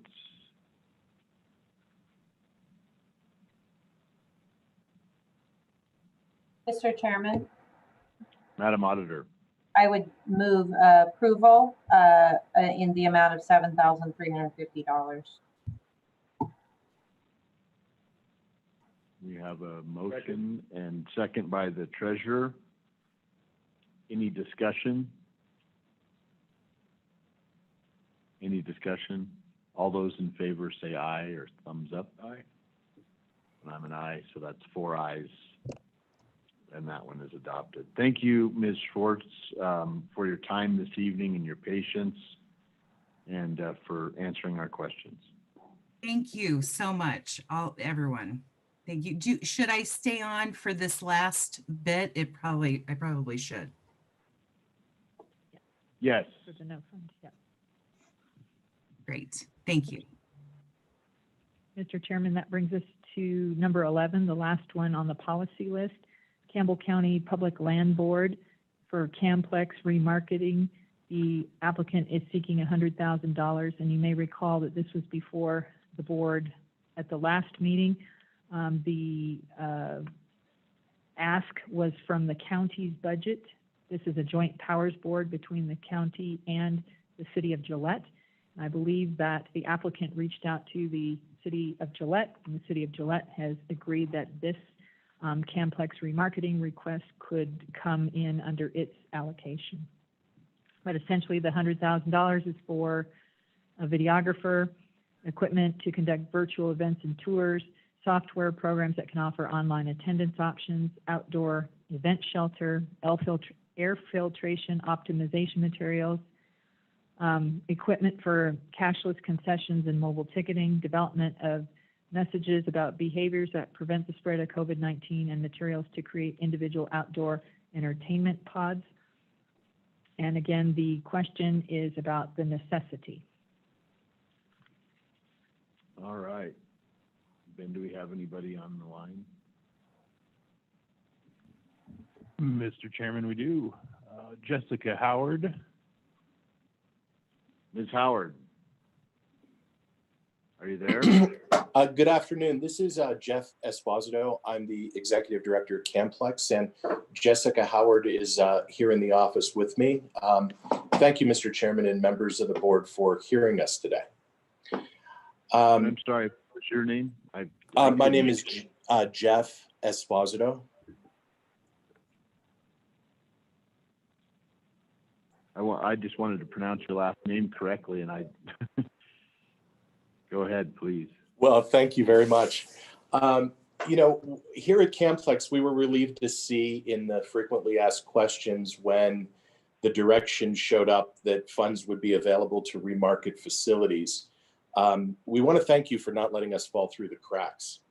And I know that you've had a very, very long day, and I'm going to try to be really brief. But please, if you have any questions, let me know. So the reason we're here today is that we have so far absorbed about $500,000 in cancellations. And we simply can't fund the unbudgeted cost of remarketing the facility to maintain the events that we have, so we don't lose the events, and to bring in new ones. And we really just need some help. And this is because we have major events scheduled. And those events are going to come if we can help show their members how they can safely attend meetings at Camplex. I mean, our events, you know, bring people from all over the country, and they come from really some states that aren't doing nearly as well as Wyoming relative to COVID numbers. So if the members don't feel safe, they won't register and the events will cancel. But conversely, if we can just show them how to have a successful, safe meeting in Wyoming, they will come because they do really want to come. But we need to create virtual tours of meeting space. We need to update our website. We need all those things that was mentioned in the introduction, some barriers and whatnot. And this is going to help us keep the events that we have and bring in new ones. And just to kind of put this into context, that you know, a motor coach rally like Family Motor Coach Association, they're going to bring in about 1,700 units. That rally is going to bring in, you know, probably $500,000 in just direct spending into Campbell County and Wyoming. So the tax benefit is significant. That doesn't even include the cost of, you know, each one of 1,700 RVs, you know, filling up with 90 gallons of fuel. So in Campbell County alone, according to the Wyoming Office of Tourism, using the numbers for 2019, you know, tourists in Campbell County brought in $129.8 million in 2019. Now, of course, Camplex can't take credit for all of that in Campbell County, of course. I mean, that's not at all what I'm saying. But what I am saying is that, you know, we make a significant contribution to that number. And with a little bit of help, we've absorbed so much that I just don't have any more money to spend to create virtual tours and to do things properly. We've already reached out to our CVB, the Wyoming Office of Tourism, and we are really using their marketing materials because they make great stuff. So this isn't duplicating anything. This is really just what we need that's Camplex specific to show meeting planners and actually their attendees how they can safely have meetings here in Wyoming and in Gillette.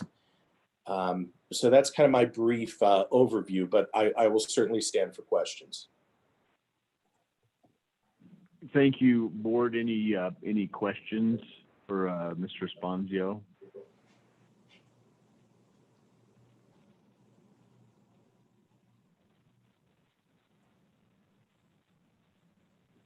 Mr. Chairman, I'll make a motion if there's no questions.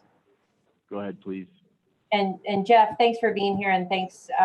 You know, we all love the Camplex, and I know this has been a difficult time.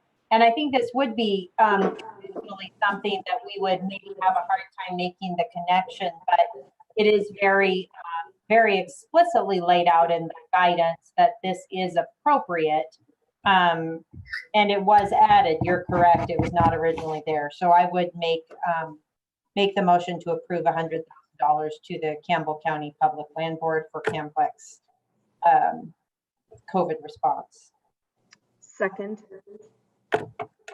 So the auditor moved it and the superintendent seconded the motion. Any further discussion? All those in favor, aye or thumbs up, please. All right, so that's 4 ayes. Thank you, Jeff and Jessica, for your patience today and for being on the line. We appreciate you and the staff. Thank you, sir. Take care.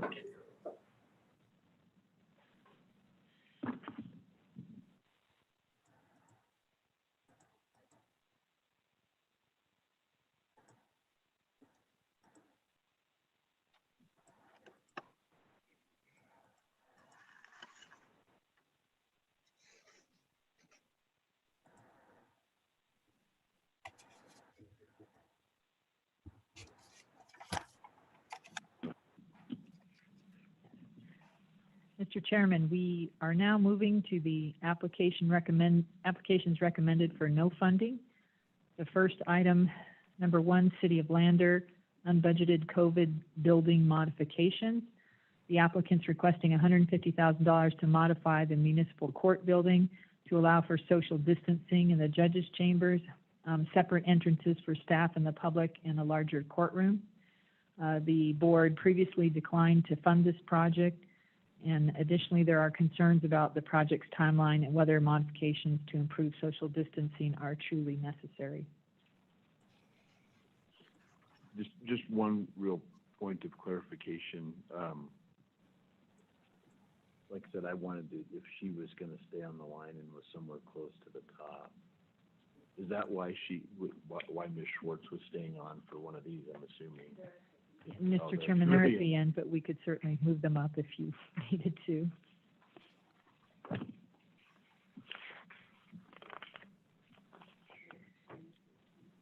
That's very nice. Thank you. Yeah. Okay. Let's start with number 20. All right. Do 20, 21, and 22 real quick. Let me get there really quick.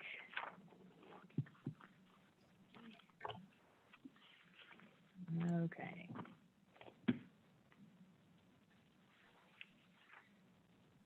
Mr. Chairman, per your request, we will address number 20, University of Wyoming Family Medicine Residency Program, CASPER. And I think the recommendation from Ms. Blackwell was that we do 20, 21, and 22 all at the same time because they concern sort of duplicative items.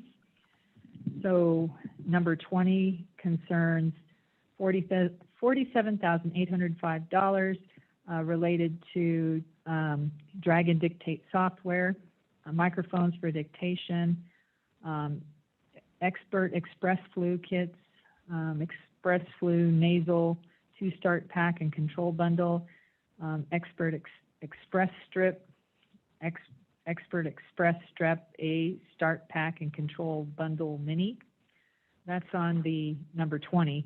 Number 21, $44,331 for University of Wyoming Family Medicine Residency Program, Cheyenne. The request is, let's Also for Dragon Dictate software, microphones for dictation. It includes 4 multifunction printers, 20 Expert Express Flu, 1 Expert Express Flu nasal, 2 start pack and control bundle, 20 Expert Express strep kits, an Expert Express Strep A start pack and control bundle mini, blood pressure cuffs, pulse oximeters, glucometers, test strips, lancing devices, and then 22 University of Wyoming Albany Community Health Clinic, $4,810, and similarly has blood pressure cuffs, pulse oximeters, 30 digital scales, rely on glucometers, rely on test strips, rely on lancing devices, additional test strips, and 5 stethoscopes.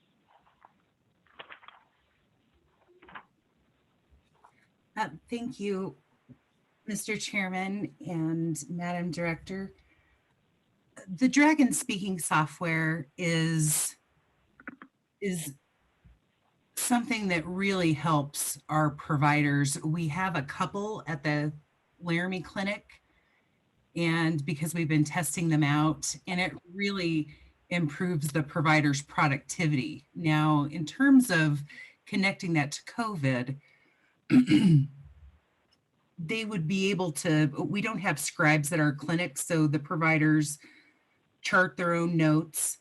And we've had, because we do have 1 or 2 at the Laramie Clinic, we've been able to talk to the provider about what that's been like to help care for a person that has COVID and is quarantining at home.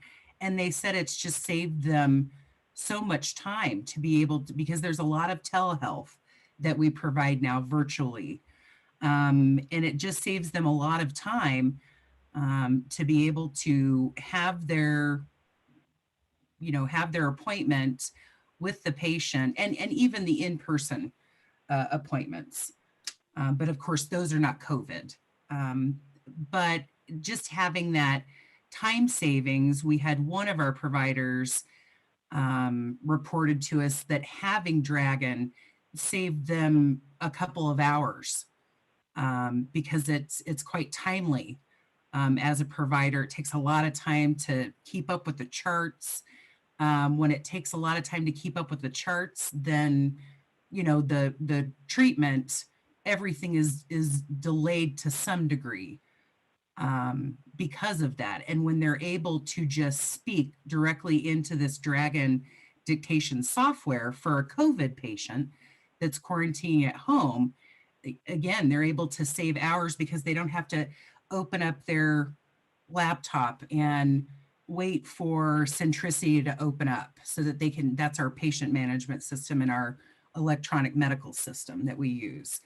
And they don't have to type and make sure everything is appropriately worded, because they'll be speaking right into the microphone, which then will directly put in their chart notes right into the electronic medical record.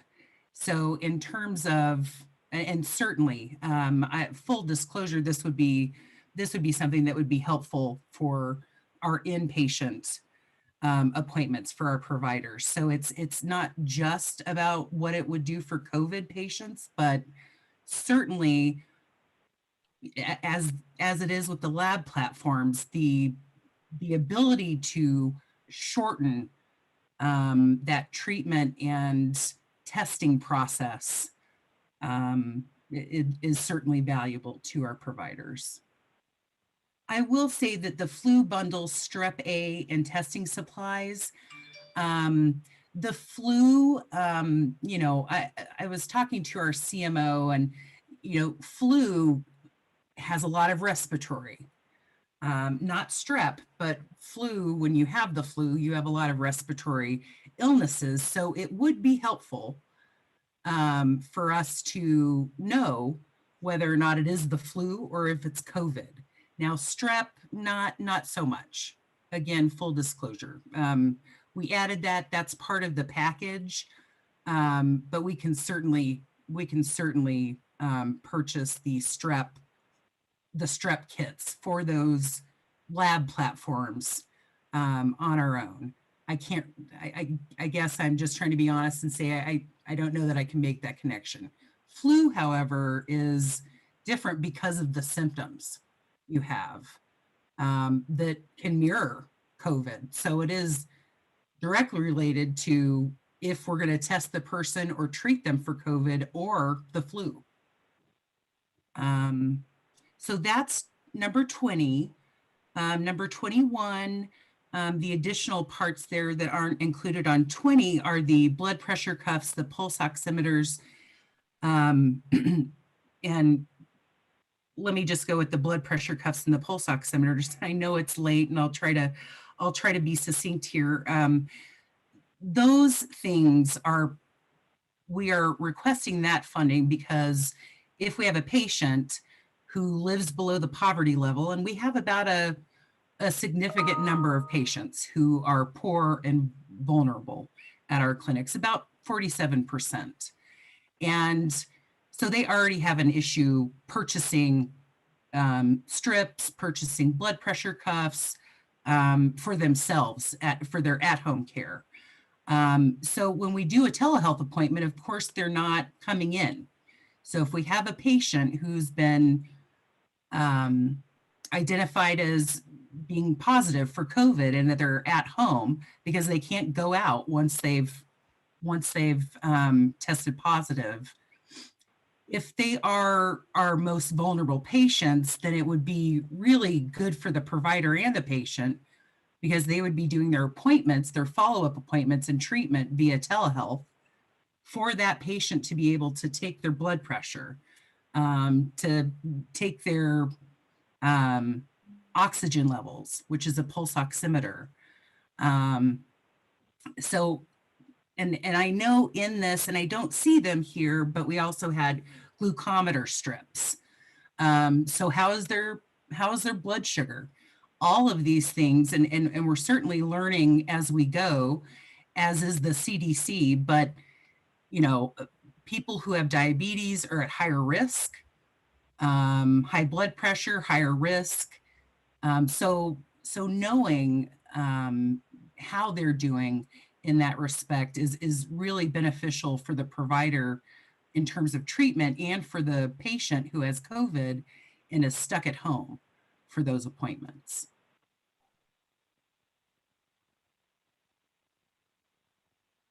Thank you.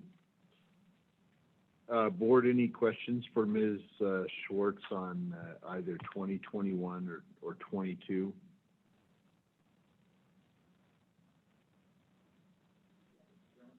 Mr. Treasurer.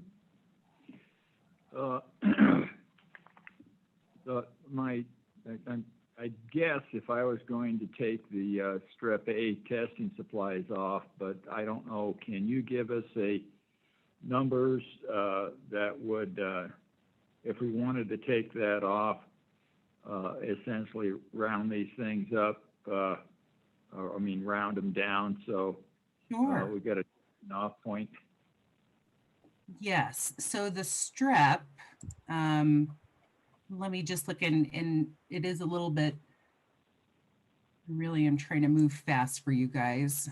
Goodness, you've had a long day. So the strep, looks like I'm sorry, hold on, I'm trying to just pull up our budget really faster. Hold on. And I can tell you immediately if we were to remove the strep. Okay, so we've got Strep A 20, so it's 50. Okay, so it's 5,550 and then 1,745.50. So that's roughly, that's here.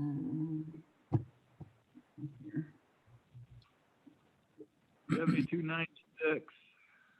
Oh, thank you. So that is, what, I'm sorry, what did you say, 7296? Yeah. Okay, so that would be 7296 out of Cheyenne. And I know that we asked for more for Casper because it's a bigger clinic. So that's 7296 for Cheyenne. And then okay, almost there.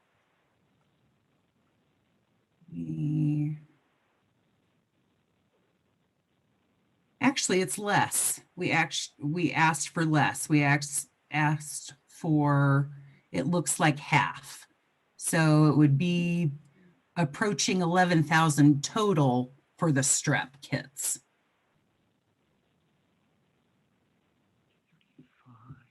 Mr. Chairman, Madam Auditor.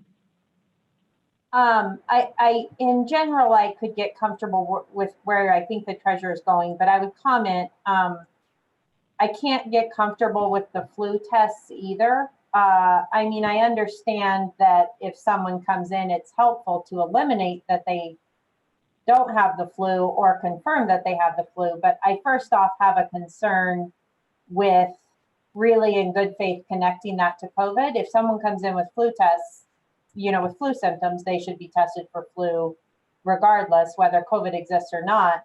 But my more immediate concern too is we've just approved funding for rapid testing in these locations. And so I don't understand why we would fund flu tests. So I can't quite make the leap on any of the testing supplies for anything but COVID. Yeah, that's fair. Thank you for that comment. Ms. Schwartz, did you want to address that quickly? No, I think that's absolutely fair. I think, again, in my conversations with the providers, they said, well, sometimes you don't know if it's flu or if it's COVID, but truly, you guys have approved the most important part of those lab platforms, and everyone is going to be entirely grateful. So really, I understand. I understand what she's saying. Absolutely. I'm trying to total up what that would look like if we just removed the flu and the strep from each one.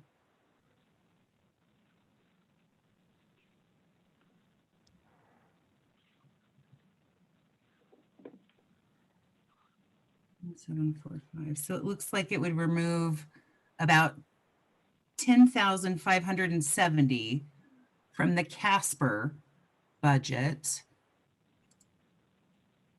And it looks like the Cheyenne asked for double. So then that would be about, and the prices are the same. So that would be about, 2240. yeah, there you go, 2240.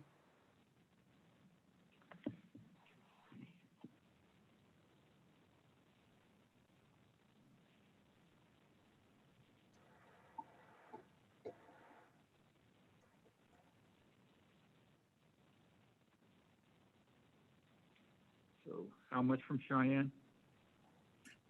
It looks like it would be 22,400. And let me look at the.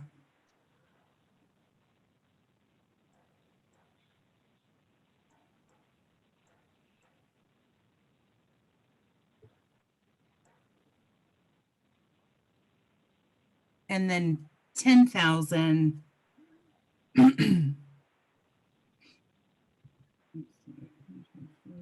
10,570 from Casper? Yes, yes, sir. Okay, not overestimated by 2.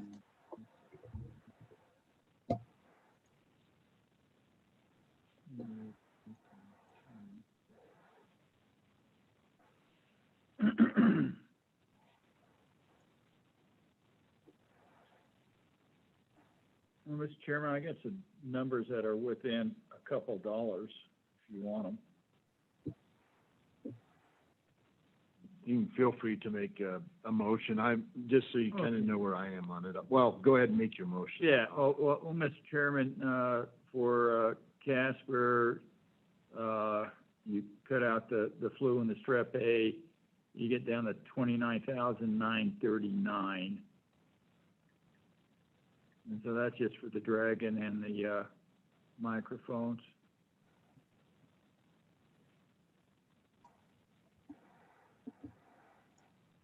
For Cheyenne, it's 28,283.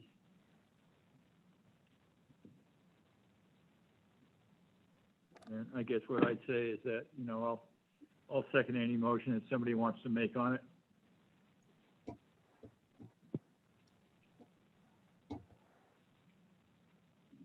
Mr. Chairman, are you looking for are you looking for a motion individually on each of these? I think that'd probably be the easiest, since some of them, they're in different locations and they contain somewhat different items. And Mr. Chairman, I'm actually going to move to accept the director's recommendation on item number 20.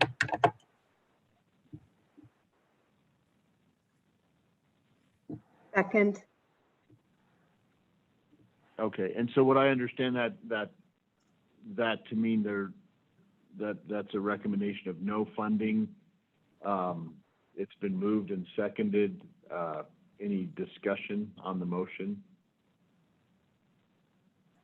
All those in favor of the motion to accept the director's recommendation to not fund item number 20, which is for the University of Wyoming Family Medicine Residency Program, Casper, please say aye. I'm an aye.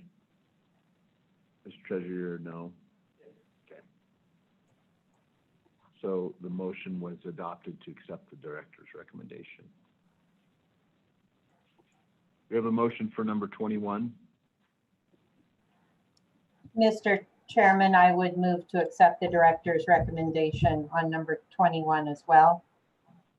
And Mrs. Schwartz, thank you so much for being here. And you guys are doing everything right. And I'm very excited about the way you're using Dragon. I just can't quite get there for CARES funding.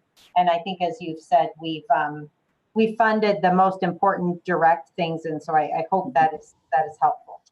Oh my God, it's so helpful. Thank you so much. We have a motion on the table. Superintendent is second. And thank you for the discussion. All those in favor of the motion, please say aye. Or thumbs up, sorry. And I'm an aye as well. And the treasurer's a no on that one. 3-1.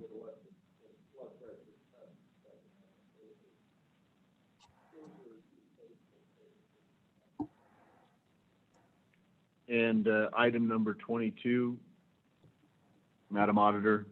Mr. Chairman, since I'm clearly trying to win the popularity contest here, I would make the same motion to approve the director's recommendation on item number 22. And again, just thank the UW Health Clinics for everything they do. We have a second from the superintendent. For discussion purposes. You're not alone, Madam Auditor. Just a few minutes ago, before a motion was made, when I had said, I'll tell you where I'm at. This is where I'm at as well, because I feel a lot of this are things that, yeah, very tangentially related, although certainly related, but they're everything that a medical clinic has and can still treat COVID without, and some of the niceties of the software and things like that. And so that's why I'm on board with the motion. I think we've funded the most important parts of these requests. And I too appreciate Ms. Schwartz, you coming on and taking the time tonight to answer our questions. Any other discussion on the motion? All those in favor, say aye or thumbs up. And I'm an aye as well. That's 3 ayes. Treasurer's a no. Okay. Thank you very much. Have a good night. You too. Thank you. All right. Let's start at the top then. Mr. Chairman, we are back to number 1 on the no funding recommendation list. City of Lander is seeking $150,000 to modify the municipal court building to allow for social distancing in the judges' chambers, separate entrances for staff and the public, and a larger courtroom. The board previously declined to fund this project. Staff has concerns about the project's timeline and whether the modifications to improve social distancing are truly necessary. Beth, is this the one that where nobody appeared to speak last time? Okay. All right. Is anybody on the line from City of Lander? Mr. Chairman, Cherry Lara. Good evening. Hello, how are you? Good. How are you? Long day for everyone. I'm sorry, the last time when we were discussing this, I wasn't logged in correctly to speak to it. The discussion at that time was that we did not have a timeline included with this project, so that at that time, that's why it was denied. And really, when we left that meeting, the mayor and myself, our takeaway was that this project would be funded upon reapplying and resubmitting a timeline. So we started working on this project with that, thinking that we were already approved upon getting our timeline in there. We asked that you, at this time, we're asking if we could get this project funded, and we're actually asking if we could get the amount amended to $250,000, just because we've come across we're in an older building and we've come across some larger ticket items than we had originally budgeted for. Today, we have received $105,000 from the CARES funding. So even with this $250,000, should you approve it, this still allows us, our total allocation is $988,000, so we'd still be well within that amount. We are in an older building. The courtroom was set up actually by when the police department remodeled under what they thought was guidance. So it's essentially a closet for the judge's office. We do see several inmates from the Fremont County Jail in here. We still have very high numbers. I think we've led this entire COVID mess. We've led in numbers. So we respectfully ask that you approve our application and that the amount could be amended to $250,000. Thank you.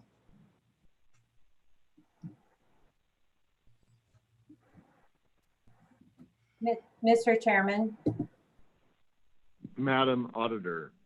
would you be able to give us an update on the timeline of this project?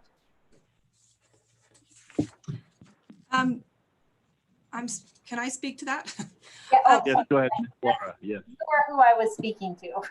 Currently, we do have the contractor. We have him set, and he's agreed to the finish of a December 15th date, with our closeout and our punch list being done by December 20th. So, Mr. Chairman, just to follow up, I was under the impression that this project had already been started, or that some of it had been completed. Am I mixing apples and oranges here? Have you done other renovations to the building? No. Ms. Laura. I'm sorry, no, we have not. We were awarded the $40,000 for our unreimbursed COVID expenses and $65,000 towards payroll. But that's the only, and in that unreimbursed expenses, we did have to put a a window in for our pay at City Hall, just a small, take a wall out and put a window in to social distance in our lobby just for our pay window for utilities. Mr. Chairman, just to follow up, but this project has not been started. It has been started in the fact that we've got a contractor, we've got all the moving in, we've got a Connex here to move the furniture out, and a wall has already been taken down.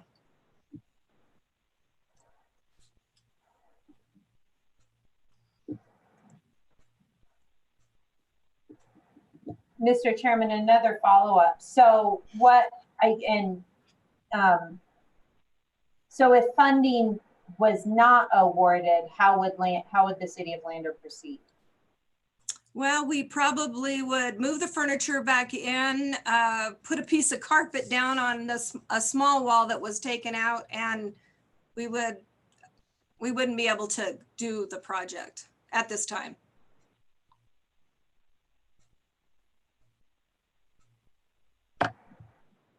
And does the board remember, or, I mean, I have trouble with these because this is one of those where you could say it's, excuse me, if you renovate, make something bigger, you can social distance.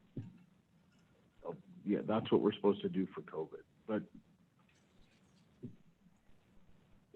it's not as related as I would like it to be, or I need help making it more related to COVID, I guess. Well, and Mr. Chairman, staff can help me out if I am saying this correctly, but I believe we have consistently denied renovations for that purpose to public buildings other than medical facilities.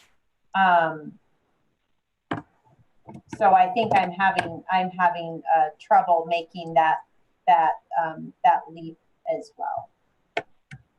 I know we denied the city of Laramie, and I believe there was one or two other, I know there was fire facilities that I think we denied, and I might be missing one or two.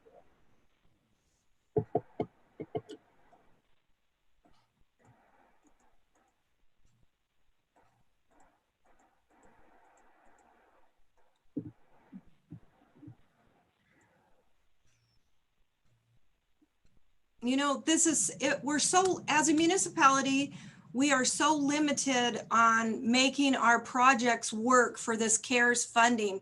It's disheartening to see these large projects go through, and we're a small municipality. Our revenues are cut. We have eliminated 3 positions to date, just for where we're going to be at in the future. And I look at these numbers and they seem so small for the amount of traffic that we have that come in through our judicial system.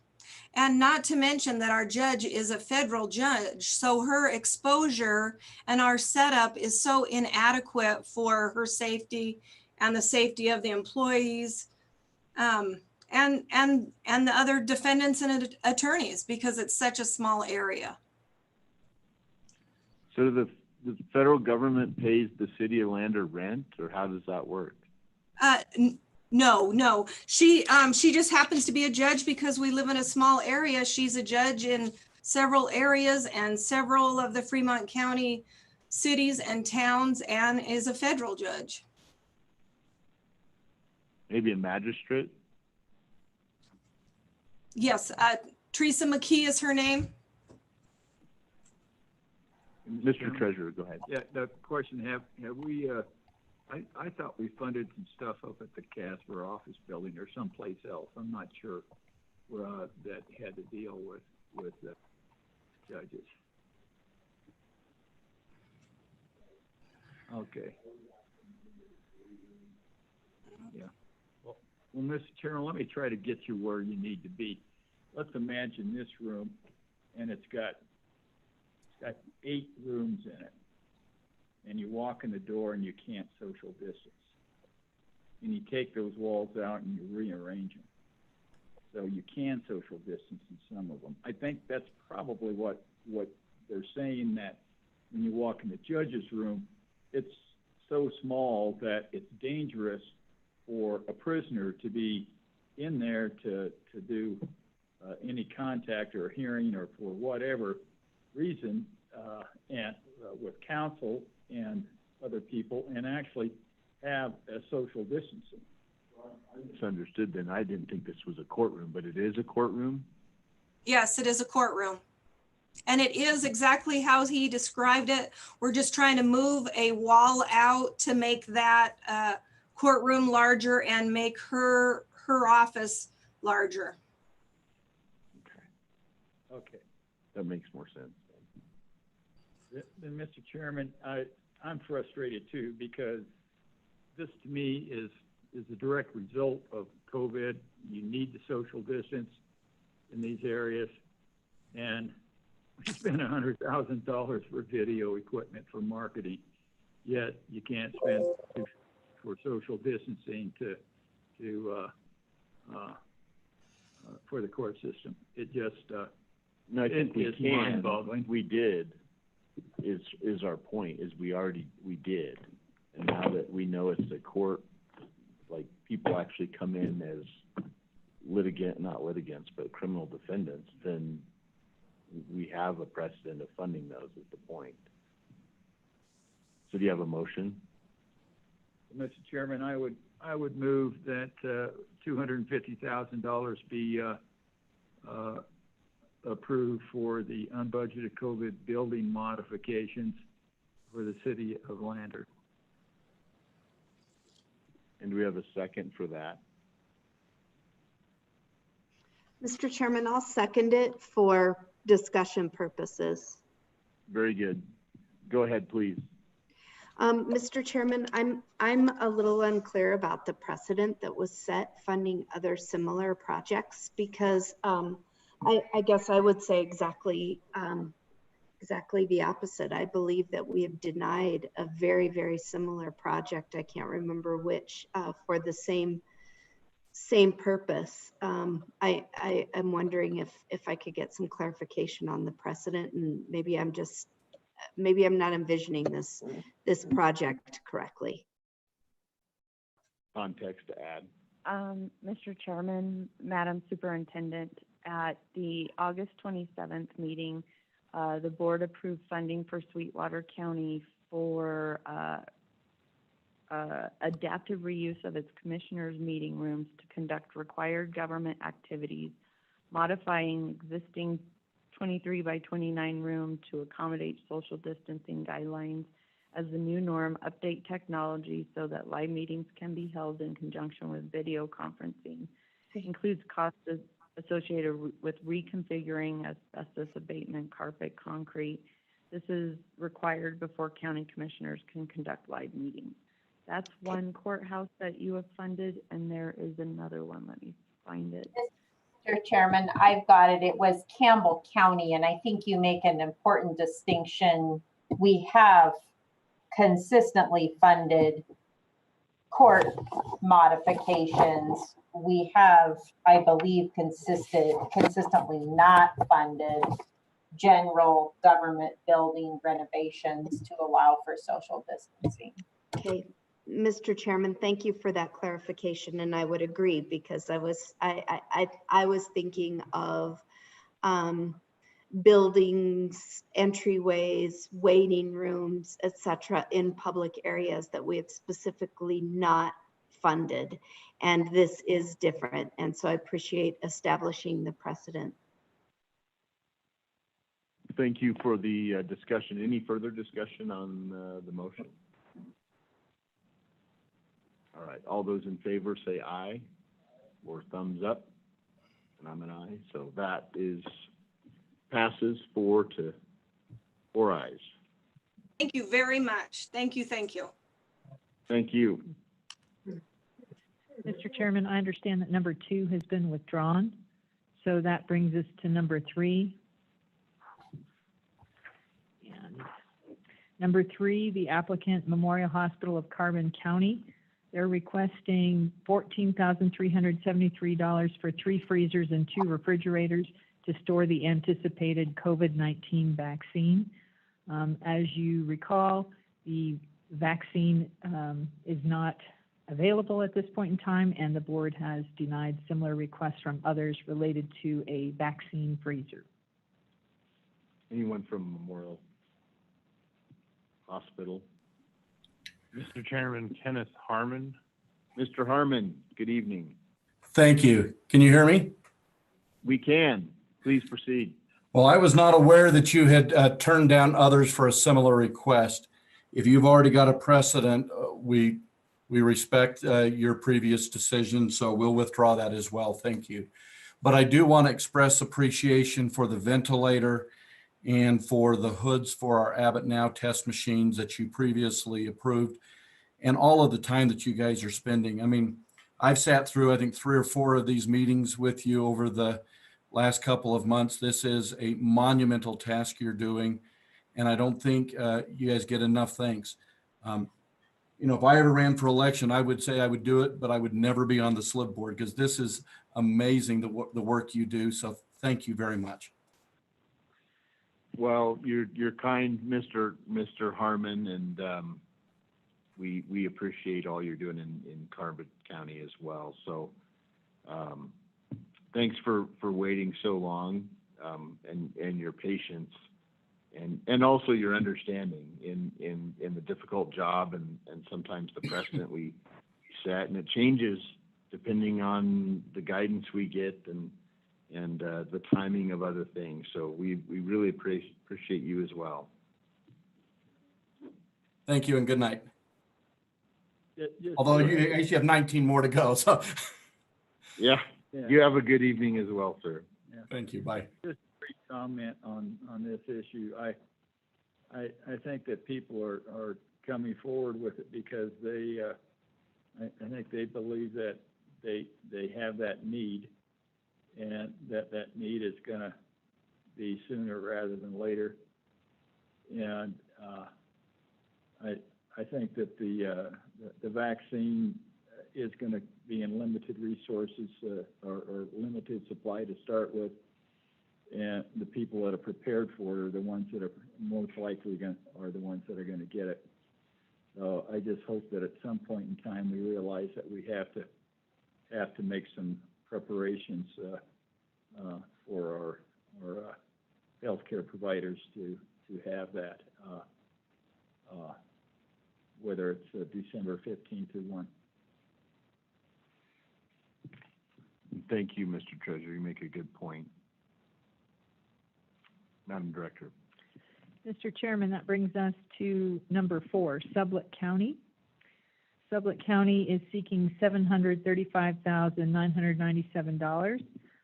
Included in the request is $148,920 for a new ambulance, $24,004 for a lift on the ambulance, $131,790 for monitoring equipment, $1,000 for library content deliveries, $51,776 for revenue replacement for the Rendezvous Point Senior Center, $237,650 for various general clinic equipment such as cardiac monitors, stethoscopes, gurneys, exam tables, and IV equipment, $45,907 for sewing machines, tables, and chairs to produce masks, $94,950 for digital billboards to encourage social distancing and mask use. And the concern is necessity, and some of these items appear only tangentially related to the COVID-19 pandemic.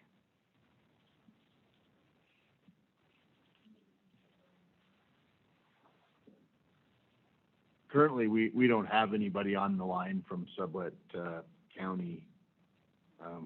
Mr. Treasurer. I think of all that list, I think that we have had money for ambulances, I believe. I'm not, so I think that's something that might be pulled out. Mr. Chairman? Yeah. This is Pat Miller from the AG's office. Mr. Secretary, Mr. Treasurer, the ambulance was already ordered and purchased prior to the COVID public health emergency. So this item's just plain not eligible. Oh, it's one of those deals. Okay, well, thank you. Bad timing. Mr. Chairman, Yes, Madam Auditor. I would move the director's rec, and just for my own reminder, I would note that we already did purchase them a new truck for meal delivery and also about 900,000 in ventilators, testing supplies, negative pressure containers, and UV equipment. So just a shout out to State Lands, who I think is trying to get everything they absolutely can in that fund column. But for now, I would move the director's recommendation. May I have a second? Thank you, Superintendent. All those in favor of the motion, please say aye or thumbs up. And we're unanimous. Thank you. Mr. Chairman, that brings us to number 5. And it's been suggested that we handle 5, 6, and 12 together because they all concern Natrona County.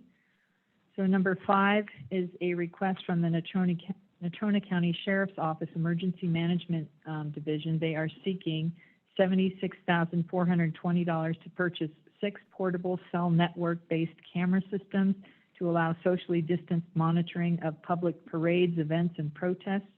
The concern is this does not appear to be reasonably necessary to respond to the public health emergency. Number 6 is Natrona County. They are seeking $98,000 for contract cleaning for public buildings from March through June. This amount seems higher than similar requests that we've seen from other applicants for additional cleaning services. The staff is not able to confirm that this expenditure was not previously budgeted. And then number 12, Natrona County Public Library is seeking $14,171, split in part $7,480 for tutor.com subscription. That seems tangentially related to COVID-19, and $6,691 for cleanable keyboards. Again, it appears only tangentially related to COVID-19 and not a necessary expenditure.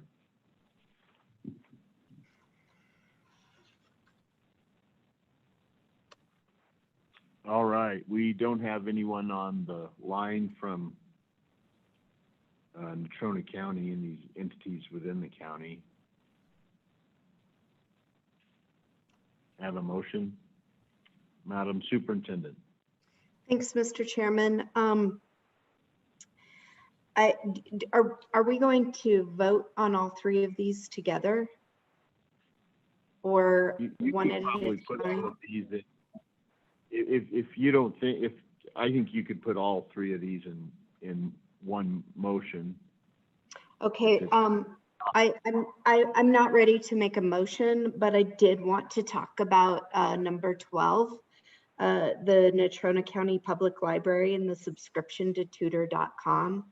And I would offer this for the board to contemplate, that when schools close down in March,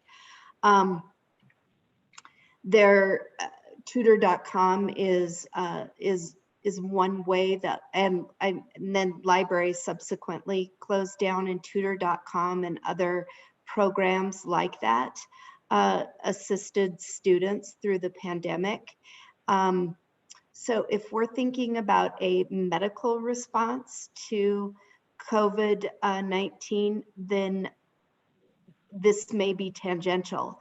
But if we're thinking about the response to the crisis and the pandemic in general, educationally, a subscription like tutor.com may well have been a very essential response for a number of at-risk students or students who needed additional help in school, and may well be part of the reason that students are doing okay now.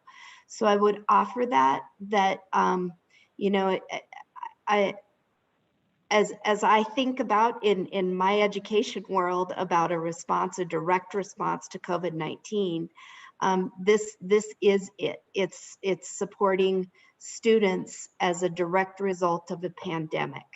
I don't see that as tangential. suffice or except for the fact that when we have put it in the context of the funding for these purposes, we've mostly thought about sort of medical responses or spatial responses. And so it is a little bit different, but I'm not sure that it is tangential. So I would offer that for the group. Thank you for that. What we could take 5 and 6 as a motion to adopt the director's recommendation and then discuss number 12, if you'd like.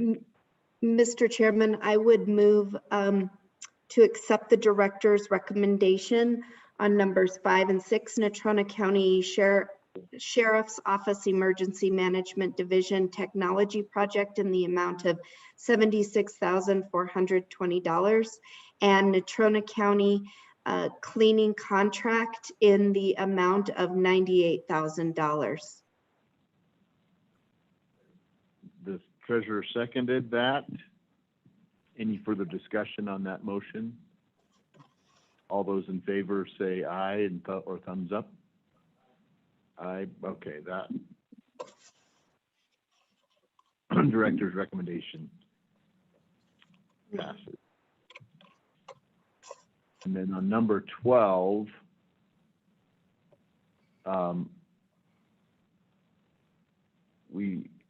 I guess I would entertain a motion, Superintendent, if just for whether it be for discussion purposes, kind of following up with what you said.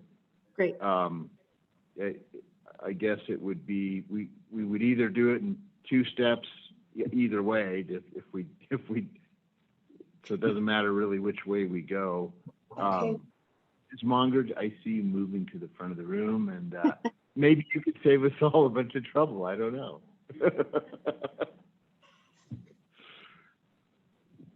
Mr. Chair, I just wanted to bring up a couple of things. So first is, one of the ways that you can have something be CARES related is if it will benefit distance learning.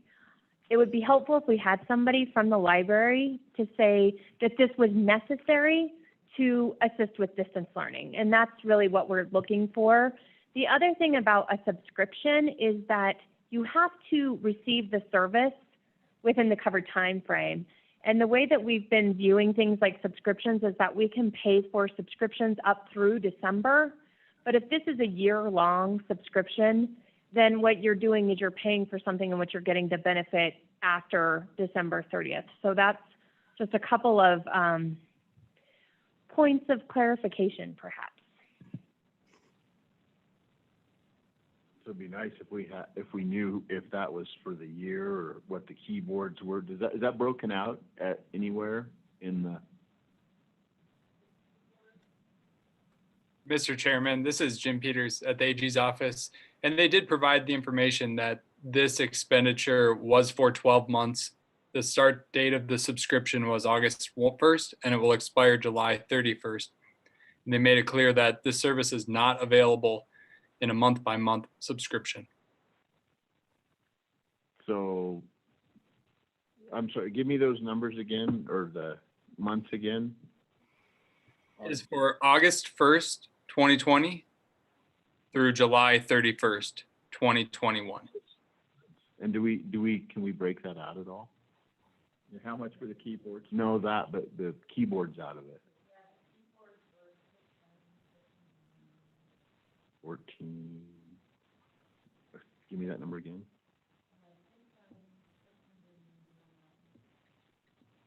Okay. 13.5. 10. What's 7480.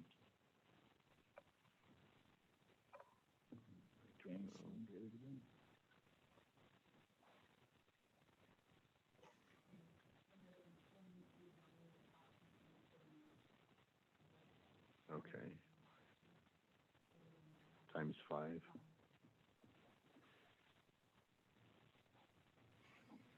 And I saw Ms. Monger approaching again, but we did a proration.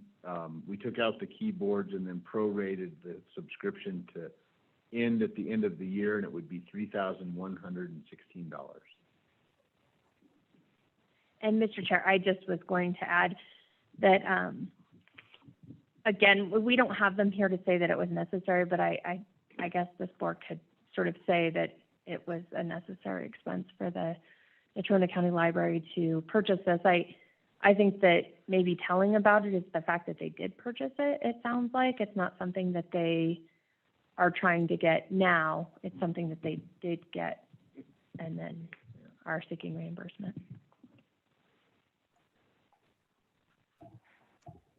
Mr. Chairman, Madam Superintendent. I would move to approve Natrona County Public Library subscription, prorated subscription to tutor.com and cleanable keyboards in the amount of $3,116. Mr. Chairman, I'll second, and note that I can access tutor.com from their website, and it's pretty cool. For what it's worth. I can get taking back. a remedial course? Mr. Chairman, on clarification, whether or not that the superintendent wanted to include the cleanable keyboards or omit them. Yeah. Madam Superintendent, would you restate your motion and for the same amount, but just for tutor.com and not the cleanable keyboards? Mr. Chairman, I actually thought we were including the cleanable keyboards. Oh, then it's a different number. Mr. Chairman, may I amend my amount to include the cleanable keyboards, please? Okay, And could I get that amount, Mr. Chairman? I apologize. no worries. Mr. Chairman, Madam Auditor, that amount would be $9,807.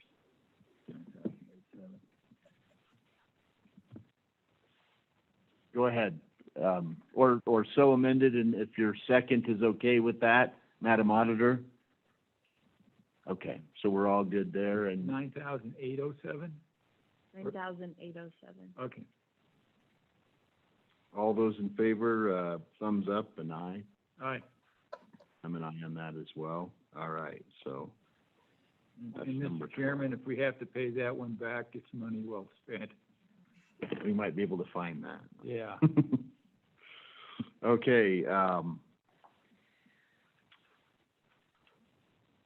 everybody doing? You want a break yet, or? Maybe 5 minutes. Okay. 5-minute break would be Before we great. do the Thanks. next one. All right, we will reconvene at 6:30.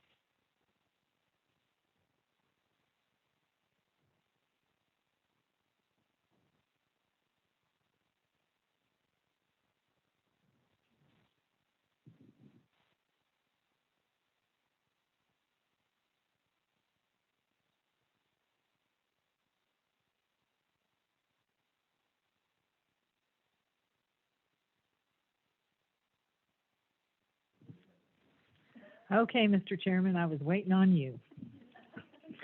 I think we can deal with numbers 7 and 8 together because they involve the city of Casper. Number 7, the applicant's seeking $177,449 for funding for things such as food expenses for the operations center, labor expenses, lacking a narrative justification, and requests for future projects. Some of the future projects include replacing manual doors with automatic doors in city recreation facilities, replacing manual water fountains with automatic bottle stations, installing flatware dispensers at city concession stands, replacing manual restroom fixtures with automatic ones, various projects to improve the city's sewage systems, and additional vehicles to allow city workers to better socially distance. And of course, the concern is that is whether they qualify as reasonably necessary to address the COVID pandemic. With respect to number 8, City of Casper is seeking $180,500, which is requested to cover potential future purchases. The applicant states that these items are necessary to allow teleworking. However, the fact that applicant has not purchased these items may strongly suggest that these items are not truly necessary to address the COVID pandemic. Do we have anybody from City of Casper? Mr. Chairman, we currently do not have anyone from City of Casper.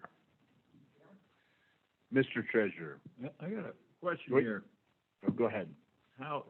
So because they didn't purchase them already, they're not necessary, but if they do purchase them, then sometimes we don't reimburse for that. So I'm trying to figure out the logic that we're trying to establish here.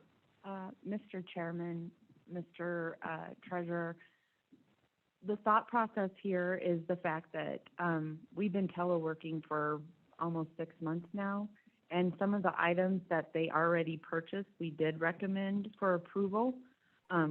However, if they were necessary, in our mind, they would have already purchased them.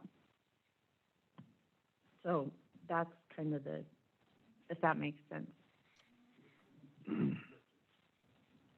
I guess I look at myself, I've been putting off buying a printer for so long, and I really do need a printer in my home office. And I might buy one, and it's really necessary, but I'm just too cheap to do it.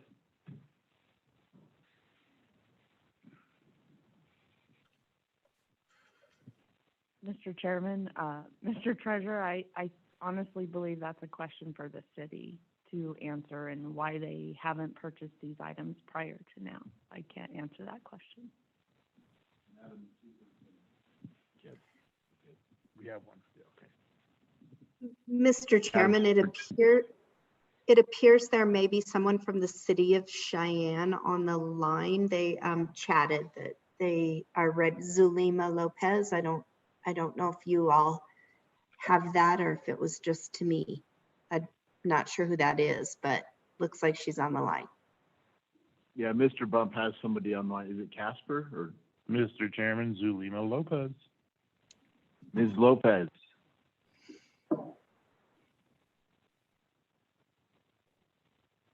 Hello?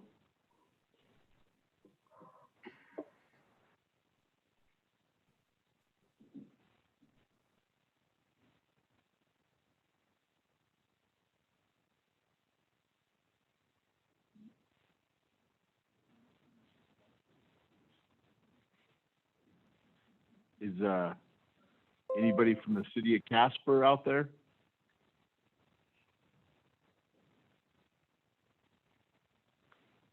I can't see the chat on my computer, so I can't.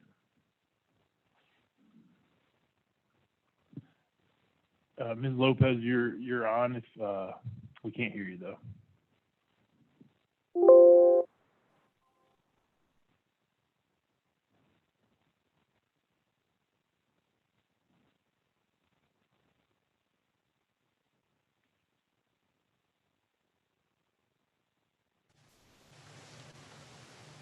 Good evening. Can you hear me? Yes. Oh, perfect. Sorry about that. Thank you very much for giving me the opportunity to speak. We appreciate all of the items that have already been funded today.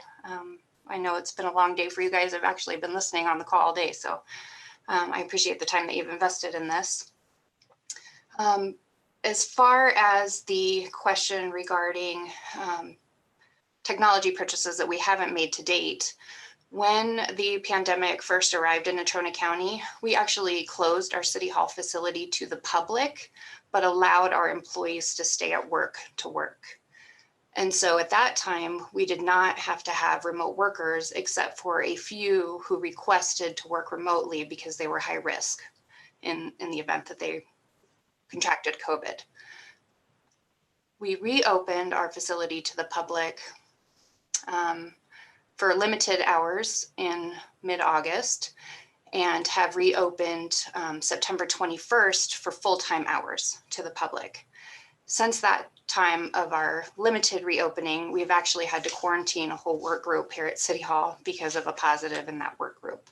So we're now seeing a situation where it is likely that we will have to quarantine larger groups of people or isolate or have people work remotely, where that wasn't the case, where people were coming to work socially distancing from each other, but not dealing with the public early on in the pandemic.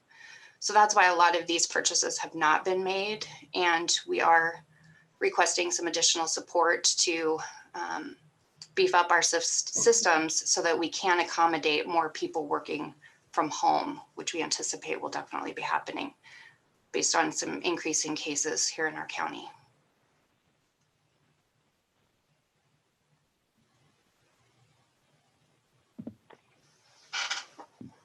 Any other questions for Ms. Lopez?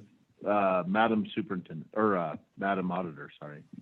Yes, Ms. Lopez, how many employees does the $180,500 contemplate working remotely? Okay, sorry, the document that I'm looking at doesn't break it out, so I'll have to pull up another one here. So right now we're asking for some infrastructure in order to add an additional 30 VPN or Citrix licenses. So that will allow for 30 additional employees to work from home. You know, there are other technology requests included in that, and it's broken down line by line. So that's just one example.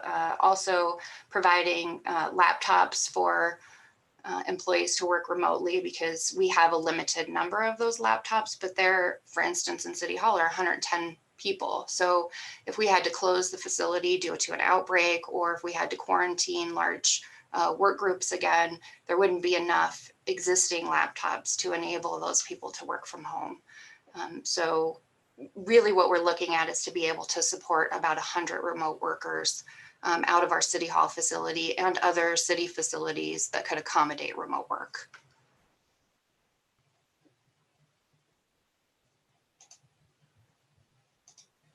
And we are happy to provide some additional information and justification and come back, you know, to a future meeting. You know, we certainly understand that maybe it wasn't clear enough in the application that we submitted, and we're happy to, you know, work on that so that you're comfortable with the justification and the need for that technology. And we do plan to purchase, but as one of the board members mentioned, you know, it's a difficult situation right now because, you know, we're struggling financially as a municipality because of the economic impact that the pandemic has had on our county and our tax revenues and our city. But we also recognize the need for this in order to continue offering services to our citizens. So a lot of these purchases will be made regardless, and we're certainly unbudgeted expenditures. They just haven't necessarily been needed to date because we addressed, you know, facility closures a little bit differently early on. So, Mr. Chairman, just a follow up, if that's all right. To clarify, you haven't had people proactively working from home except for a select few who requested it. this is more, and you don't plan to have people stationed at home. This is more in the event that everyone were to be quarantined.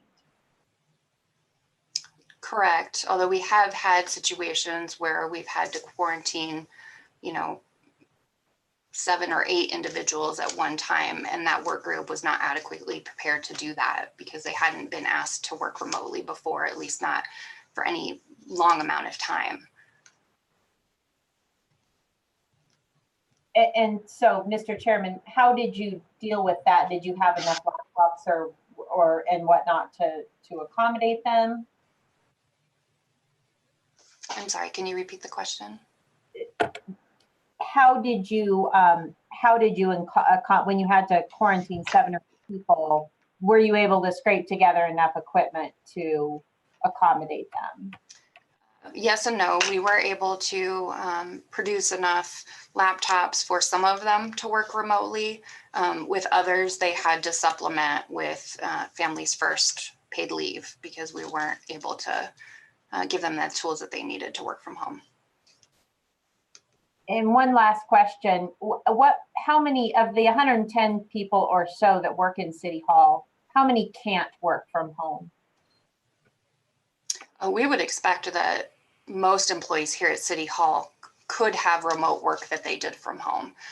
We've identified that with certain tools and equipment, all of our customer service staff can work from home. They can access the network. So really, I would say, with the exception of a few of our custodial employees, we would be able to staff almost 100% of our City Hall staff from home. Thank you for that clarification.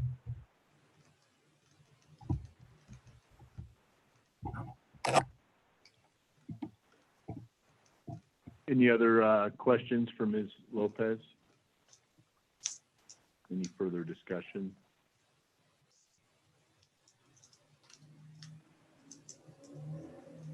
We can take these one by one, or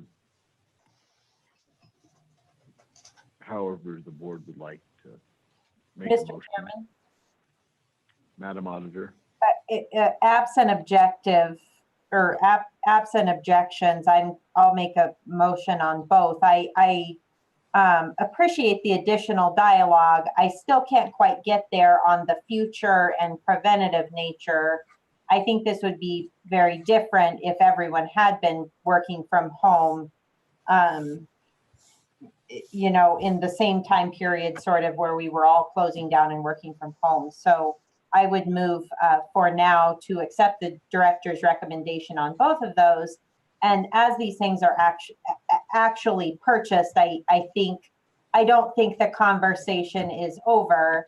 And Ms. Lopez, I would appreciate, if this motion does pass, I would appreciate maybe future conversations, because I think there might be room for some of this, depending on what the city does determine is absolutely necessary. Mr. Chairman, I'd like to have them separately.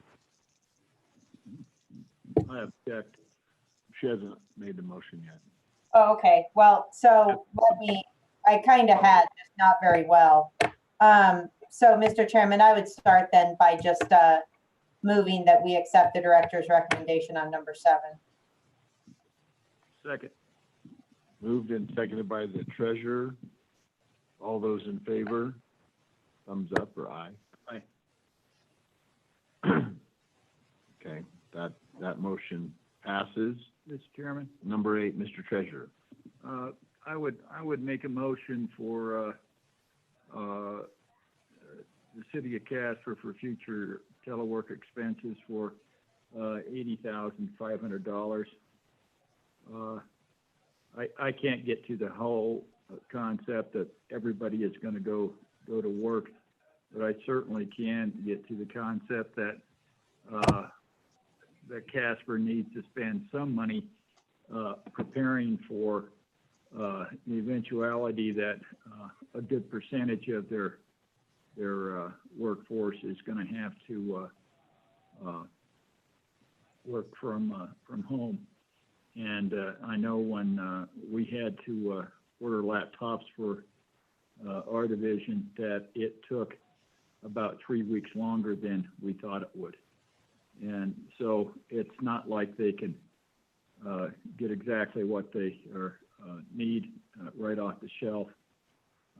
It's going to take some time. And I don't think that for $180,000 that they'd be able to do 100 people anyway, if they're going to get any machines that are going to last for any amount of time. So I think it's reasonable to give the city $80,500 to begin to address those needs. And we're moving into the time of year where we're going to start moving inside, and you're going to get a lot more. It's going to be harder to social distance when it starts getting colder. So I think that it's reasonable to allow the city some funds to start preparing for that. And essentially, I applaud them for them taking the steps that they did do as far as limiting the public access and not having to work from home, because I'm sure that their people were a lot more productive than a lot of people were as working from home. So it worked out well for them, but as things start to open up, you are going to get a little bit more exposure, and I think they need to prepare for it. So that's my motion, Mr. Chairman. I hope I have a second and we pass this. May I have a second? Mr. Chairman, I'll second. The auditor seconds your motion. Any discussion or all those in favor of the motion? Mr. Chairman? Can I just get a, sorry, this is Pat Miller from the AG's office. Go ahead. Can I just get a little clarification on how this motion would functionally work? If to approve things, I'm just worried we might need a little bit more guidance on how this would work without having specific items in front of us.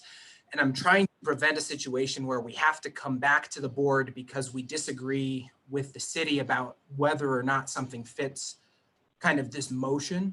So forgive me if this is out of line, but it might be easier to just have the city come back with another more clarified request, and then the board could consider it rather than approving something now and then us coming back to say, we really weren't sure if this fit the motion when you passed it. But please feel free to disregard if this is out of line at all. No, not at all. We're at the point of the motion where there's discussion, and you're our counsel, so Yeah, well, Mr. anytime. Chairman, I'll put some meat on the bones. Let's have one more question, Okay. and then maybe you can address the superintendent as well. Go ahead, Madam Superintendent. Yeah, Mr. Chairman, thank you. So perhaps no one shares in my intent on the motion, but what I thought I heard Ms. Lopez describe was loosely workstations for work at home situations. So they may not be for the entire staff, therefore a specific work group, and maybe therefore one work group for 1 month, one work group for another month. And so to coin the phrase by the good treasurer, maybe it's putting meat on the bones and specifying,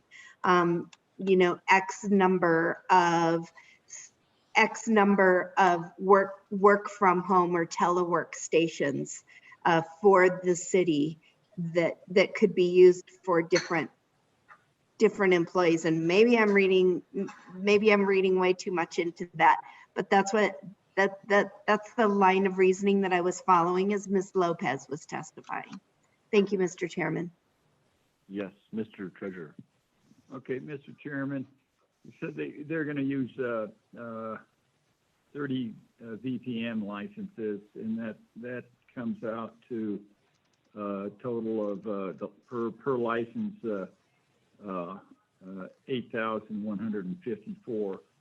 So if I take the 80,500 and divide that by the 8,154, then that's 9.8 VPN, 9.87 VPNs, or I would say 10 license. So I would say that that the motion would be to provide for 10 VPN license and the associated computer equipment to provide for at-home distance workstations. And so then that, I think, Pat, does that basically, it's a proportionalization approximately for what the city was looking at. So they get 10 licenses, they'll probably get 10 laptops and the associated software or whatever was necessary. That's what they are envisioning in their original plan. Mr. Secretary, Mr. Treasurer, that certainly does give us more guidance on how to implement this. Yeah. So I think that gets about as close as we can in proportionalizing the expenses and the equipment, and so that should give them. I don't know what their smallest or largest division is out of that 100. That seems like a number that's wrong. I don't know if I hit the wrong numbers or something, because if you got 180,500 divided by 30 licenses. Well, that's 6,016. That's it. I knew that was too low. So if you have 80,500 divided by 6,015, that's actually 1338. So let's go with corrected numbers there. 13 VPN licenses and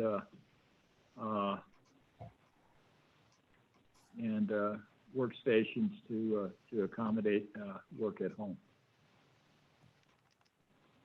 And there might be a break at 15 or something like that, but they'll just have to get that out of their pocket. Mr. Chairman, if I may.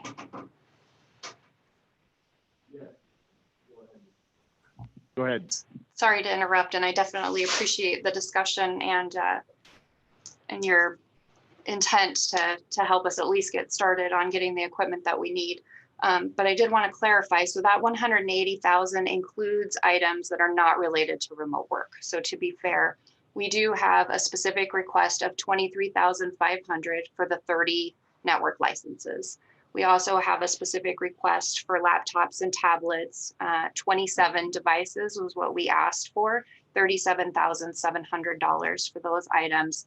And then miscellaneous technology items for remote work, which could include internet access for employees who may not have internet access at home, headsets, printers, scanners, and that request was $9,100. So I want to make sure that you understand that some of the items in our technology requests were for, like digital signature software, video and audio production equipment, so that we could have rec center classes expanded in size by adding virtual learners to that, or doing fire station tours, which we currently are not doing at all, and tours at our water and wastewater treatment plants for schools, which we currently are not doing at all.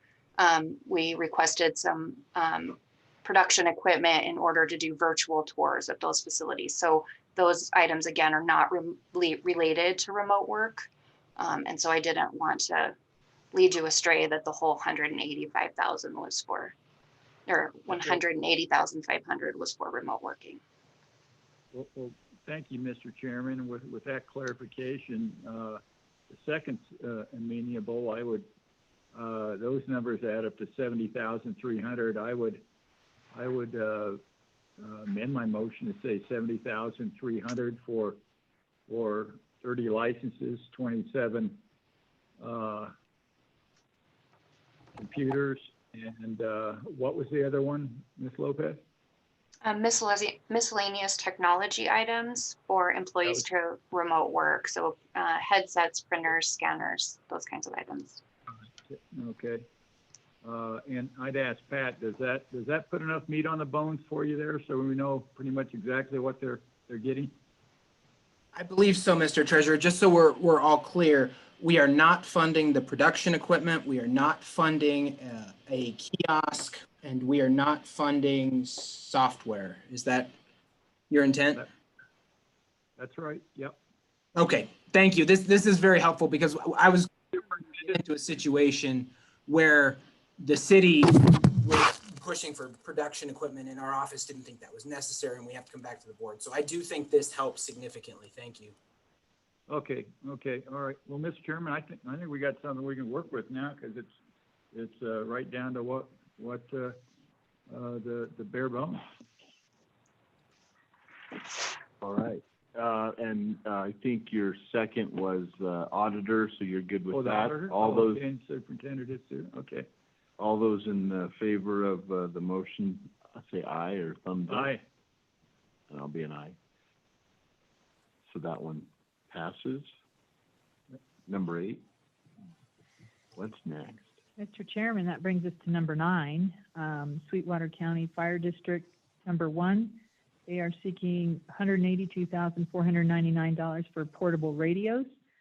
The board has declined to fund radios previously. The applicant claims that when it receives a call for medical assistance in a private residence, it sends in a single firefighter and full PPE to take a COVID-19 exposure history for the individual in the residence before other firefighters can enter the residence. The firefighter must either shout to the rest of the team or exit the residence to report the history. The concern with this is whether this is reasonably necessary to respond to the public health emergency.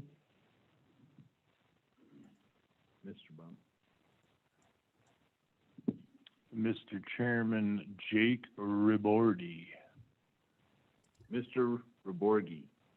Can you guys hear me okay? Yes, sir. Loud and clear. Well, good evening, Mr. Chair and the board, and Madam Director. I appreciate the time that you guys have put in today, and I certainly appreciate the time on the floor that you guys are allowing me. So just to kind of clarify, the radios that we currently have are usable, but they have reached their serviceability. In fact, they reached their serviceability life about 3 years ago. And right now, we're working on trying to get them replaced. But the primary concern that we've been having this year is with the COVID response is that they're being used a lot more on emergency medical incidents, and more especially the COVID responses and COVID suspected responses. And frankly, we can't decontaminate our radios that we have right now. They're not per se a fire department specific radio. And the difficulty with that, and this may differentiate our application from other applicants in the past, is that our radios go home with our firefighters. They go home, they sleep with them, they set them on the dining room table because they respond from home. And our concern is that with the radios that we have currently, decontaminating them to such a degree as to prevent exposure is going to damage the radio and make them inoperable. And it's just frankly because they're not waterproof. They just don't accept that kind of stuff very well. The new radios that we're requesting funding for are actually waterproof and would better facilitate the emergency medical response to COVID and COVID suspected emergencies, as well as prevent any spread of potential potential exposure when the firefighters take them home to be ready to respond. With that, I'd gladly entertain any questions. And just as a refresher, I humbly and respectfully are requesting that the board funds this program, as we're pretty concerned with what our guys are taking home to their families. Just a quick question. I'm looking for the information, but how many radios would this provide, and would it be countywide? I'm not familiar with how many districts you have in Sweetwater County. We have one fire district, and we have we average about 40 to 45 responders on the roster. This is going to buy 28 radios, as we've already approved budgeting for a third of our total roster. But that's literally as much as we could have afforded to slice off this year. And so this is basically just the balance of what it'll take to get all of our firefighters with radios. Is there other ancillary equipment that goes with this, or these things are super expensive? They are expensive, and they're expensive because they are waterproof, and they're very rugged radios.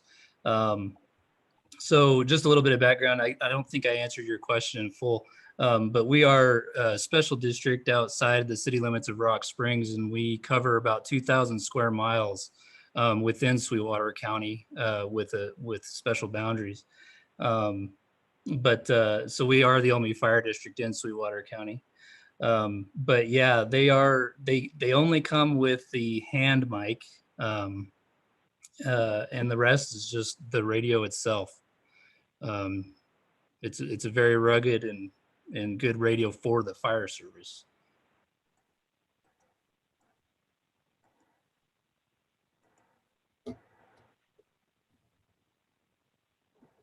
And so your service area doesn't include inside of Rock Springs or Green River? Is it rural? What is it?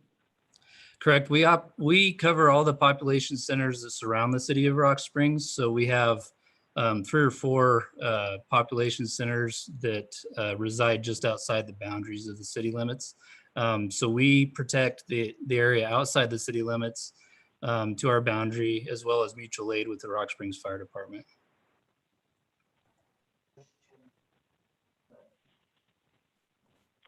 Superintendent. Mr. Chairman, I was just wondering if staff was familiar with the similar requests that have been denied by the board, and what types of entities those were. Were they first responder entities? I'm having a tough time kind of getting there, because it seems like this would be a great benefit, but not a necessity. Have they been? I feel like the case is being made because they're first responders and have to have these radios and have to have them clean. But have our denials been to first responders radios as well?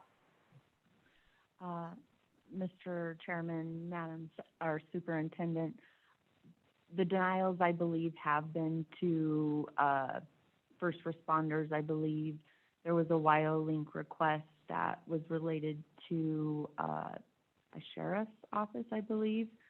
We've had, I think, 2 other ones related to sheriffs. I think we had one related to an EMS service as well. I remember that now. Thank you, Ms. Blackwell. Thank you, Mr. Chairman. Of course. Mr. Shepard, did you want to comment on this one? Yes, Mr. Chairman. This is Luke Seifert. There we go. Go ahead, please. Mr. Chairman, can you hear me? Yes, we can. Go ahead. Thank you. My name is Luke Seifert. I represent the Wyoming Emergency Medical Services Association and would like to speak on behalf of Sweetwater County Fire District and their request for these portable radios. I believe that these are pertinent to COVID response. And the board has set precedent coming around materials and things that are made of certain materials and the replacement of those simply based on that, the materials. So for example, offices having carpet instead of linoleum or vinyl have been approved to replace that material. So if we simply looked at the radios based on the material they're made out of and their ability to be decontaminated, I believe that this has merit. On top of that, the board has approved numerous phone requests for office work. I do not understand how this would be any different, seeing as this is a communication device. This protects our responders and is nationwide a good best practice for how to respond to 911 calls that include medical. And so when these firefighters have taken it upon themselves to follow a certain standard of response, which reduces the number of responders at risk, I believe that the board should approve this request and support both the reduced risk to responders and the ability to decontaminate their radios. Thank you. Thank you. Board, any other questions? Mr. Chairman, Madam Auditor. I would just note he's correct in the materials conversation, although that has only been in medical facilities. And I also have us not approving phone systems, although I'd be happy to be corrected if I am wrong. Mr. Chairman, Mr. Treasurer. we just approved some today, but it was on communication testing outside and inside in hospitals. It was a phone system, but you know, this is communication between out in the field rather than at the hospital, between someone that goes in and assesses the situation and the rest of the folks that are back in their mobile unit. A follow-up question,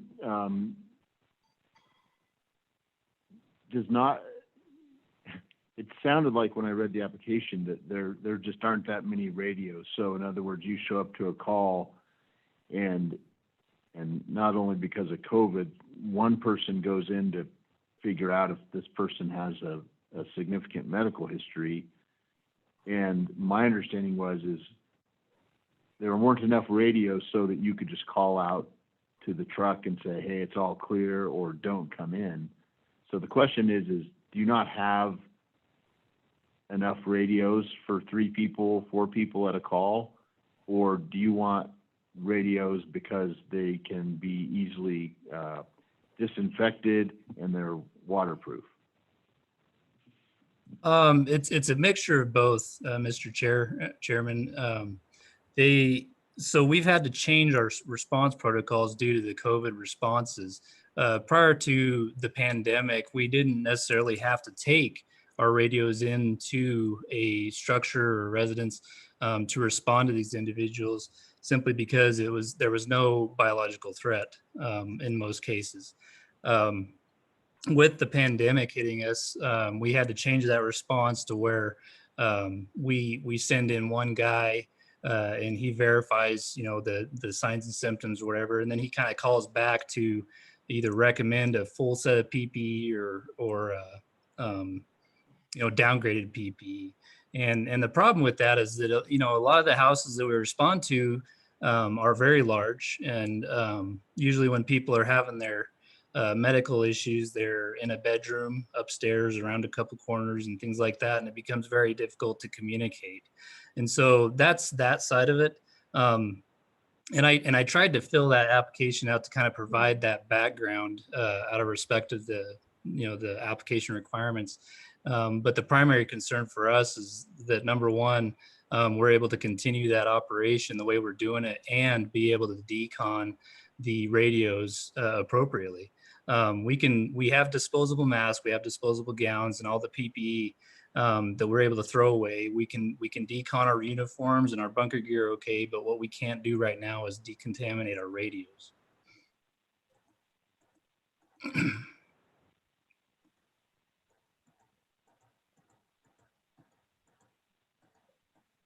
Thank you.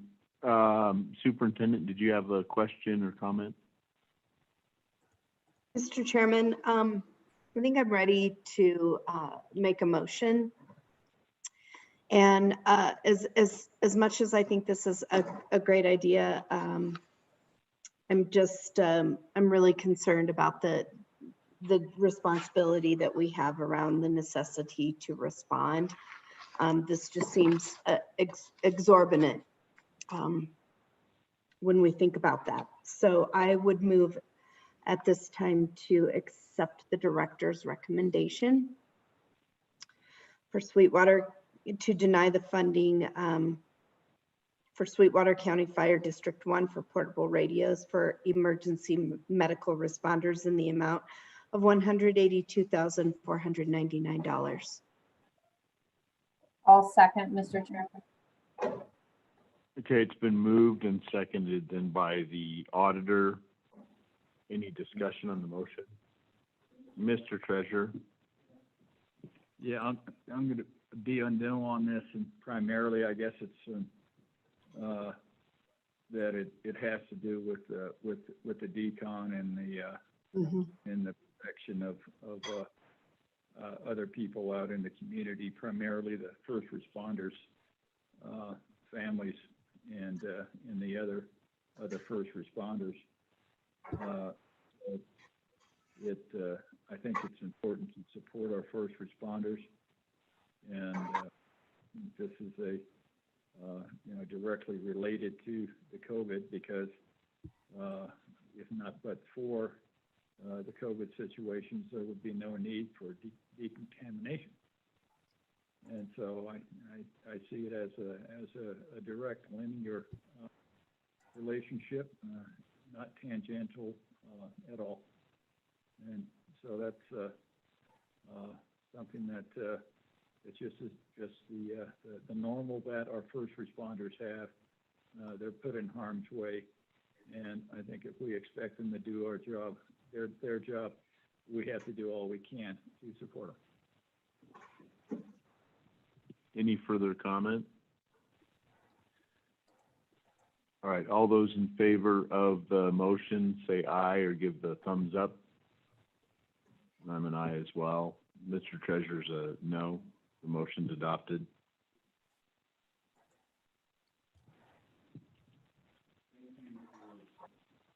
Thank you for your patience tonight and waiting so long to be able to speak to us and for answering our questions.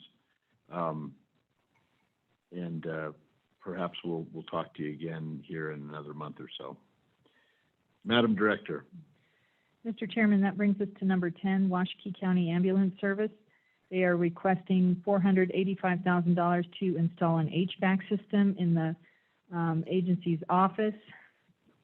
Excuse me. The concerns are it's unlikely that the project can be completed in a timely manner, and the question is to whether it's reasonably necessary for a non-medical facility.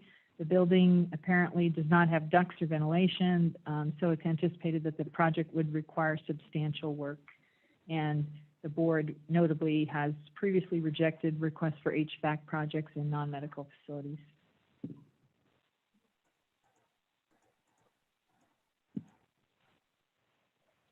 Ben, do we have anybody from? Mr. Chairman, we don't have any hands raised.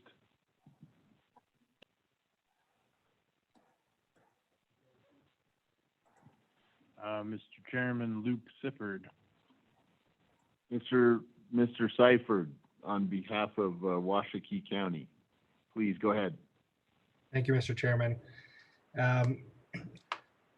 Just to speak to the two concerns that, if I understood that properly, one is the time frame. I do understand that is a concern, and I believe that's a concern with all the construction projects that have occurred. And fair enough, in this late part of the game, I understand that is a concern. So I have no refute to that. However, to the matter of whether or not an HVAC system should be approved for a non-medical facility, I would argue that when you're dealing with medical personnel who directly interact with patients, the safety and health of those first responders is paramount. If you, for example, in Washakie County, if we have one crew become exposed to COVID, we struggle severely with staffing. And our current situation, I work in an office that is 8 feet wide by 20 feet long. There are 2 of us in here, and this is our only office space. And so we frequently have multiple people in here for any type of meeting. So I think that the comment that it may not be necessary for COVID response is inaccurate, in that I believe that the COVID funds are for both COVID response and for mitigation, and I believe that this would be a mitigation effort. But again, I do understand the board's concerns with the time frame at hand. I would stand for any questions.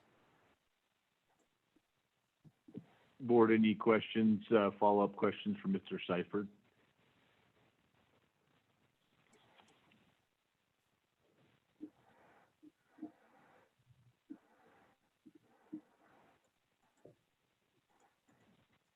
Anyone else want to comment on this?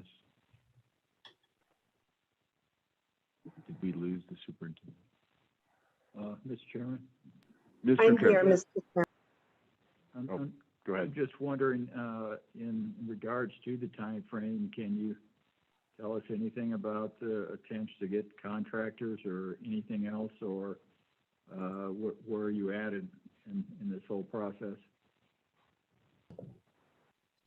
Mr. Chairman, we do have a contractor lined up. We have struggled to find those that would comply with the timeline. We do have somebody who is willing, but I would not refute the idea that this is a narrow time frame, and the board's requirement that the project be completed by December 15th would be a tight fit. And so I believe that as a concern on our end as well. I would just ask that the board consider other applications for HVAC systems, if doable within the time frame, based on the mitigation efforts and the overall COVID response versus solely how it affects patients in a medical facility. I'm unclear. Are you considering withdrawing this then, or did I misunderstand? Yes, Mr. Chairman, that is correct.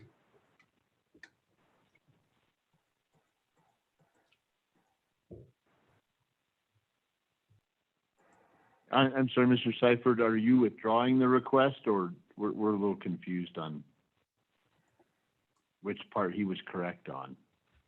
Yes, in withdrawing. I believe that the time frame is a valid concern, and I cannot reasonably refute that, and so I would consider our application withdrawn, as I believe the board would come to the same conclusion.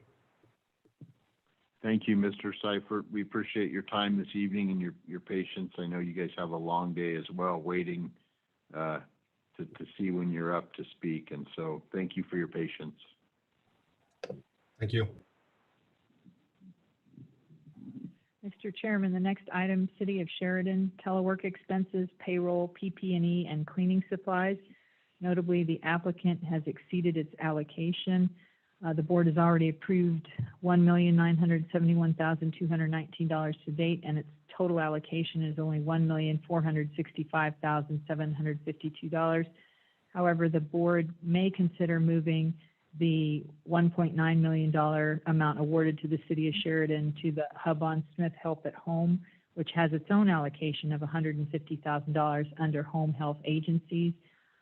Transferring the entire $1.9 million to the Hub on Smith would free up the remaining $1.3 million for the City of Sheridan to apply for items within its allocation.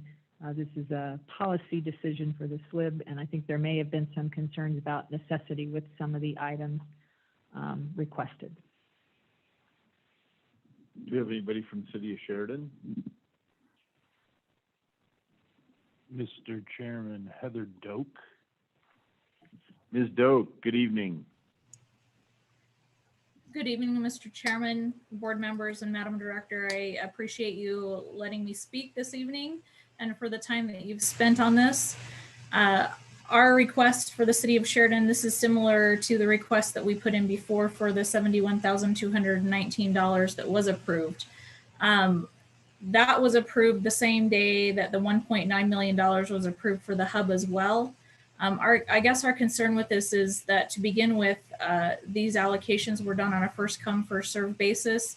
And so obviously when the hub came to us and said, hey, we'd like you to support this for us, we do own the building for the hub, but obviously it's a completely separate entity.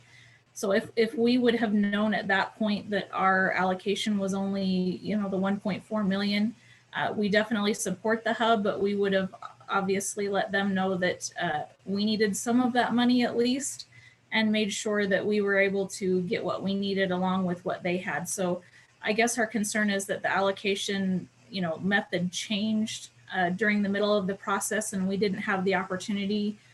We would have done things differently had we known that. Currently, again, we've been approved for $71,000. This request is for 33. And honestly, through the end of this process, I would be surprised if we came up with another $50,000 in expenses. We've been very conservative on what we have asked for. So we definitely don't need $1.4 million. We don't even need $1.3 million, honestly. But we would appreciate any consideration in, again, moving that money from the hub to their own allocation so that we could get some of our expenses approved too. And we have only put in for expenses that we have actually made. So with that, I would answer any questions that you might have. And I think our mayor is also still available for any questions you might have for him as well.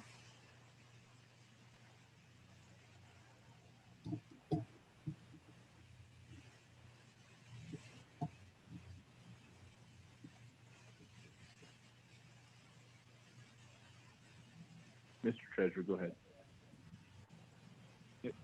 Kind of, I heard a little bit of your sidebar there, but I'm wondering too, does the hub have to request that switch over in the city of Sheridan because they were the applicant, or does it have to be a co-request? I mean, I'm happy, putting in the $33,591, but I'd like to make sure the next time we meet here that those guys get their story straight or their act together, or however you want to put it, and they both come as a co-request to reallocate those funds and free up, some money for Sheridan. I don't care going a little bit over. We know that process is going to occur, but I guess I need some clarification about how that process should occur, or whether we can unilaterally just wave a magic wand and say it's done. Mr. Chairman, Mr. Treasurer, I believe that's a call for you board members to make of how you want to handle it. Do you want to move the allocation that you approve for the hub and not have that count against the city of Sheridan, and have it count and have them well above their allocation, which we've done with others? Or you can say, we're going to give the city of Sheridan the 150 that was allocated to the hub, because it sounds like per Ms. Stokes' testimony that the 150 would potentially cover all the costs that they have. So there's no easy answer. It's really, how does the board feel about being essentially $600,000 over the city of Sheridan's allocation? I would say, and I think that's what the treasurer is saying, is if it is our decision to do that, but we need a request to do that, and we need all the parties that had an allocation and had money to come together and say, we're all willing to switch this around so that you have more money under your allocation. The other thing is with $34,000 in another month, the odds are really good that the same application will be approved, because I'm looking at the cities and towns allocation, and I'm shocked at the number of places that haven't asked for a penny. And so the money's very confident the money's going to be there, probably a lot more than $34,000 even. So that would be my suggestion. Or if they've got an agreement with the hub to switch things around so that our balance sheet stays the same, fine with that too. But it's got to come from both of them, I think, and they've both got to have an agreement to do that. Mr. Treasurer? Yeah, Mr. Chairman, I agree. I'd rather both of them do have some agreement in that, rather than us unilaterally saying it, assuming that that's what the hub wants. But I'd like staff to get kind of the on one of our sheets or a one-page accounting about, how much money can be switched over to the city of Sheridan from the hub. I'm not sure what that is, but the total. And I do agree that the money is going to be available. So I'm comfortable with approving this now, but realize that we would like to get our balance sheet straightened up if the two parties can come together. I agree with the secretary on that. Just to be clear, I'm not suggesting we approve anything tonight unless it's the agreement with regard to the allocation from all the entities. Otherwise, I would say we'll adopt the director's recommendation tonight, come back, that's fine, at the next meeting, and the money's going to be there and we'll approve it, is what I'm thinking. But Mas or Manus? yes. Yeah. Yeah, we can do that too. We could table it so they don't have to reapply. Madam Auditor. Yeah, I just want to kind of reiterate what Ms. Dope said, because I remember this one fairly specifically. This is the cost of having changed our horses midstream, which I'm still glad we did, but no one, including us, nor the hub, nor the city of Sheridan, and especially them when they put in their application, knew that we were going to have an allocation model and there would be a cap. And so they are in their defense caught up in our changing of horses a little bit more than some other entities would be. So I'm okay either way. I mean, I'd love to go ahead and fund this amount for the city of Sheridan.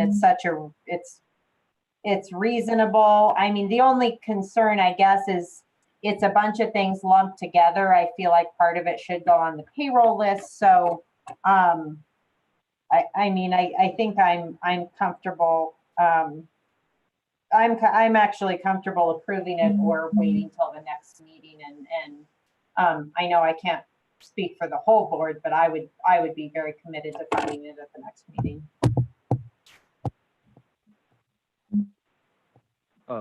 Thank you, Madam Auditor. Your comments are well taken. The allocation, like you said, is something we're glad we did, because, then everybody could have first come, first served, and there would have been any money left. And certainly a lot of the healthcare facilities are already past the allocation, in some hospitals too. So it's part of this process that was a little unknown, and the rules change a little bit, and it's very fluid, and so it's regretful that happens. But I think overall, like you said, it's a good approach. And like I also said, I think the money will be there if someone were to move to table this application. We don't move to adopt the director's recommendation tonight. We just table it, come back, and when we claw back whatever wasn't used, the money's going to be there. I don't personally feel like I want to approve something when I've set a rule that says I'm over the allocation. Unless we can do some switching around, that's another story. But I don't feel like I can say, well, I'll approve this because we set a rule, and we can hopefully accommodate their request in another month. Mr. Chairman, I would move the table, the City of Sheridan telework payroll, PPE, and cleaning expenses application until our next regularly scheduled meeting. Is there a second for that motion? Second. Auditor seconds that. No debate on that. All those in favor, please say aye or show the aye. Aye. All right, we're all good with that. That's adopted. Thank you, Ms. Doak. Appreciate it. And we'll see you again here shortly. Thank you very much. I appreciate your help with that, and we will be back at the next meeting, and we appreciate your consideration this evening and all the time that you've spent. Well, thank you for your patience. We appreciate it. Bring your friends too. So, we're getting our balance sheet squared up. All right. We'll do that. Thank you. Mr. Chairman, that brings us to number 14, 15, 16, 17, 18. We suggest we handle all these together. This is the West Park Hospital District, DBA, Cody Regional Health Hospital. The first request is $1,036,383 in funding for payroll expenses incurred between March and December 2020. Notably, the applicant has exceeded its allocation. This could be potentially something that would be considered by the board once the clawback of funds has occurred. Number 15 is the applicant's requesting $300,397 in funding to purchase defibrillators, a video laryngoscope, chest compression system, and portable ventilators. Again, the applicant has exceeded its allocation. Number 16, the applicant's requesting $80,007, $43,963 for long-term care rehabilitation clinic equipment, which appears only tangentially related to COVID-19, $36,044 for long-term care dining tables, which again appear tangentially related to COVID-19. Application number 17, the applicant is seeking $1,266,902 in funding to convert rooms into negative pressure rooms. Specifically, the applicant seeks to convert 4 rooms into in the acute care unit, 2 rooms in the crucial care unit, 2 rooms in the emergency department, and 2 rooms in the walk-in clinic. And then finally, application number 18, the hospital district is seeking $123,925 in funding to purchase an anesthesia machine, gyroscope, pediatric bronchoscope, and scrubs. Again, perhaps these would be more appropriate after the clawback period when there's funding available. Mr. Treasurer. I'm just wondering whether or not Cody has money in their funds and or they, I mean, is there anybody in this area here in Park County that has not spent everything, or they like Campbell County? Oh, yeah. There are.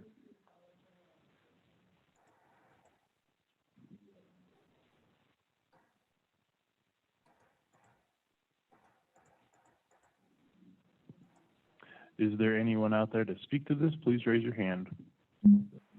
County could help them out before the clawback. Otherwise, Park County is going to get their money clawed back. So these two need to get together and figure out how to spend the $1.7 million. Well, West Park is they're one of the ones that went over when we put that in place. They're almost $250,000 more than their allocation even. Right. Well, and they probably got about $1.5 million or something like that they could actually claw back from. Before we claw back, they could claw back if they're so inclined. We have 3 people on the line waiting to Go ahead. Mr. Chairman, Kim Jacobs. Good Ms. evening. Jacobs? Hi there. Can you hear me? Yes, we can. Perfect. Thank you. Thank you for taking the time to let us speak to you. We do realize with the payroll request that we have exceeded our allocation. Part of the reason for that is we were attempting to collect meaningful data for you, and then the funding model changed midstream. So we do realize we've exceeded the allocation. I do plan to carve out some of our long-term care hours and possibly come back in November with a new application just focused on the long-term care center, as we will have some funds that are available still to us in that pot of money. Very good. Do you want to, are you ready to speak to any of the other items on there? Yes, so we can go ahead. I'm assuming we'll just withdraw our applications for 17 and 18, the negative pressure rooms and the anesthesia machine and glide scope. Since we have exceeded our allocation, I just don't know if there's any sense in discussing those items, but I'll leave that up to you. What about number 15? Number 15, I think Philip Franklin will address. I can address number 16, which is the long-term care center, if you want to do that first. That would be fine. Let's do that one. Okay, so we had two sets of requests that were denied in this $80,000. The rehab equipment, I should give you a little background on our long-term care center. Our long-term care center is a freestanding 94-bed facility that just happens to be attached to the hospital by a hallway. And traditionally, the long-term care residents have traveled from the long-term care center to the hospital to utilize the rehab department. This system's always worked very well until COVID created a need to isolate and protect this very vulnerable population. The long-term care residents no longer have access to the hospital rehab department because many other patients and community members not associated with long-term care utilize that space, making it just much too high of a risk for them. This has negatively impacted our long-term care residents, as many parts of the therapy and restorative nursing program cannot be performed. And so we ask that you consider funding this project so that this elderly population can continue with their therapy programs in a setting that protects them. And so that's the $43,962 for the rehab equipment.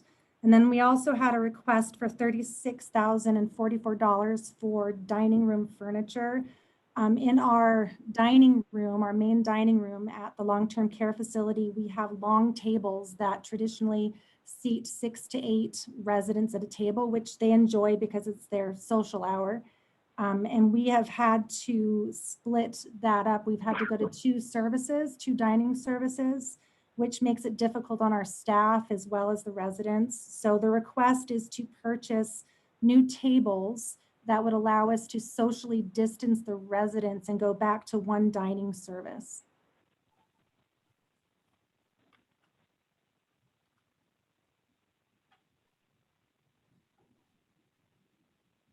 Thank you, Ms. Jacobs. Any questions from the board with regard to item number 16?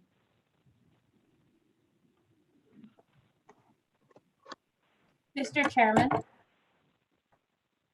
Madam Auditor.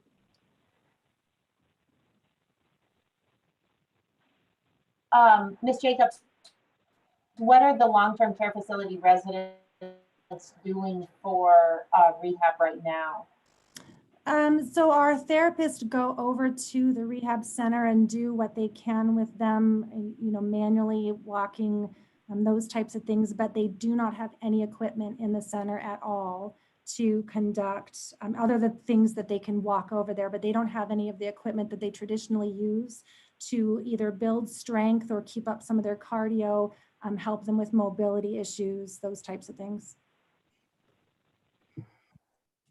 And just a follow-up, if you could help me understand, what about the tables is different?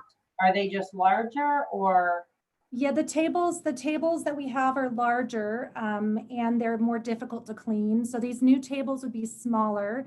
We could fit more residents actually in the dining room with the correct socially distanced spacing, and we can clean them and sterilize them much easier and much more effectively.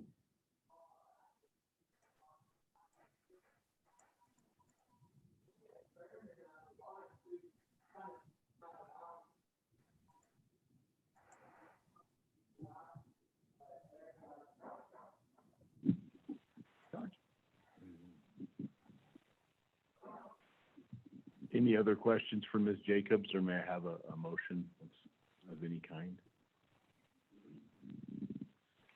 Are we gonna hear 15, Mr. Chairman, and include that in all the motions, or? Well, the way I'm looking at it right now, Mr. Treasurer, is that this is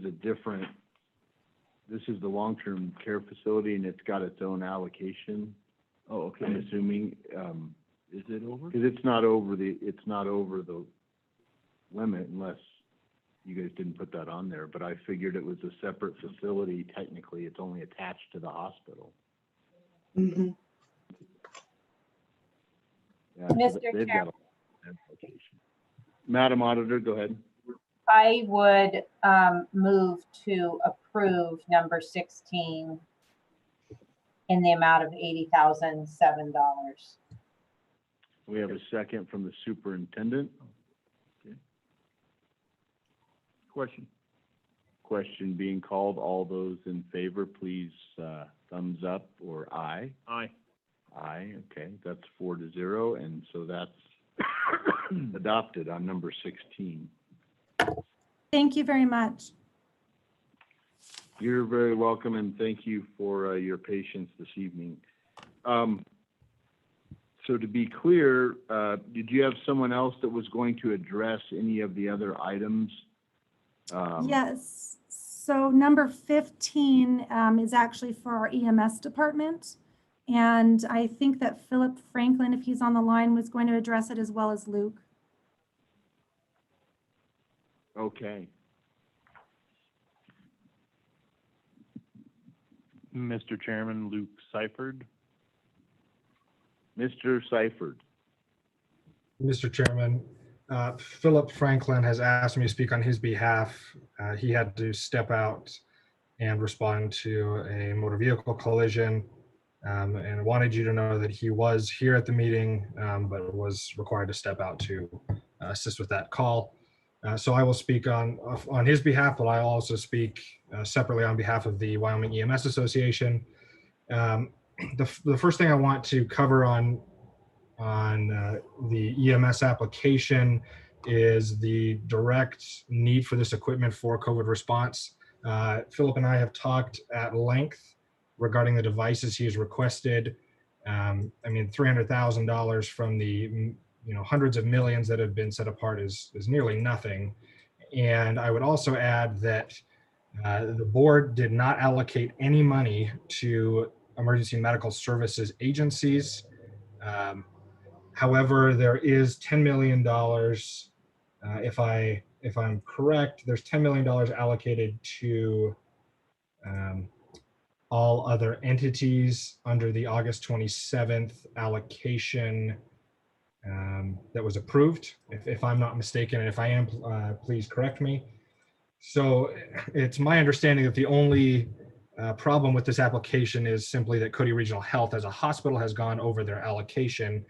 I can speak again to the necessity of these items. They're requesting 5 LifePak 15 monitors. They are cardiac monitors. Their current ones do not have temperature monitoring capabilities or carbon monoxide or other advanced parameter monitoring capabilities. The new monitors have updated software and algorithms that cannot be updated in old hardware. The hardware is not compatible with the updates. Cody Regional Health Ambulance, or their EMS system, responds to over 3,000 calls a year and takes hundreds, if not thousands, of transfers. They cover the Western Bighorn Basin, including Cody.